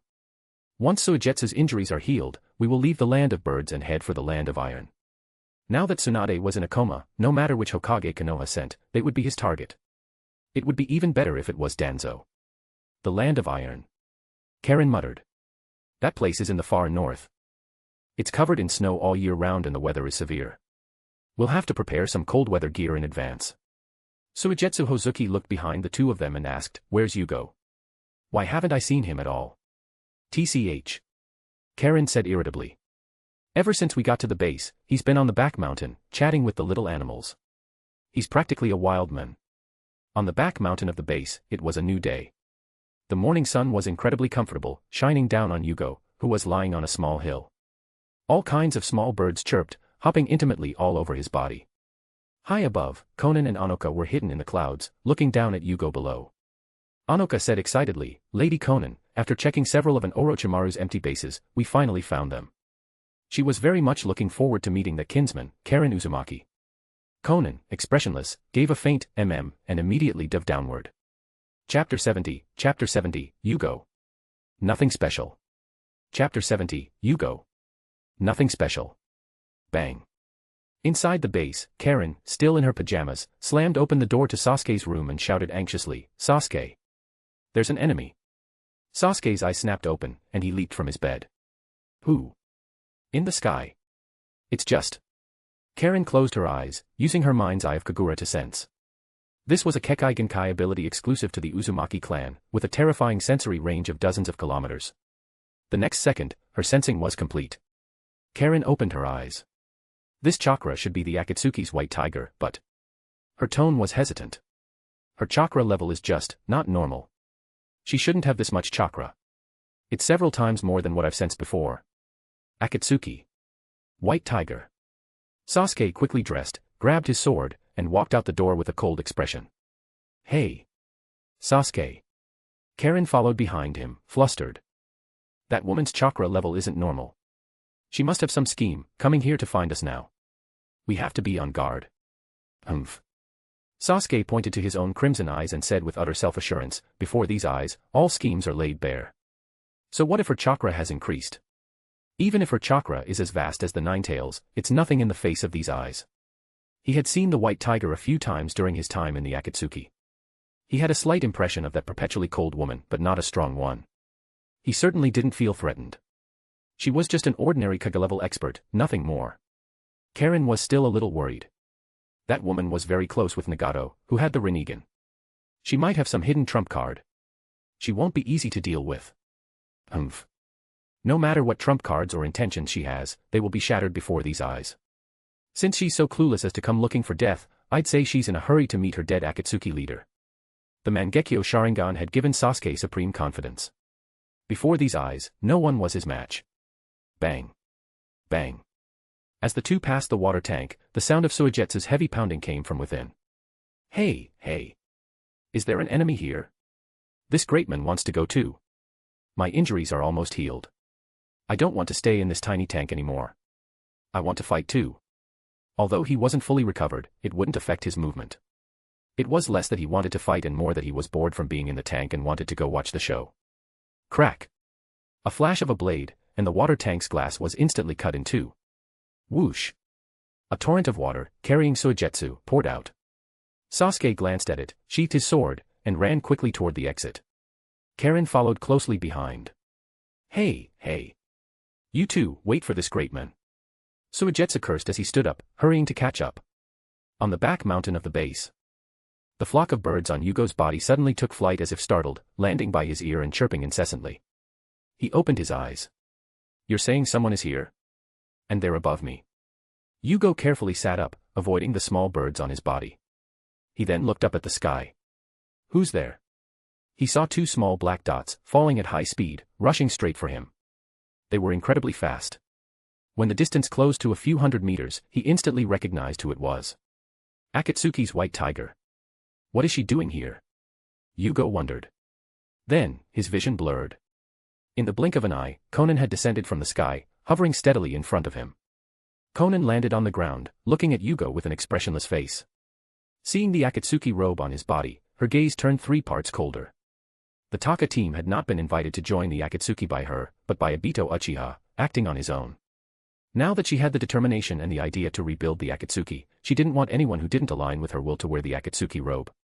Alex, nestled in Konan's chest, was also watching Yugo. The man currently looked as calm as a simple mountain villager. But he had a dual nature. Once he went berserk, he was a frenzied killing machine. On this trip, Sasuke Uchiha wasn't the only target. Yugo, who could use ninjutsu, was as well. Whether it was to study his special constitution or to find the location of the village where he grew up, they needed to subdue him.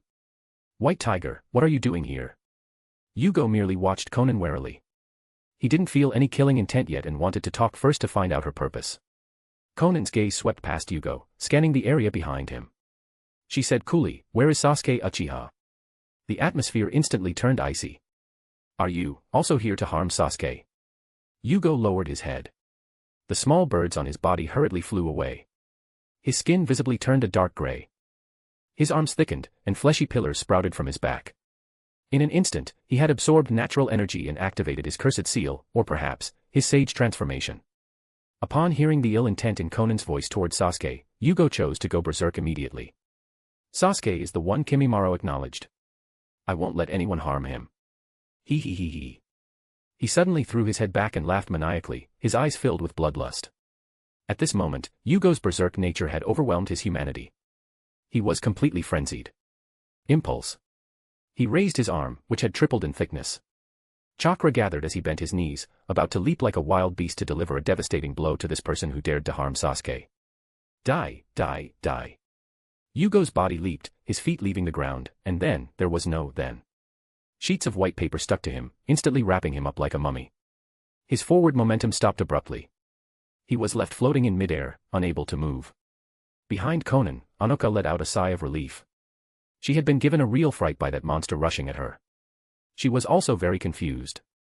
How did a perfectly normal person turn into a beast-like monster in the blink of an eye? Thank goodness Lady Konan was stronger. She had subdued the seemingly powerful monster in an instant. Suddenly, the wrapped mummy began to bulge.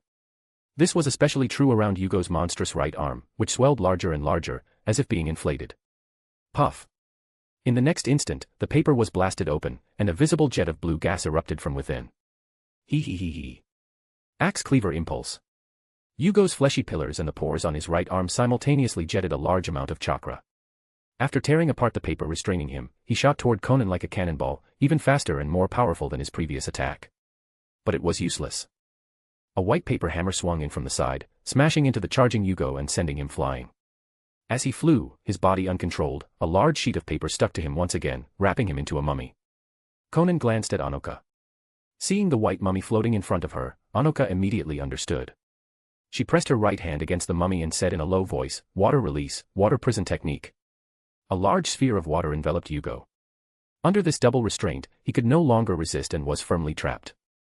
Lightning release, lightning spear. Suddenly, a beam of azure light shot out like a bolt of lightning, aimed at the right hand Anoka was using to maintain the water prison technique. Chapter 71, Karen, I have to go help Sasuke. Chapter 71, Karen, I have to go help Sasuke. Konan was already prepared. The ground beneath Anoka suddenly transformed into a large sheet of white paper, lifting her along with the water prison she controlled high into the air, allowing her to dodge the lightning spear shooting up from below. Kamida, wearing a flight device, descended from the sky and landed beside Anoka. He glanced at the battle that was about to erupt below and said quickly, "Leave this to me. Quick. Take over now." 3 sky ninja behind him stepped forward, placing their hands on the water sphere. They jointly cast the water prison technique, taking over control from her. Anoka released her grip. "Okay, Uncle Kamida, I'll leave this person to you. I need to go down and help Lady Konan." "Go on. You can count on me. I definitely won't let this person escape." Anoka nodded and dove toward the ground. Sasuke walked out of the base, his eyes sweeping over the situation in the air, his gaze remaining cold and emotionless. Suigetsu suddenly wailed, "Ah! Sasuke! Yugo was captured. We have to save him." He then lowered his head and said heartlessly, "Oh, looks like we can't fly. Can't be helped. We'll have to let old Yugo suffer for a bit." As for Karen, she didn't spare a single glance for Yugo in the sky, just kept staring at Sasuke, completely infatuated. Her inner fangirl exploded, "Ooh. Sasuke acting all cold is so cool, so handsome. I can't take it, I can't take it. Karen, you have to be a lady, a lady." Sasuke retracted his gaze and looked coldly at Konan. He wasn't worried about Yugo. As long as he killed this woman who foolishly dared to provoke him, Yugo would naturally return safely. "White Tiger, you shouldn't have provoked me." Sasuke dispersed the lightning spear and drew his Kusanagi sword from his back. "You will pay the price of death for your stupidity." Konan remained silent. With a wave of her hand, a dense barrage of white kunai shot down from the air, forcing Sasuke, Karen, and Suigetsu to leap apart simultaneously. My, starting a fight without saying a single word. That really fits your cold personality, White Tiger." Suigetsu drew his executioner's blade, licking his shark-like teeth. He, cutting the Akatsuki's White Tiger in two with the executioner's blade, that sounds like a very good idea. Konan didn't even look at Suigetsu, merely splitting off a single paper clone to deal with him. With a large source of water, he could unleash incredible power, enough to stall even the Eight Tails. But without that geographical advantage, Suigetsu was just an elite jonin. His hydration technique was just a bit troublesome, that's all. A single paper clone was more than enough to handle him. As for Karen Uzumaki, Konan looked toward Anoka, who said seriously, "Lady Konan, please leave her to me. At the very least, I can hold her off and keep her from disturbing your battle. Go." Konan had some understanding of Karen's abilities. She wasn't strong. Her sensory and healing abilities were powerful, but her offensive power was weak. She hadn't awakened her adamantine sealing chains, so she should be no match for Anoka. Anoka rushed forward, her eyes fixed on Karen, and shouted, "Karen Uzumaki, your opponent is me." Faced with an opponent, Karen finally tore her burning gaze away from Sasuke. She adjusted her glasses, staring at Anoka's red hair, which was identical to her own. She hesitated. "You're also from the Uzumaki clan." "That's right." Anoka nodded, excited to meet a kinsman. "I'm Anoka Uzumaki. Just like you, I'm a member of the Uzumaki clan." Karen glanced at Sasuke, who was facing off against Konan. As for Suigetsu, who was currently being beaten by the paper clone and running for his life, she didn't even look. She couldn't care less if he lived or died. Only Sasuke was important. She calmed down and began to carefully size up this kinsman who had appeared out of nowhere, her intelligence coming back online as she decided to gather some intel first. "What is your goal? Are you trying to capture Sasuke? And that cold woman, how does her chakra suddenly seem several times larger than before?" Anoka shook her head. "No comment. I will not tell you any information regarding Lady Konan." Looking at Karen, she could tell the other girl was 2 or 3 years younger than her. In her heart, she saw this kinsman as a younger sister, but she would never betray Lady Konan. Karen could see that this naive-looking kinsman wasn't going to reveal any information. She immediately started walking toward the battlefield, preparing to return to Sasuke's side and help him. However, Anoka dashed forward, blocking her path. She said firmly, "You will stay right here. I won't hurt you, and Lady Konan won't hurt you. You and I are both of the Uzumaki clan. We are the last remaining relatives of our bloodline. I hope you won't go and disturb Lady Konan." She could feel that her blood connection with Karen was very close. Perhaps their mothers or their grandparents were relatives. Karen's expression turned cold. She said agitatedly, "What Uzumaki clan? What kinsman? It's all crap. Since it's already extinct, why bother bringing up the Uzumaki clan? Back when my mother and I were suffering in the village hidden in the grass, where was the Uzumaki clan? Where were you?" Anoka had a complicated expression. "Sorry, I also only recently learned about what happened to you and Aunt Kana. I don't need your apology. This has nothing to do with you." Karen walked right up to her. "Move. Or I won't be polite. Sasuke was the one who saved me from that sea of misery. I must go and help him. If you block me, you're not my kinsman, you're my enemy." "Sorry." Anoka reached out an arm to block her. "I can't let you pass." "Is that so?" Karen's glasses glinted, hiding her eyes. Her tone became sharp. "Then you can just die. Anyone who gets in my way of helping Sasuke deserves to die." With a roar, she pulled out a kunai and stabbed it straight at Anoka's chest. "Shoo." At that moment, a golden chain shot out from behind Anoka. It snaked up Karen's right arm, the one holding the kunai, coiling like a serpent. In an instant, it had wrapped around her entire body, binding her like a golden-wrapped dumpling, leaving only her head exposed. Adamantine sealing chains. Karen screamed. She had heard her mother talk about this, a Kekkaigenkai ability that only core clan members who had developed their Uzumaki bloodline to an extremely deep level could use. It possessed powerful sealing properties and restraining abilities, capable of binding even a tailed beast with ease. Let go. Let me go. She shook her head, her red hair flying wildly as she struggled. But it was useless. The powerful adamantine sealing chains bound her completely. The chakra in her body felt as if it had been sealed, going dormant and making it impossible for her to use. Sorry. Anoka gently patted Karen's head. You'll stay here with me for a while. Don't go disturbing Lady Konan. Ah! You bastard. You rotten woman. Some crap kinsman you are. Why are you stopping me from helping Sasuke? Karen cursed up a storm, a string of profanities pouring out. Anoka was unmoved, simply treating her as a misbehaving, rebellious little sister. In less than half a minute, the situation on the field had turned completely. Of the 3 members of Taka, Yugo had been captured and taken into the sky. Karen was restrained by Anoka's adamantine sealing chains, unable to move. As for Suigetsu, he was lying on the ground like a dead dog, forced to keep his body in its hydrated form, passively enduring a continuous barrage of exploding tags. All 3 had been neutralized, unable to go and help Sasuke. Sasuke didn't care about this. He was the strong one. This Mangekyo was strong. His teammates being defeated would not affect the final outcome. This battle, he would definitely win. Crackle. Blue electricity sparked across Sasuke's body as he used his lightning attribute chakra to increase his speed. He shot out like an arrow released from a bow, arriving in front of Konan in an instant. The battle began. Chapter 72, Sasuke, is that all? Chapter 72, Sasuke, is that all? A remnant of the old era. You should have died along with the Akatsuki's leader. The cold-eyed Sasuke swung his Kusanagi sword down from the air. Konan's right hand made a grasping motion, and a white paper blade instantly formed, swinging upward to meet the attack. Clang. The 2 blades collided. Sparks flew, and the sound of the impact was deafening. Sasuke's charge was instantly halted, leaving him suspended in midair. The powerful gust of wind from the clash sent Konan's purple hair flying, her wide Akatsuki robe flapping loudly. A blade made of paper. Killing intent surged in Sasuke's eyes. Chidori blade. Violent lightning chakra covered the Kusanagi sword. Blue sparks crackled along the length of the blade. The 2 were face to face, their features illuminated in a blue-white light. Under the enhancement of the lightning, the paper blade in Konan's hand clearly became unstable and began to crack. The white paper looked as if it was about to peel off, making it difficult to maintain the blade's shape. Konan's expression was impassive. She lightly tapped the ground with her right foot and quickly retreated. At the same time, she waved her hand. A large number of white paper sheets spun at high speed, cutting toward Sasuke like sharp iron plates. They collided head-on with a massive fireball hurtling toward them.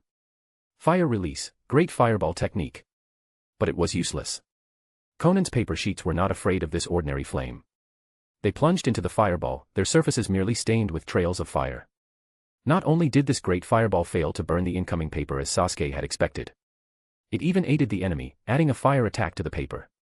Humph, paper that isn't afraid of fire. Sasuke activated his 3-tomo Sharingan. Every piece of paper seemed to move in slow motion, their movement and trajectories perfectly clear.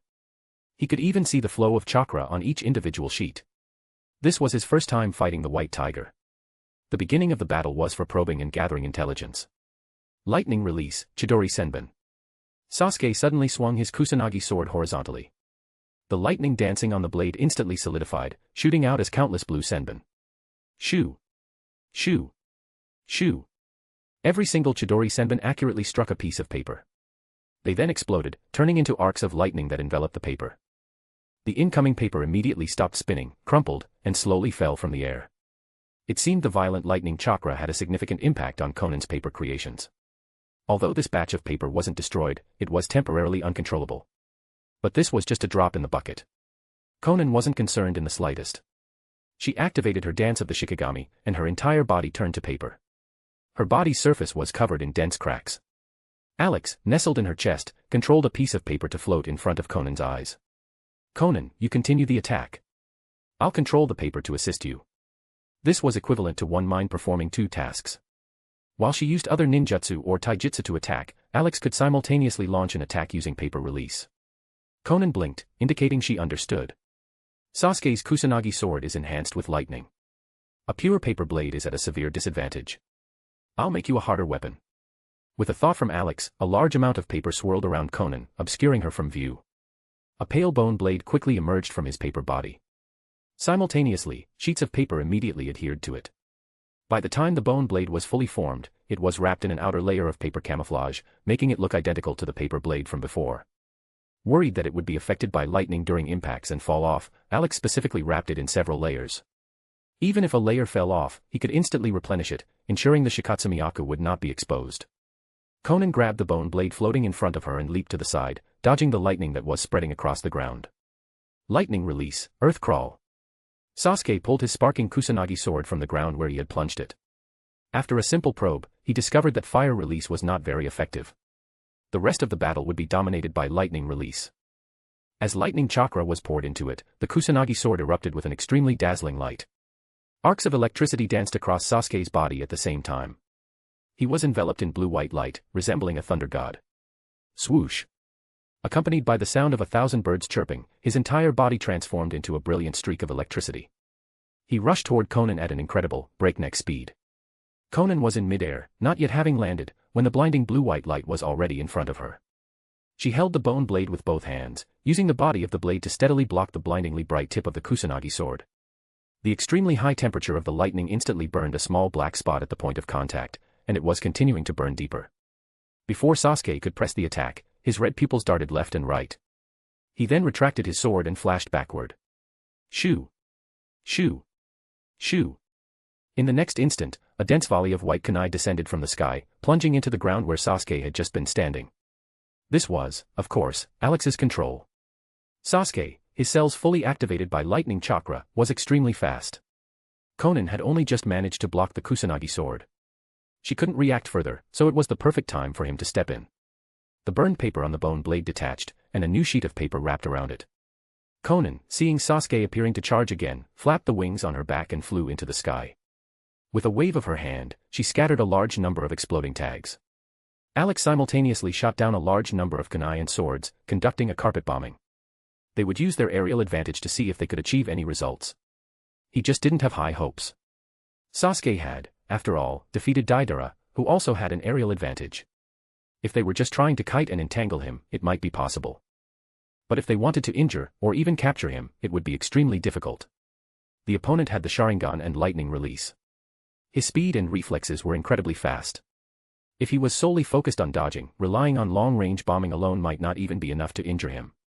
This was all based on the premise that the opponent was extremely arrogant and wouldn't actively flee. Sasuke stopped in his tracks and looked up coldly at Konan. A similar tactic to Deidara's? But the power of your exploding tags is far too different from that guy's explosive clay. His entire body flickered with electrical arcs as he weaved left and right in the forest, easily dodging the sky full of exploding tags and various weapons raining down. Even when Konan and Alex sealed off Sasuke's escape routes, he merely threw a large number of Chidori Senbon forward, causing the exploding tags to detonate at a distance, posing no threat to him at all. Explosions rumbled one after another in the forest. One tree after another was blasted into pieces. Thick smoke billowed, and fires ignited. Below, Sasuke was like an incredibly agile electric mouse. They couldn't touch him at all. The idea of taking down the opponent with long-range bombing from the sky was a failure.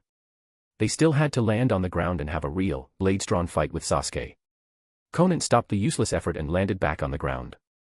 Seeing the explosion stop, Sasuke made several consecutive leaps and landed on a rock 20 meters opposite her. He sneered, "Finally realize how ridiculous your exploding tags are as an attack. Deidara's explosive clay could at least cause me some trouble. Your exploding tags are nothing but a joke." Alex was speechless. The poser was posturing again. He talked so big. Deidara only caused him some trouble. If that guy hadn't shrunk into Manda's stomach, he would have been blown to smithereens by Deidara's self-destruction. It was true. The sky cleared, the rain stopped, and the poser felt he was on top of the world again. He really needed a beating, right now. Konan's gaze turned cold, and chakra exploded from under her feet. She leaped into the air, her bone blade viciously slashing toward Sasuke's oncoming Kusanagi sword. Sparks flew, and the clang of metal rang out incessantly. Konan and Sasuke transformed into two black blurs, clashing in midair and separating in an instant. Before their afterimages in the air could fade, the two appeared on the ground again, each swinging their blade at the other's vital points. Blades flashed, and thunder roared. Both of them moved extremely fast. Everywhere they passed, trees were severed, and rocks were shattered. The ground was left with long, black lightning scars. From the very beginning, the battle had entered a white-hot stage. Chapter 73, you use a clone. I'll use a clone too. Chapter 73, you use a clone. I'll use a clone too. Ah. Sasuke is so cool. Karin, still wrapped up like a golden dumpling, watched with infatuation. His attack movements, power, angle, his swordsmanship, it's all perfect. Sasuke in battle is just too handsome. Ah, I can't take it. Beside her, Anoka's eyes widened, stunned by her kinsman's behavior. Her cheeks were flushed, she was breathing heavily, and she was even letting out vaguely suggestive moans. She was no different from a pervert. Karin, are you okay? Karin paid no attention to Anoka's call, just kept staring at the battlefield, her eyes only for Sasuke. She just felt that no matter what movement Sasuke made, it was incredibly cool and handsome, making her heart tremble and leaving her unable to control herself. In the middle of the battlefield, the small forest had been completely destroyed. All the large trees were severed into pieces, lying on the ground, and lush green branches filled the ground. Two black blurs darted swiftly across the branches, shattering the already broken limbs even further. Swoosh! A beam of blue lightning shot down from midair, pierced through the broken trees, stabbed into the ground, and then dissipated, leaving behind a dark, round hole. The extreme heat instantly carbonized the tree tissue inside the hole.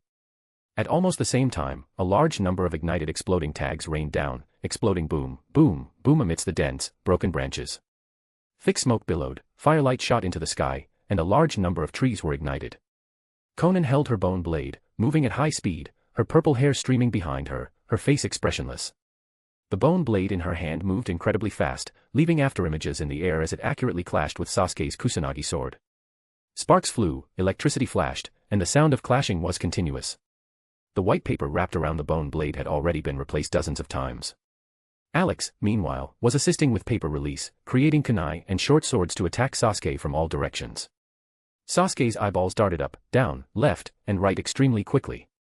Relying on the Sharingan's super-strong insight, he saw the trajectories of all incoming attacks and was able to counter them one by one, handling them with ease. Humph. Sasuke's face was cold. Are these paper toys all you rely on? They're nothing but playthings. Clang. The two suddenly stopped. He gripped his Kusanagi sword with both hands and pressed down from the air. Behind, above, and to his left and right, a large number of white paper weapons were about to rain down. Die. Sasuke gave a cold shout, full of killing intent, lightning release, Chidori current. Crackle. In an instant, a dense web of blue lightning erupted from his body. With Sasuke at the center, it poured out in all directions. The incoming kunai and short swords were immediately struck by the lightning, unable to maintain their weapon shapes, and flattened out, reverting to simple sheets of paper. As for Konan, she was the primary target of Sasuke's attack. Almost half of the Chidori current was directed at her. Her entire body was enveloped in blue-white light, with large arcs of electricity dancing across her surface. Sasuke felt the force from the paper blade lessen and sneered, "The taste of the Chidori current isn't pleasant, is it?" His lightning was equivalent to several times the power of high-voltage electricity. A normal human body could never withstand it. It's time for the remnant of the old era to fall. Zap. Sasuke released an even more torrential wave of lightning, bombarding Konan below. Both of them were simultaneously enveloped in the blue-white light, which was incredibly blinding. The oxygen in the air was ionized into ozone, filling the air with a strong, grassy smell. Lady Konan. Far away, Anoka's expression turned to panic. Her eyes were fixed anxiously on that ball of light. It was too dazzling, like a blue sun that had fallen to earth. She couldn't see the figures inside at all. But she still squinted, trying her best to see inside the light, not caring even as the strong light stimulated her eyes, causing tears to flow. Ha ha ha. Karin laughed very happily. That's Sasuke's lightning release. No one can survive being enveloped in an enhanced Chidori current. That woman actually dared to come looking for a fight, not knowing that Sasuke is already beyond her ability to handle. Even the Eight-Tails Jinchuriki was no match for Sasuke. What does she have? Those toy-like pieces of paper.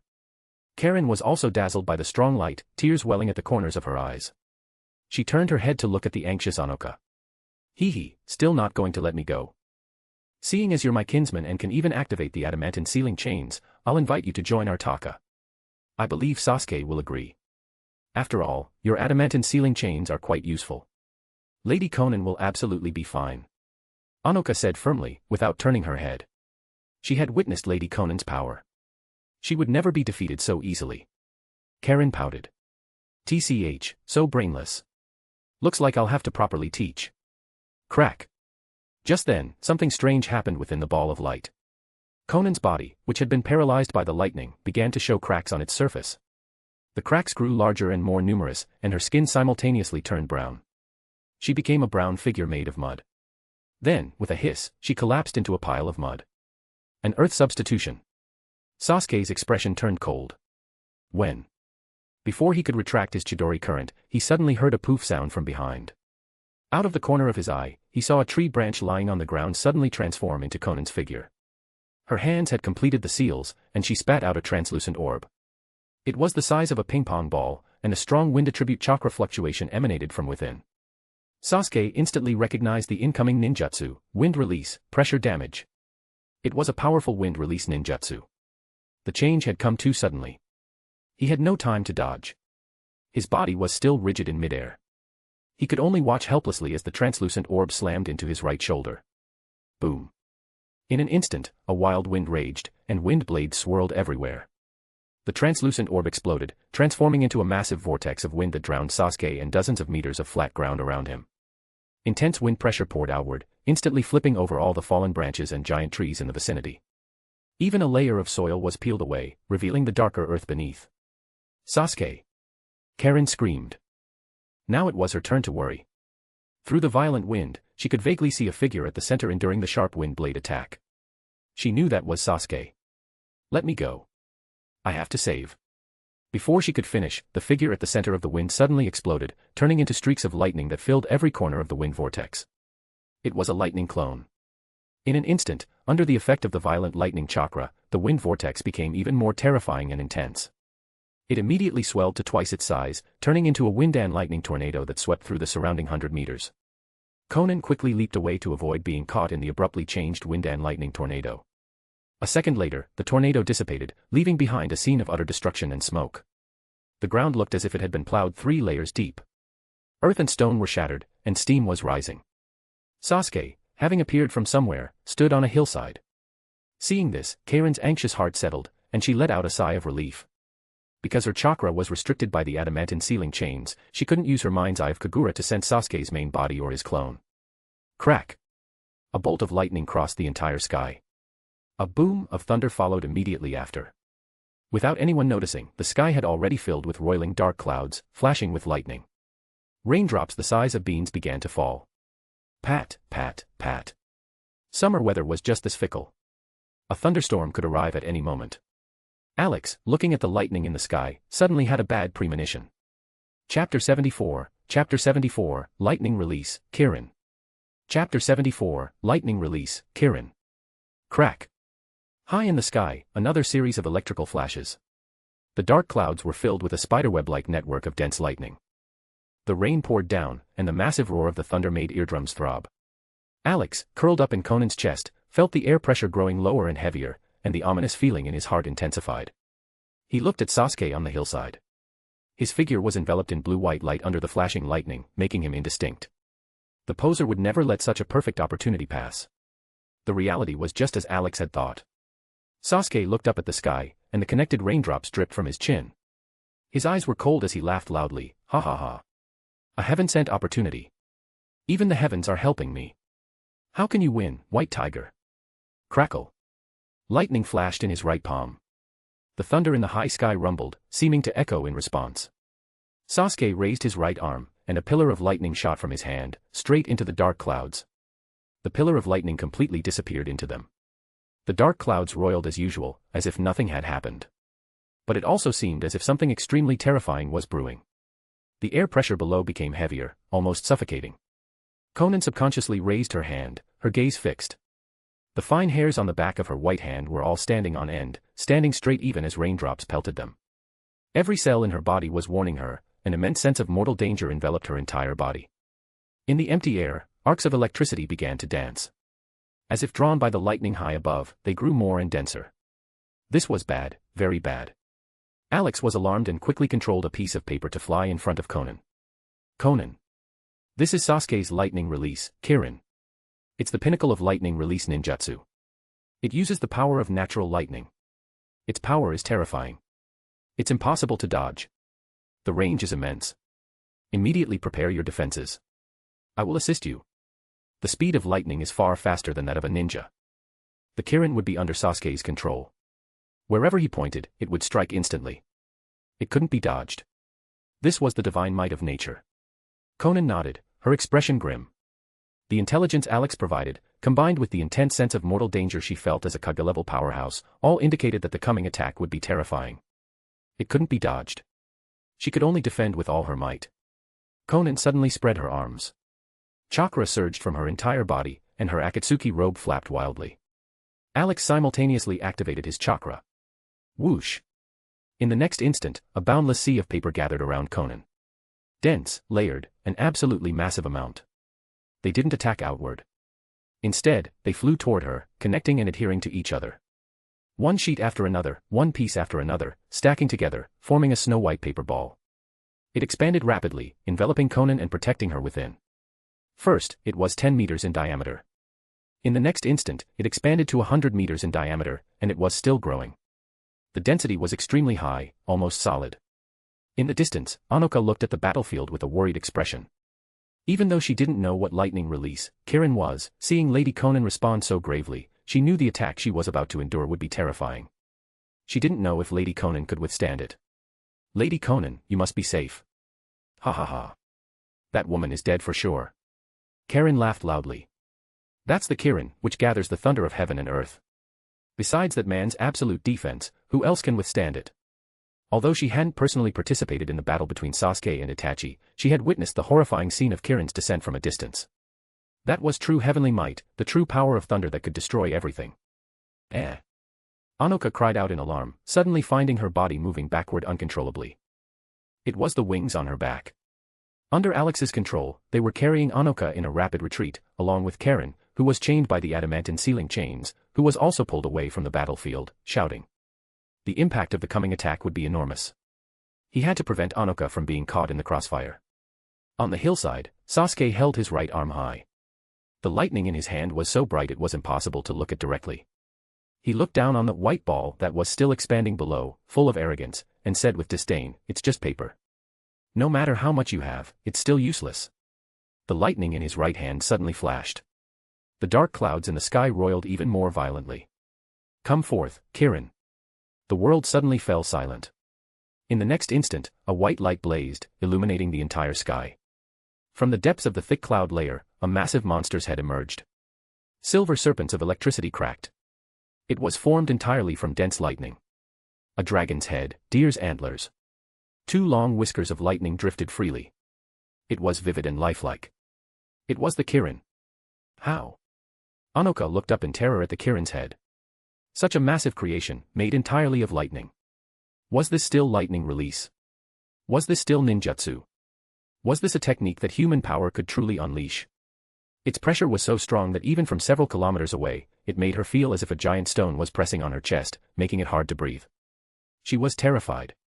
Kirin, on the other hand, was so excited her face was flushed, and she was panting, "Ha ha ha ha.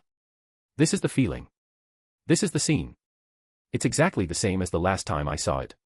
Kirin. Ha ha ha. Lady Konan. No." Amidst Anoka's desperate cry, Sasuke swung his arm down forcefully, remnant of the old era, be scattered in the thunder. He shouted, "Lightning release, Kirin." The world bizarrely fell into an absolute silence. No sound could be heard. But soon, in the blink of an eye, or perhaps 1,000th of a second, or even 100,000th of a second. An extremely short amount of time. The Kirin fell. It was as if heaven and earth were instantly connected by a thick pillar of lightning. A boom of thunder roared, shaking the heavens. Blue-white light flashed violently, so blinding that Anoka and the others couldn't open their eyes. Even with their eyes tightly shut, their vision wasn't dark. It was still a vast expanse of white. With the white ball at the center, an area of over 1,000 meters was completely transformed into a sea of lightning. Crackle. Blue-white lightning, like spiritual serpents, leaped and danced, filling every inch of space. Even from several thousand meters away, Anoka could still feel a stinging and numbing sensation on her skin. Those were electrical arcs leaping. To be affected from such a distance, the power of lightning release, Kirin was truly terrifying. It was worthy of its evaluation as the pinnacle of lightning release. Half a minute later, the blue-white light that had illuminated the world dimmed. The sea of lightning gradually shrank and then completely dissipated. It left behind a giant crater over 1,000 meters wide. The ground had sunk by a full 3 meters. The bottom of the crater and its surrounding walls were all a fiery red. The rocks had been melted by the extreme temperature of the lightning, forming a magma-like molten state. At the bottom of the crater, at its very center, a completely carbonized, black paper ball, less than 3 meters in diameter, stood on the red-hot ground. Chapter 75, Dead. How could she be dead? Chapter 75, Dead. How could she be dead? Before the Kirin fell, the solid paper ball had been nearly 200 meters in diameter. Now, only a mere 3 meters remained. The massive amount of white paper on the outside had been completely annihilated in the thunder. The remaining paper had also been unable to withstand the continuous bombardment of the lightning domain and was entirely carbonized. It was currently emitting wisps of black smoke. Lady Konan. Anoka, dragging Kirin, ran toward the giant crater at top speed, her expression frantic. She prayed incessantly in her heart that Lady Konan would be all right. Kirin, being dragged behind, made cynical comments, running so fast to her funeral. In the face of such a lightning attack, without an absolute defense, who could withstand it? The woman inside that black ball has probably already been roasted to charcoal. Shut up. Anoka turned her head and scolded, her face full of anger. This kinsman's mouth was really annoying. If you can't say anything nice, then don't say anything at all. Swoosh. The golden chain wrapped around Kirin's body slithered upward, directly sealing her chattering mouth. Kirin immediately started making MMPH sounds, unable to speak. At the edge of the giant crater, Sasuke's face was a little pale, and residual arcs of electricity still danced on his body. He looked down coldly at the black ball at the bottom of the pit. She should be dead. Using such a terrifyingly powerful lightning release jutsu, even though his own lightning resistance had been trained to be very high, it was inevitable that he would suffer some backlash. His body felt numb. Fortunately, it wasn't serious and would disappear soon. This was the second time he had used lightning release, Kirin. The first time, Itachi had used the absolute defense of Susanu's Yata mirror to block it. It was understandable that it didn't succeed. This time, the White Tiger didn't have a divine weapon like the Yata mirror. What could she use to block it? Just that flimsy paper. Paper is paper. No matter how much you gather, it's still just fragile paper. Sasuke took a deep breath. The numbness in his body gradually faded. Crack. Just then, a strange sound came from the bottom of the pit. The surface of the carbonized black ball began to show dense cracks. Then, with a hiss, it disintegrated into a cloud of black powder, mixed within it were quite a few white particles. What is that? The black powder was carbonized paper. But what about the white powder? Sasuke immediately activated his 3-tomo Sharingan. Before he could get a clear look, he was drawn by the sound of coughing. The sound was very familiar. Impossible. He said in disbelief. You can't still be alive. The last layer of wrinkled, scorched paper fell away, revealing a half-kneeling figure inside. It was Konan. She had survived the terrifying lightning release, Kirin. But her current state was not good. White steam was rising from her entire body. Her Akatsuki robe was in tatters. Through the holes in her clothes, her scorched black skin could be seen. Clearly, the power of the Kirin had not been completely blocked. Even though she survived, she was severely injured. Not only was her skin severely burned and covered in black, charred patches, but her insides had also been invaded by a large amount of lightning, and she was heavily wounded. Her entire body was numb, and she couldn't even maintain her posture. But, at this moment, Konan's injuries were recovering at a speed visible to the naked eye. Underneath the scorched black skin, perfect, snow-white skin was growing back. Her internal injuries were also healing. The numbness and weakness in her body were all fading. Alex, in her chest, was using dark medical ninjutsu at full power to heal Konan's injuries. It was just a serious injury. Even if her head. Okay, that might be a bit difficult, but even if her internal organs had been destroyed by the lightning, he could still bring her back. Feeling her condition rapidly recovering, Alex sighed in relief. That had been a real shock. The moment the lightning release, Kirin fell, the paper, which had been over 100 meters thick, had completely evaporated. The subsequent paper was rapidly destroyed in the dense sea of lightning. The speed of replenishment simply couldn't keep up with the rate of destruction. If not for the fact that, at the critical moment, he had used Shikatsumiyaku to condense a shell of bone at its highest density, it had slowed the lightning's destructive power for a moment, allowing the paper replenishment to barely keep up. Otherwise, who knows what would have happened to them. Lady Konan. Anoka ran to the edge of the giant crater, calling out in concern. Seeing that Lady Konan was still alive, her heart, which had leaped into her throat, finally settled back into her stomach. Karen, beside her, also saw the situation at the bottom of the pit. Her eyes widened, and she let out disbelieving MMPH sounds. Anoka didn't need to guess what she was trying to say. Lady Konan had survived that terrifying lightning release. Karen must have found it hard to believe, wanting to call it impossible.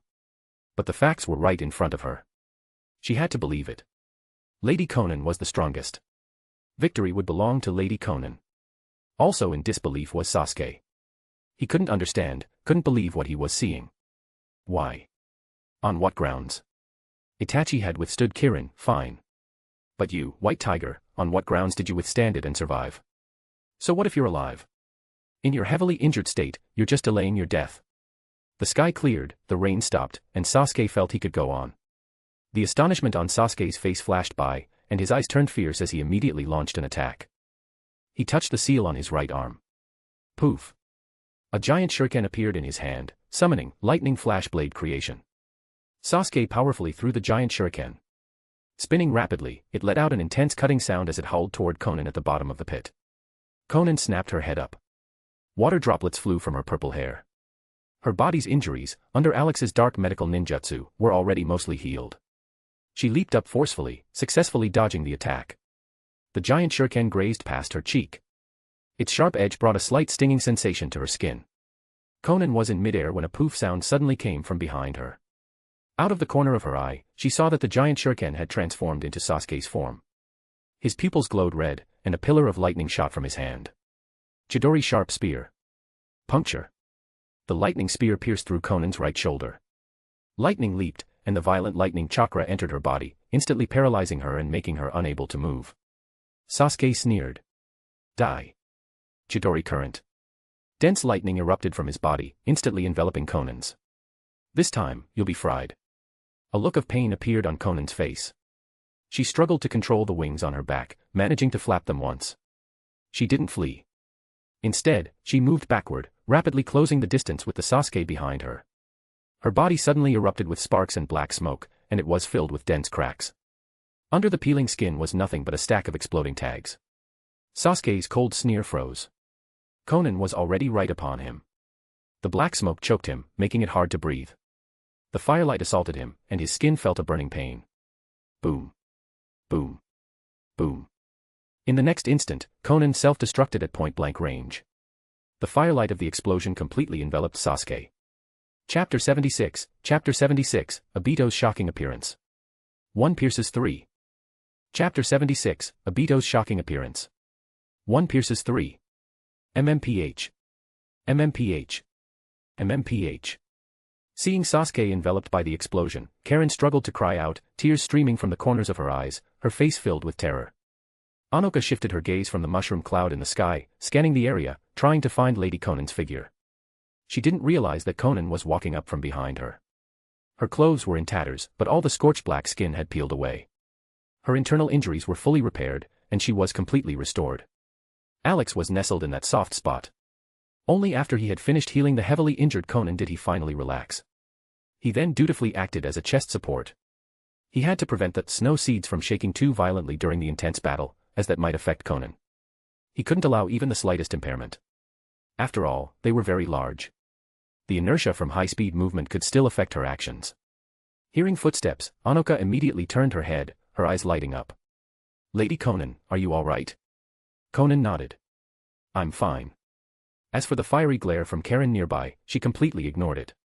MMPH, MMPH, MMPH. Karen's rage was visibly surging, her face flushed red from the effort. The golden chains wrapped around her body suddenly began to move strangely. They started to expand, as if something inside was pushing them outward. Suk. Crack. The golden chain over Karen's mouth snapped open. The ones on her body stretched out in a large loop. A full 9 golden chains shot out from within, lashing straight at Anoka and Konan. Anoka cried out in alarm, adamantine sealing chains. Seeing Sasuke's fate unknown and herself trapped, unable to go to him, Karen had actually been spurred to awaken her adamantine sealing chains to break free. It was exactly the same as in the original story, during the 5 Kage summit, when she was blocked by Zetsu from reaching Sasuke. Konan immediately dodged to the side, avoiding the incoming chains. As for Anoka, she also used 9 of her own adamantine sealing chains to counter. However, Karen clearly had no intention of getting entangled with them. She merely forced them back, and the moment she was free, she used the body flicker technique to leap toward the exploding mushroom cloud. Lady Konan. Konan raised a hand, cutting Anoka off. Her eyes were fixed on the mushroom cloud. You are no longer suited to remain on the ground for the coming battle. Return to the Ankoro Vanshin immediately. As she spoke, before Anoka could react, she directly controlled the wings on her back, lifting her and flying up into the clouds. She did this because she had sensed an extremely cold and evil chakra from within the mushroom cloud. Before Karen could even reach the explosion site, a figure bathed in purple light burst out of the dark mushroom cloud. It was Sasuke Uchiha. His entire body was wrapped in a layer of purple chakra, forming a ribcage-like shape. Susanoo. It was the initial state of Susanoo. Just moments ago, he had relied on Susanoo's absolute defense to withstand the point-blank explosion. Cough, cough. Sasuke's breathing was rapid. He was bent over, as if enduring excruciating pain. His eyes were half open, his eyelids twitching uncontrollably as he murmured, "So this is Susanoo. It really hurts. My whole body feels like it's being pierced by needles, but..." He suddenly straightened up, looked at Konan, and burst into a wild laugh. He. This is Susanoo. This is the divine power of my Uchiha clan. He spread his hands, his body trembling with excitement. The corners of his mouth curled up, revealing a sinister and arrogant laugh. At this moment, one of the 4 great Uchiha laughers, Sasuke Uchiha, had officially made his dazzling debut. Karen, still in midair, abruptly changed direction and landed nearby, looking worriedly at this very unfamiliar Sasuke. The chakra outside his body was extremely cold and evil, making it difficult to approach. Sasuke. Sasuke paid no attention to Karen's call, his eyes fixed firmly on the enemy opposite him. The thunderstorm had come quickly, but it left even faster. The sky had completely cleared. The sky was clear, the rain had stopped, and Sasuke felt he could go on. White Tiger. Did you see that? This is the divine power exclusive to my Uchiha clan. These eyes of mine have already seen your end. Sasuke's gaze was filled with utter contempt. Using Susanoo made him see everyone else as an ant. This was the absolute confidence that divine power gave him. Itachi, I can also use the same power as you. He still remembered the shock he felt when Itachi had used Susanoo, powerful, majestic, invincible. White Tiger. Your end is. Before he could even say the word death, he was interrupted. 2 white paper whips suddenly wrapped around his ankles, yanking him right out of the Susanoo's ribcage. The initial Susanoo could only protect his body, it couldn't protect the area below his legs. Ah. D***mn it. In the air, Sasuke was furious. He had finally gotten a chance to pose, and he was slapped in the face before he could even finish. He could feel a burning pain on his cheek. He immediately used Chidori current to electrify and disperse the paper whips on his legs. He spun, leaped, and finally landed steadily on the ground. Sasuke's face was so dark it looked like it could drip water. His killing intent was palpable. Susanoo. He activated Susanoo once again, and this time, it was the first stage. The size had increased significantly, its surface now covered with muscles and sinews. It was a half-body skeleton. It was over 10 meters tall and had a very imposing presence. Konan's eyes narrowed slightly as she watched the purple giant. The Uchiha's Sharingan. The more powerful the Sharingan, the more determined she was to acquire the Uchiha bloodline. Ant. Witness the power of the Uchiha's divine might. With a thought from Sasuke, Susanoo's giant purple fist immediately smashed down toward Konan's head. Konan dodged to the side. Out of the corner of her eye, she saw the hard rock ground instantly shattered to pieces under the giant fist. The power of that single punch was no less than an ordinary A-rank ninjutsu. And it was extremely agile. It wasn't slow or clumsy despite its massive size. In the air, Konan spread her wings, rapidly dodging the incoming giant fists. Sasuke controlled Susanoo's arms, punching with both left and right, smashing down one after another. Humph. All you know is how to dodge. An ant is just an ant. The Uchiha's power is more than just this. I told you, these eyes of mine have already witnessed your death. Sasuke's left eye locked tightly onto Konan. His eyeball bulged, covered in bloodshot veins. This is my Uchiha clan's ultimate secret technique, Amaterasu. A trail of blood immediately trickled from the corner of his left eye. In the air, Konan, who was dodging at high speed, suddenly felt an intense heat on her back.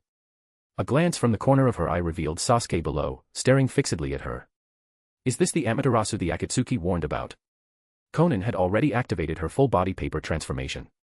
She immediately discarded the paper on her back where she felt the burning sensation. A single sheet of paper floated away from her back.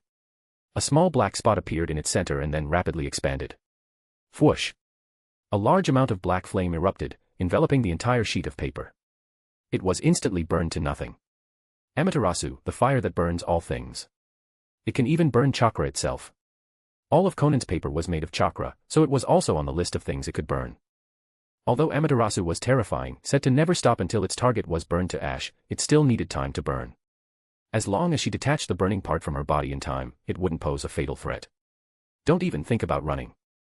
The focus of Sasuke's vision remained locked on Konan, and the black flames followed her. As she flew rapidly, a trail of Amaterasu's black flames formed in the air. Konan looked at her ignited left hand, and with an expressionless face, she severed it. New white paper flew to the stump, reforming a new hand. Ha! Sasuke roared. The pain in his left eyeball was extreme, but he kept it firmly locked on Konan above. At the same time, he controlled Susanoo, clapping its two giant hands toward her. At this moment, below her was a sea of black flames, and to her left and right were the incoming purple giant hands. Konan flapped her wings and flew upward. Just then, something unexpected happened. A familiar, translucent vortex suddenly appeared above and behind Konan. A tree branch shot out like lightning, firmly binding the unprepared Konan. A pale hand followed, pressing down on her right shoulder.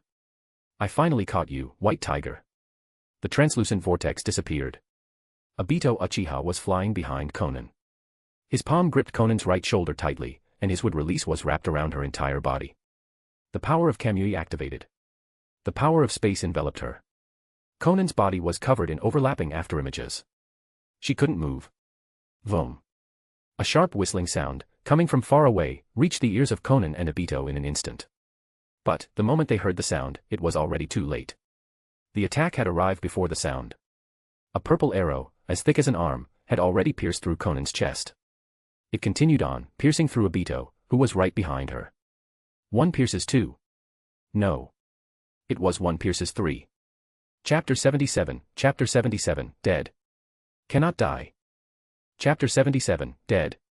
Cannot die. More than 10 minutes ago. In a dimly lit hall of an underground base, Obito Uchiha sat on a stone stool, his right eye glowing red as he examined the test tube in his hand. In the green solution, two purple, ripple-patterned eyeballs bobbed up and down. Black Zetsu was at his feet, its small yellow eyes fixed on the Rinnegan in the test tube. It looked away, then at Obito, and said in a sinister tone, Obito Uchiha, are you still not planning to transplant the Rinnegan? Now that Nagato is dead, if it wants to revive its pawn, Madara Uchiha, it has to rely on Obito Uchiha. Madara Uchiha was the vessel it had chosen for its mother's revival and reincarnation. Obito Uchiha looked at Black Zetsu with cold eyes, his voice low and hoarse. How many times have I told you? Call me Madara. Yes, Lord Madara. Then when have you decided to transplant the Rinnegan?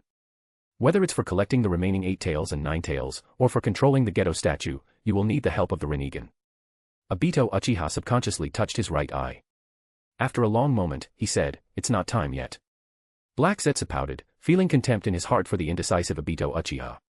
Lord Madara, Naruto has now learned Sage Mode. Even Nagato with the Rinnegan was no match for him. Although your Kamui is very powerful, the more you use it, the more people will discover its weaknesses and target it. Your current strength is already insufficient to handle the coming situation. It's best to transplant the Rinnegan as soon as possible. Obito Uchiha put away the Rinnegan, the red light in his eye flaring. I know what I'm doing. I don't need you to rush me. Besides, my Kamui is not so easily countered. Since you're temporarily unwilling to transplant the Rinnegan, you should at least retrieve your other Mangekyo Sharingan eye. Not only will you have the complete dual Kamui, but you'll also be able to use the Uchiha's exclusive divine power, Susanoo. This time, Obito Uchiha was silent for even longer. The image of a white-haired figure with perpetually dead fish eyes floated into his mind. Finally, he said in a deep voice, unnecessary. One Kamui Eye Plus would release is enough for me to dominate the ninja world. No one can kill me. Black Zetsu was completely speechless and couldn't be bothered to persuade him any longer. The Rinnegan was one thing, but he'd had countless opportunities to retrieve his other Mangekyo Sharingan eye over the past 10+ years. The complete Mangekyo Sharingan was his for the taking. But no, he just wouldn't take it. He was just that stubborn. The Uchiha clan was just like that. Only after a good beating would their heads clear up a bit. Lord Madara. A white Zetsu emerged from the right stone wall, shouting excitedly. We found a trace of the white tiger. Obito Uchiha shot to his feet. Where? His entire body radiated killing intent. The surrounding air turned cold. The land of birds. It seems she went specifically to find Sasuke. She's in a fierce battle with Sasuke right now. Land of birds. Hee hee hee hee. Obito Uchiha sneered. White tiger. I've finally caught you, haven't I? Let's see you run this time. The underground base he was in was not far from the land of birds. He could get there quickly. Lord Mata. Before Black Zetsu could finish, Obito Uchiha had already activated Kamui and vanished. What a blockhead. Black Zetsu cursed under his breath and quickly ordered the other white Zetsu to head to the land of birds. At this moment, on the land of birds battlefield. On the ground, Sasuke Uchiha clutched his left eye. A large amount of dark red blood seeped through his fingers. His face was pale, and he looked to be in extreme pain. The purple skeleton enveloping his body was now covered with muscles, sinews, and a purple outer layer. One of its large hands was holding a giant purple bow, in the posture of having just fired an arrow. Hee hee hee hee. Sasuke Uchiha laughed wildly while clutching his eye, looking up at the sky with a face full of arrogance. White tiger. I told you, these eyes of mine have already seen your death. To die by the divine power of my Uchiha clan is your honor. Hee hee hee hee. This was the first time he had used Susanoo to fire an arrow, and the effect was excellent. The arrow's speed was extremely fast. The target had no time to dodge at all and could only be pierced through the chest.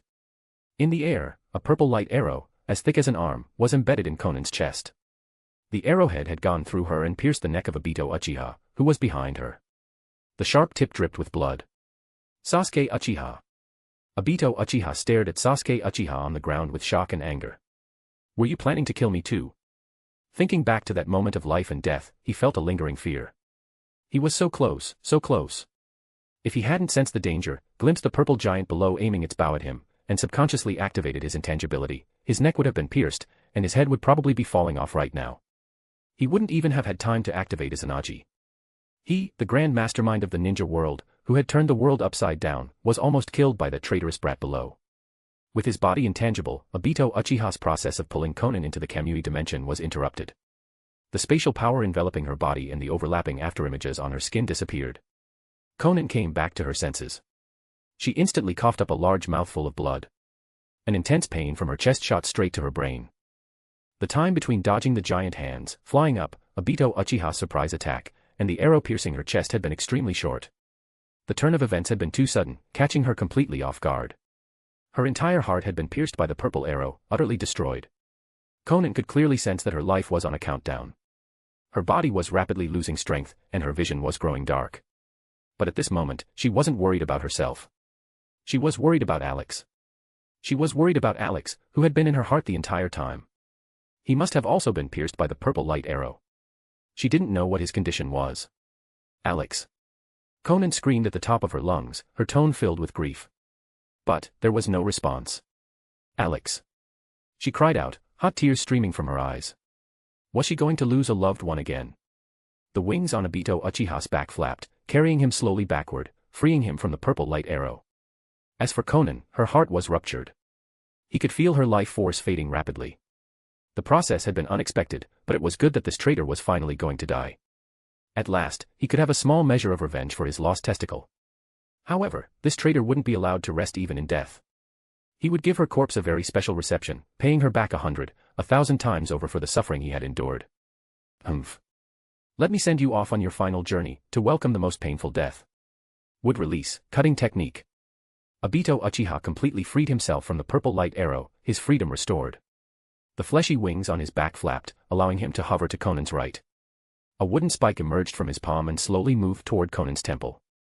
As long as it pierced her, the wooden spike would multiply inside her brain and body. It would impale her from the inside out, turning her into a human pincushion. It would make her feel the most extreme pain before death, a truly gruesome end. Konan's heart filled with despair. Not only was her body dying, but her heart was dying too. She had finally found an intimate companion, only to lose him once again. Since Alex was gone, she no longer wanted to struggle.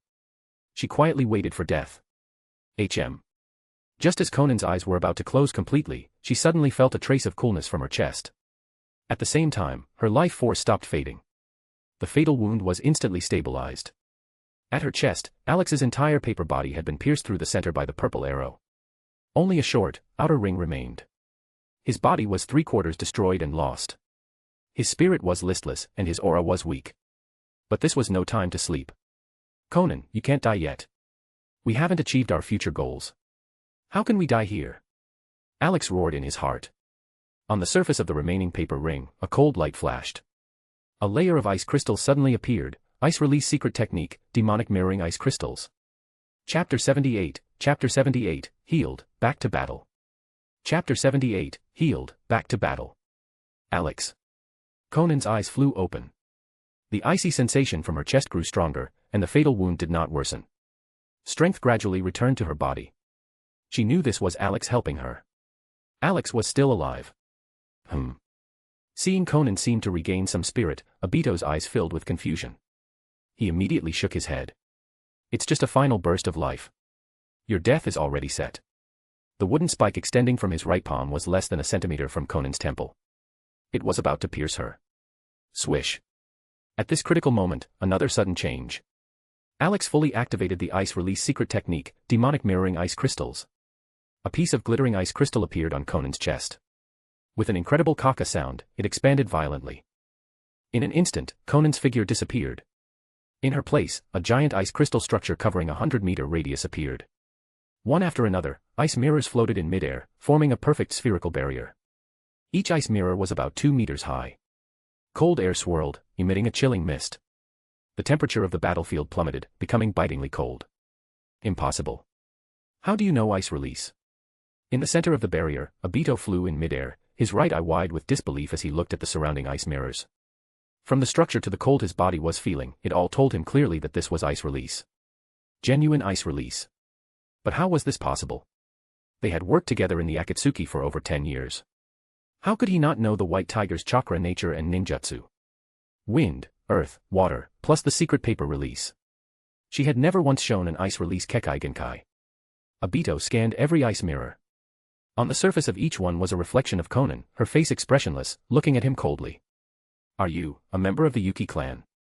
There was no response. Obito immediately dismissed the idea. Impossible. You're just an orphan, with no connection to the village hidden in the mist. Village hidden in the mist. He paused, a bolt of lightning flashing through his mind.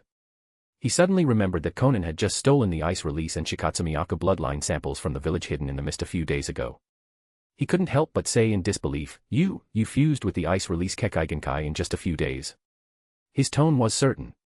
He himself had gained would release by transplanting Hashirama's cells. It wasn't strange for others to obtain a Kekai Genkai in the same way. But, wasn't this speed a bit too fast? Just a few days, 2 or 3 days, and she could not only fuse with it but also use ice release so freely. It had taken him a very long time, enduring the bloodline rejection, to let his body adapt before he could finally use would release. The Konan in each ice mirror remained silent, coldly looking down at Obito in the center. Obito snorted coldly, his expression frighteningly dark. You, traitor, you bring too many variables. You're too dangerous. I can't let you live. At this moment, he didn't just want to kill the White Tiger for personal revenge. He was also worried that if she fused with a few more Kekai Genkai, her power would eventually surpass his own. She would become the biggest variable and obstacle to the Eye of the Moon plan. She had to be killed as soon as possible. Obito flew to the bottom of the barrier, looking up at all the ice mirrors. The 3 pinwheel-shaped tomo in his red pupil spun. The power of Kamui activated. He suddenly spat out a large, rotating mass of fire. He used Kamui to distort the surrounding space, creating a storm, and combined it with fire release to form a vortex-like fire tornado, fire release, blast wave wild dance. It had an extremely wide range and an extremely high temperature. From the bottom of the demonic mirroring ice crystals, it swept upward, engulfing every ice surface. The extreme heat collided with the ice, and the hissing sound of melting was endless. Each ice mirror could be seen melting, emitting a large amount of white steam. However, the image of Konan within the mirrors remained motionless, unconcerned. They were, after all, just phantoms. Inside a certain ice mirror, Konan's real body lay on the ice floor. The large hole in her chest was clearly visible, a horrifying sight. She wasn't focused on her own injuries. Instead, she was looking worriedly at Alex, who was flying unsteadily. Only the outer ring of his paper body remained. The center was empty. Cough, cough. Konan coughed up blood. Alex, how are you? Are you okay? Her speech was halting. She was still in a near-death state. A line of small words appeared on Alex's thin paper surface. I'm fine for now. Konan, your injuries are very serious. Don't talk. I'll heal you right away. His current state was very bad. He was very sleepy. He needed to sleep to slowly repair his destroyed paper body. Fortunately, Sasuke's Susanoo arrow hadn't been any thicker, or his entire paper body would have been annihilated. If that had happened, he didn't know what his fate would have been. But it definitely wouldn't have been good. Alex sensed the rapidly rising temperature and the constantly melting ice surfaces, and his heart sank. He immediately output more ice release chakra to maintain the demonic mirroring ice crystals. He needed to buy time to heal Konan. Alex floated above the hole in Konan's chest. Her sternum was shattered, the flesh inside a mangled mess. Only a thin outer layer of her heart remained. But it was still within his ability to heal. As long as her head wasn't destroyed, causing instant death, he could save her. Countless white threads extended from Alex's 4 paper corners, reaching into the large hole in Konan's chest. They connected and wrapped around her blood vessels and bones. He immediately activated dark medical ninjutsu. A large amount of medical chakra, rich with life force and healing properties, poured out and surged into Konan's body. A miracle happened. Inside the bloody hole, flesh wove together, and bones grew. A small ball of flesh visibly enlarged, filling her entire chest cavity. Thump thump. In the next second, the ball of flesh pulsed. It had grown into a brand new heart, pumping new life and vitality into Konan. Blood began to flow, to circulate, bringing energy and nutrients to her organs. Konan took a deep breath. She had never felt that breathing was so wonderful. The heaviness and weakness in her body rapidly faded. The dizzying sensation of near-death vanished in an instant. She was alive, once again. When the familiar snow seeds reappeared, their tips swaying gently, it signaled the end of the treatment. Konan was restored to her original state, without even a single scar left behind. Alex, you saved my life again. Konan sat up and gently hugged Alex, tears in her eyes. This isn't the time to relax. There are still 2 enemies outside. I've already prepared clothes. Change and go back out to fight. This time, I will assist you with ice release. Since his ice release was already exposed, he no longer needed to hide his fused Kekaigenkai. Konan nodded, changed her clothes, and wore Alex directly in her chest. The empty center of his paper body was a perfect fit to loop around her snow seed. Crack! Crack! Just then, the entire demonic mirroring ice crystal structure trembled violently. Many of the ice mirrors instantly shattered into pieces of slag. A purple light arrow swooshed past Konan's eyes, shattering the very ice mirror she was in. Following that, more purple light arrows shot over. The demonic mirroring ice crystals were shaking and on the verge of destruction. Sasuke Uchiha was outside, using his Susanoo arrows to attack the barrier. Chapter 79, Obito, crap, I don't think I'm a match for the white tiger anymore. Chapter 79, Obito, crap, I don't think I'm a match for the white tiger anymore. High in the sky, next to a giant cluster of clouds, Kamita hovered, holding a monocular telescope and looking at the battlefield on the ground. His expression was tense, and his forehead was beaded with sweat. This was the first time he had seen such an intense and terrifying battle between Kage-level powerhouses. It was simply inhuman. The various ninjutsu and Kekaigenkai were things he had never heard of or seen before, and it shattered his worldview. He was very worried about Lady Konan. If something happened to Lady Konan, what would he and all the other sky ninja do? Would the measures placed in their hearts be detonated, or would they just dissipate? The moment he saw Lady Konan pierced through the chest by the purple light arrow, his heart almost leaped out of his throat. He was terrified that Lady Konan would truly die. Of course, Kamita was worried about the hidden danger in his own chest, but he also cared about Konan's safety. After spending these days together, he felt that his current life was far, far better than his previous one, hiding in a gutter. His loyalty was already completely on Lady Konan's side, and he served her with all his heart. He truly didn't want any harm to come to Lady Konan. At this time, Anoka was carried upward at high speed by her wings, passing directly through the clouds and landing on the deck of the Ankoro Vanshin. Seeing this, Kamita quickly turned and flew back to the deck. Before he even landed, Anoka said anxiously, "Uncle Kamita, another powerful enemy has appeared. What should we do to help Lady Konan?" Kamita was left speechless. He felt extremely helpless in his heart. Help? How do we help? Is that terrifying battle down there something we can interfere in? He was very self-aware. He himself was just a mere chunin, and his subordinates were mostly genin. Adding Anoka, who was at best jonin level, if they rushed down to help, they probably wouldn't even survive a single slap from that purple giant. Other than causing trouble and dragging her down, they would serve no purpose. Kamita landed in front of Anoka and forced himself to remain calm. Anoka, there's no point in us going down. With our strength, we can't help Lady Konan at all, and Lady Konan would not allow us to act on our own. A piece of white paper flew out from the wings on Anoka's back, hovering in front of the two. A line of large black words was on the white paper: leave immediately. Go to the second rendezvous point and wait. Kamita faced the white paper and stood at attention. Not caring if Konan could hear him, he replied loudly, yes, Lady Konan. Your subordinate will move the Ankora Vanshan at once. The white paper dissipated. Anoka stared blankly at Kamita and said, unwilling, Uncle Kamita, are we really just going to leave the battlefield like this? Kamita's tone was firm. That's right. Lady Konan's orders are absolute. We must carry them out. No matter how many questions or how much confusion we have, we must execute Lady Konan's orders immediately. He immediately gave the order to move out to the control hall via his headset. In the next second, the Ankora Vanshan trembled slightly and began to fly into the distance. This giant cloud high in the sky quietly departed. Other than Konan and Alex, no one else knew.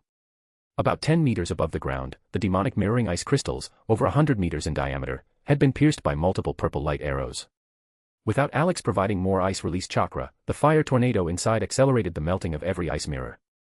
The entire giant, spherical ice structure was on the verge of collapse. Crack! In the next instant, all the ice mirrors shattered, falling to the ground like shards of glass. Obito hovered at the bottom of the fire tornado, his right eye glowing red, searching everywhere for Konan's location. Swoosh!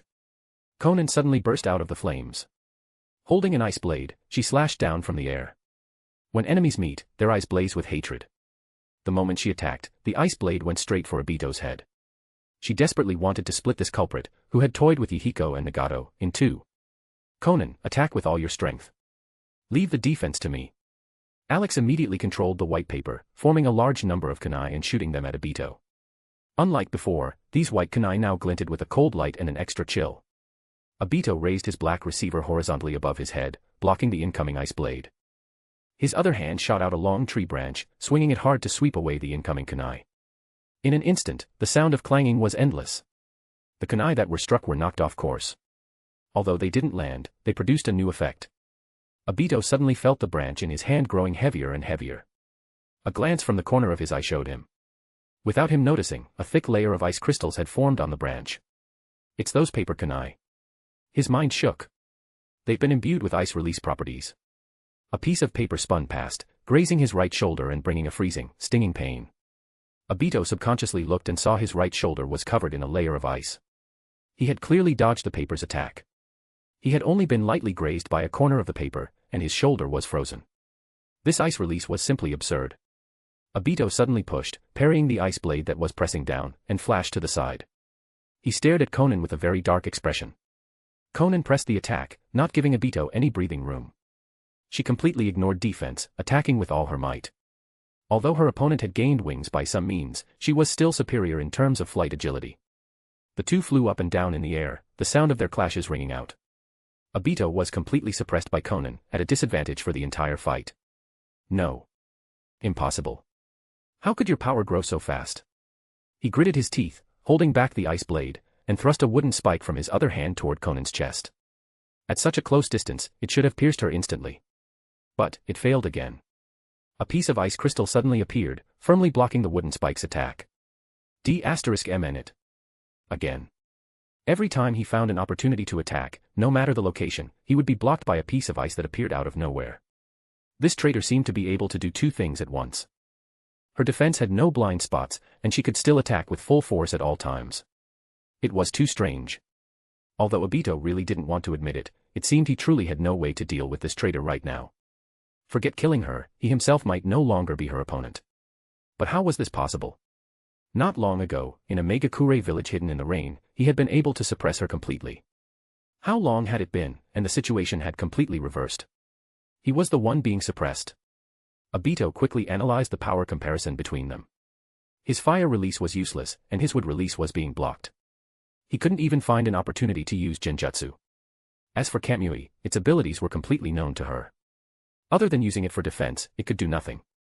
Comparing the two, Obito finally, and sorrowfully, discovered that he might really not be this traitor's opponent anymore. Chapter 80, Winged White Zetsu. Just ice lumps. Chapter 80, Winged White Zetsu. Just ice lumps. In the air, Obito Uchiha was passively defending against Konan's fierce attacks. More and more ice crystals were clinging to his body. On the ground, Sasuke Uchiha was panting, trying to alleviate the sharp pain in his eyes. The burden and pain from using Susanoo were beyond his expectations. Dark red blood trickled from the corners of his eyes, dripping onto the ground. Is this the price for using divine power?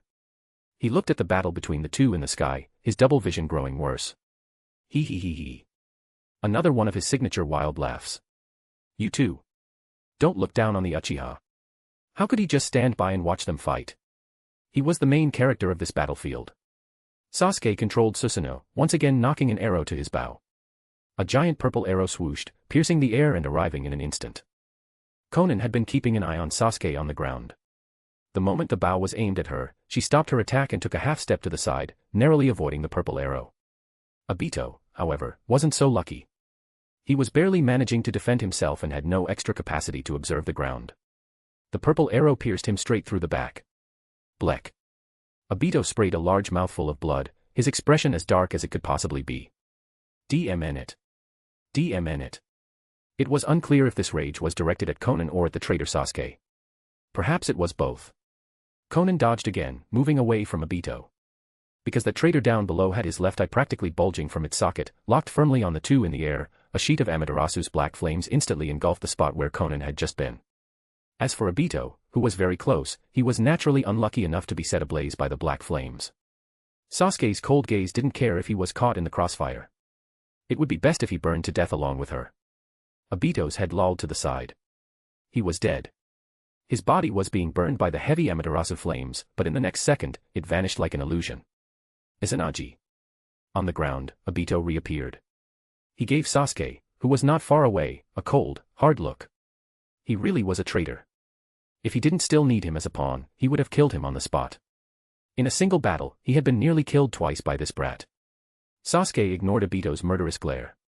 The enemy in the sky was more important. Konan dove down. With a wave of her hand, she and Alex used their chakra together. Countless white kunai, imbued with freezing properties, rained down like a heavy machine gun.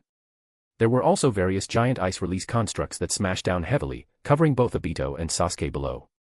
A thick layer of ice crystal instantly formed on the ground. Obito activated his intangibility, letting the kunai pass through his body. As for Sasuke, he had the absolute defense of Susanoo and wouldn't be harmed. It was just that the layer of ice on Susanoo's surface was getting thicker and thicker, and the burden on his body was growing. His blurred vision worsened. Seeing the ice on the ground growing thicker, Obito immediately shouted to Sasuke, "Sasuke! We can't let this go on.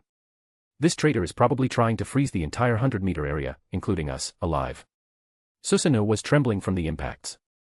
Sasuke was in so much pain he spat up blood, half kneeling on the ground. If he hadn't been so overconfident in Susanoo's absolute defense, he could have easily used his lightning-enhanced speed to escape the range of the ice release attack the moment Konan attacked. A pity. In the end, he was too arrogant. Sasuke gritted his teeth, forced himself to stand up, and roared, D*MNU. Don't look down on the Uchiha. Crack. The layer of ice on Susanoo's surface shattered. The giant purple hands swept upward. The various ice release constructs shooting down were instantly shattered into ice slag by the powerful blow. Hee hee hee hee. Ice release, it's nothing special. Sasuke laughed arrogantly, feeling he was on top of the world again. However, in the next second. Why did the sky get dark? His smile suddenly froze, unable to continue. A massive, towering iceberg traversed the sky. It emitted wisps of cold air. Its falling shadow enveloped his entire Susanoo. Sasuke's eyes widened. He had no time to do anything. The iceberg, with a sharp hum, fell rapidly. Boom. A heavy blow. The iceberg smashed heavily onto the purple giant's back. Ah. Sasuke let out a blood-curdling scream, spraying a mouthful of blood. Susanoo was directly smashed into a bent-over position. The muscles and sinews on its body disappeared, and it regressed to its skeletal first stage. The giant purple bow in its hand disappeared at the same time. Sasuke. Seeing the 100-meter iceberg pressing down on Susanoo, Obito was worried. This guy was a traitor, but he couldn't die. Not yet. Just as he was quickly thinking of how to rescue Sasuke, Sasuke was bent over, his body almost flat against the ground. He bit his thumb and slammed it onto the ground. A large, swirling black summoning formula spread from his palm across the ground. Summoning technique. Poof. White smoke rose, and a massive giant snake suddenly appeared. It was blue all over and dozens of meters long. Lord Sasuke. The blue snake saw that Sasuke was being crushed so badly he couldn't even speak. Its lantern-sized vertical pupils immediately locked onto the enemy in the sky. It opened its giant mouth and sprayed a large cloud of purple-black poison mist. A small bird happened to fly by. It merely touched a wisp of the mist, and its body immediately turned black and purple. It fell to the ground, leaving only a white skeleton, its flesh completely corroded. Seeing this, Konan quickly dodged the large cloud of poison mist rushing toward her. The blue snake seized the opportunity. It whipped its tail like a giant whip, smashing it into the iceberg that was pressing down on Susanoo. Then, it used its own head to ram it forcefully, finally managing to knock the iceberg askew, letting it slide off Susanoo's back. The crisis was averted. Sasuke lay prone on the ground, gasping for air. His Susanoo had completely dissipated. Obito quickly jumped to his side and helped him up. He frowned at his dull eyes. Don't overuse your Mangekyo like that. If you keep this up, you'll go blind. In his opinion, Sasuke's use of his Mangekyo in the battle just now was pure abuse. The Mangekyo was powerful, but this wasn't how you used it. Was he afraid he wouldn't go blind fast enough? The amount of visual prowess he had consumed in one battle was probably equivalent to 10 years of Itachi's use. That man had adhered to the principle of don't use it unless you have to, scrimping and saving. That was how he'd made his Mangekyo last so long without going blind. Who would have thought his little brother would be so extravagant, so wasteful, squandering his visual prowess and wantonly throwing around skills? Sasuke pushed away Obito's supporting hand, panting, "Don't look down on the Uchiha." Obito said, "You're just an arrow at the end of its flight. Your chakra and visual prowess are almost gone. You can't fight anymore. You and I will cooperate, just this once. We'll kill this traitor together."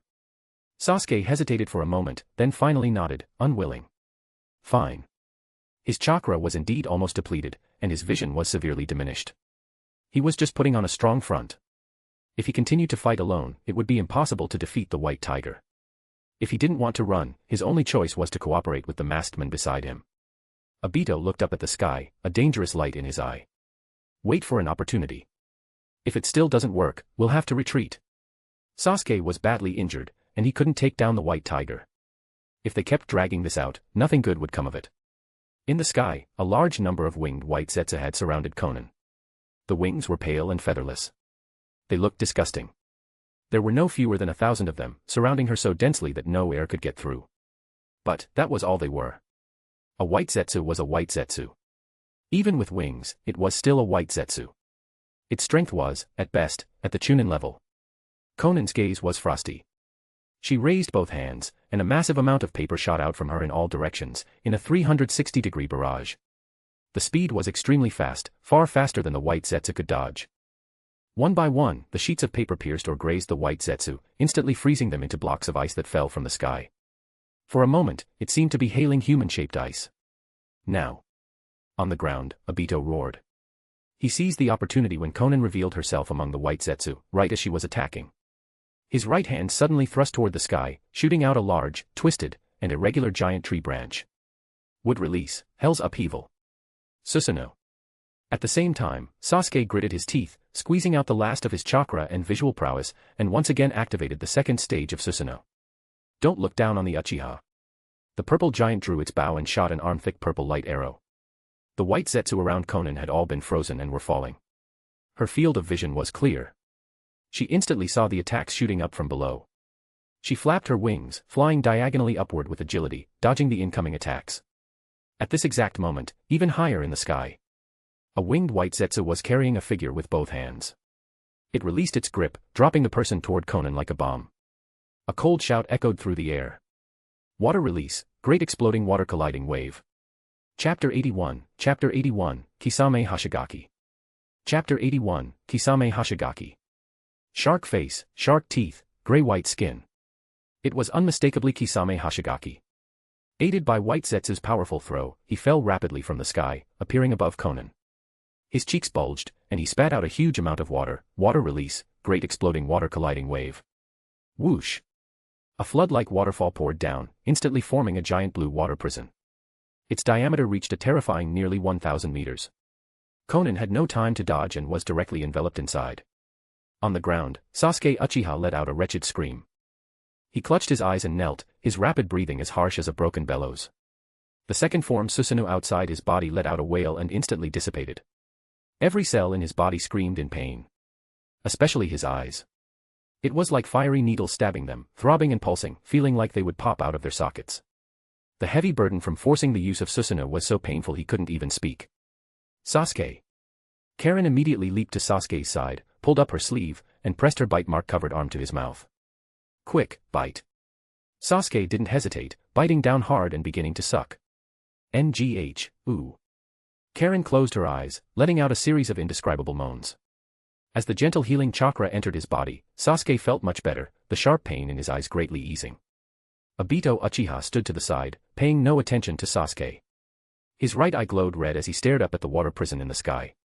Just now, he had teamed up with Sasuke to attack and seal off the White Tiger's escape routes precisely to create this opportunity for Kisame, allowing Kisame's water prison to accurately trap her. In midair, the 1,000-meter blue water prison floated silently. Inside, Konan was completely submerged. Her mouth and nose were tightly shut to avoid inhaling water. Just as her oxygen began to deplete and the feeling of suffocation grew, she suddenly felt a slight prick in her chest. A cool stream of air entered her blood vessels and flowed throughout her body. The suffocation vanished. Alex was supplying her with oxygen. Ever since the battle with Shino high in the sky, where he had encountered the problem of hypoxia, he had consciously stored oxygen in his white threads to prevent such a situation from affecting a battle again.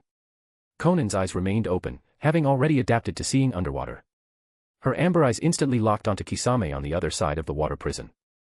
He was currently fused with Same Hada, in a half-man, half-shark form. It was almost alien, looking truly terrifying. White Tiger, I never thought I'd be facing you one day. Kisame could speak normally in the water. His voice, cold and slightly hoarse, traveled clearly through the water to Konan's ears. To make Mr. Madara send me here personally, your strength must have changed a lot. It doesn't match your previous performance in the Akatsuki at all. He bobbed in the water. But this is as far as you go.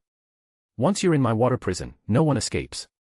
Kisame's face was savage as he completed the hand seals, water release, 1,000 feeding sharks. Bang, bang, bang. 1,003-meter-long shark suddenly appeared in the water prison. Out of respect for our time as colleagues, I'll send you off myself. Under Kisame's control, all the sharks opened their bloody maws, whipped their tails, and bit at Konan from all directions. Their dense teeth glinted coldly.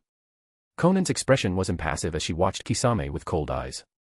Inside the Akatsuki, which was full of problem children, only 2 people besides Nagato had met her standards. The first was Kakuzu, who honestly completed bounty missions, worked for the organization, and handed over large sums of money. The second was Kisame. He was a true ninja. As long as it was a mission, he took it without any nonsense. And he completed it perfectly every time. Unfortunately, you chose Obito's side. That makes you an enemy. Konan raised her hands, activating her ice release in tandem with Alex. In an instant, a massive amount of paper flew from her body, radiating a bitter chill. It shot out in all directions, 360 degrees without a blind spot. Everywhere it passed, the cold water froze. It formed a frozen sphere around her body, which expanded rapidly. In the past, facing Kisame's giant, mobile water prison, Konan would have had no way to counter it.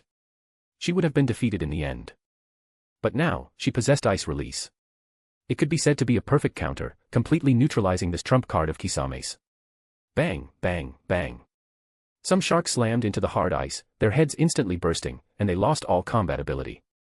Other sharks had no time to react and were frozen into ice lumps by the flying paper. As for Kisame, when he saw Konan use ice release and freeze more and more of the water, he immediately stopped his attack. His shark-like eyes stared in shock at her, encased in the ice. His face was grim. He was helpless. This was the first time he had ever encountered such a situation. As a Kage-level expert, the enemies who had forced him to use this move in the past were also extremely powerful Kage-level foes. But so what? They couldn't breathe in the water prison and had their chakra devoured by his summoned sharks. In the end, they were all worn down and fed to the sharks. Even those as strong as a Jinchuriki or a village Kage, as long as they didn't have a space-time ninjutsu or some other special means to escape the prison instantly, they all died in the water prison, full of unwillingness. Ever since Kisame had developed this move, he had never been defeated. Now, it seemed, that record was about to be broken by Konan. He watched the growing layer of ice, feeling that this was an extremely difficult situation. He had no solution. A quarter of the water prison's volume was already frozen. It wouldn't be long before the entire thing became a giant block of ice. Even Kisame isn't enough. On the ground, Obito clenched his fists. He watched the white layer of ice rapidly expanding within the blue water prison, his face so dark it looked like it could drip water. His final attempt had also failed. The white tiger's strength was beyond imagination. He actually had no way to deal with her. He couldn't win. Obito's heart was filled with extreme frustration, agitation, and soaring killing intent. For the past 10+ years, he had treated the entire ninja world as his plaything. He believed he had everyone dancing in the palm of his hand. So what if Nagato had the Rinnegan? He was still just a puppet fooled by him. He had even controlled the 4th Mizukage, crippling the village hidden in the mist, one of the 5 great shinobi villages. He was even responsible for the deaths of the 4th Hokage and his wife. No one had ever had the power to resist him. This had made Obito extremely arrogant, looking down on everyone. But now, he was being repeatedly thwarted by Konan. The first time, she could only flee for her life. But the second time, the tables had turned. It seemed he would have to flee for his life. Obito's rage exploded. DMN it. DMN it. How did this traitor get so strong? Lord Madara, we have to retreat. Black Zetsu emerged from his feet, staring at Obito with a dark expression, suppressing his own anger. Sasuke can't fight anymore, and you and Kisame have no way to deal with the white tiger. If we drag this out, we'll only suffer greater losses. We should retreat immediately. At this moment, he was inwardly cursing Obito. Useless trash. It's because of your arrogance that the white tiger has spun more and more out of control. If you had listened to me and transplanted the Rinnegan earlier, or retrieved your other Mangekyo, how could you possibly fail to take down one white tiger? Now all you can do is rage impotently. What a waste. A useless waste who's always got a screw loose. Black Zetsu's previous bad feeling had now become even heavier after seeing the white tiger's drastic change in strength. The stronger the white tiger became, the greater the threat she posed to it. Even if Obito went back and transplanted the Rinnegan immediately, it would still take a considerable amount of time to adapt and familiarize himself with it. During that time, if the white tiger continued to fuse with other bloodlines and her strength grew even more terrifying, she would inevitably become the greatest obstacle and variable for the Eye of the Moon plan. Thinking of this, Black Zetsu grew even more furious. It was all Obito's stupidity and arrogance that had led to this difficult situation. He really wanted to give this idiot a piece of his mind, straight from the heart. Chapter 82, Success. Chapter 82, Success. At this moment, the giant blue water prison floating in the sky was already half ice white. A figure dropped out from the unfrozen side of the water prison, landing next to Obito and the others. It was Kisame Hashigaki. Holding same hata, he had exited his fused state. Mr. Madara, my apologies. I've disappointed you. I failed to kill the white tiger. Obito forced himself to calm down. It's fine. This isn't your fault. This traitor's strength has grown too quickly. It's perfectly normal that you aren't her match. He was very patient with Kisame. Back in his village hidden in the mist days, Kisame knew he was controlling the 4th Mizukage and had pledged allegiance to him. Later, under his arrangement, Kisame joined the Akatsuki to work towards the Eye of the Moon plan. Kisame was an excellent subordinate, powerful, followed orders, and was meticulous in his work, far better than the traitorous brat beside him. Obito glanced coldly at Sasuke. Sasuke, you're not in good condition. The white tiger's strength is strange. We'll retreat for now and fight another day. Sasuke stood up, pushing away Karin's supporting arm. Don't look down on the Uchiha. He glared fiercely at the water prison in the sky. Amatera. Ah. A wretched scream. Sasuke suddenly clutched his left eye, which was bleeding profusely, his face twisted in pain. The activation of Amaterasu had failed. His Mangekyo had only half opened before immediately shutting down. He had overdrawn his visual prowess too much and could no longer use his Mangekyo-esque techniques. Karin quickly steadied him, her voice filled with pity. Sasuke, don't force yourself anymore. You're in a terrible state. You can't fight. Sasuke released the hand covering his eye, holding it in front of his face. My eyes. At such a close distance, he could barely make out the outline of his own hand. He was only one step away from complete blindness. No. My eyes. His perpetually cold expression finally broke. He looked around wildly, but all he could see was a faint blur of light. He couldn't even clearly see Karin, who was right in front of him. No. I can't go blind. Not yet. I haven't gotten my revenge. Danzo, Konoha, I haven't gotten my revenge. I can't go blind. I can't lose my Mangekyo. The thought that he might go blind was something Sasuke simply couldn't accept. He was like a man possessed, shouting in a state of mental chaos. Obito stepped forward, reaching for Sasuke. Karen immediately jumped in front of him, saying defensively, "Don't you dare harm Sasuke, or I'll kill you." "Humph. I'm taking you all to retreat. The white tiger is about to break free. In Sasuke's current state, do you think you can escape the pursuit of a flying white tiger on your own two legs?" Karen hesitated and finally chose to step aside. Without the masked man's space-time ninjutsu, they had no way of escaping. As for Suigetsu, he stood obediently behind Sasuke. He was usually flippant and looked down on everyone, but he knew what was what. This masked man was not someone to be trifled with. If they angered him, he might not just leave them behind, he might kill them on the spot. He didn't want to die yet. He had just been half-blasted to death by the exploding tags and had used a large amount of chakra to maintain his hydrated form. He couldn't fight anymore. It was better to hitch a ride and get out of here quickly. That woman was too terrifying. So many of them still couldn't beat her. She was absurdly strong. If he ever saw her again, it would be best to take a detour. Suigetsu was already traumatized by the explosions. "Let's leave," Black Zetsu urged. Obito nodded and activated his Kamui. A translucent vortex enveloped everyone beside him. He took one last look at the water prison in the sky, which was now almost completely frozen. "White Tiger, I'll settle this score with you sooner or later. Just you wait. Next time, I won't be at this level. I will take your life." With this parting threat, everyone, including himself, was transported into the Kamui dimension and vanished. Boom. 3 seconds later, the blue water prison in the sky, no, the white ice prison, plummeted. It smashed heavily onto the ground, creating a massive tremor. Dust flew, and the ground cracked. A visible white mist spread out in all directions, and the temperature dropped sharply. Crack. A fissure suddenly appeared on top of the ice prison. It quickly expanded, forming a circular hole. Konan flew out in an instant. She hovered in midair, scanning the surroundings, searching for any sign of Obito and the others. Alex floated out from her chest. It seems they've escaped. Konan's tense expression relaxed, and she let out a sigh of relief. Her chakra was also nearly depleted. If Alex hadn't been continuously replenishing her, she might not have lasted this long. Fighting 3 Kage-level experts in a row had been perilous, and she was physically and mentally exhausted. Thankfully, she was the final victor.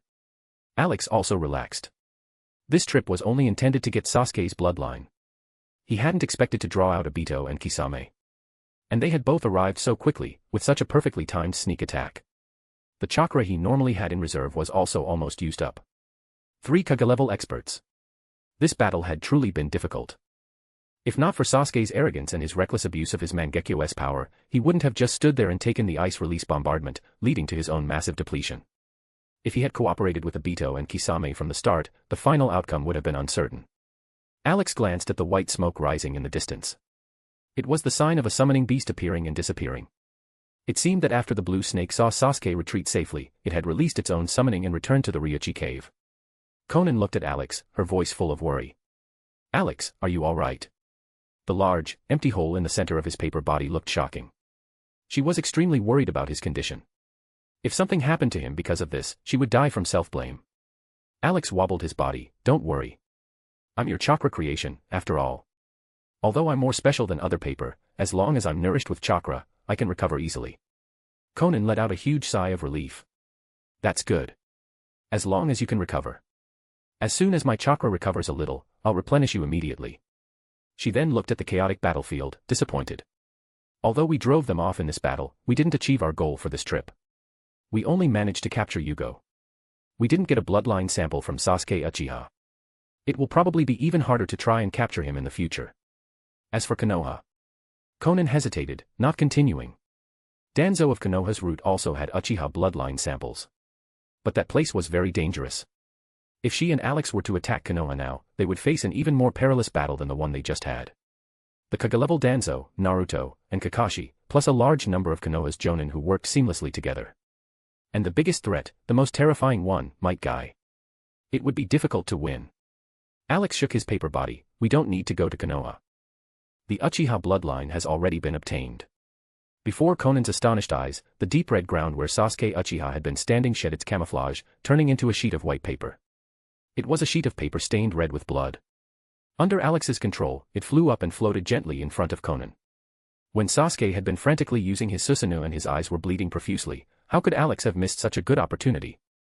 He had used the ice release bombardment as a cover to secretly have one sheet of paper land beneath Sasuke's feet, then used the paper person of God technique to camouflage it to match the color of the ground. This was a disguise that not even the Mangekyo could see through. It was the same principle as the 600 billion exploding tags. Obito had stepped right onto the camouflaged sea surface and hadn't discovered a thing. Konan collected the bloody paper and gently tucked Alex back into his original place, whispering, "Since we got it, let's leave now. Alex, you get some rest." Chapter 83, I Swap, Transplanting the Rinnegan. Chapter 83, I Swap, Transplanting the Rinnegan. An underground base. In the empty subterranean hall, a translucent vortex suddenly appeared. Obito Uchiha stepped out first, with Kisame Hashigaki close behind. Finally, the members of Taka emerged. Karen Uzumaki supported Sasuke Uchiha, her expression a mix of worry and vigilance. Suigetsu Hozuki stood obediently where he was, not daring to act out. The chilling aura and killing intent radiating from the masked men in front of him made him feel very uneasy. Having been forced to retreat so pathetically, the man was definitely in a bad mood. Suigetsu Hozuki didn't want to become his punching bag. Ah! Sasuke Uchiha cried out, half kneeling on the ground in pain. His failed attempt to forcibly use Amaterasu during the final retreat had caused his Mangekyo Sharingan to backlash at this very moment. The stabbing pain in his left eyeball was soul-deep and unbearable. Sasuke! Karen Uzumaki crouched beside him, full of concern, and held out her arm. "Quick, bite me." "No need." Sasuke Uchiha panted heavily, clutching his eyes as dark red blood seeped from between his fingers. He didn't choose to bite Karen Uzumaki, it wouldn't help much. He staggered to his feet and released his hands, looking around. His expression suddenly turned to panic. "No. I can't go blind. I absolutely can't go blind." The hall was dim. Sasuke Uchiha's Mangekyo Sharingan was already on the verge of blindness, and now he couldn't see even a single ray of light. His vision was pitch black. He suddenly remembered something. Staring with his dull, bleeding eyes in the direction he sensed Obito Uchiha, he roared with extreme agitation, "Itachi's Mangekyo Sharingan. You have it. Give it to me. I need to transplant it now. I want my light back. I can't be blind. I need to obtain even greater power." He had originally planned to kill Danzo and get his revenge on Konoha before transplanting Itachi Uchiha's eyes to gain the eternal Mangekyo Sharingan. But plans couldn't keep up with reality. Who would have thought that a single battle would completely exhaust his visual prowess, leaving him almost totally blind? The fear of blindness was greater than anything else. He finally understood the state of mind Madara Uchiha must have been in when he took his own brother Izuna's Mangekyo Sharingan. His strength was almost entirely dependent on his Mangekyo Sharingan. Once lost, becoming blind was a secondary concern. Losing that powerful, intoxicating strength was what was truly unacceptable. When he had first heard the masked man tell Madara Uchiha's story, he had thought Madara Uchiha was nothing special, just gouging out his own brother's eyes because he was going blind. Now, he was facing the same predicament. If Itachi Uchiha were still alive, regardless of whether he would actually go through with it, it would be hard for the thought of taking his eyes not to cross his mind. Obito Uchiha ignored the manic Sasuke Uchiha and spoke to Kisame Hashigaki. "Kisame, go and rest for now. I will have another mission for you later." Kisame Hashigaki nodded. "Mr. Madara, I await your orders." He walked off into the darkness, adding as he left, "Mr. Madara, I am very eager to see that new world. Please feel free to entrust me with any mission." His shark-like face flickered in and out of the light, gradually disappearing. Even though this mission had been a failure, his steps were steady, his conviction firm. He had lived through the bloody mist of the village hidden in the mist. Betrayal and counter-betrayal, assassination and counter-assassination, his hands were long stained with the blood of his comrades. Kisame Hashigaki felt this world was far too cruel and far too fake. The moment Mr. Madara stepped out from behind the fourth Mizukage and appeared before him, his sense of the world's falsehood and distortion reached its peak. Who could have imagined that the Mizukage of the renowned village hidden in the mist, one of the 5 great shinobi villages, was being unknowingly controlled by genjutsu? If Mr. Madara hadn't revealed himself, not a single person in the entire village would have noticed. The village, and everyone in it, was being played like puppets in Mr. Madara's hands. How absurd, how illusory. Obito Uchiha watched this loyal subordinate leave, then turned his gaze to the still shouting Sasuke Uchiha. He shook his head in disappointment. This little traitor really had no composure. Impulsive, irritable, and arrogant. The moment his emotions got the better of him, he threw all caution to the wind. He was a complete idiot. But, as a pawn, he still had his uses. Obito Uchiha despised and looked down on Sasuke Uchiha. And Black Zetsu, at his feet, felt the exact same contempt for this moron. Almost all of Sasuke Uchiha's flaws were ones he possessed as well. Or rather, this was the common ailment of the Uchiha. No wonder everyone else called their clan red-eyed freaks and psychopaths. Hey! Did you hear me? Hurry up and give me Itachi's Mangekyo Sharingan, Sasuke Uchiha urged impatiently. Obito Uchiha stared at him coldly, his killing intent fluctuating, but he ultimately suppressed it. He was just an extremely immature brat. As long as he had value, there was no need to get angry with him. He then took a test tube from his Kamui dimension. 2 blood-red eyeballs were floating in the solution, Itachi Uchiha's Mangekyo Sharingan. He tossed the test tube and a scroll to Karen Uzumaki, his voice cold. The girl by your side is a medical nin, more or less. She's competent enough to perform the eye transplant surgery. The precautions and procedure are all in this scroll. Read it yourselves. After speaking, he walked toward the depths of the base, with Black Zetsu following silently behind. While Sasuke Uchiha was getting his eye transplant, he would also transplant the Rinnegan to increase his own power. His current strength was no longer enough to deal with the White Tiger. He had to strengthen himself. The footsteps faded, leaving only the 3 members of Taka in the hall. Suigetsu Hozuki immediately felt a wave of relief. That terrifying man and that creepy black creature were finally gone. He couldn't help but ask, Sasuke, what do we do now? Yugo was captured by that woman. We don't know how he is. He's our comrade. We have to save him. Although Suigetsu Hozuki always liked to argue with his teammates, in his heart, he had long considered the other 3 to be his comrades, bound by life and death. Otherwise, he wouldn't have stepped up back then, ignoring his own heavy injuries to take on the 8 Tails Jinchuriki and even taking a direct hit from a tailed beast bomb. Sasuke Uchiha turned a deaf ear, just urging Karen Uzumaki, quick, take me to get the transplant. Right now, regaining his sight and his power was the only thing that mattered. Everything else could wait. Not getting the answer he wanted, Suigetsu Hozuki's expression darkened, a trace of disappointment in his heart. Sasuke, I'll support you. I'll take you for the transplant right now. Karen Uzumaki didn't care about anything else. Only Sasuke Uchiha mattered, everyone else was crap. I've read the scroll. The procedure is simple. I'm very confident. I can definitely transplant them safely and restore your sight. Sasuke Uchiha nodded, his face impassive, and allowed Karen Uzumaki to lead him toward the base's medical bay. Suigetsu Hozuki was left alone in the hall. He watched them go, opened his mouth, but in the end, just sighed and found an empty room to rest. In a secret room deep within the base, Obito Uchiha stared at the Rinnegan in the test tube, saying nothing. Black Zetsu emerged halfway from the ground.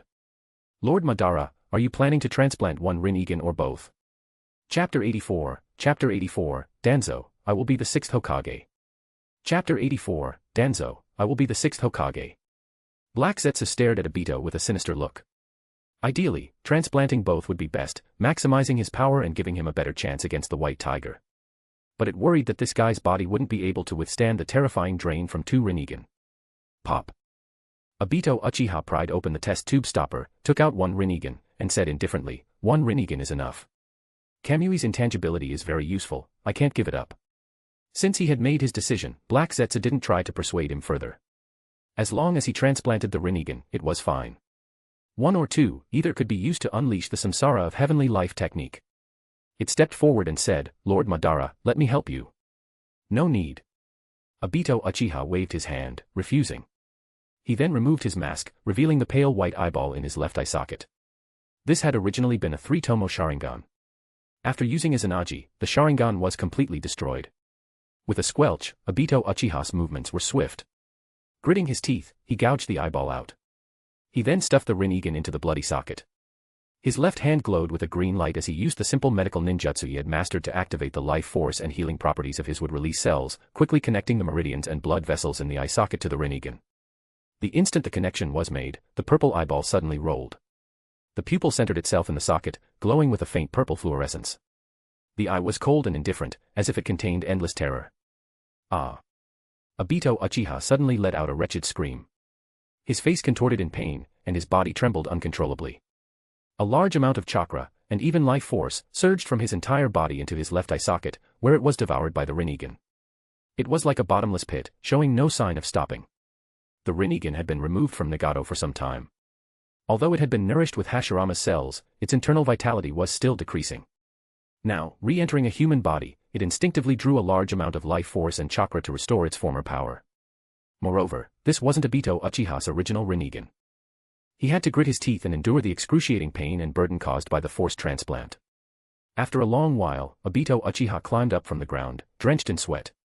He looked exhausted and listless, having consumed a great deal of energy. He let out a long breath. Phew, it's finally done. His face showed lingering fear and apprehension. He had genuinely been worried that he would be drained dry by the Rinnegan.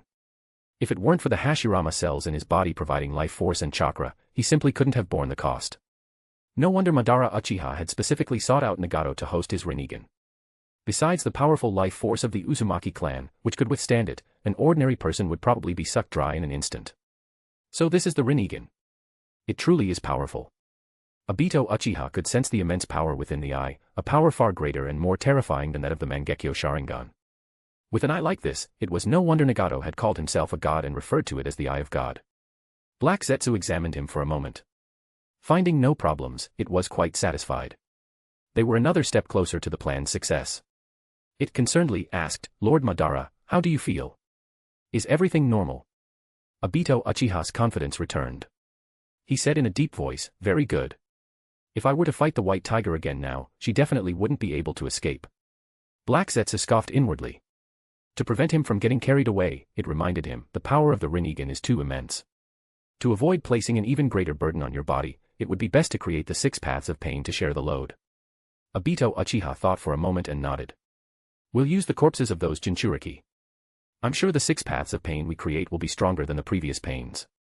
Konoha, root base. Danzo coldly examined the intelligence that had just arrived in his hand. Large battle erupted in the land of birds, suspected Akatsuki internal conflict. The commotion from the battle between Konan, Sasuke, Obito, and the others was so massive that it could be seen from a great distance. Not long after they left, a root ninja responsible for intelligence gathering had arrived at the scene. This root ninja had been drawn over by the huge disturbance halfway through the battle and had simply watched from a hidden spot far away. After the battle ended, he transmitted what he had seen and the results of his on-site investigation back to Root via a summoning technique. Danzo quickly flipped through the intelligence. When he saw the words, Purple Chakra Giant, the pupil of his exposed left eye immediately contracted. A greedy glint appeared in his eyes. Susanoo. Sasuke, is it? I didn't expect this brat to have awakened the Mangekyo Sharingan as well. Itachi, it seems your younger brother is quite talented. I misjudged him. Sasuke's performance at the Ninja Academy hadn't been outstanding. Although he was always first in his class, he was far inferior to Itachi and Shisui. Danzo had thought Sasuke would, at most, awaken the 3-Tomo Sharingan. He never expected him to have the aptitude for the Mangekyo Sharingan. If only I had known. Back then, even if Hiruzen Sarutobi had tried to stop him, he would have forcibly recruited Sasuke into Root. Then, once he awakened his Mangekyo Sharingan, he would have done just as he did with Shisui, kill him and take his eye. Sasuke, your Mangekyo Sharingan can only belong to me. At that moment, Danzo felt an intense desire to possess it and was determined to get it. Such power is fit only for me. He suppressed his impatience and asked coldly, how is Tsunade? A man with golden hair, Fuyamanaka, emerged from the darkness and knelt. Lord Danzo, Tsunade is still unconscious. Naruto, Kakashi, Might Guy, and other Jonin are taking turns guarding her. Humph. A flash of anger appeared in Danzo's eyes. They're guarding against me. Why would a mere unconscious person need the protection of the most elite Jonin? Does Konoha really need to worry about someone harming the 5th Hokage? Fuyamanaka lowered his head. Even though his emotions had long been numbed and cold due to his root training, a strange feeling still arose in his heart. Lord Danzo, have you forgotten? You previously ordered your subordinates to kill the unconscious Tsunade the moment they had the chance. Nearly half of them support you. But the clans led by the Ino Shikacho, as well as the other commoner Jonin, are all making excuses, saying they'll discuss it after Tsunade wakes up. Wakes up? If the 5th Hokage wakes up, how can I still become the 6th Hokage? Danzo's eyes turned cold. Have them initiate a Jonin vote. Now that the village has been destroyed and we have a great enemy at our gates, someone must step forward to take charge of the entire village. Rebuilding the village, gathering intelligence, and deterring other ninja villages, all of these tasks require me. At this stage, besides myself, who else in Konoha is qualified to serve as Hokage? Yes. I will arrange for them to launch the Jonin vote immediately. As soon as he finished speaking, Fuyamanaka vanished in a flash to carry out the order. Danzo touched the Mangekyo Sharingan under his right eye's bandage. Hiruzen, look at what Konoha has become under your disciples' leadership. Only by becoming Hokage can I lead Konoha to greater strength. I am destined to be the 6th Hokage. Everything is for Konoha. High altitude. Beside the giant cloud, Kamita, Ryuzetsu, and Anoka hovered with their flight devices, looking anxiously toward the land of birds. Anoka floated restlessly, saying with worry, "Uncle Kamita, why hasn't Lady Konan returned yet? Should we fly to the land of birds and check?" "No." The usually amiable Kamita resolutely refused. "Lady Konan told us to wait here. Without her orders, we cannot go anywhere." Ryuzetsu also tentatively suggested, "Just taking a look shouldn't be a problem, right?" Kamita shook his head seriously. "No means no. The enemy Lady Konan is fighting is very powerful and also has the ability to fly. If we go and are captured by the enemy, we will only cause trouble for Lady Konan." Before Anoka could retort, her eyes narrowed, and she looked behind Kamita. A black dot had appeared on the horizon, flying rapidly toward them. Chapter 85, Alex, what's making me feel so full? Chapter 85, Alex, what's making me feel so full? Lady Konan. Anoka cried out joyfully. Kamita froze, then quickly turned around. In a flash, Konan was flying beside him. He immediately asked with concern, "Lady Konan, are you all right?" "I'm fine." Konan looked at the three of them. "Is everything normal? Has the Enkorovanchan been discovered?" Now that the White Zetsu had the ability to fly, with their numbers and intelligence-gathering capabilities, the sky was no longer as absolutely safe and hidden as it once was. Kamita immediately replied, "Lady Konan, I followed your orders and parked the Enkorovanchan here.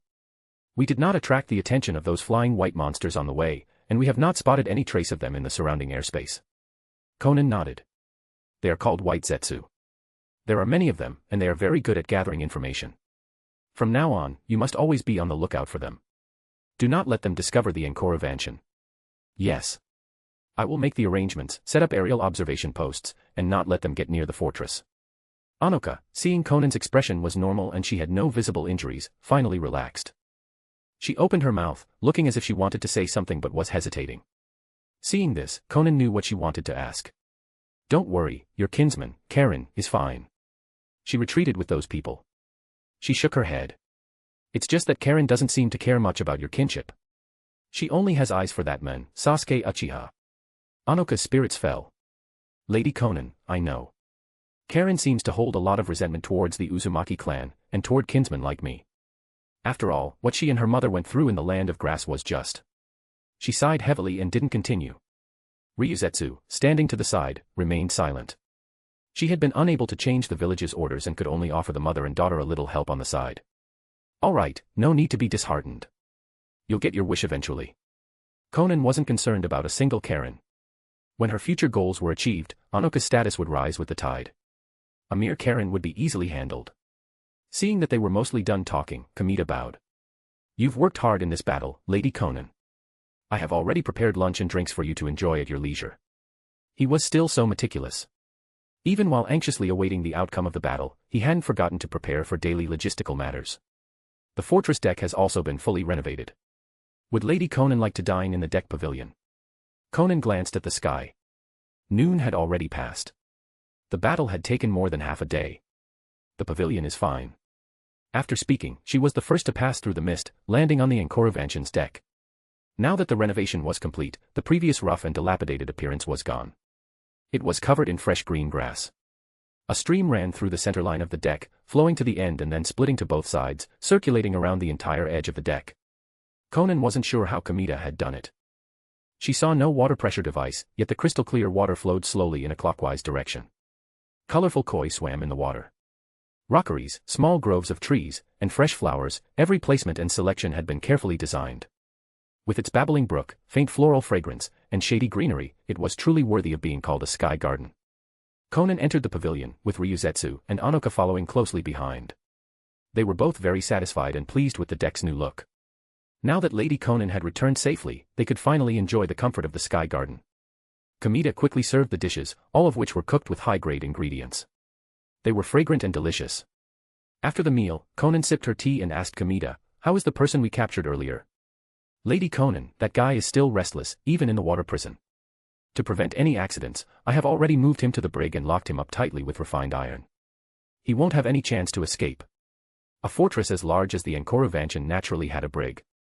It was even specially designed to prevent prisoners from escaping and causing damage during flight. All the cages were cast from high-quality steel. Combined with refined iron chains, it was enough to make any ninja locked inside behave. Konan set down her teacup. What were the results of the interrogation? A flash of embarrassment crossed Kamida's round, chubby face. Lady Konan, my deepest apologies. I was inefficient and have not yet managed to torture his origins out of him. Konan was not particularly disappointed. For a ninja with a strong will, mere physical pain was not enough to make them talk. Kamida was not a professional interrogator, after all. He knew neither genjutsu nor memory-reading jutsu. It was normal that he couldn't obtain any information.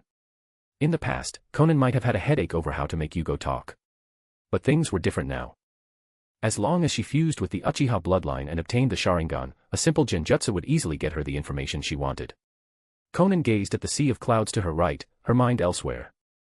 I'll wait until Alex wakes up to decide. Kamida stood by, not daring to breathe loudly. He had thought he would be punished by Lady Konan for his incompetence. But he hadn't expected her to let it go so easily, as if she didn't care at all. For such a magnanimous leader, he had to do something to repay her. It seemed he had been a bit lax before.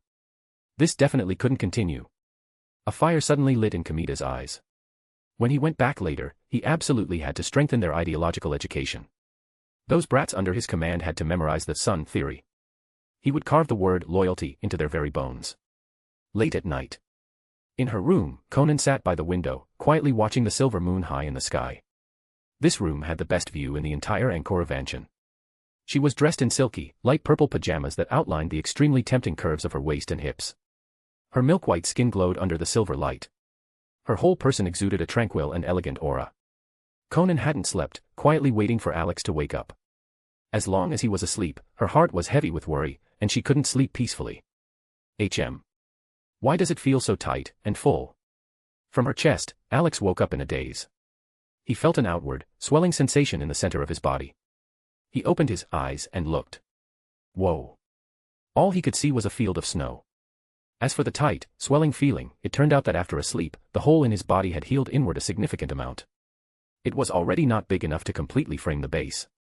He reckoned Konan must also be feeling a tight, constricting sensation. Alex secretly estimated. At this rate of recovery, the hole in his center would probably be only a finger width thick by tomorrow. That would be just right to wear on. Sensing the movement, Konan's amber eyes instantly lit up. She said urgently, Alex, you're awake. How is your body? Chapter 86, A Bold Konan. Chapter 86, A Bold Konan. Alex flew out, hovering in front of Konan. My body feels pretty good. I'm about halfway recovered. Konan, you really don't need to be in such a hurry, constantly using your chakra to nourish me. His rapid recovery was largely thanks to the massive amount of chakra Konan had been supplying. But constantly refining chakra had left her looking listless, with faint dark circles under her eyes. For Alex, recovering a few days sooner or later didn't matter. But Konan clearly didn't think so. She held Alex in her hands. Alex, you assist me in battle, and you've saved my life several times. You're injured now, so of course I have to do everything I can to help you recover. A little chakra and no sleep is nothing at all. Compared to what Alex had done for her, what she was doing was far from enough. At this stage, she could only do things Alex liked to repay him a little. A strange light flickered in Konan's eyes. She suddenly stood up. Her pajamas slid off like water, revealing her fiery figure to Alex. Bathed in the silver moonlight, she looked like the most perfect work of art. She carried Alex toward the large bed. Alex, it's late. It's time to rest. The night is long. You should enjoy it. Her usually cold voice now held a trace of seduction. The next day, the sun was bright. Alex woke up leisurely upon that soft place. A hand was gently stroking his paper body. Last night had indeed been very long, and very memorable. It was amazing, simply amazing. It was hard to imagine that Konan, who always presented a cold exterior, could make such alluring and seductive expressions and movements. The extreme contrast provided an absolutely supreme level of stimulation.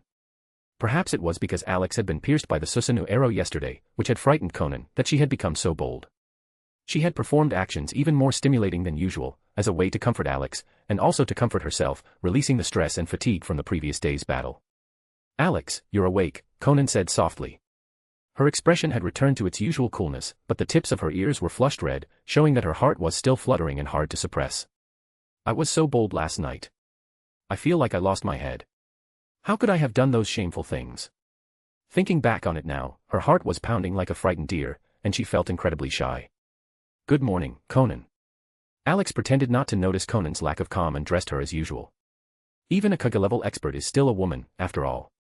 It's only natural to be shy about these kinds of play. A short while later, Konan had returned to normal and opened her door. As expected, Kamita was once again standing a short distance away, waiting. Seeing her emerge, he hurried forward. "Lady Konan, breakfast is ready. Would you like to dine in the pavilion, or shall I bring it to you?" Konan took a step out, then stepped back into the room. "Bring it here." After breakfast, she needed to fuse the bloodline in her room, so she wouldn't go to the pavilion. "What about Anoka and Ryuzetsu?" Kamita maintained his bow. "The two of them have already eaten. They are in the training room practicing ninjutsu." Konan was taken aback. She glanced back at the clock and realized it was almost 10. They had indeed played too late and too passionately last night, causing her to wake up later than usual. They said that after witnessing that terrifying battle yesterday, they deeply felt their own weakness and powerlessness. "They want to train hard, hoping to be of help to you in the future, Lady Konan." "Is that so?" Konan wasn't optimistic about this.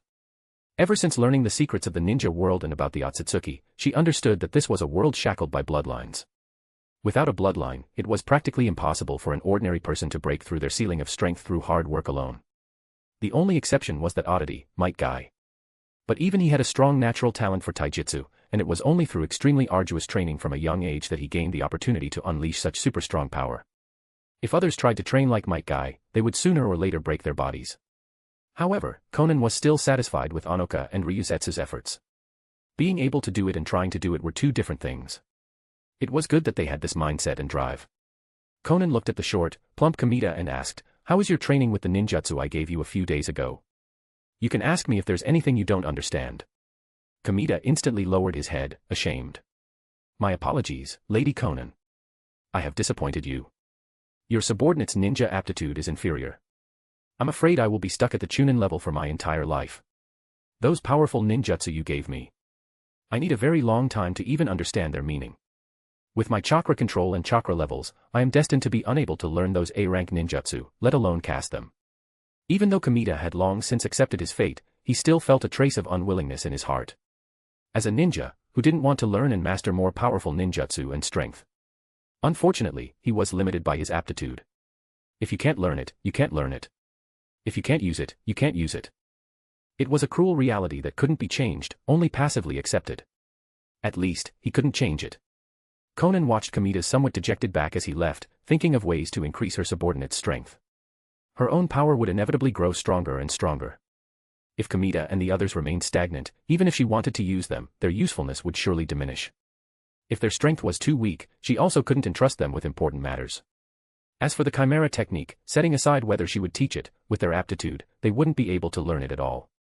Alex floated nearby, sensing Konan's thoughts. To rule the ninja world in the future, she would indeed need a powerful force. How could it work if her subordinates weren't strong? The vast ninja world couldn't possibly be managed by just the two of them. How would they have any time to have fun then? Alex floated in front of Konan. "Konan, no need to worry about these things. Improving Kamita's and the others' strength is simple. We just need to transplant Hashirama's cells. If you lack power, just add Hashirama cells." This was practically a law of the ninja world. Danzo, Obito, and even Madara Uchiha had all used them. All gave 5-star reviews. As for the powerful rejection during the transplantation process, Alex believed that with his and Konan's strength, they could solve it quickly. At that time, all their subordinates would release. Then get them Sharingan, and their strength would be more or less up to the minimum requirement. They couldn't get that much stronger anyway. When it came to truly powerful enemies, it would still be up to him and Konan. Inside the room, after finishing the breakfast Kamita had brought, Konan looked at Alex and asked, "Alex, what's our next target?" Alex thought for a moment. "Let's fuse the Uchiha bloodline first. We can decide what to do after interrogating Yugo." Yugo was related to natural energy and sage mode. It was better to master the Sharingan and use Genjutsu to get information first, then decide on the next target. "Alright. We'll fuse the Uchiha bloodline first." Konan nodded and immediately activated her dance of the Shikigami, her entire body turning to paper. The sheet of white paper, soaked red with blood, floated gently in front of her. Alex immediately wanted to interject, but just as quickly stopped himself. "Konan, this time, you should use the Chimera technique to fuse it yourself." He had taught her many times, and she had personally experienced the process of a successful fusion. With Konan's aptitude, even if she couldn't fully understand the Chimera technique, she should be able to succeed just by following the steps. Konan stared at the bloody paper, eager to try. She nodded. Okay. I'll do it myself this time. Anyway, Alex is right here. Even if a problem comes up, he can take over in time. Chapter 87, Fusing the Uchiha Bloodline. Chapter 87, Fusing the Uchiha Bloodline. Konan held her breath and held out her right palm. Following the memories from Alex's previous possessions, she began to activate the Chimera technique by rote. Alex floated to the side, watching carefully, ready to intervene at any moment. As the special chakra flowed into her right hand, a white fluorescence gradually appeared in her palm. It was very scattered, unlike the solid white orb of light that formed instantly when Alex was in control. Konan frowned, feeling the strain. The white light in her palm felt as heavy as lead, making it difficult to control. She could only gather it toward the center at a very slow speed, finally forming the white orb she had seen before. The entire process took a full 10 minutes. Staring at the white orb in her palm, Konan's expression relaxed slightly. Only by using the Chimera technique herself could she truly understand the value and difficulty of this super S-rank ninjutsu. And yet, Alex, while possessing her, could succeed instantly and without any hindrance. Comparing the two, Alex's talent and aptitude for ninjutsu were simply absurdly high. She was truly no match for him. Konan. Seeing her pause, Alex floated in front of her, wobbling his paper body. Is there a problem? He glanced at the white orb in her hand. The form was normal, there shouldn't be any issues.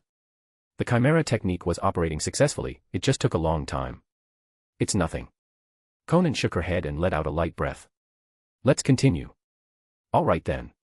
Alex nodded and controlled the blood-soaked paper, which was covered in Sasuke Uchiha's blood, to float above her palm. It then slowly descended, merging into the white orb. He reminded her, keep the chakra input steady. The power of the Chimera technique in the orb will automatically extract the Uchiha bloodline. Konan gritted her teeth and nodded, sweat beading on her forehead. She had no extra energy to speak. The weight in her palm suddenly doubled. Chakra surged from her body, and she had to desperately control its stability and ratio, not allowing for a single mistake.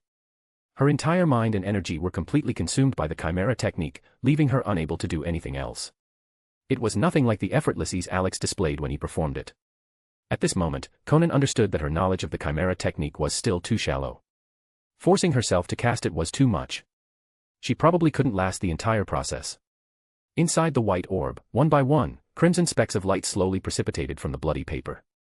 The process was incredibly slow, moving at a turtle's pace, one speck at a time. Half an hour later, the Uchiha bloodline extraction was finally complete. The dark red paper was now only a faint pink. Konan was breathing rapidly, her bangs damp with sweat. She looked exhausted, having just about reached her limit. With her current proficiency, she could only complete the first half of the Chimera technique, lasting just long enough to finish the extraction. She no longer had the strength for the second half, the fusion. Seeing this, Alex said, I'll take it from here. Being able to perform half of the Chimera technique completely on your own after just a few days is very good. You just need more practice. Konan nodded silently. She didn't try to force it and activated her paper transformation. Alex immediately slipped in, taking control of her body and instantly familiarizing himself with her condition. So much chakra has been consumed. Just completing the first half of the Chimera technique had used up more than half of Konan's chakra. This was definitely due to her lack of proficiency, causing too much chakra to dissipate and leading to massive consumption. Under normal circumstances, the entire process would only use about a tenth of her chakra, nowhere near this much. Alex estimated that Konan would need him to possess her several more times before she could complete the bloodline fusion on her own, and even then, it would take a long time. As for when she would be as proficient as him, able to complete it in the blink of an eye, that would likely take even more time. They had to hurry. There were many more jutsu Konan needed to master, Ice Release, Shikatsumiyaku, and in the future, they would definitely get Konoha's Scroll of Sealing. She had to learn the Flying Thunder God, Wood Release, Rasen Shuriken, and more from it. Alex suppressed his thoughts and began the second half of the Chimera technique. Following the familiar process, the white orb, now wrapping the crimson specks, sank into her palm. Aided by the technique's power, it rapidly fused into her cells and her underlying genetic structure. In less than 3 seconds, the Chimera technique was finished. The Uchiha bloodline fusion was complete. Alex opened his eyes. With a mere thought, he instinctively activated the Sharingan. The original light amber pupils instantly turned blood red. A single black tomo spun in the pupil. Immediately, a second one appeared, and then a third. The 3 tomo spun faster and faster, almost merging into a new pattern. Unfortunately, as if lacking some trigger, it ultimately failed to form. The rotation slowed down, and they once again separated into 3 distinct black tomo. Alex stared at the Sharingan in the mirror, lost in thought. It seems 3 tomo is the limit for now. The Mangekyo. He shook his head. It probably really did require a specific trigger. Alex turned around, observing the world from the Sharingan's perspective. In his crimson-tinted vision, tiny dust particles in the air were clearly visible. The entire world seemed to have slowed down. The dust motes drifted even slower, almost at a standstill. As expected of the 3 tomo. This insight and reaction speed, no wonder the Uchiha are all so arrogant. No wonder almost every Uchiha wore their arrogance on their face, looking down on everyone else. They truly had the capital to be arrogant. With the boost from the 3 tomo Sharingan, all 3 of their aspects, ninjutsu, taijutsu, and genjutsu, were greatly enhanced. Alex studied the Sharingan for a bit, then, as if remembering something, he quickly pulled a chakra test paper from his ninja tool pouch and immediately channeled chakra into it. The dry paper's surface became wet, then split in the middle, and finally, one half completely crumbled. Alex was not surprised. This perfectly represented Konan's original 3 chakra natures, water, wind, and earth. He was retesting her chakra nature this time to verify if fusing with the Uchiha bloodline had granted her new ones. Just as I thought. He felt a jolt of excitement. The remaining half of the chakra paper began to wrinkle, which represented the lightning release. Then, whoosh, it burst into flames and burned to ash. This represented the fire release. These were precisely the 2 most representative natures of Sasuke Uchiha, and indeed, the entire Uchiha clan, lightning and fire. At this moment, Konan's chakra natures were complete. She now possessed all 5. Adding the yin and yang natures that every ninja is born with, she now possessed all 7 chakra natures. She was, in name and in fact, all attribute. Alex's own chakra nature synced with Konan's body. From now on, he could also use fire release and lightning release. After assessing his new condition, he returned control to Konan and floated out from her chest. How does it feel? It's good. Konan's voice was excited. So this is the Sharingan. It's so strong. Only by personally experiencing the insight of the Sharingan could one understand the power of these eyes. She stared at the 3 black tomo in the mirror. Alex, when do you think these eyes will evolve into a Mangekyo? Chapter 88, The Conditions for Awakening the Mangekyo. Chapter 88, The Conditions for Awakening the Mangekyo. Having fought both Sasuke and Obito, Konan was well aware of the power of the Mangekyo Sharingan. It offered insight a level above the 3 tomo, powerful dojutsu housed in each eye, and the ultimate defense and destructive power of Susanoo. If she could awaken the Mangekyo, her strength would undoubtedly rise to another level. How to awaken it? Alex pondered, finding it difficult to answer for a moment. People like Sasuke, Obito, Shisui, or Itachi had all awakened their Mangekyo after experiencing immense emotional trauma. Even the first owner of the Mangekyo Sharingan, the Sage of 6 Paths, had awakened it after witnessing the death of a woman he cared about. Did it really require such trauma? Alex was doubtful. Awakening it was one thing, but what about the subsequent blindness and eye swapping? Sasuke, Madara, and others had all gained the eternal Mangekyo Sharingan, which never lost its light, by transplanting eyes. The Sage of 6 Paths never swapped eyes, it seemed his awakened as eternal Mangekyo from the start. His son, Indra, was much the same, his visual prowess was extremely strong, with no need for an eye swap. Besides, their respective brothers didn't even have Mangekyo to give them. Alex couldn't give a precise answer and could only offer the conventional one. Sasuke, Obito, and the others all experienced a powerful emotional shock to awaken their Mangekyo. Is that so? It requires a shock. Konan looked at Alex, recalling the moment the arrow pierced his chest during yesterday's battle. If she had possessed the Sharingan at that time, she definitely would have been shocked into instantly awakening her Mangekyo. That bone-deep feeling of grief would have been more than enough to trigger it. Unfortunately, that moment had passed. Even thinking back on it now, what she felt most was lingering fear, and the Sharingan didn't react at all. Konan suddenly held Alex, her expression extremely serious. If it truly requires extreme trauma to awaken, then I'd rather not awaken this Mangekyo. I don't want you to be in any danger ever again, not even a little, and I certainly won't allow it. For her emotions to fluctuate to the point of awakening the eye, at this stage, there could only be one reason: Alex falling into a fatal crisis, or dying right in front of her. This was something she could never accept, under any circumstances. She would never trade Alex for power. Seeing Konan so agitated, Alex comforted her, "Don't worry, something like that won't happen. Besides, awakening the Mangekyo might not necessarily require extreme trauma. The Sharingan was, after all, the ultimate representation of yin release. Perhaps if her spiritual energy and soul became strong enough, the eye would awaken naturally." If that happened, she might even be able to avoid the drawback of blindness and the need for an eye swap. Konan relaxed, listening to Alex's speculation.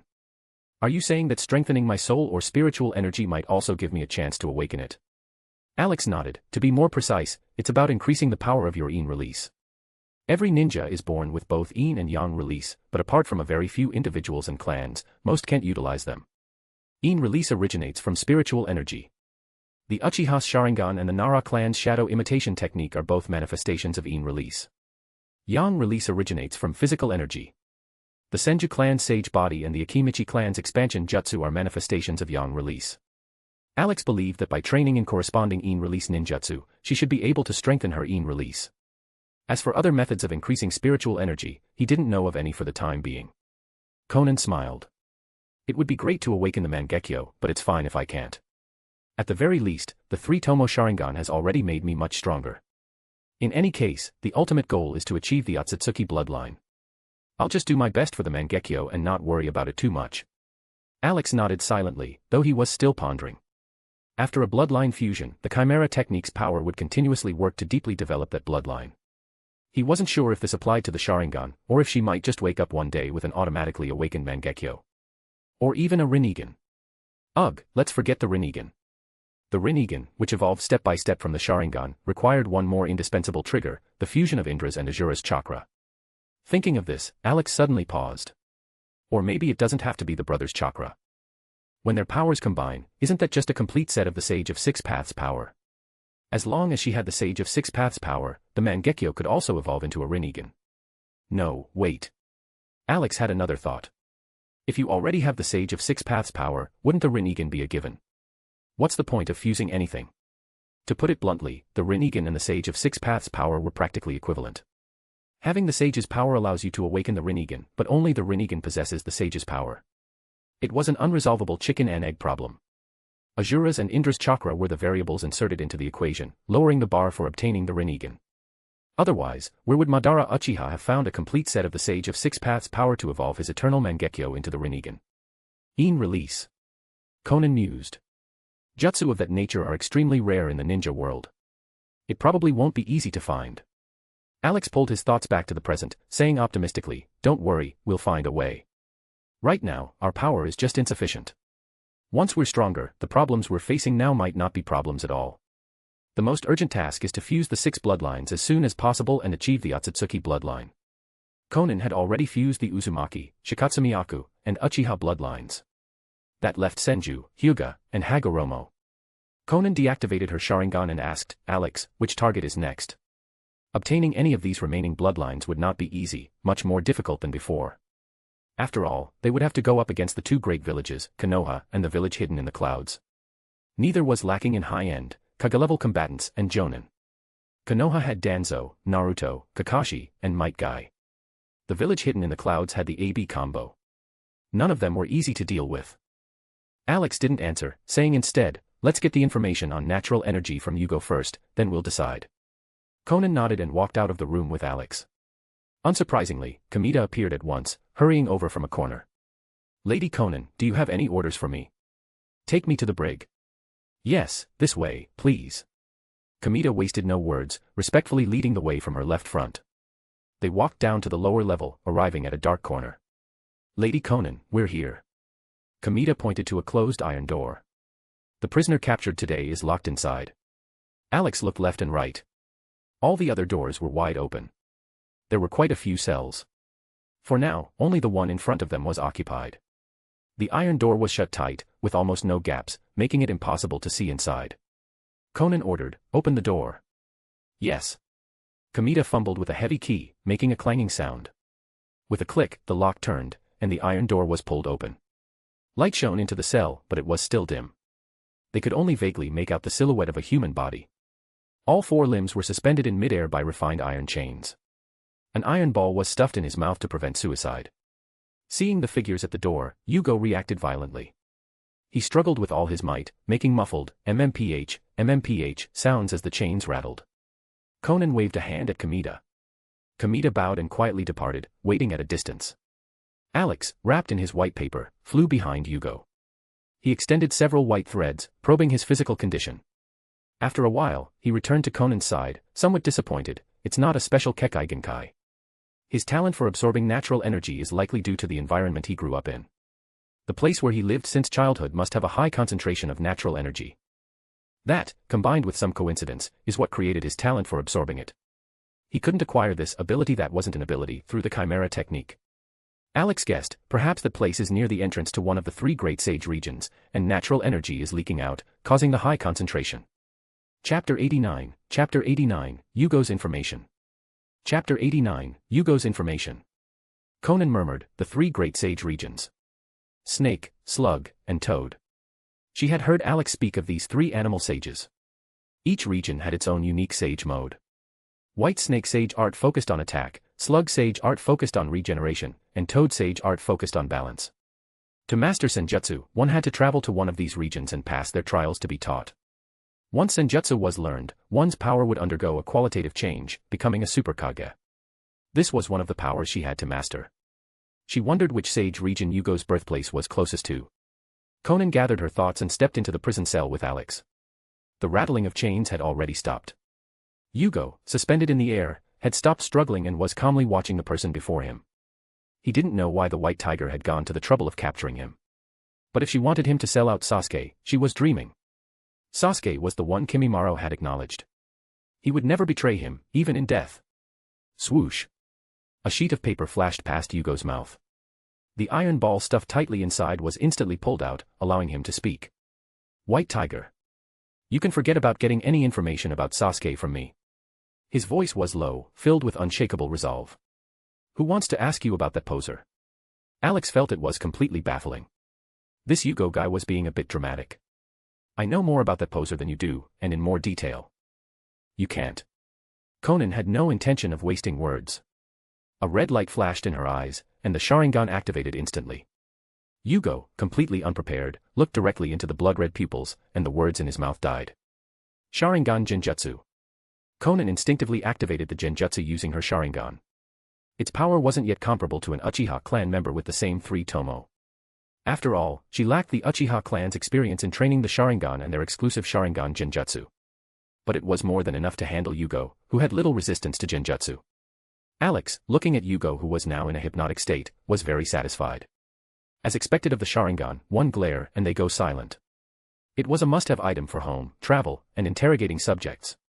To maximize the Sharingan's value and power, they had to get their hands on the Uchiha's Sharingan training methods and all their ninjutsu and genjutsu.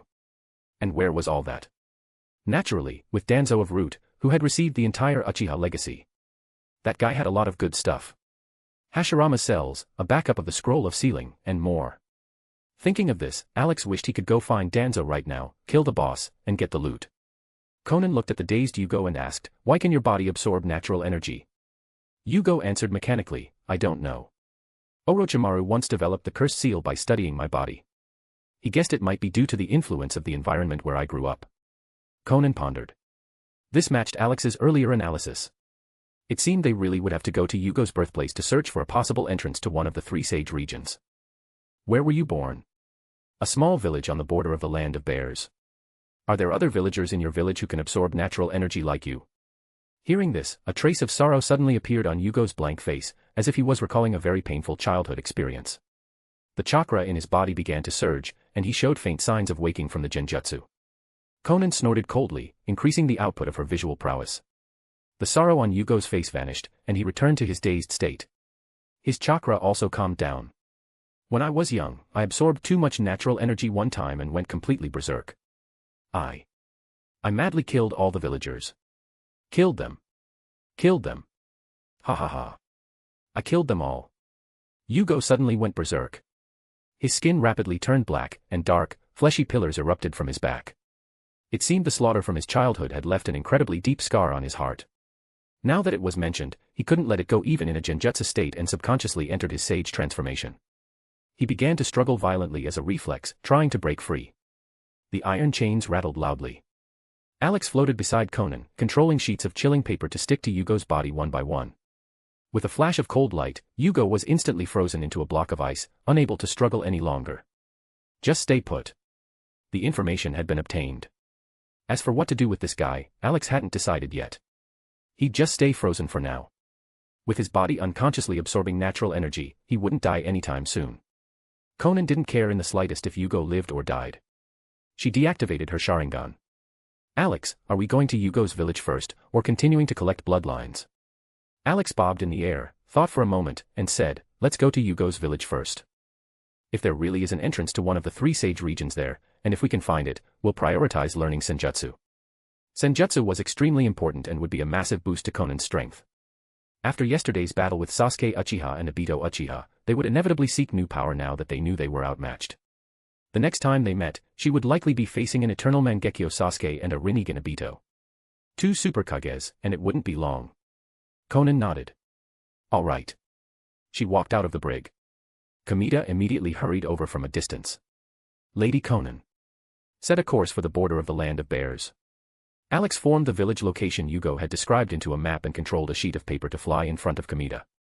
Kamita bowed, received the paper with both hands, and said loudly, Lady Konan, I will go to the control hall at once to set the new course. With that, he hurried away. Konan didn't return to her room, nor did she go to the deck. Instead, she went straight to the Ankoruvanshin's energy core. Lady Konan. Several sky ninja working there quickly stood up and greeted her. What is the situation? Konan's gaze fell on the purple-black box on top of the energy pool. It was cold and sinister. Bizarre, giant faces were carved on its 4 sides. It was the box of ultimate bliss. A sky ninja respectfully replied, Lady Konan, half of the chakra generated by the energy pool is being continuously absorbed by the box of ultimate bliss. According to Mui of Hozuki Castle's notes, we estimate it will only take 3 days of infusion to reach the critical point to open the box of ultimate bliss again. Continue, and be sure to monitor it at all times.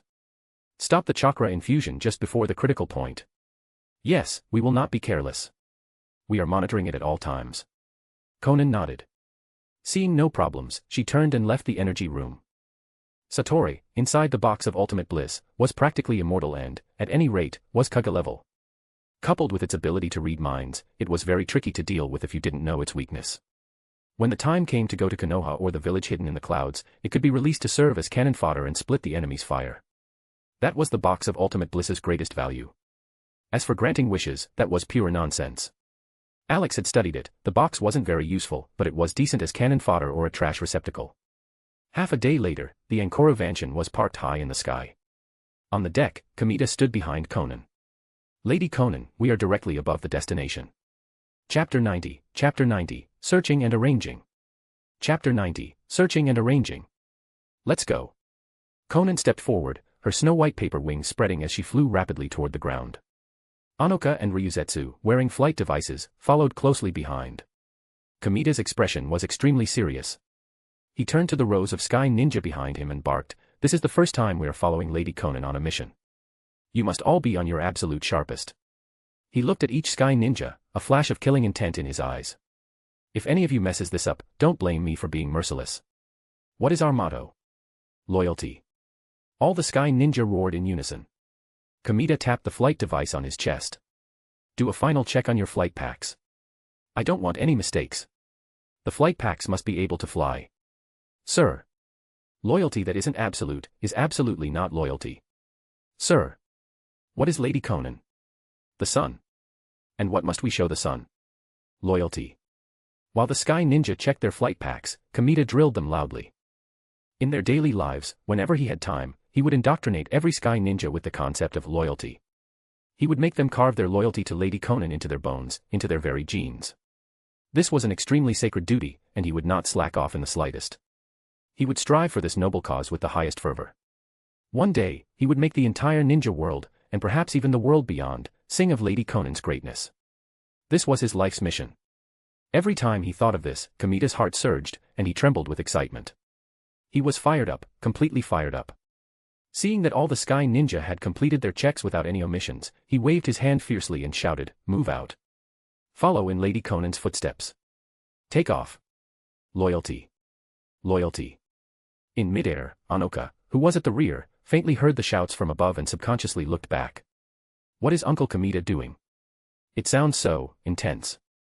Ryuzetsu, seeing her slow down, turned her head and urged, "Don't daze out. Hurry up and fly down. We're about to lose sight of Lady Konan." Oh, sorry. I'm speeding up. But this flight pack really can't compare to Lady Konan's wings. Ryuzetsu pouted. Lady Konan is a powerful Kage-level expert. Of course her flight ninjutsu is faster than a flight pack they cobbled together. The two said no more and accelerated toward the ground. By this time, Konan had already arrived above the destination. With a light flap of her wings, she instantly decelerated, hovered smoothly, and then gently landed. On the overgrown ground, the traces of a dirt and stone road could still be vaguely seen. At the end of the road was an extremely dilapidated mountain village. Most of the houses had collapsed, their surfaces covered in moss. There was no sign of human life. After Yugo's childhood rampage where he killed all the villagers, this small mountain village had fallen into complete ruin. He had left and never returned. Konan was the first person to come here since its fall. The surroundings were lush with trees, filled with the chirping of insects and birds, and the sound of babbling brooks. Located deep in the mountains, it was full of primitive scenery, a rather nice mountain landscape. Swoosh! Swoosh! Anoka and Ryuzetsu flew down. After stowing their flight packs, they came to Konan's side. Anoka took a deep breath, her expression joyful. Lady Konan, the air here is so fresh. And I don't know why, but I felt so comfortable the moment I arrived. The scenery is beautiful, and there's this. A sense of transcendence, Ryuzetsu offered, seeing her struggle for the word. Yes. That's it.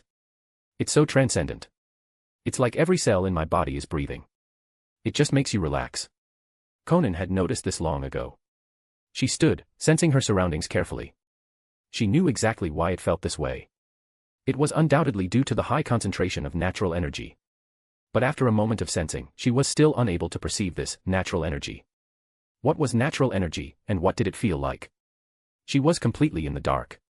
Without understanding it, of course she couldn't sense it. It required a special knack and method, which only the three great sage regions possessed. Alex, nestled in Konan's chest, was also trying. But it was useless. He couldn't sense a thing.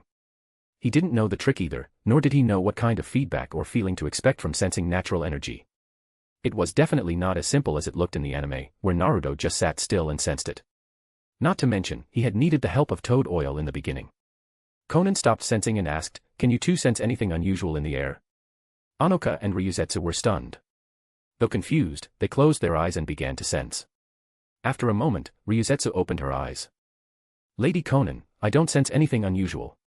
A little while later, Anoka finished sensing and also shook her head. "Lady Konan, I didn't find anything either, other than the air being fresher." Konan looked at the small mountain village in the distance but chose not to enter. There were only about 10 buildings, all visible at a glance. There was nothing worthy of attention. She then looked around at the surrounding mountains, hesitating for a moment. She couldn't sense natural energy, so she couldn't determine where the concentration was highest or where it was coming from. This mountain forest was vast. If there really was an entrance to one of the three sage regions here, she would have to resort to the stupid method, a carpet search.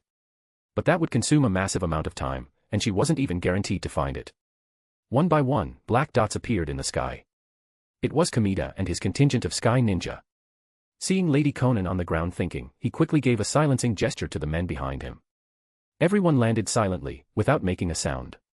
They lined up neatly, standing in place, awaiting orders. After getting the sky ninja settled, Kamita walked softly to Konan's side and waited quietly. Konan didn't think for long. After a silent exchange with Alex, she made a decision. For now, she could only arrange for men to search this mountain forest for a possible sage region entrance.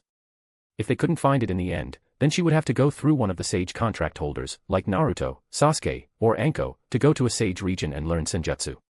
She looked at Kamita. "Kamita, arrange for half of the sky ninja to stay here and search the entire forest. The targets are..." Konan thought for a moment. "Slugs, vipers, or toads. Any place where one of these animals is abundant. Or, the place with the freshest air, or the densest forest. See if there are any discoveries like caves or entrances." This was the best she could do to describe it, as she had never seen an entrance herself. "Yes, Lady Konan." Kamita accepted the order. Even though the mission was vague, he just had to execute it. No questions asked. Konan looked at Ryuzetsu. "Ryuzetsu, you will be in charge of this search mission." Ryuzetsu had been in the village hidden in the grasses umbu.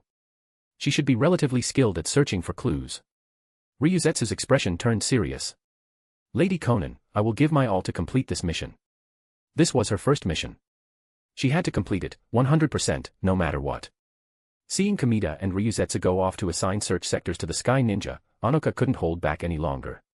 She said eagerly, Lady Konan, what about me? What about me? What mission do you have for me? Konan shook her head. You have other arrangements. 3 minutes later, Kamita came back to her. Lady Konan, all arrangements have been made. Ryuzetsu has already led the Sky Ninja into the surrounding forest to begin the search. Konan nodded, acknowledging. She then led the other two up into the sky. There was no telling how many days the search would take. She couldn't just waste her time here. Since she couldn't make progress on Sage Mode for now, she would go collect the next Kekkei Genkai. Alex gazed at the rapidly shrinking forest below. He suddenly thought of that sinister fellow, Kabuto Yakushi. He wondered if he had found the Ryuchi cave and learned the White Snake Sage art yet. Chapter 91, Cloud Ninja Squad. Chapter 91, Cloud Ninja Squad. Near the ruins of Sky Ninja Village, in a small mountain hamlet. A red-haired girl, Amaru, walked into the center of the village and gently laid the freshly picked wildflowers at the foot of Shinoe's stone statue. Thanks to the money Konan had left behind in Shinoe's name, the ruined village had been rebuilt quickly. With ample funds, it now stood even bigger and newer than before. The village square had been remodeled into an open plaza, dedicated to housing Shinoe's statue. The villagers didn't know exactly who the stone figure was. They only knew it was one of the ninja from the terrifying battle. Not knowing the details, and afraid of causing trouble, they didn't dare move it. Amaru picked up a rag and carefully wiped the dust off the statue. This was probably a sculpture of her sensei when he was younger. Her sensei was known far and wide as a miracle doctor. Patience carving a statue to honor him seemed perfectly reasonable to her. Sensei, when are you coming back?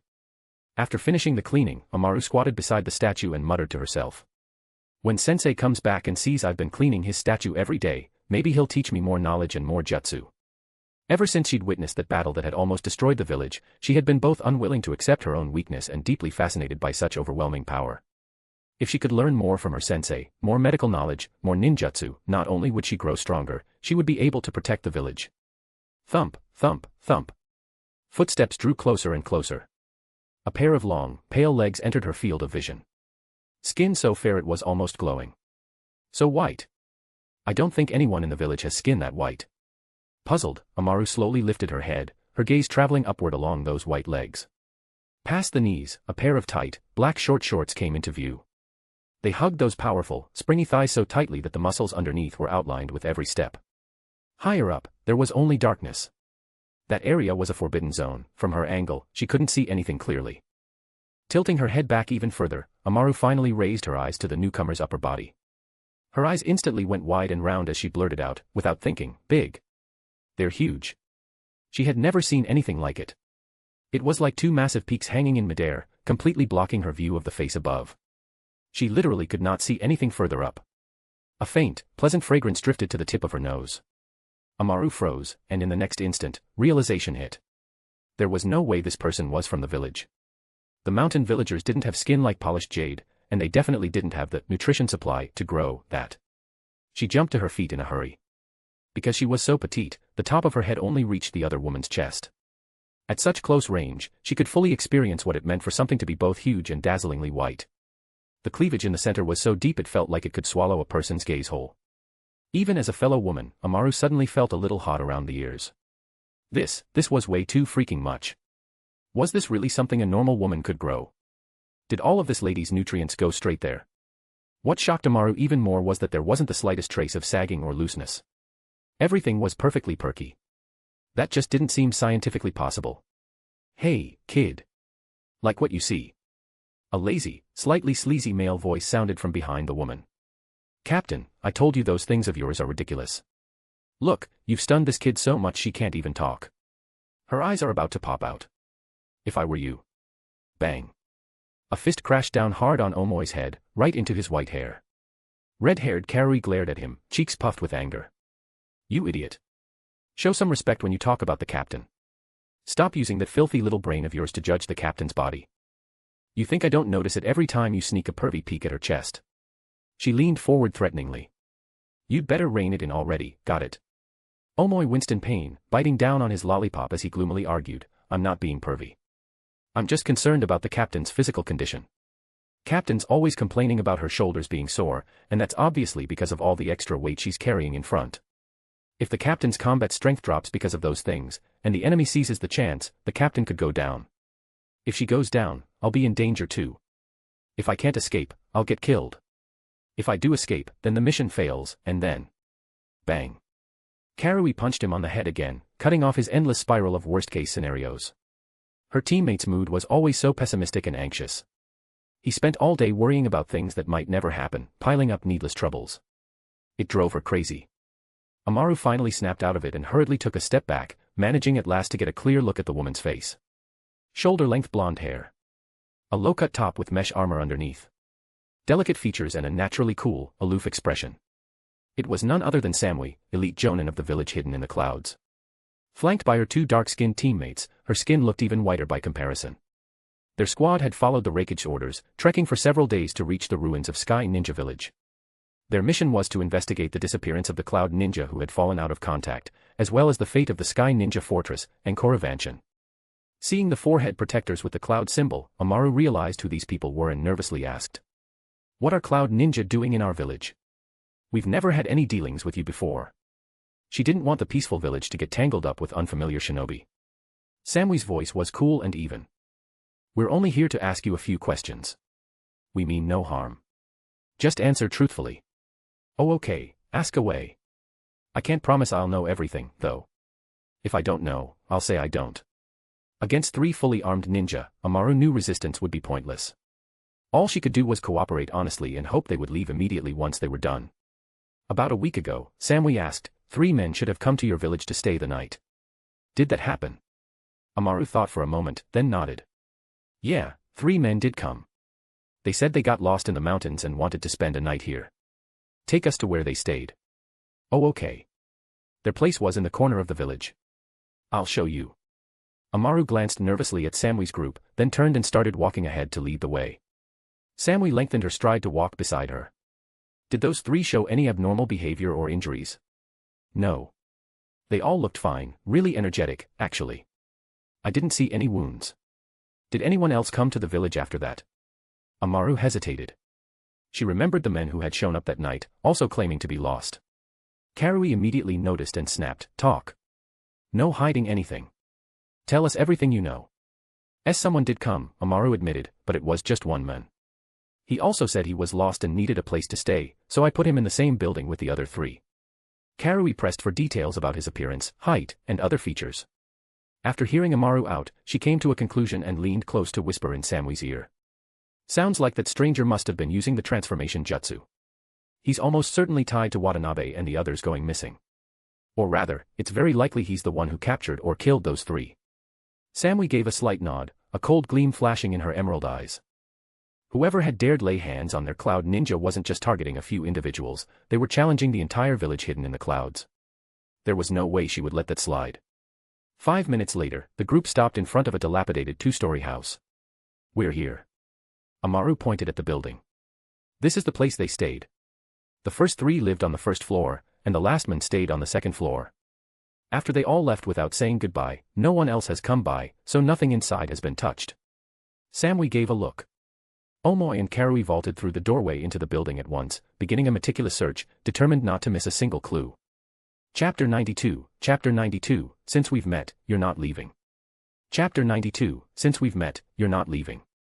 Before long, the 2 of them returned. Karui's expression was grave. "Captain, the traces inside are really clear." From the looks of it, not long after that last man checked in, Watanabe and the others jumped out the window and fled immediately. Things must have looked really bad. They probably knew they couldn't win, so they chose to retreat for the moment. Samui's cool expression didn't change, but her eyes narrowed slightly. Direction of retreat. "Over here." Omoi was standing at the edge of the yard, waving his lollipop. They ran into the back mountain. Behind the small building was a stretch of dense, untouched forest. As far as escape routes went, it was a decent choice. Samui walked over to Omoi's side, focusing on the footprints in the mud. She frowned. "Only 3 sets of tracks." She lifted her head and gave the order. "Head into the mountains. Check the trees carefully for any traces left by the body flicker technique." "Yes, ma'am." The 2 answered in unison, then shot off like twin black streaks into the back mountain, following the trail deeper inside. Finding the corpses of the 3 Watanabe had been almost guaranteed from the start. Konan hadn't bothered cleaning up the scene that day. The spot where she killed them would probably still have some smashed flesh left behind. Amaru stood trembling beside Samui, wanting to say something. But the cold, overwhelming pressure coming from the blonde woman next to her kept the words stuck in her throat. After a long, heavy silence, Omoy and Karui came back. This time, both of them wore the same expression, pure anger and hatred. Omoy, no longer listless or gloomy, clenched his jaw and held out a handful of soil for Samui to see. It was a deep, dark red, reeking faintly of rot. Inside, bits and pieces of decayed flesh were still clearly visible. "Captain," Omoy said through gritted teeth, "Watanabe and the others are dead." No doubt about it, they were definitely killed by that last guy. The lollipop in his mouth had long since been crushed to powder. He had practically ground his teeth to dust just to stop himself from crushing more of the blood-stained mud that was all that remained of his comrades. Everything else, their remaining tissue, their bodies, had been eaten clean by the animals and insects in the forest. Seeing his teammates die in such a miserable way filled him with a rage that burned down to his bones. The village hidden in the clouds was united. Every cloud shinobi treated the others as precious comrades. And now, those comrades had died like this, in some nameless mountain forest. There had to be payback. Omoy was furious, but his mind was still working. Captain, Watanabe, and the others were basically taken out in an instant. The enemy we're dealing with this time is probably Kage level. We're no match. We need the Raikage to send reinforcements. Their captain was an elite Jonin. He and Karui were Jonin at best. Standing against a Kage level powerhouse was not realistic. Amaru clapped a hand over her mouth, panic in her eyes. The chill coming off the blonde woman beside her felt even sharper now, like needles pricking her skin. Samui stared at the blood-soaked clump of earth for a long moment before speaking in a low voice. "Send word back immediately. We'll wait for Lord Raikage's decision." Right now, they didn't know who the killer was or where he had gone. She had no solid direction to pursue. Besides the matter of the Sky Ninja Fortress and Watanabe's squad, the village had also issued additional orders on the way, to investigate Hozuki Castle, as well as the large-scale battle that had taken place in the Land of Birds. Now that Watanabe's death had been confirmed, she had a difficult choice to make: should she chase the killer, or head for Hozuki Castle and the Land of Birds? After some thought, Samui decided to first take a look at the ruins of Sky Ninja Village. It was close to this mountain village, after all. Move out. We're going to the Sky Ninja ruins. Omoy and Karui exchanged a glance and raised no objections. Using a messenger hawk to send the report would take at least 2 days for a round trip. They couldn't just stand around doing nothing while they waited. The best use of their time was to check the situation at the Sky Ninja Fortress. That was a strategic weapon their village valued greatly. Hopefully nothing had gone wrong. A short while later.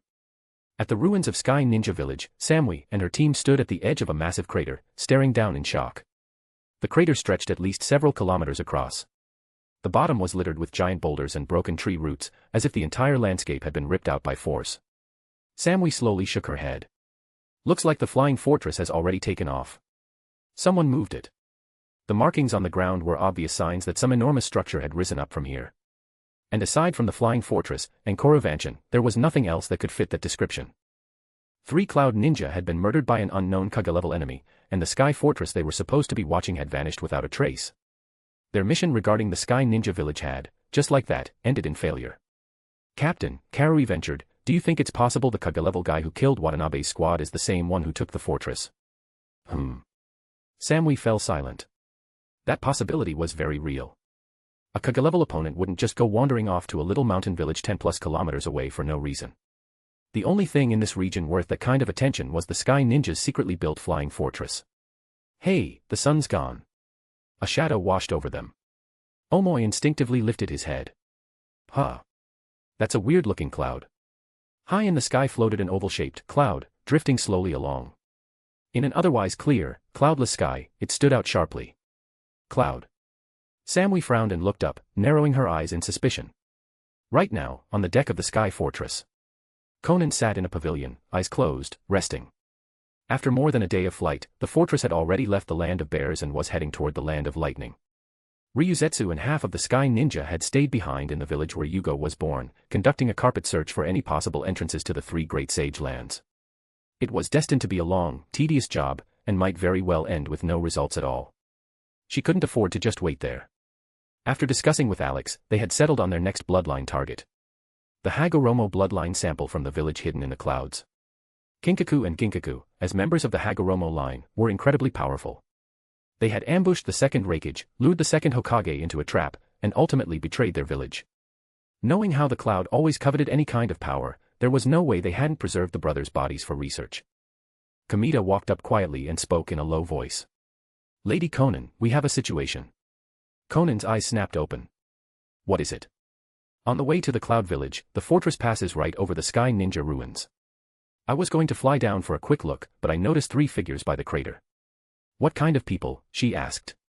Kamita shook his head. I didn't dare get close, so I couldn't confirm their identities. But judging from the forehead protectors they were wearing, they should be shinobi from the village hidden in the clouds. 1 man and 2 women, 3 Cloud Ninja in total. Cloud Ninja. Konan frowned. What are Cloud Ninja doing at the Sky Ninja ruins? She rose to her feet in an instant, her gaze turning frosty. Whatever their purpose, since they'd run into each other here, she might as well capture them and drag some information about the cloud out of them.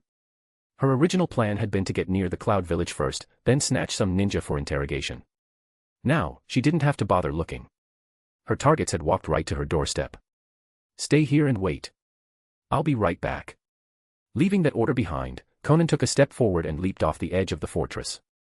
On the ground. Samui's eyes locked onto the sky, her pupils shrinking to pinpoints.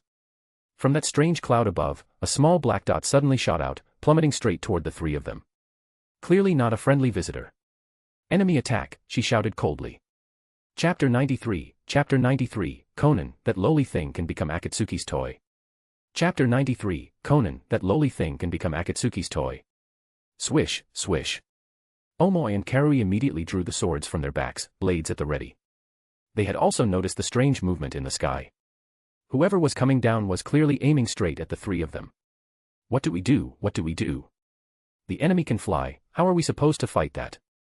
If we lose, we'll probably get captured, maybe even killed. No way, I don't want to die yet. Omoi clenched his lollipop between his teeth, spiraling into extreme anxiety and panic. Samui gripped her short blade in one hand, eyes narrowed as she tried her best to see the face of the person descending from the sky. Backlit by the sun, she couldn't make it out at first. Then her vision blurred for an instant, whoever it was suddenly spread a pair of wings and glided down from above, landing steadily on the ground. Akatsuki. White Tiger. Samui's guard shot to maximum. She raised the short blade across her chest, eyes locked firmly on the figure standing 10 meters away. Purple-blue hair, the signature Akatsuki cloak, and that unique flying paper release. She recognized Konan's identity in an instant. Her mind raced, searching for a viable response. White Tiger was, without question, a true Kaga-level powerhouse. The 3 of them stood no chance. Kaga-level. Samui's heart gave a sudden jolt. The one who killed Watanabe's team had also been a Kaga-level enemy. Could the killer be White Tiger? On the other side, Alex was also sizing Samui up. Almost the moment he landed, his gaze was drawn to her. She really had too much presence in one particular area, his eyes couldn't help drifting there. Especially when Samui tensed in readiness, her chest bounced with each tiny movement. Duong duong duong. This was the only weapon in the ninja world that could rival Tsunade's monstrous pair. And she was wearing such a generous low-cut outfit, exposing most of it. There was no way to not sneak a few more glances. Alex genuinely couldn't understand how a village like the village hidden in the clouds, famous for all its dark-skinned shinobi, had produced someone with skin as fair as Samui's. Silence fell over the battlefield, the air growing heavier and more oppressive by the second. Hot-tempered as ever, Karui couldn't stand it anymore. She shouted angrily. Akatsuki. You still dare show your faces to us Cloud Ninja after ambushing Lord Killer Bee last time? We haven't even settled that score with you yet. Next to her, Omoi gripped his sword tightly. His usual gloom and panic were gone, his eyes now burned with anger as he glared at Konan. The 2 of them were disciples of Killer Bee and held deep respect for their teacher. For Akatsuki to ambush their teacher and covet the 8 tails was basically the same as trampling all over the village hidden in the clouds. If not for their teacher severing the tail at the critical moment to escape, he really might have been captured by Akatsuki and died in their hands. Thanks to Konan's interference, Kisame hadn't even set out to capture Killer Bee yet. The 2 had never fought, and there had been no beheading, no act of hiding inside Same Hata and being carried back to the cloud by Killer Bee. Not long ago, after finishing his treatment in a small village, Killer Bee hadn't even decided where to wander off to next before his big brother found him first, beat him half to death, and dragged him back home. Alex finally tore his gaze away and looked at the one who had shouted, Karui. Dark skin and bright red hair. He did remember her. If he recalled correctly, she later married Akimichi Choji and had a daughter. Then he glanced at Omoi. Another side character with some screen time, even appearing in the Boruto era. His already severe anxiety, if memory served, eventually evolved into full-on schizophrenia. Alex withdrew his gaze, losing interest. They just weren't as nice to look at as Samui. The asterisk starred. Was it you? Were you the one who killed the 3 comrades from our village right here? Karui had clearly thought of the same possibility, her eyes blazing with killing intent as she glared at Konan. Our village hidden in the clouds will never let anyone who kills. Karui. Don't. Samui's face changed sharply. She tried to cut off Karui's reckless outburst. When you were clearly outmatched, provoking the enemy was the last thing you wanted to do. Unfortunately, she was already too late. Without anyone noticing when it had happened, sheets of white paper had appeared around Karui's feet. None of the 3 had seen how the papers materialized. Karui didn't even have time to react or dodge. In the blink of an eye, she was wrapped up into a white paper mummy. A cold gleam flashed. In a single swish, the paper shell froze solid, turning into a block of ice. The furious shout she'd meant to unleash cut off instantly. Karui. Ka.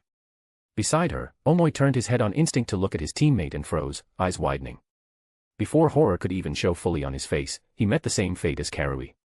He became a block of ice roughly the same size, standing rigidly on the ground. Karui. Omoi. Seeing her 2 teammates' life and death unknown, Samui could no longer maintain her usual calm, cool demeanor. She was beyond furious, gripping her short blade so tightly her knuckles turned white as she prepared to charge at Konan. White Tiger.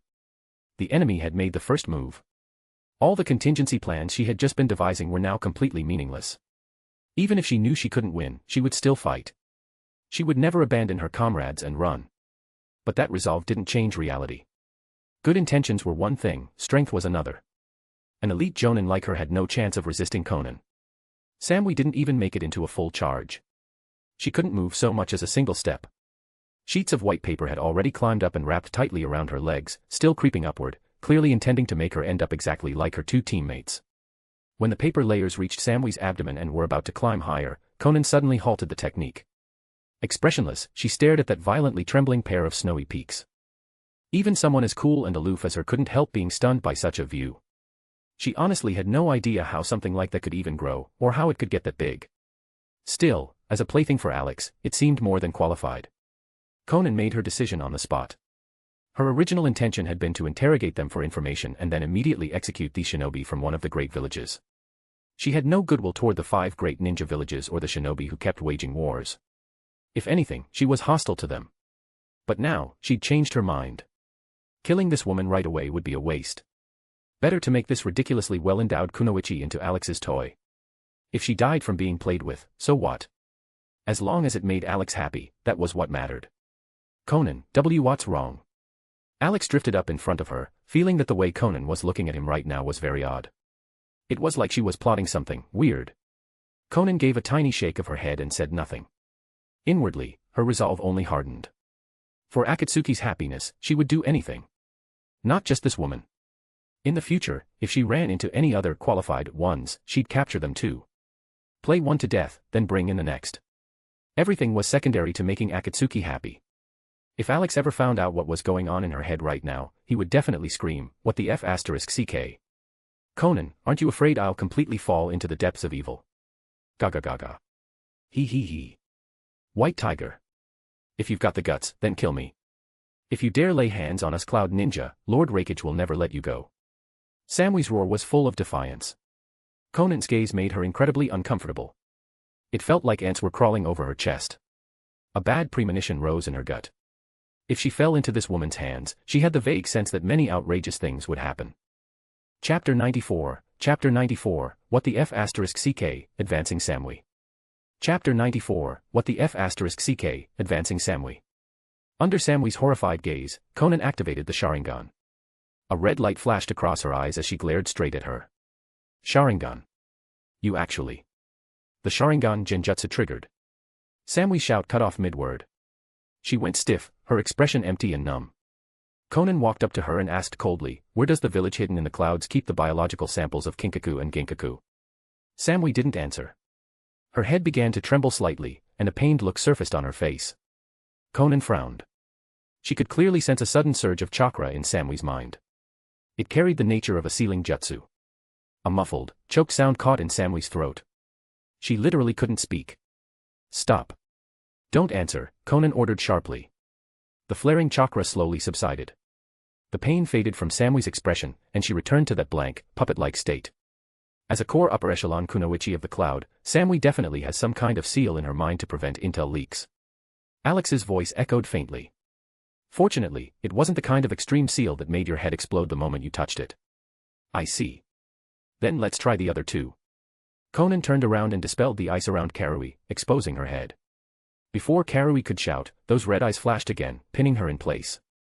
Konan probed, state the daily routine of the fourth raikage.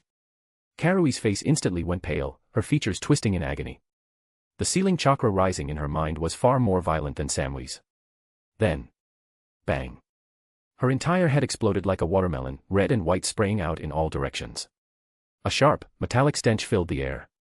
Standing a good distance away, Konan watched indifferently as the headless body toppled over. The instant Karui's head began to swell and distort, Konan knew it was irreversible. She yanked Samui back with her, retreating out of the blast radius of bone and brain. Alex's heart lurched. It was his first time seeing someone's head literally blow apart. It was eye-opening, in the worst way. Karui had become a headless corpse. In the future, where was that big guy supposed to find a wife now? The Akimichi girl from Boruto, Chocho, or whatever, there was no way she'd ever appear now. Still. So what? What did that have to do with him? Konan's gaze shifted to the other block of ice, splattered with chunks of red and white. She decided to make one more attempt. Bang. 3 seconds later, after the exact same procedure, Omoi followed Karui down the same path. His head exploded just as cleanly. Konan looked back at Samui, hesitating. As a high-ranking member of the cloud, Samui definitely held far more intel in her head than the other two. Her mental seal was more complete, too, but there was no way it could withstand endless probing by genjutsu. If she kept forcing it, it wouldn't take many attempts before Samui's head blew apart as well. And this woman, whom she had already mentally classified as Akatsuki's toy, absolutely could not be allowed to die so cheaply. She turned to Alex, who was floating in front of her. Akatsuki, she asked, what should we do with this woman? What should they do with her? Alex was caught off guard. What else could they do? Obviously she needed to be thoroughly investigated. Check every inch, see what she could handle. He coughed inwardly. Those subconscious thoughts definitely couldn't be said out loud. He answered, all seriousness. If we can't force intel out of her, then leave her to me for proper conditioning. I'll make her cooperate of her own will. With his mastery of dark medical ninjutsu, Alex understood the human body better than anyone. He could freely manipulate the body's senses, pain, pleasure, stimulation, cranking them up tenfold if he wanted, and put her through a very special course of training. With enough time, he was confident he could break Samui's will, make her submit, and have her willingly cooperate in dealing with the seals and restrictions in her mind. Conditioning. Konan echoed, puzzled. You mean teaching her? Like a sensei lecturing a student. You really think that alone will make Samui cooperate? It should work. We have to at least try. Stare. Konan didn't reply. She just kept staring at Alex. Even from the little black characters on the paper, she could feel how oddly excited he was, like he was raring to start. He really was interested in that part of Samui. Her earlier decision had clearly been correct, this was exactly the kind of thing Alex was into. Konan finally looked away, a quiet happiness rising in her chest. As long as Alex was happy, she was happy. She had finally found a new way to repay him. With a last glance around them, she said, since we're done here, let's go back.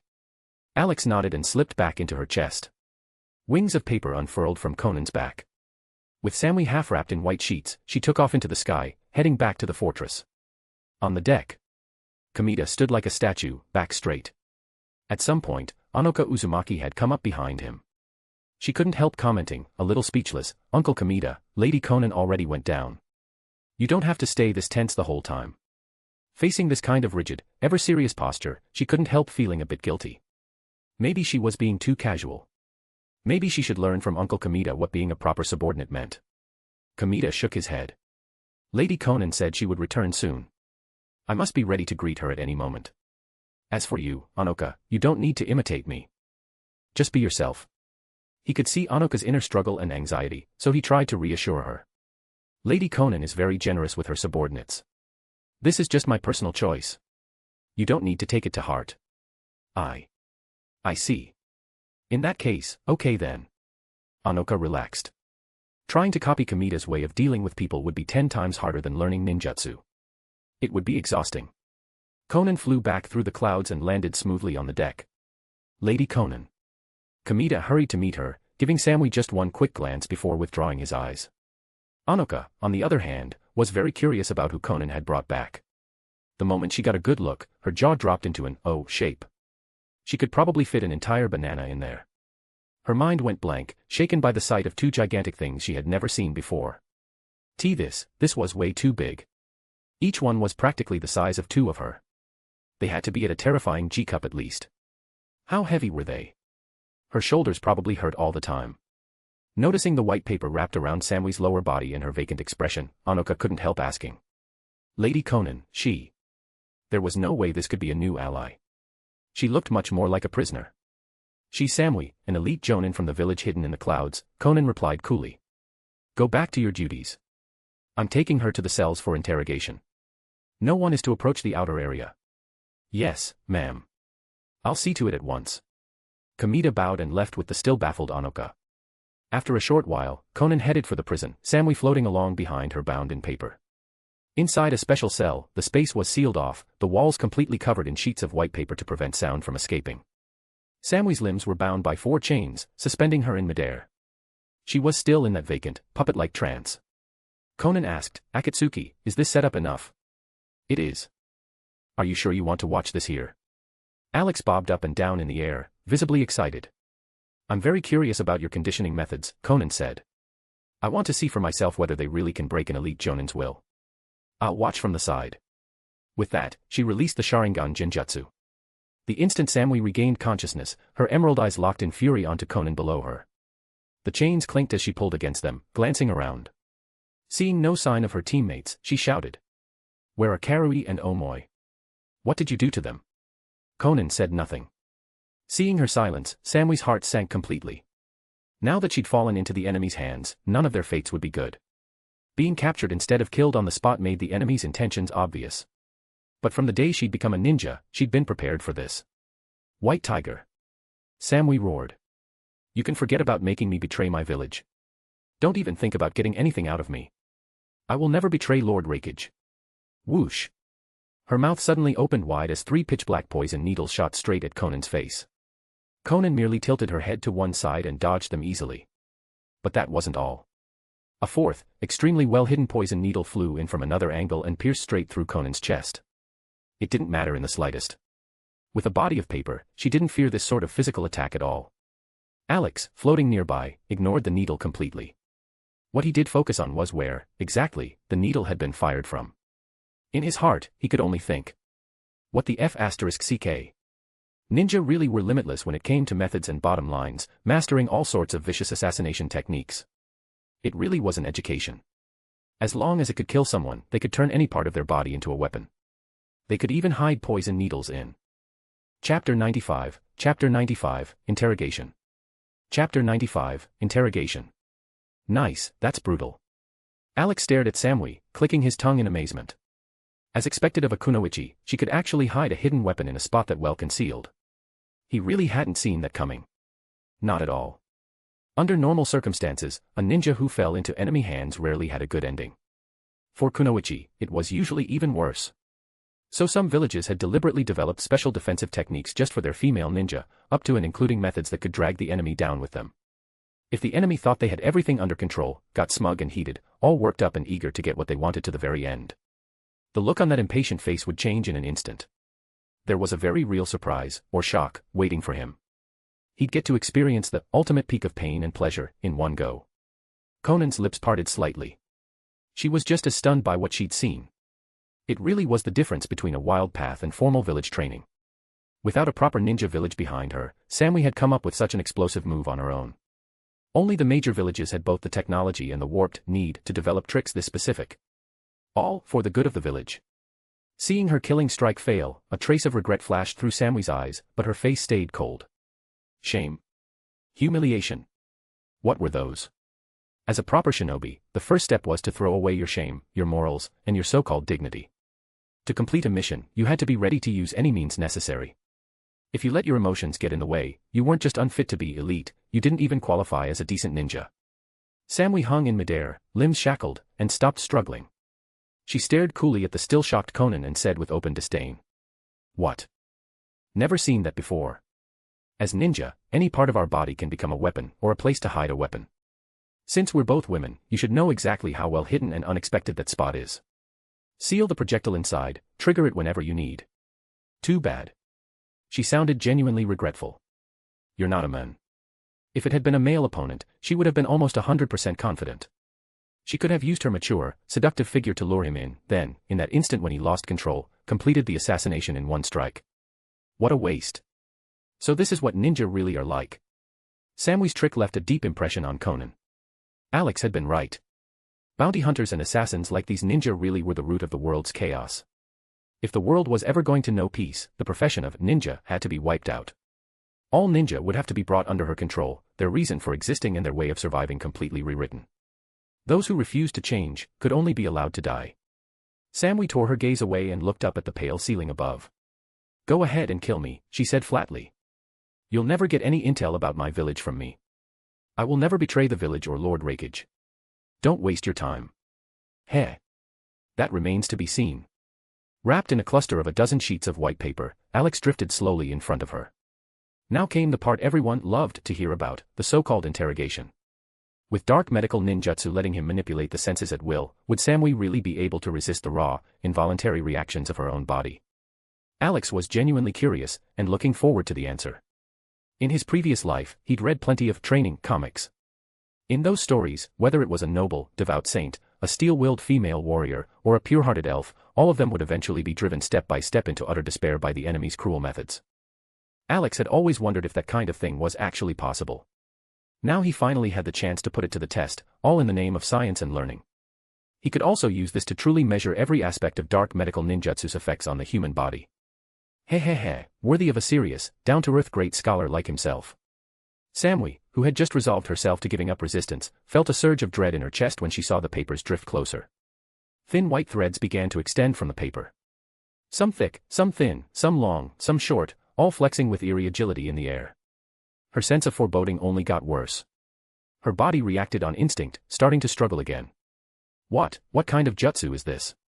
It's so strange. Just looking at it made every hair on her body stand on end and sent shivers racing across her skin. What are you planning to do? I will never betray Lord Rakage. Give up already. Samui tried to back away on reflex. But her limbs were chained. She couldn't move at all. All she could do was watch as those white threads reached toward her. Panic was visible on her usually composed features now. At the very end, she couldn't stop herself from yelling. Yame. PFT. The last syllable never left her lips. Her words were cut off, completely blocked. Inside the cell, a merciless interrogation began. Whatever it took, they would make Samui open her mouth and spit out the cloud's secrets. On the floor below, Konan stood to the side. Her gaze stayed fixed on the interrogation above, her heart full of unease and shock. She had never seen anyone use dark medical ninjutsu like this before. Samui's pale face turned bright red. Her reason and will were ground down bit by bit. Hours later. Konan staggered out of the cell, supporting herself with one hand on the wall. Alex floated beside her, looking genuinely winded. Inside, Samui was still hanging from the chains. Her eyes were rolled back, drool at the corner of her mouth. She had completely lost consciousness. Her skin was flushed red, like a shrimp just pulled from boiling water, bearing the marks of heavy injury. Whether it was from overuse of water release or something else, the floor beneath her was slick with splashes and puddles. Konan, are you okay? Alex asked, hovering at her side. I'm fine, Konan said, waving him off. She took a deep breath and tried to push the images from the cell out of her mind. But sadly, they seemed to have taken root there, lodged deep in her brain and refusing to leave. Every time she thought of them, her legs went weak and she could barely stand. That method of interrogation was too savage. There was no way any ninja could withstand it indefinitely. Once or twice, even 10 times, might still be endurable. But the same torment dragged out for hundreds of cycles, each one a relentless blend of pain and overstimulation, that was more than enough to shatter Samui's sanity. Especially when Alex had dialed all her nerves up to 10 times their normal sensitivity. In the end, she had completely lost herself. Village, Rakage, loyalty, all of it had been thrown aside. Her voice had gone hoarse from crying and begging, desperately pleading for mercy and a quick end to it all. Alex had finally granted that wish. Even then, Samui had proved herself worthy of being called an elite jonin of the cloud. Right at the end, she'd still tried to counterattack with water release, great waterfall technique. Fortunately, Konan had dodged in time. Konan steadied herself and slowly regained her composure. Alex, even though Sammy agreed to everything just now, I'm guessing she'll deny it all the moment she wakes up, she said. One round of interrogation isn't enough to make her really talk. We'll probably need to do it a few more times. Alex nodded in agreement. Exactly. With a kunoichi of her caliber, anything she blurts out under extreme duress can't be trusted outright. We'll need to interrogate her several more times to be sure. Alex, since we're done for now, come back to my room with me. Konan suddenly grabbed him, then hurried forward. I have an extremely urgent matter I need your help with. Chapter 96, Konan, crank me up to double sensitivity. Chapter 96, Konan, crank me up to double sensitivity. So, you dragged me back in such a rush just to get a massage. In the room, Alex floated in midair. Several white threads extended from him, pressing and kneading along Konan's back as she lay face down on the bed. Her skin was a sheet of snowy white, smooth and soft like the finest silk. Alex, a little harder. Konan's whole face was buried in the pillow, her voice coming out muffled. Can you turn my senses up to twice as sensitive? I want to try it. She'd been bottling up a lot of pressure lately and needed a way to let it all out. What Sammy had gone through was far too extreme. Double sensitivity might be just right. Silently, Alex used dark medical ninjutsu to dial her sensitivity up to twofold, then continued massaging. Hiss. Konan sucked in a sharp breath. T2, too sensitive. I can't handle this. Her words broke up, her back going rigid as if she were trying desperately to hold something back. Alex kept moving, only gradually lowering the sensitivity, letting Konan choose the level herself. Okay. Stop. Right there, that's perfect. 3 seconds later, Konan clenched her teeth and called out quickly. Right now, her sensitivity was at exactly 1.5 times normal. She felt that this level was the most comfortable and relaxing for a massage. Alex, keep going, a bit lower down. Konan yawned, her voice sleepy and indistinct. Time slipped by. Eventually, Alex paused. Konan seemed to have fallen asleep. She even forgot to breathe for a moment. Her pale feet were stretched out straight, 10 crystal-like toes splayed to the limit. It was honestly a pretty strange sleeping posture. Slowly, Konan stirred. Her tensed legs relaxed, and her breathing resumed. Only now, it had turned into short, ragged gasps. Maybe she'd had a nightmare. Wrapped in a fluffy white towel, Alex gently wiped the fine sweat from Konan's temples. Judging from how soaked she was, it hadn't been a light dream. Her bangs were completely damp, and even the bedsheets were nearly drenched through. She had probably relived some of the painful, grief-filled memories from her past. Alex patted her cheek lightly, planning to wake her up. He couldn't let her sink too deep into a nightmare. After a few taps, Konan's awareness slowly returned. The whites of her eyes rolled back down, her gaze refocusing as she finally woke. She took a deep breath and pushed herself up. Alex, thank you. Thanks to your massage and that nap, all the tension in my body feels completely drained away. Right now she felt light as air. Every pore seemed to open up, breathing freely. Every cell in her body seemed to be cheering, reveling in the comfort. The pressure from the earlier battles had been manageable, but watching the brutal interrogation in the cell had doubled it. She'd needed to decompress immediately. You and I don't need to stand on ceremony. Seeing this, Konan felt a fresh wave of emotion and hugged Alex tightly. Alex had done so much for her. Like a silent old ox, ceaselessly plowing the fields on her behalf. Like a quiet old man at her back, pushing her forward without ever asking for anything in return. One day, she swore, she would repay him tenfold. After a while, Alex helped Konan get dressed. She glanced at the damp sheets, the tips of her ears going red. Sorry, the dream just now was too intense, so the sheets got a little wet. It's just a sheet. If it's wet, we toss it and change to a new one. Don't worry about it, leave it to me. Sheets of white paper peeled the bedding off the mattress and wrapped it up in midair. Then. Fire release, great fireball technique. Alex spat out a small fireball that incinerated the sheet in an instant. A ninja's physical data had to remain absolutely confidential. There was no way she could let subordinates handle something this private. Burning it and changing to a new set was the simplest solution. This was Alex's first time using fire release. The great fireball might not be lethal, but as a tool for getting rid of evidence, it did a decent job. Ash drifted down in a gray drizzle and was neatly caught by the hovering paper, then all of it was dumped straight into the trash. Konan glanced at the sky outside the window. I didn't expect time to pass so fast, it's already night. You should eat something. I don't think you've really eaten all day. Konan nodded. I've burned through too much energy. I am feeling a bit hungry. She pushed the door open and stepped out of the room. Alex floated at her side. As expected, Kamita popped out from some obscure corner. Lady Konan. Konan kept walking forward. Is there anything to eat?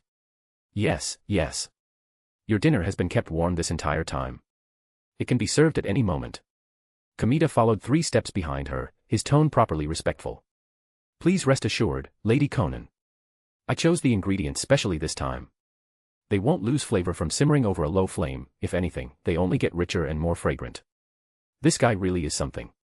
He even thought that far ahead. Alex quietly gave Kamita a thumbs up in his heart. Having a logisticsman like this really was convenient. Konan could enjoy top-grade cuisine whenever she wanted without worrying about anything else. Kamita had everything on the flying fortress running like clockwork. From the fortress's maintenance and operation to the daily food and needs of nearly 100 people, there were never any mistakes. He also somehow always managed to pop up right when Konan needed something and solve the problem on the spot. Round face, short and stocky build, always wearing that squinty-eyed grin. The more you looked at him, the more endearing and festive he seemed. Bring the dishes to the pavilion, Konan said. Yes. Lady Konan, please wait there a moment. I'll go arrange it right away. At her nod, Kamita sprinted toward the kitchen. On the deck, inside the pavilion, Konan leaned back into a soft chair, enjoying the night view. The stars and moon looked close enough to touch. It was deep into the night, and everything around them was quiet. Darkness was the best disguise. The fog that had wrapped the outer shell of the sky fortress had dispersed. It now flew high above, hidden within the thin clouds, leaving no trace. Before long, Kamita arrived carrying a huge round table on his back. The tabletop was at least 10 times bigger than his head, making for a rather comical sight. Laid out on top were more than a dozen dishes. Colorful and fragrant, the aroma of food filled the air. No matter how many dishes he needed to serve, Kamita always managed to bring them all in one trip by himself. He refused to miss any chance to show his face and ingratiate himself in front of Lady Konan. It was his personal responsibility. No one else was allowed to steal it. Everyone else could obediently stay in the control hall on the first floor and focus on piloting the fortress according to orders. Kamita set the table down over the stone table with practiced ease, not making the slightest sound. Not a drop of soup spilled. He stepped back to the side and whispered, Lady Konan, the dishes are all ready. Please enjoy. If you need anything else, just say the word and I'll see to it at once. Konan waved him off, indicating there was no need. Kamita quietly withdrew. Konan picked up her chopsticks and, as if remembering something, asked, How is Samui doing in the cell? Kamita, who had been about to slip behind a pillar, stopped at once and turned back. Lady Konan, the cloud prisoner is still properly secured in the cell. When it was time for dinner, I had Anoka Uzumaki bring food to her. At first, the prisoner resisted strongly. I'm not sure what method Anoka used, but she still managed to force the food into her stomach. For now, there's no issue. Good. You may go. Yes, ma'am. Kamita's figure faded into the shadows and disappeared. Konan looked at Alex and gestured for him to eat as well. Alex understood immediately and returned to his place of origin, beginning to sip chakra. Konan started in on the dishes. They tasted even better than usual tonight.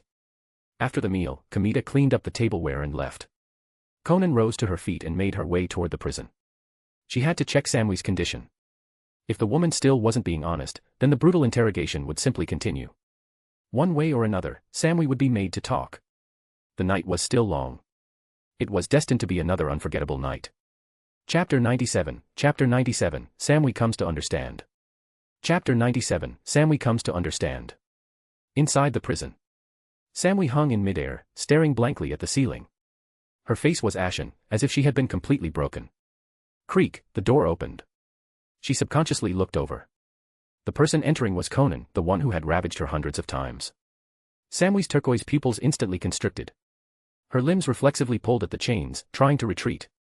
Fear faintly surfaced on her face. This person was a great demon king. To actually think of such an inconceivable way to humiliate me. Damn it. Konan controlled the chains to lower Samui and walked in front of her. She said coldly, How about it? Are you going to cooperate or not? You begged for mercy before, said you were willing to cooperate. Don't go back on your word now. You, shameless. Samui was instantly ashamed and indignant. You're a woman too. Under that immense torture, being pushed to the brink hundreds of times, I could only follow my body's instincts and beg for mercy. The words I said then don't count at all. I will never betray the village or Lord Rakage. You should just kill me already. She only wanted death right now. That kind of unspeakable torture wasn't something a strong will could control. More critically, she discovered that the moment she saw Konan arrive, her body had actually shown a trace of heat. It was as if she was somewhat looking forward to it. This strange feeling made Samui terrified. She was afraid that if this continued, she would drown in that feeling, unable to extricate herself, fall into the abyss, and do something irreversible.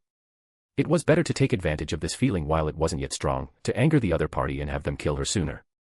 The village and Lord Rakage could not be betrayed, no matter what. Konan stared intently at Samui's expression, almost seeing right through her. Amidst the anger, there was clearly some guilt and anxiety.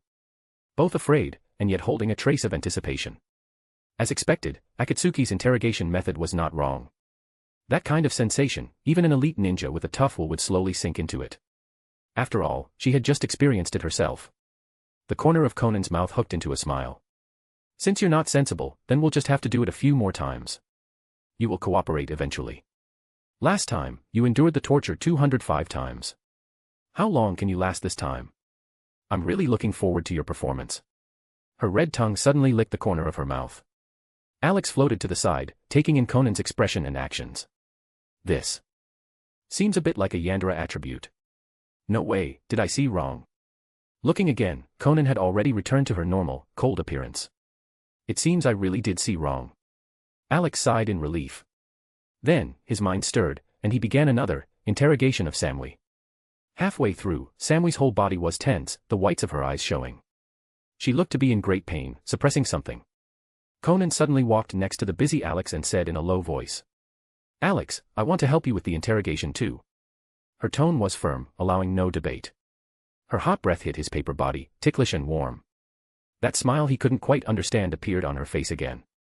Alex nodded. Oh, okay. He immediately handed over control of half the white threads to Konan. Konan's eyes narrowed, a smile on her lips, as she walked towards Samui step by step. The cruelometer of the interrogation instantly doubled. At dawn, the interrogation ended. Leaving a floor wet with water release, Konan walked out of the prison, her eyes shining. Her excitement and energy were visible to the naked eye. Alex floated silently behind her. As expected, only a woman understands a woman. I really thought mastering dark medical ninjutsu meant I understood the human body. Little did I know, I was too shallow, too ignorant. Konan is still more amazing. With the Sharingan activated to coordinate with Jinjutsu, Samui couldn't even withstand 50 rounds of interrogation this time before she capitulated. Konan, walking ahead, suddenly turned her head. The red light in her pupils was terrifyingly bright. Alex, I'm afraid Samui is already on the verge of collapse. It won't take many more times before she confesses honestly. The interrogation method you invented is really powerful. To personally witness the will of an elite ninja be crushed step by step, this feeling is fantastic. She held extreme hatred for the shinobi of the 5 great ninja villages. In the past, just killing them was letting them off too easily. They had to be tortured slowly. Personally watching them lose their minds, and finally sink into depravity, betraying the villages they pledged loyalty to, that was the greatest punishment for these ninjas. Alex was alarmed. It seems Konan has awakened some incredible attribute during this interrogation. Yandere. Or an S-class queen. Good thing her attitude towards me hasn't changed at all, otherwise I'd cry myself to death. Konan suddenly hugged Alex. Alex, it's getting late. Let's go back to the room and rest. I'll have to trouble you again in a bit. Then, she ran back to her room, unable to wait. 2 days later, in the pavilion.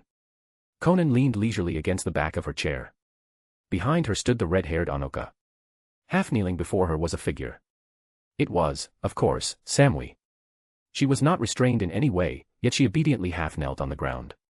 Her body trembled slightly, her head bowed, not daring to look at Konan. Over the past 2 days, after several more interrogations, her tough will had finally been crushed.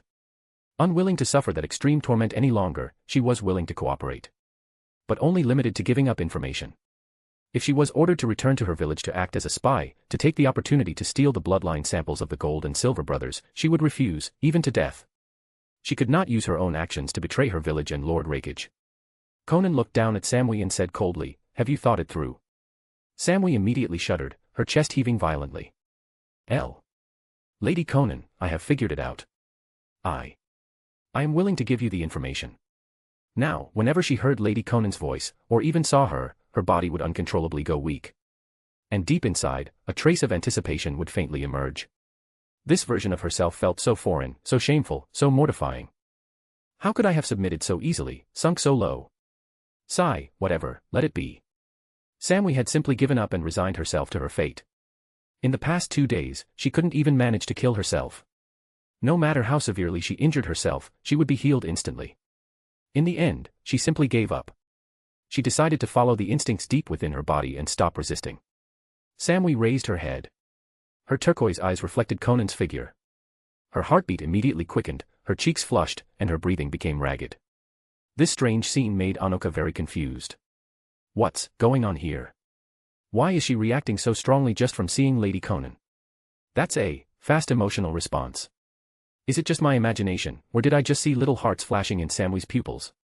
Samui took a deep breath, trying her best to calm her turbulent emotions, and said apprehensively.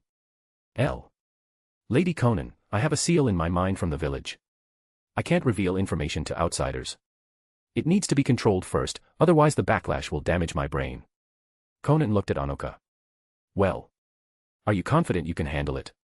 Anoka crouched next to Samui and shook her head. Lady Konan, I can feel the seal in her head, but I don't have a way to break it. Then, she changed the subject. But I can seal it, to keep it from destroying Samui's brain. Although she didn't know sealing jutsu, the adamantine sealing chains themselves possessed powerful sealing properties. Using them to envelop the seal in Samui's mind would be more than enough. Konan nodded. In that case, let's begin.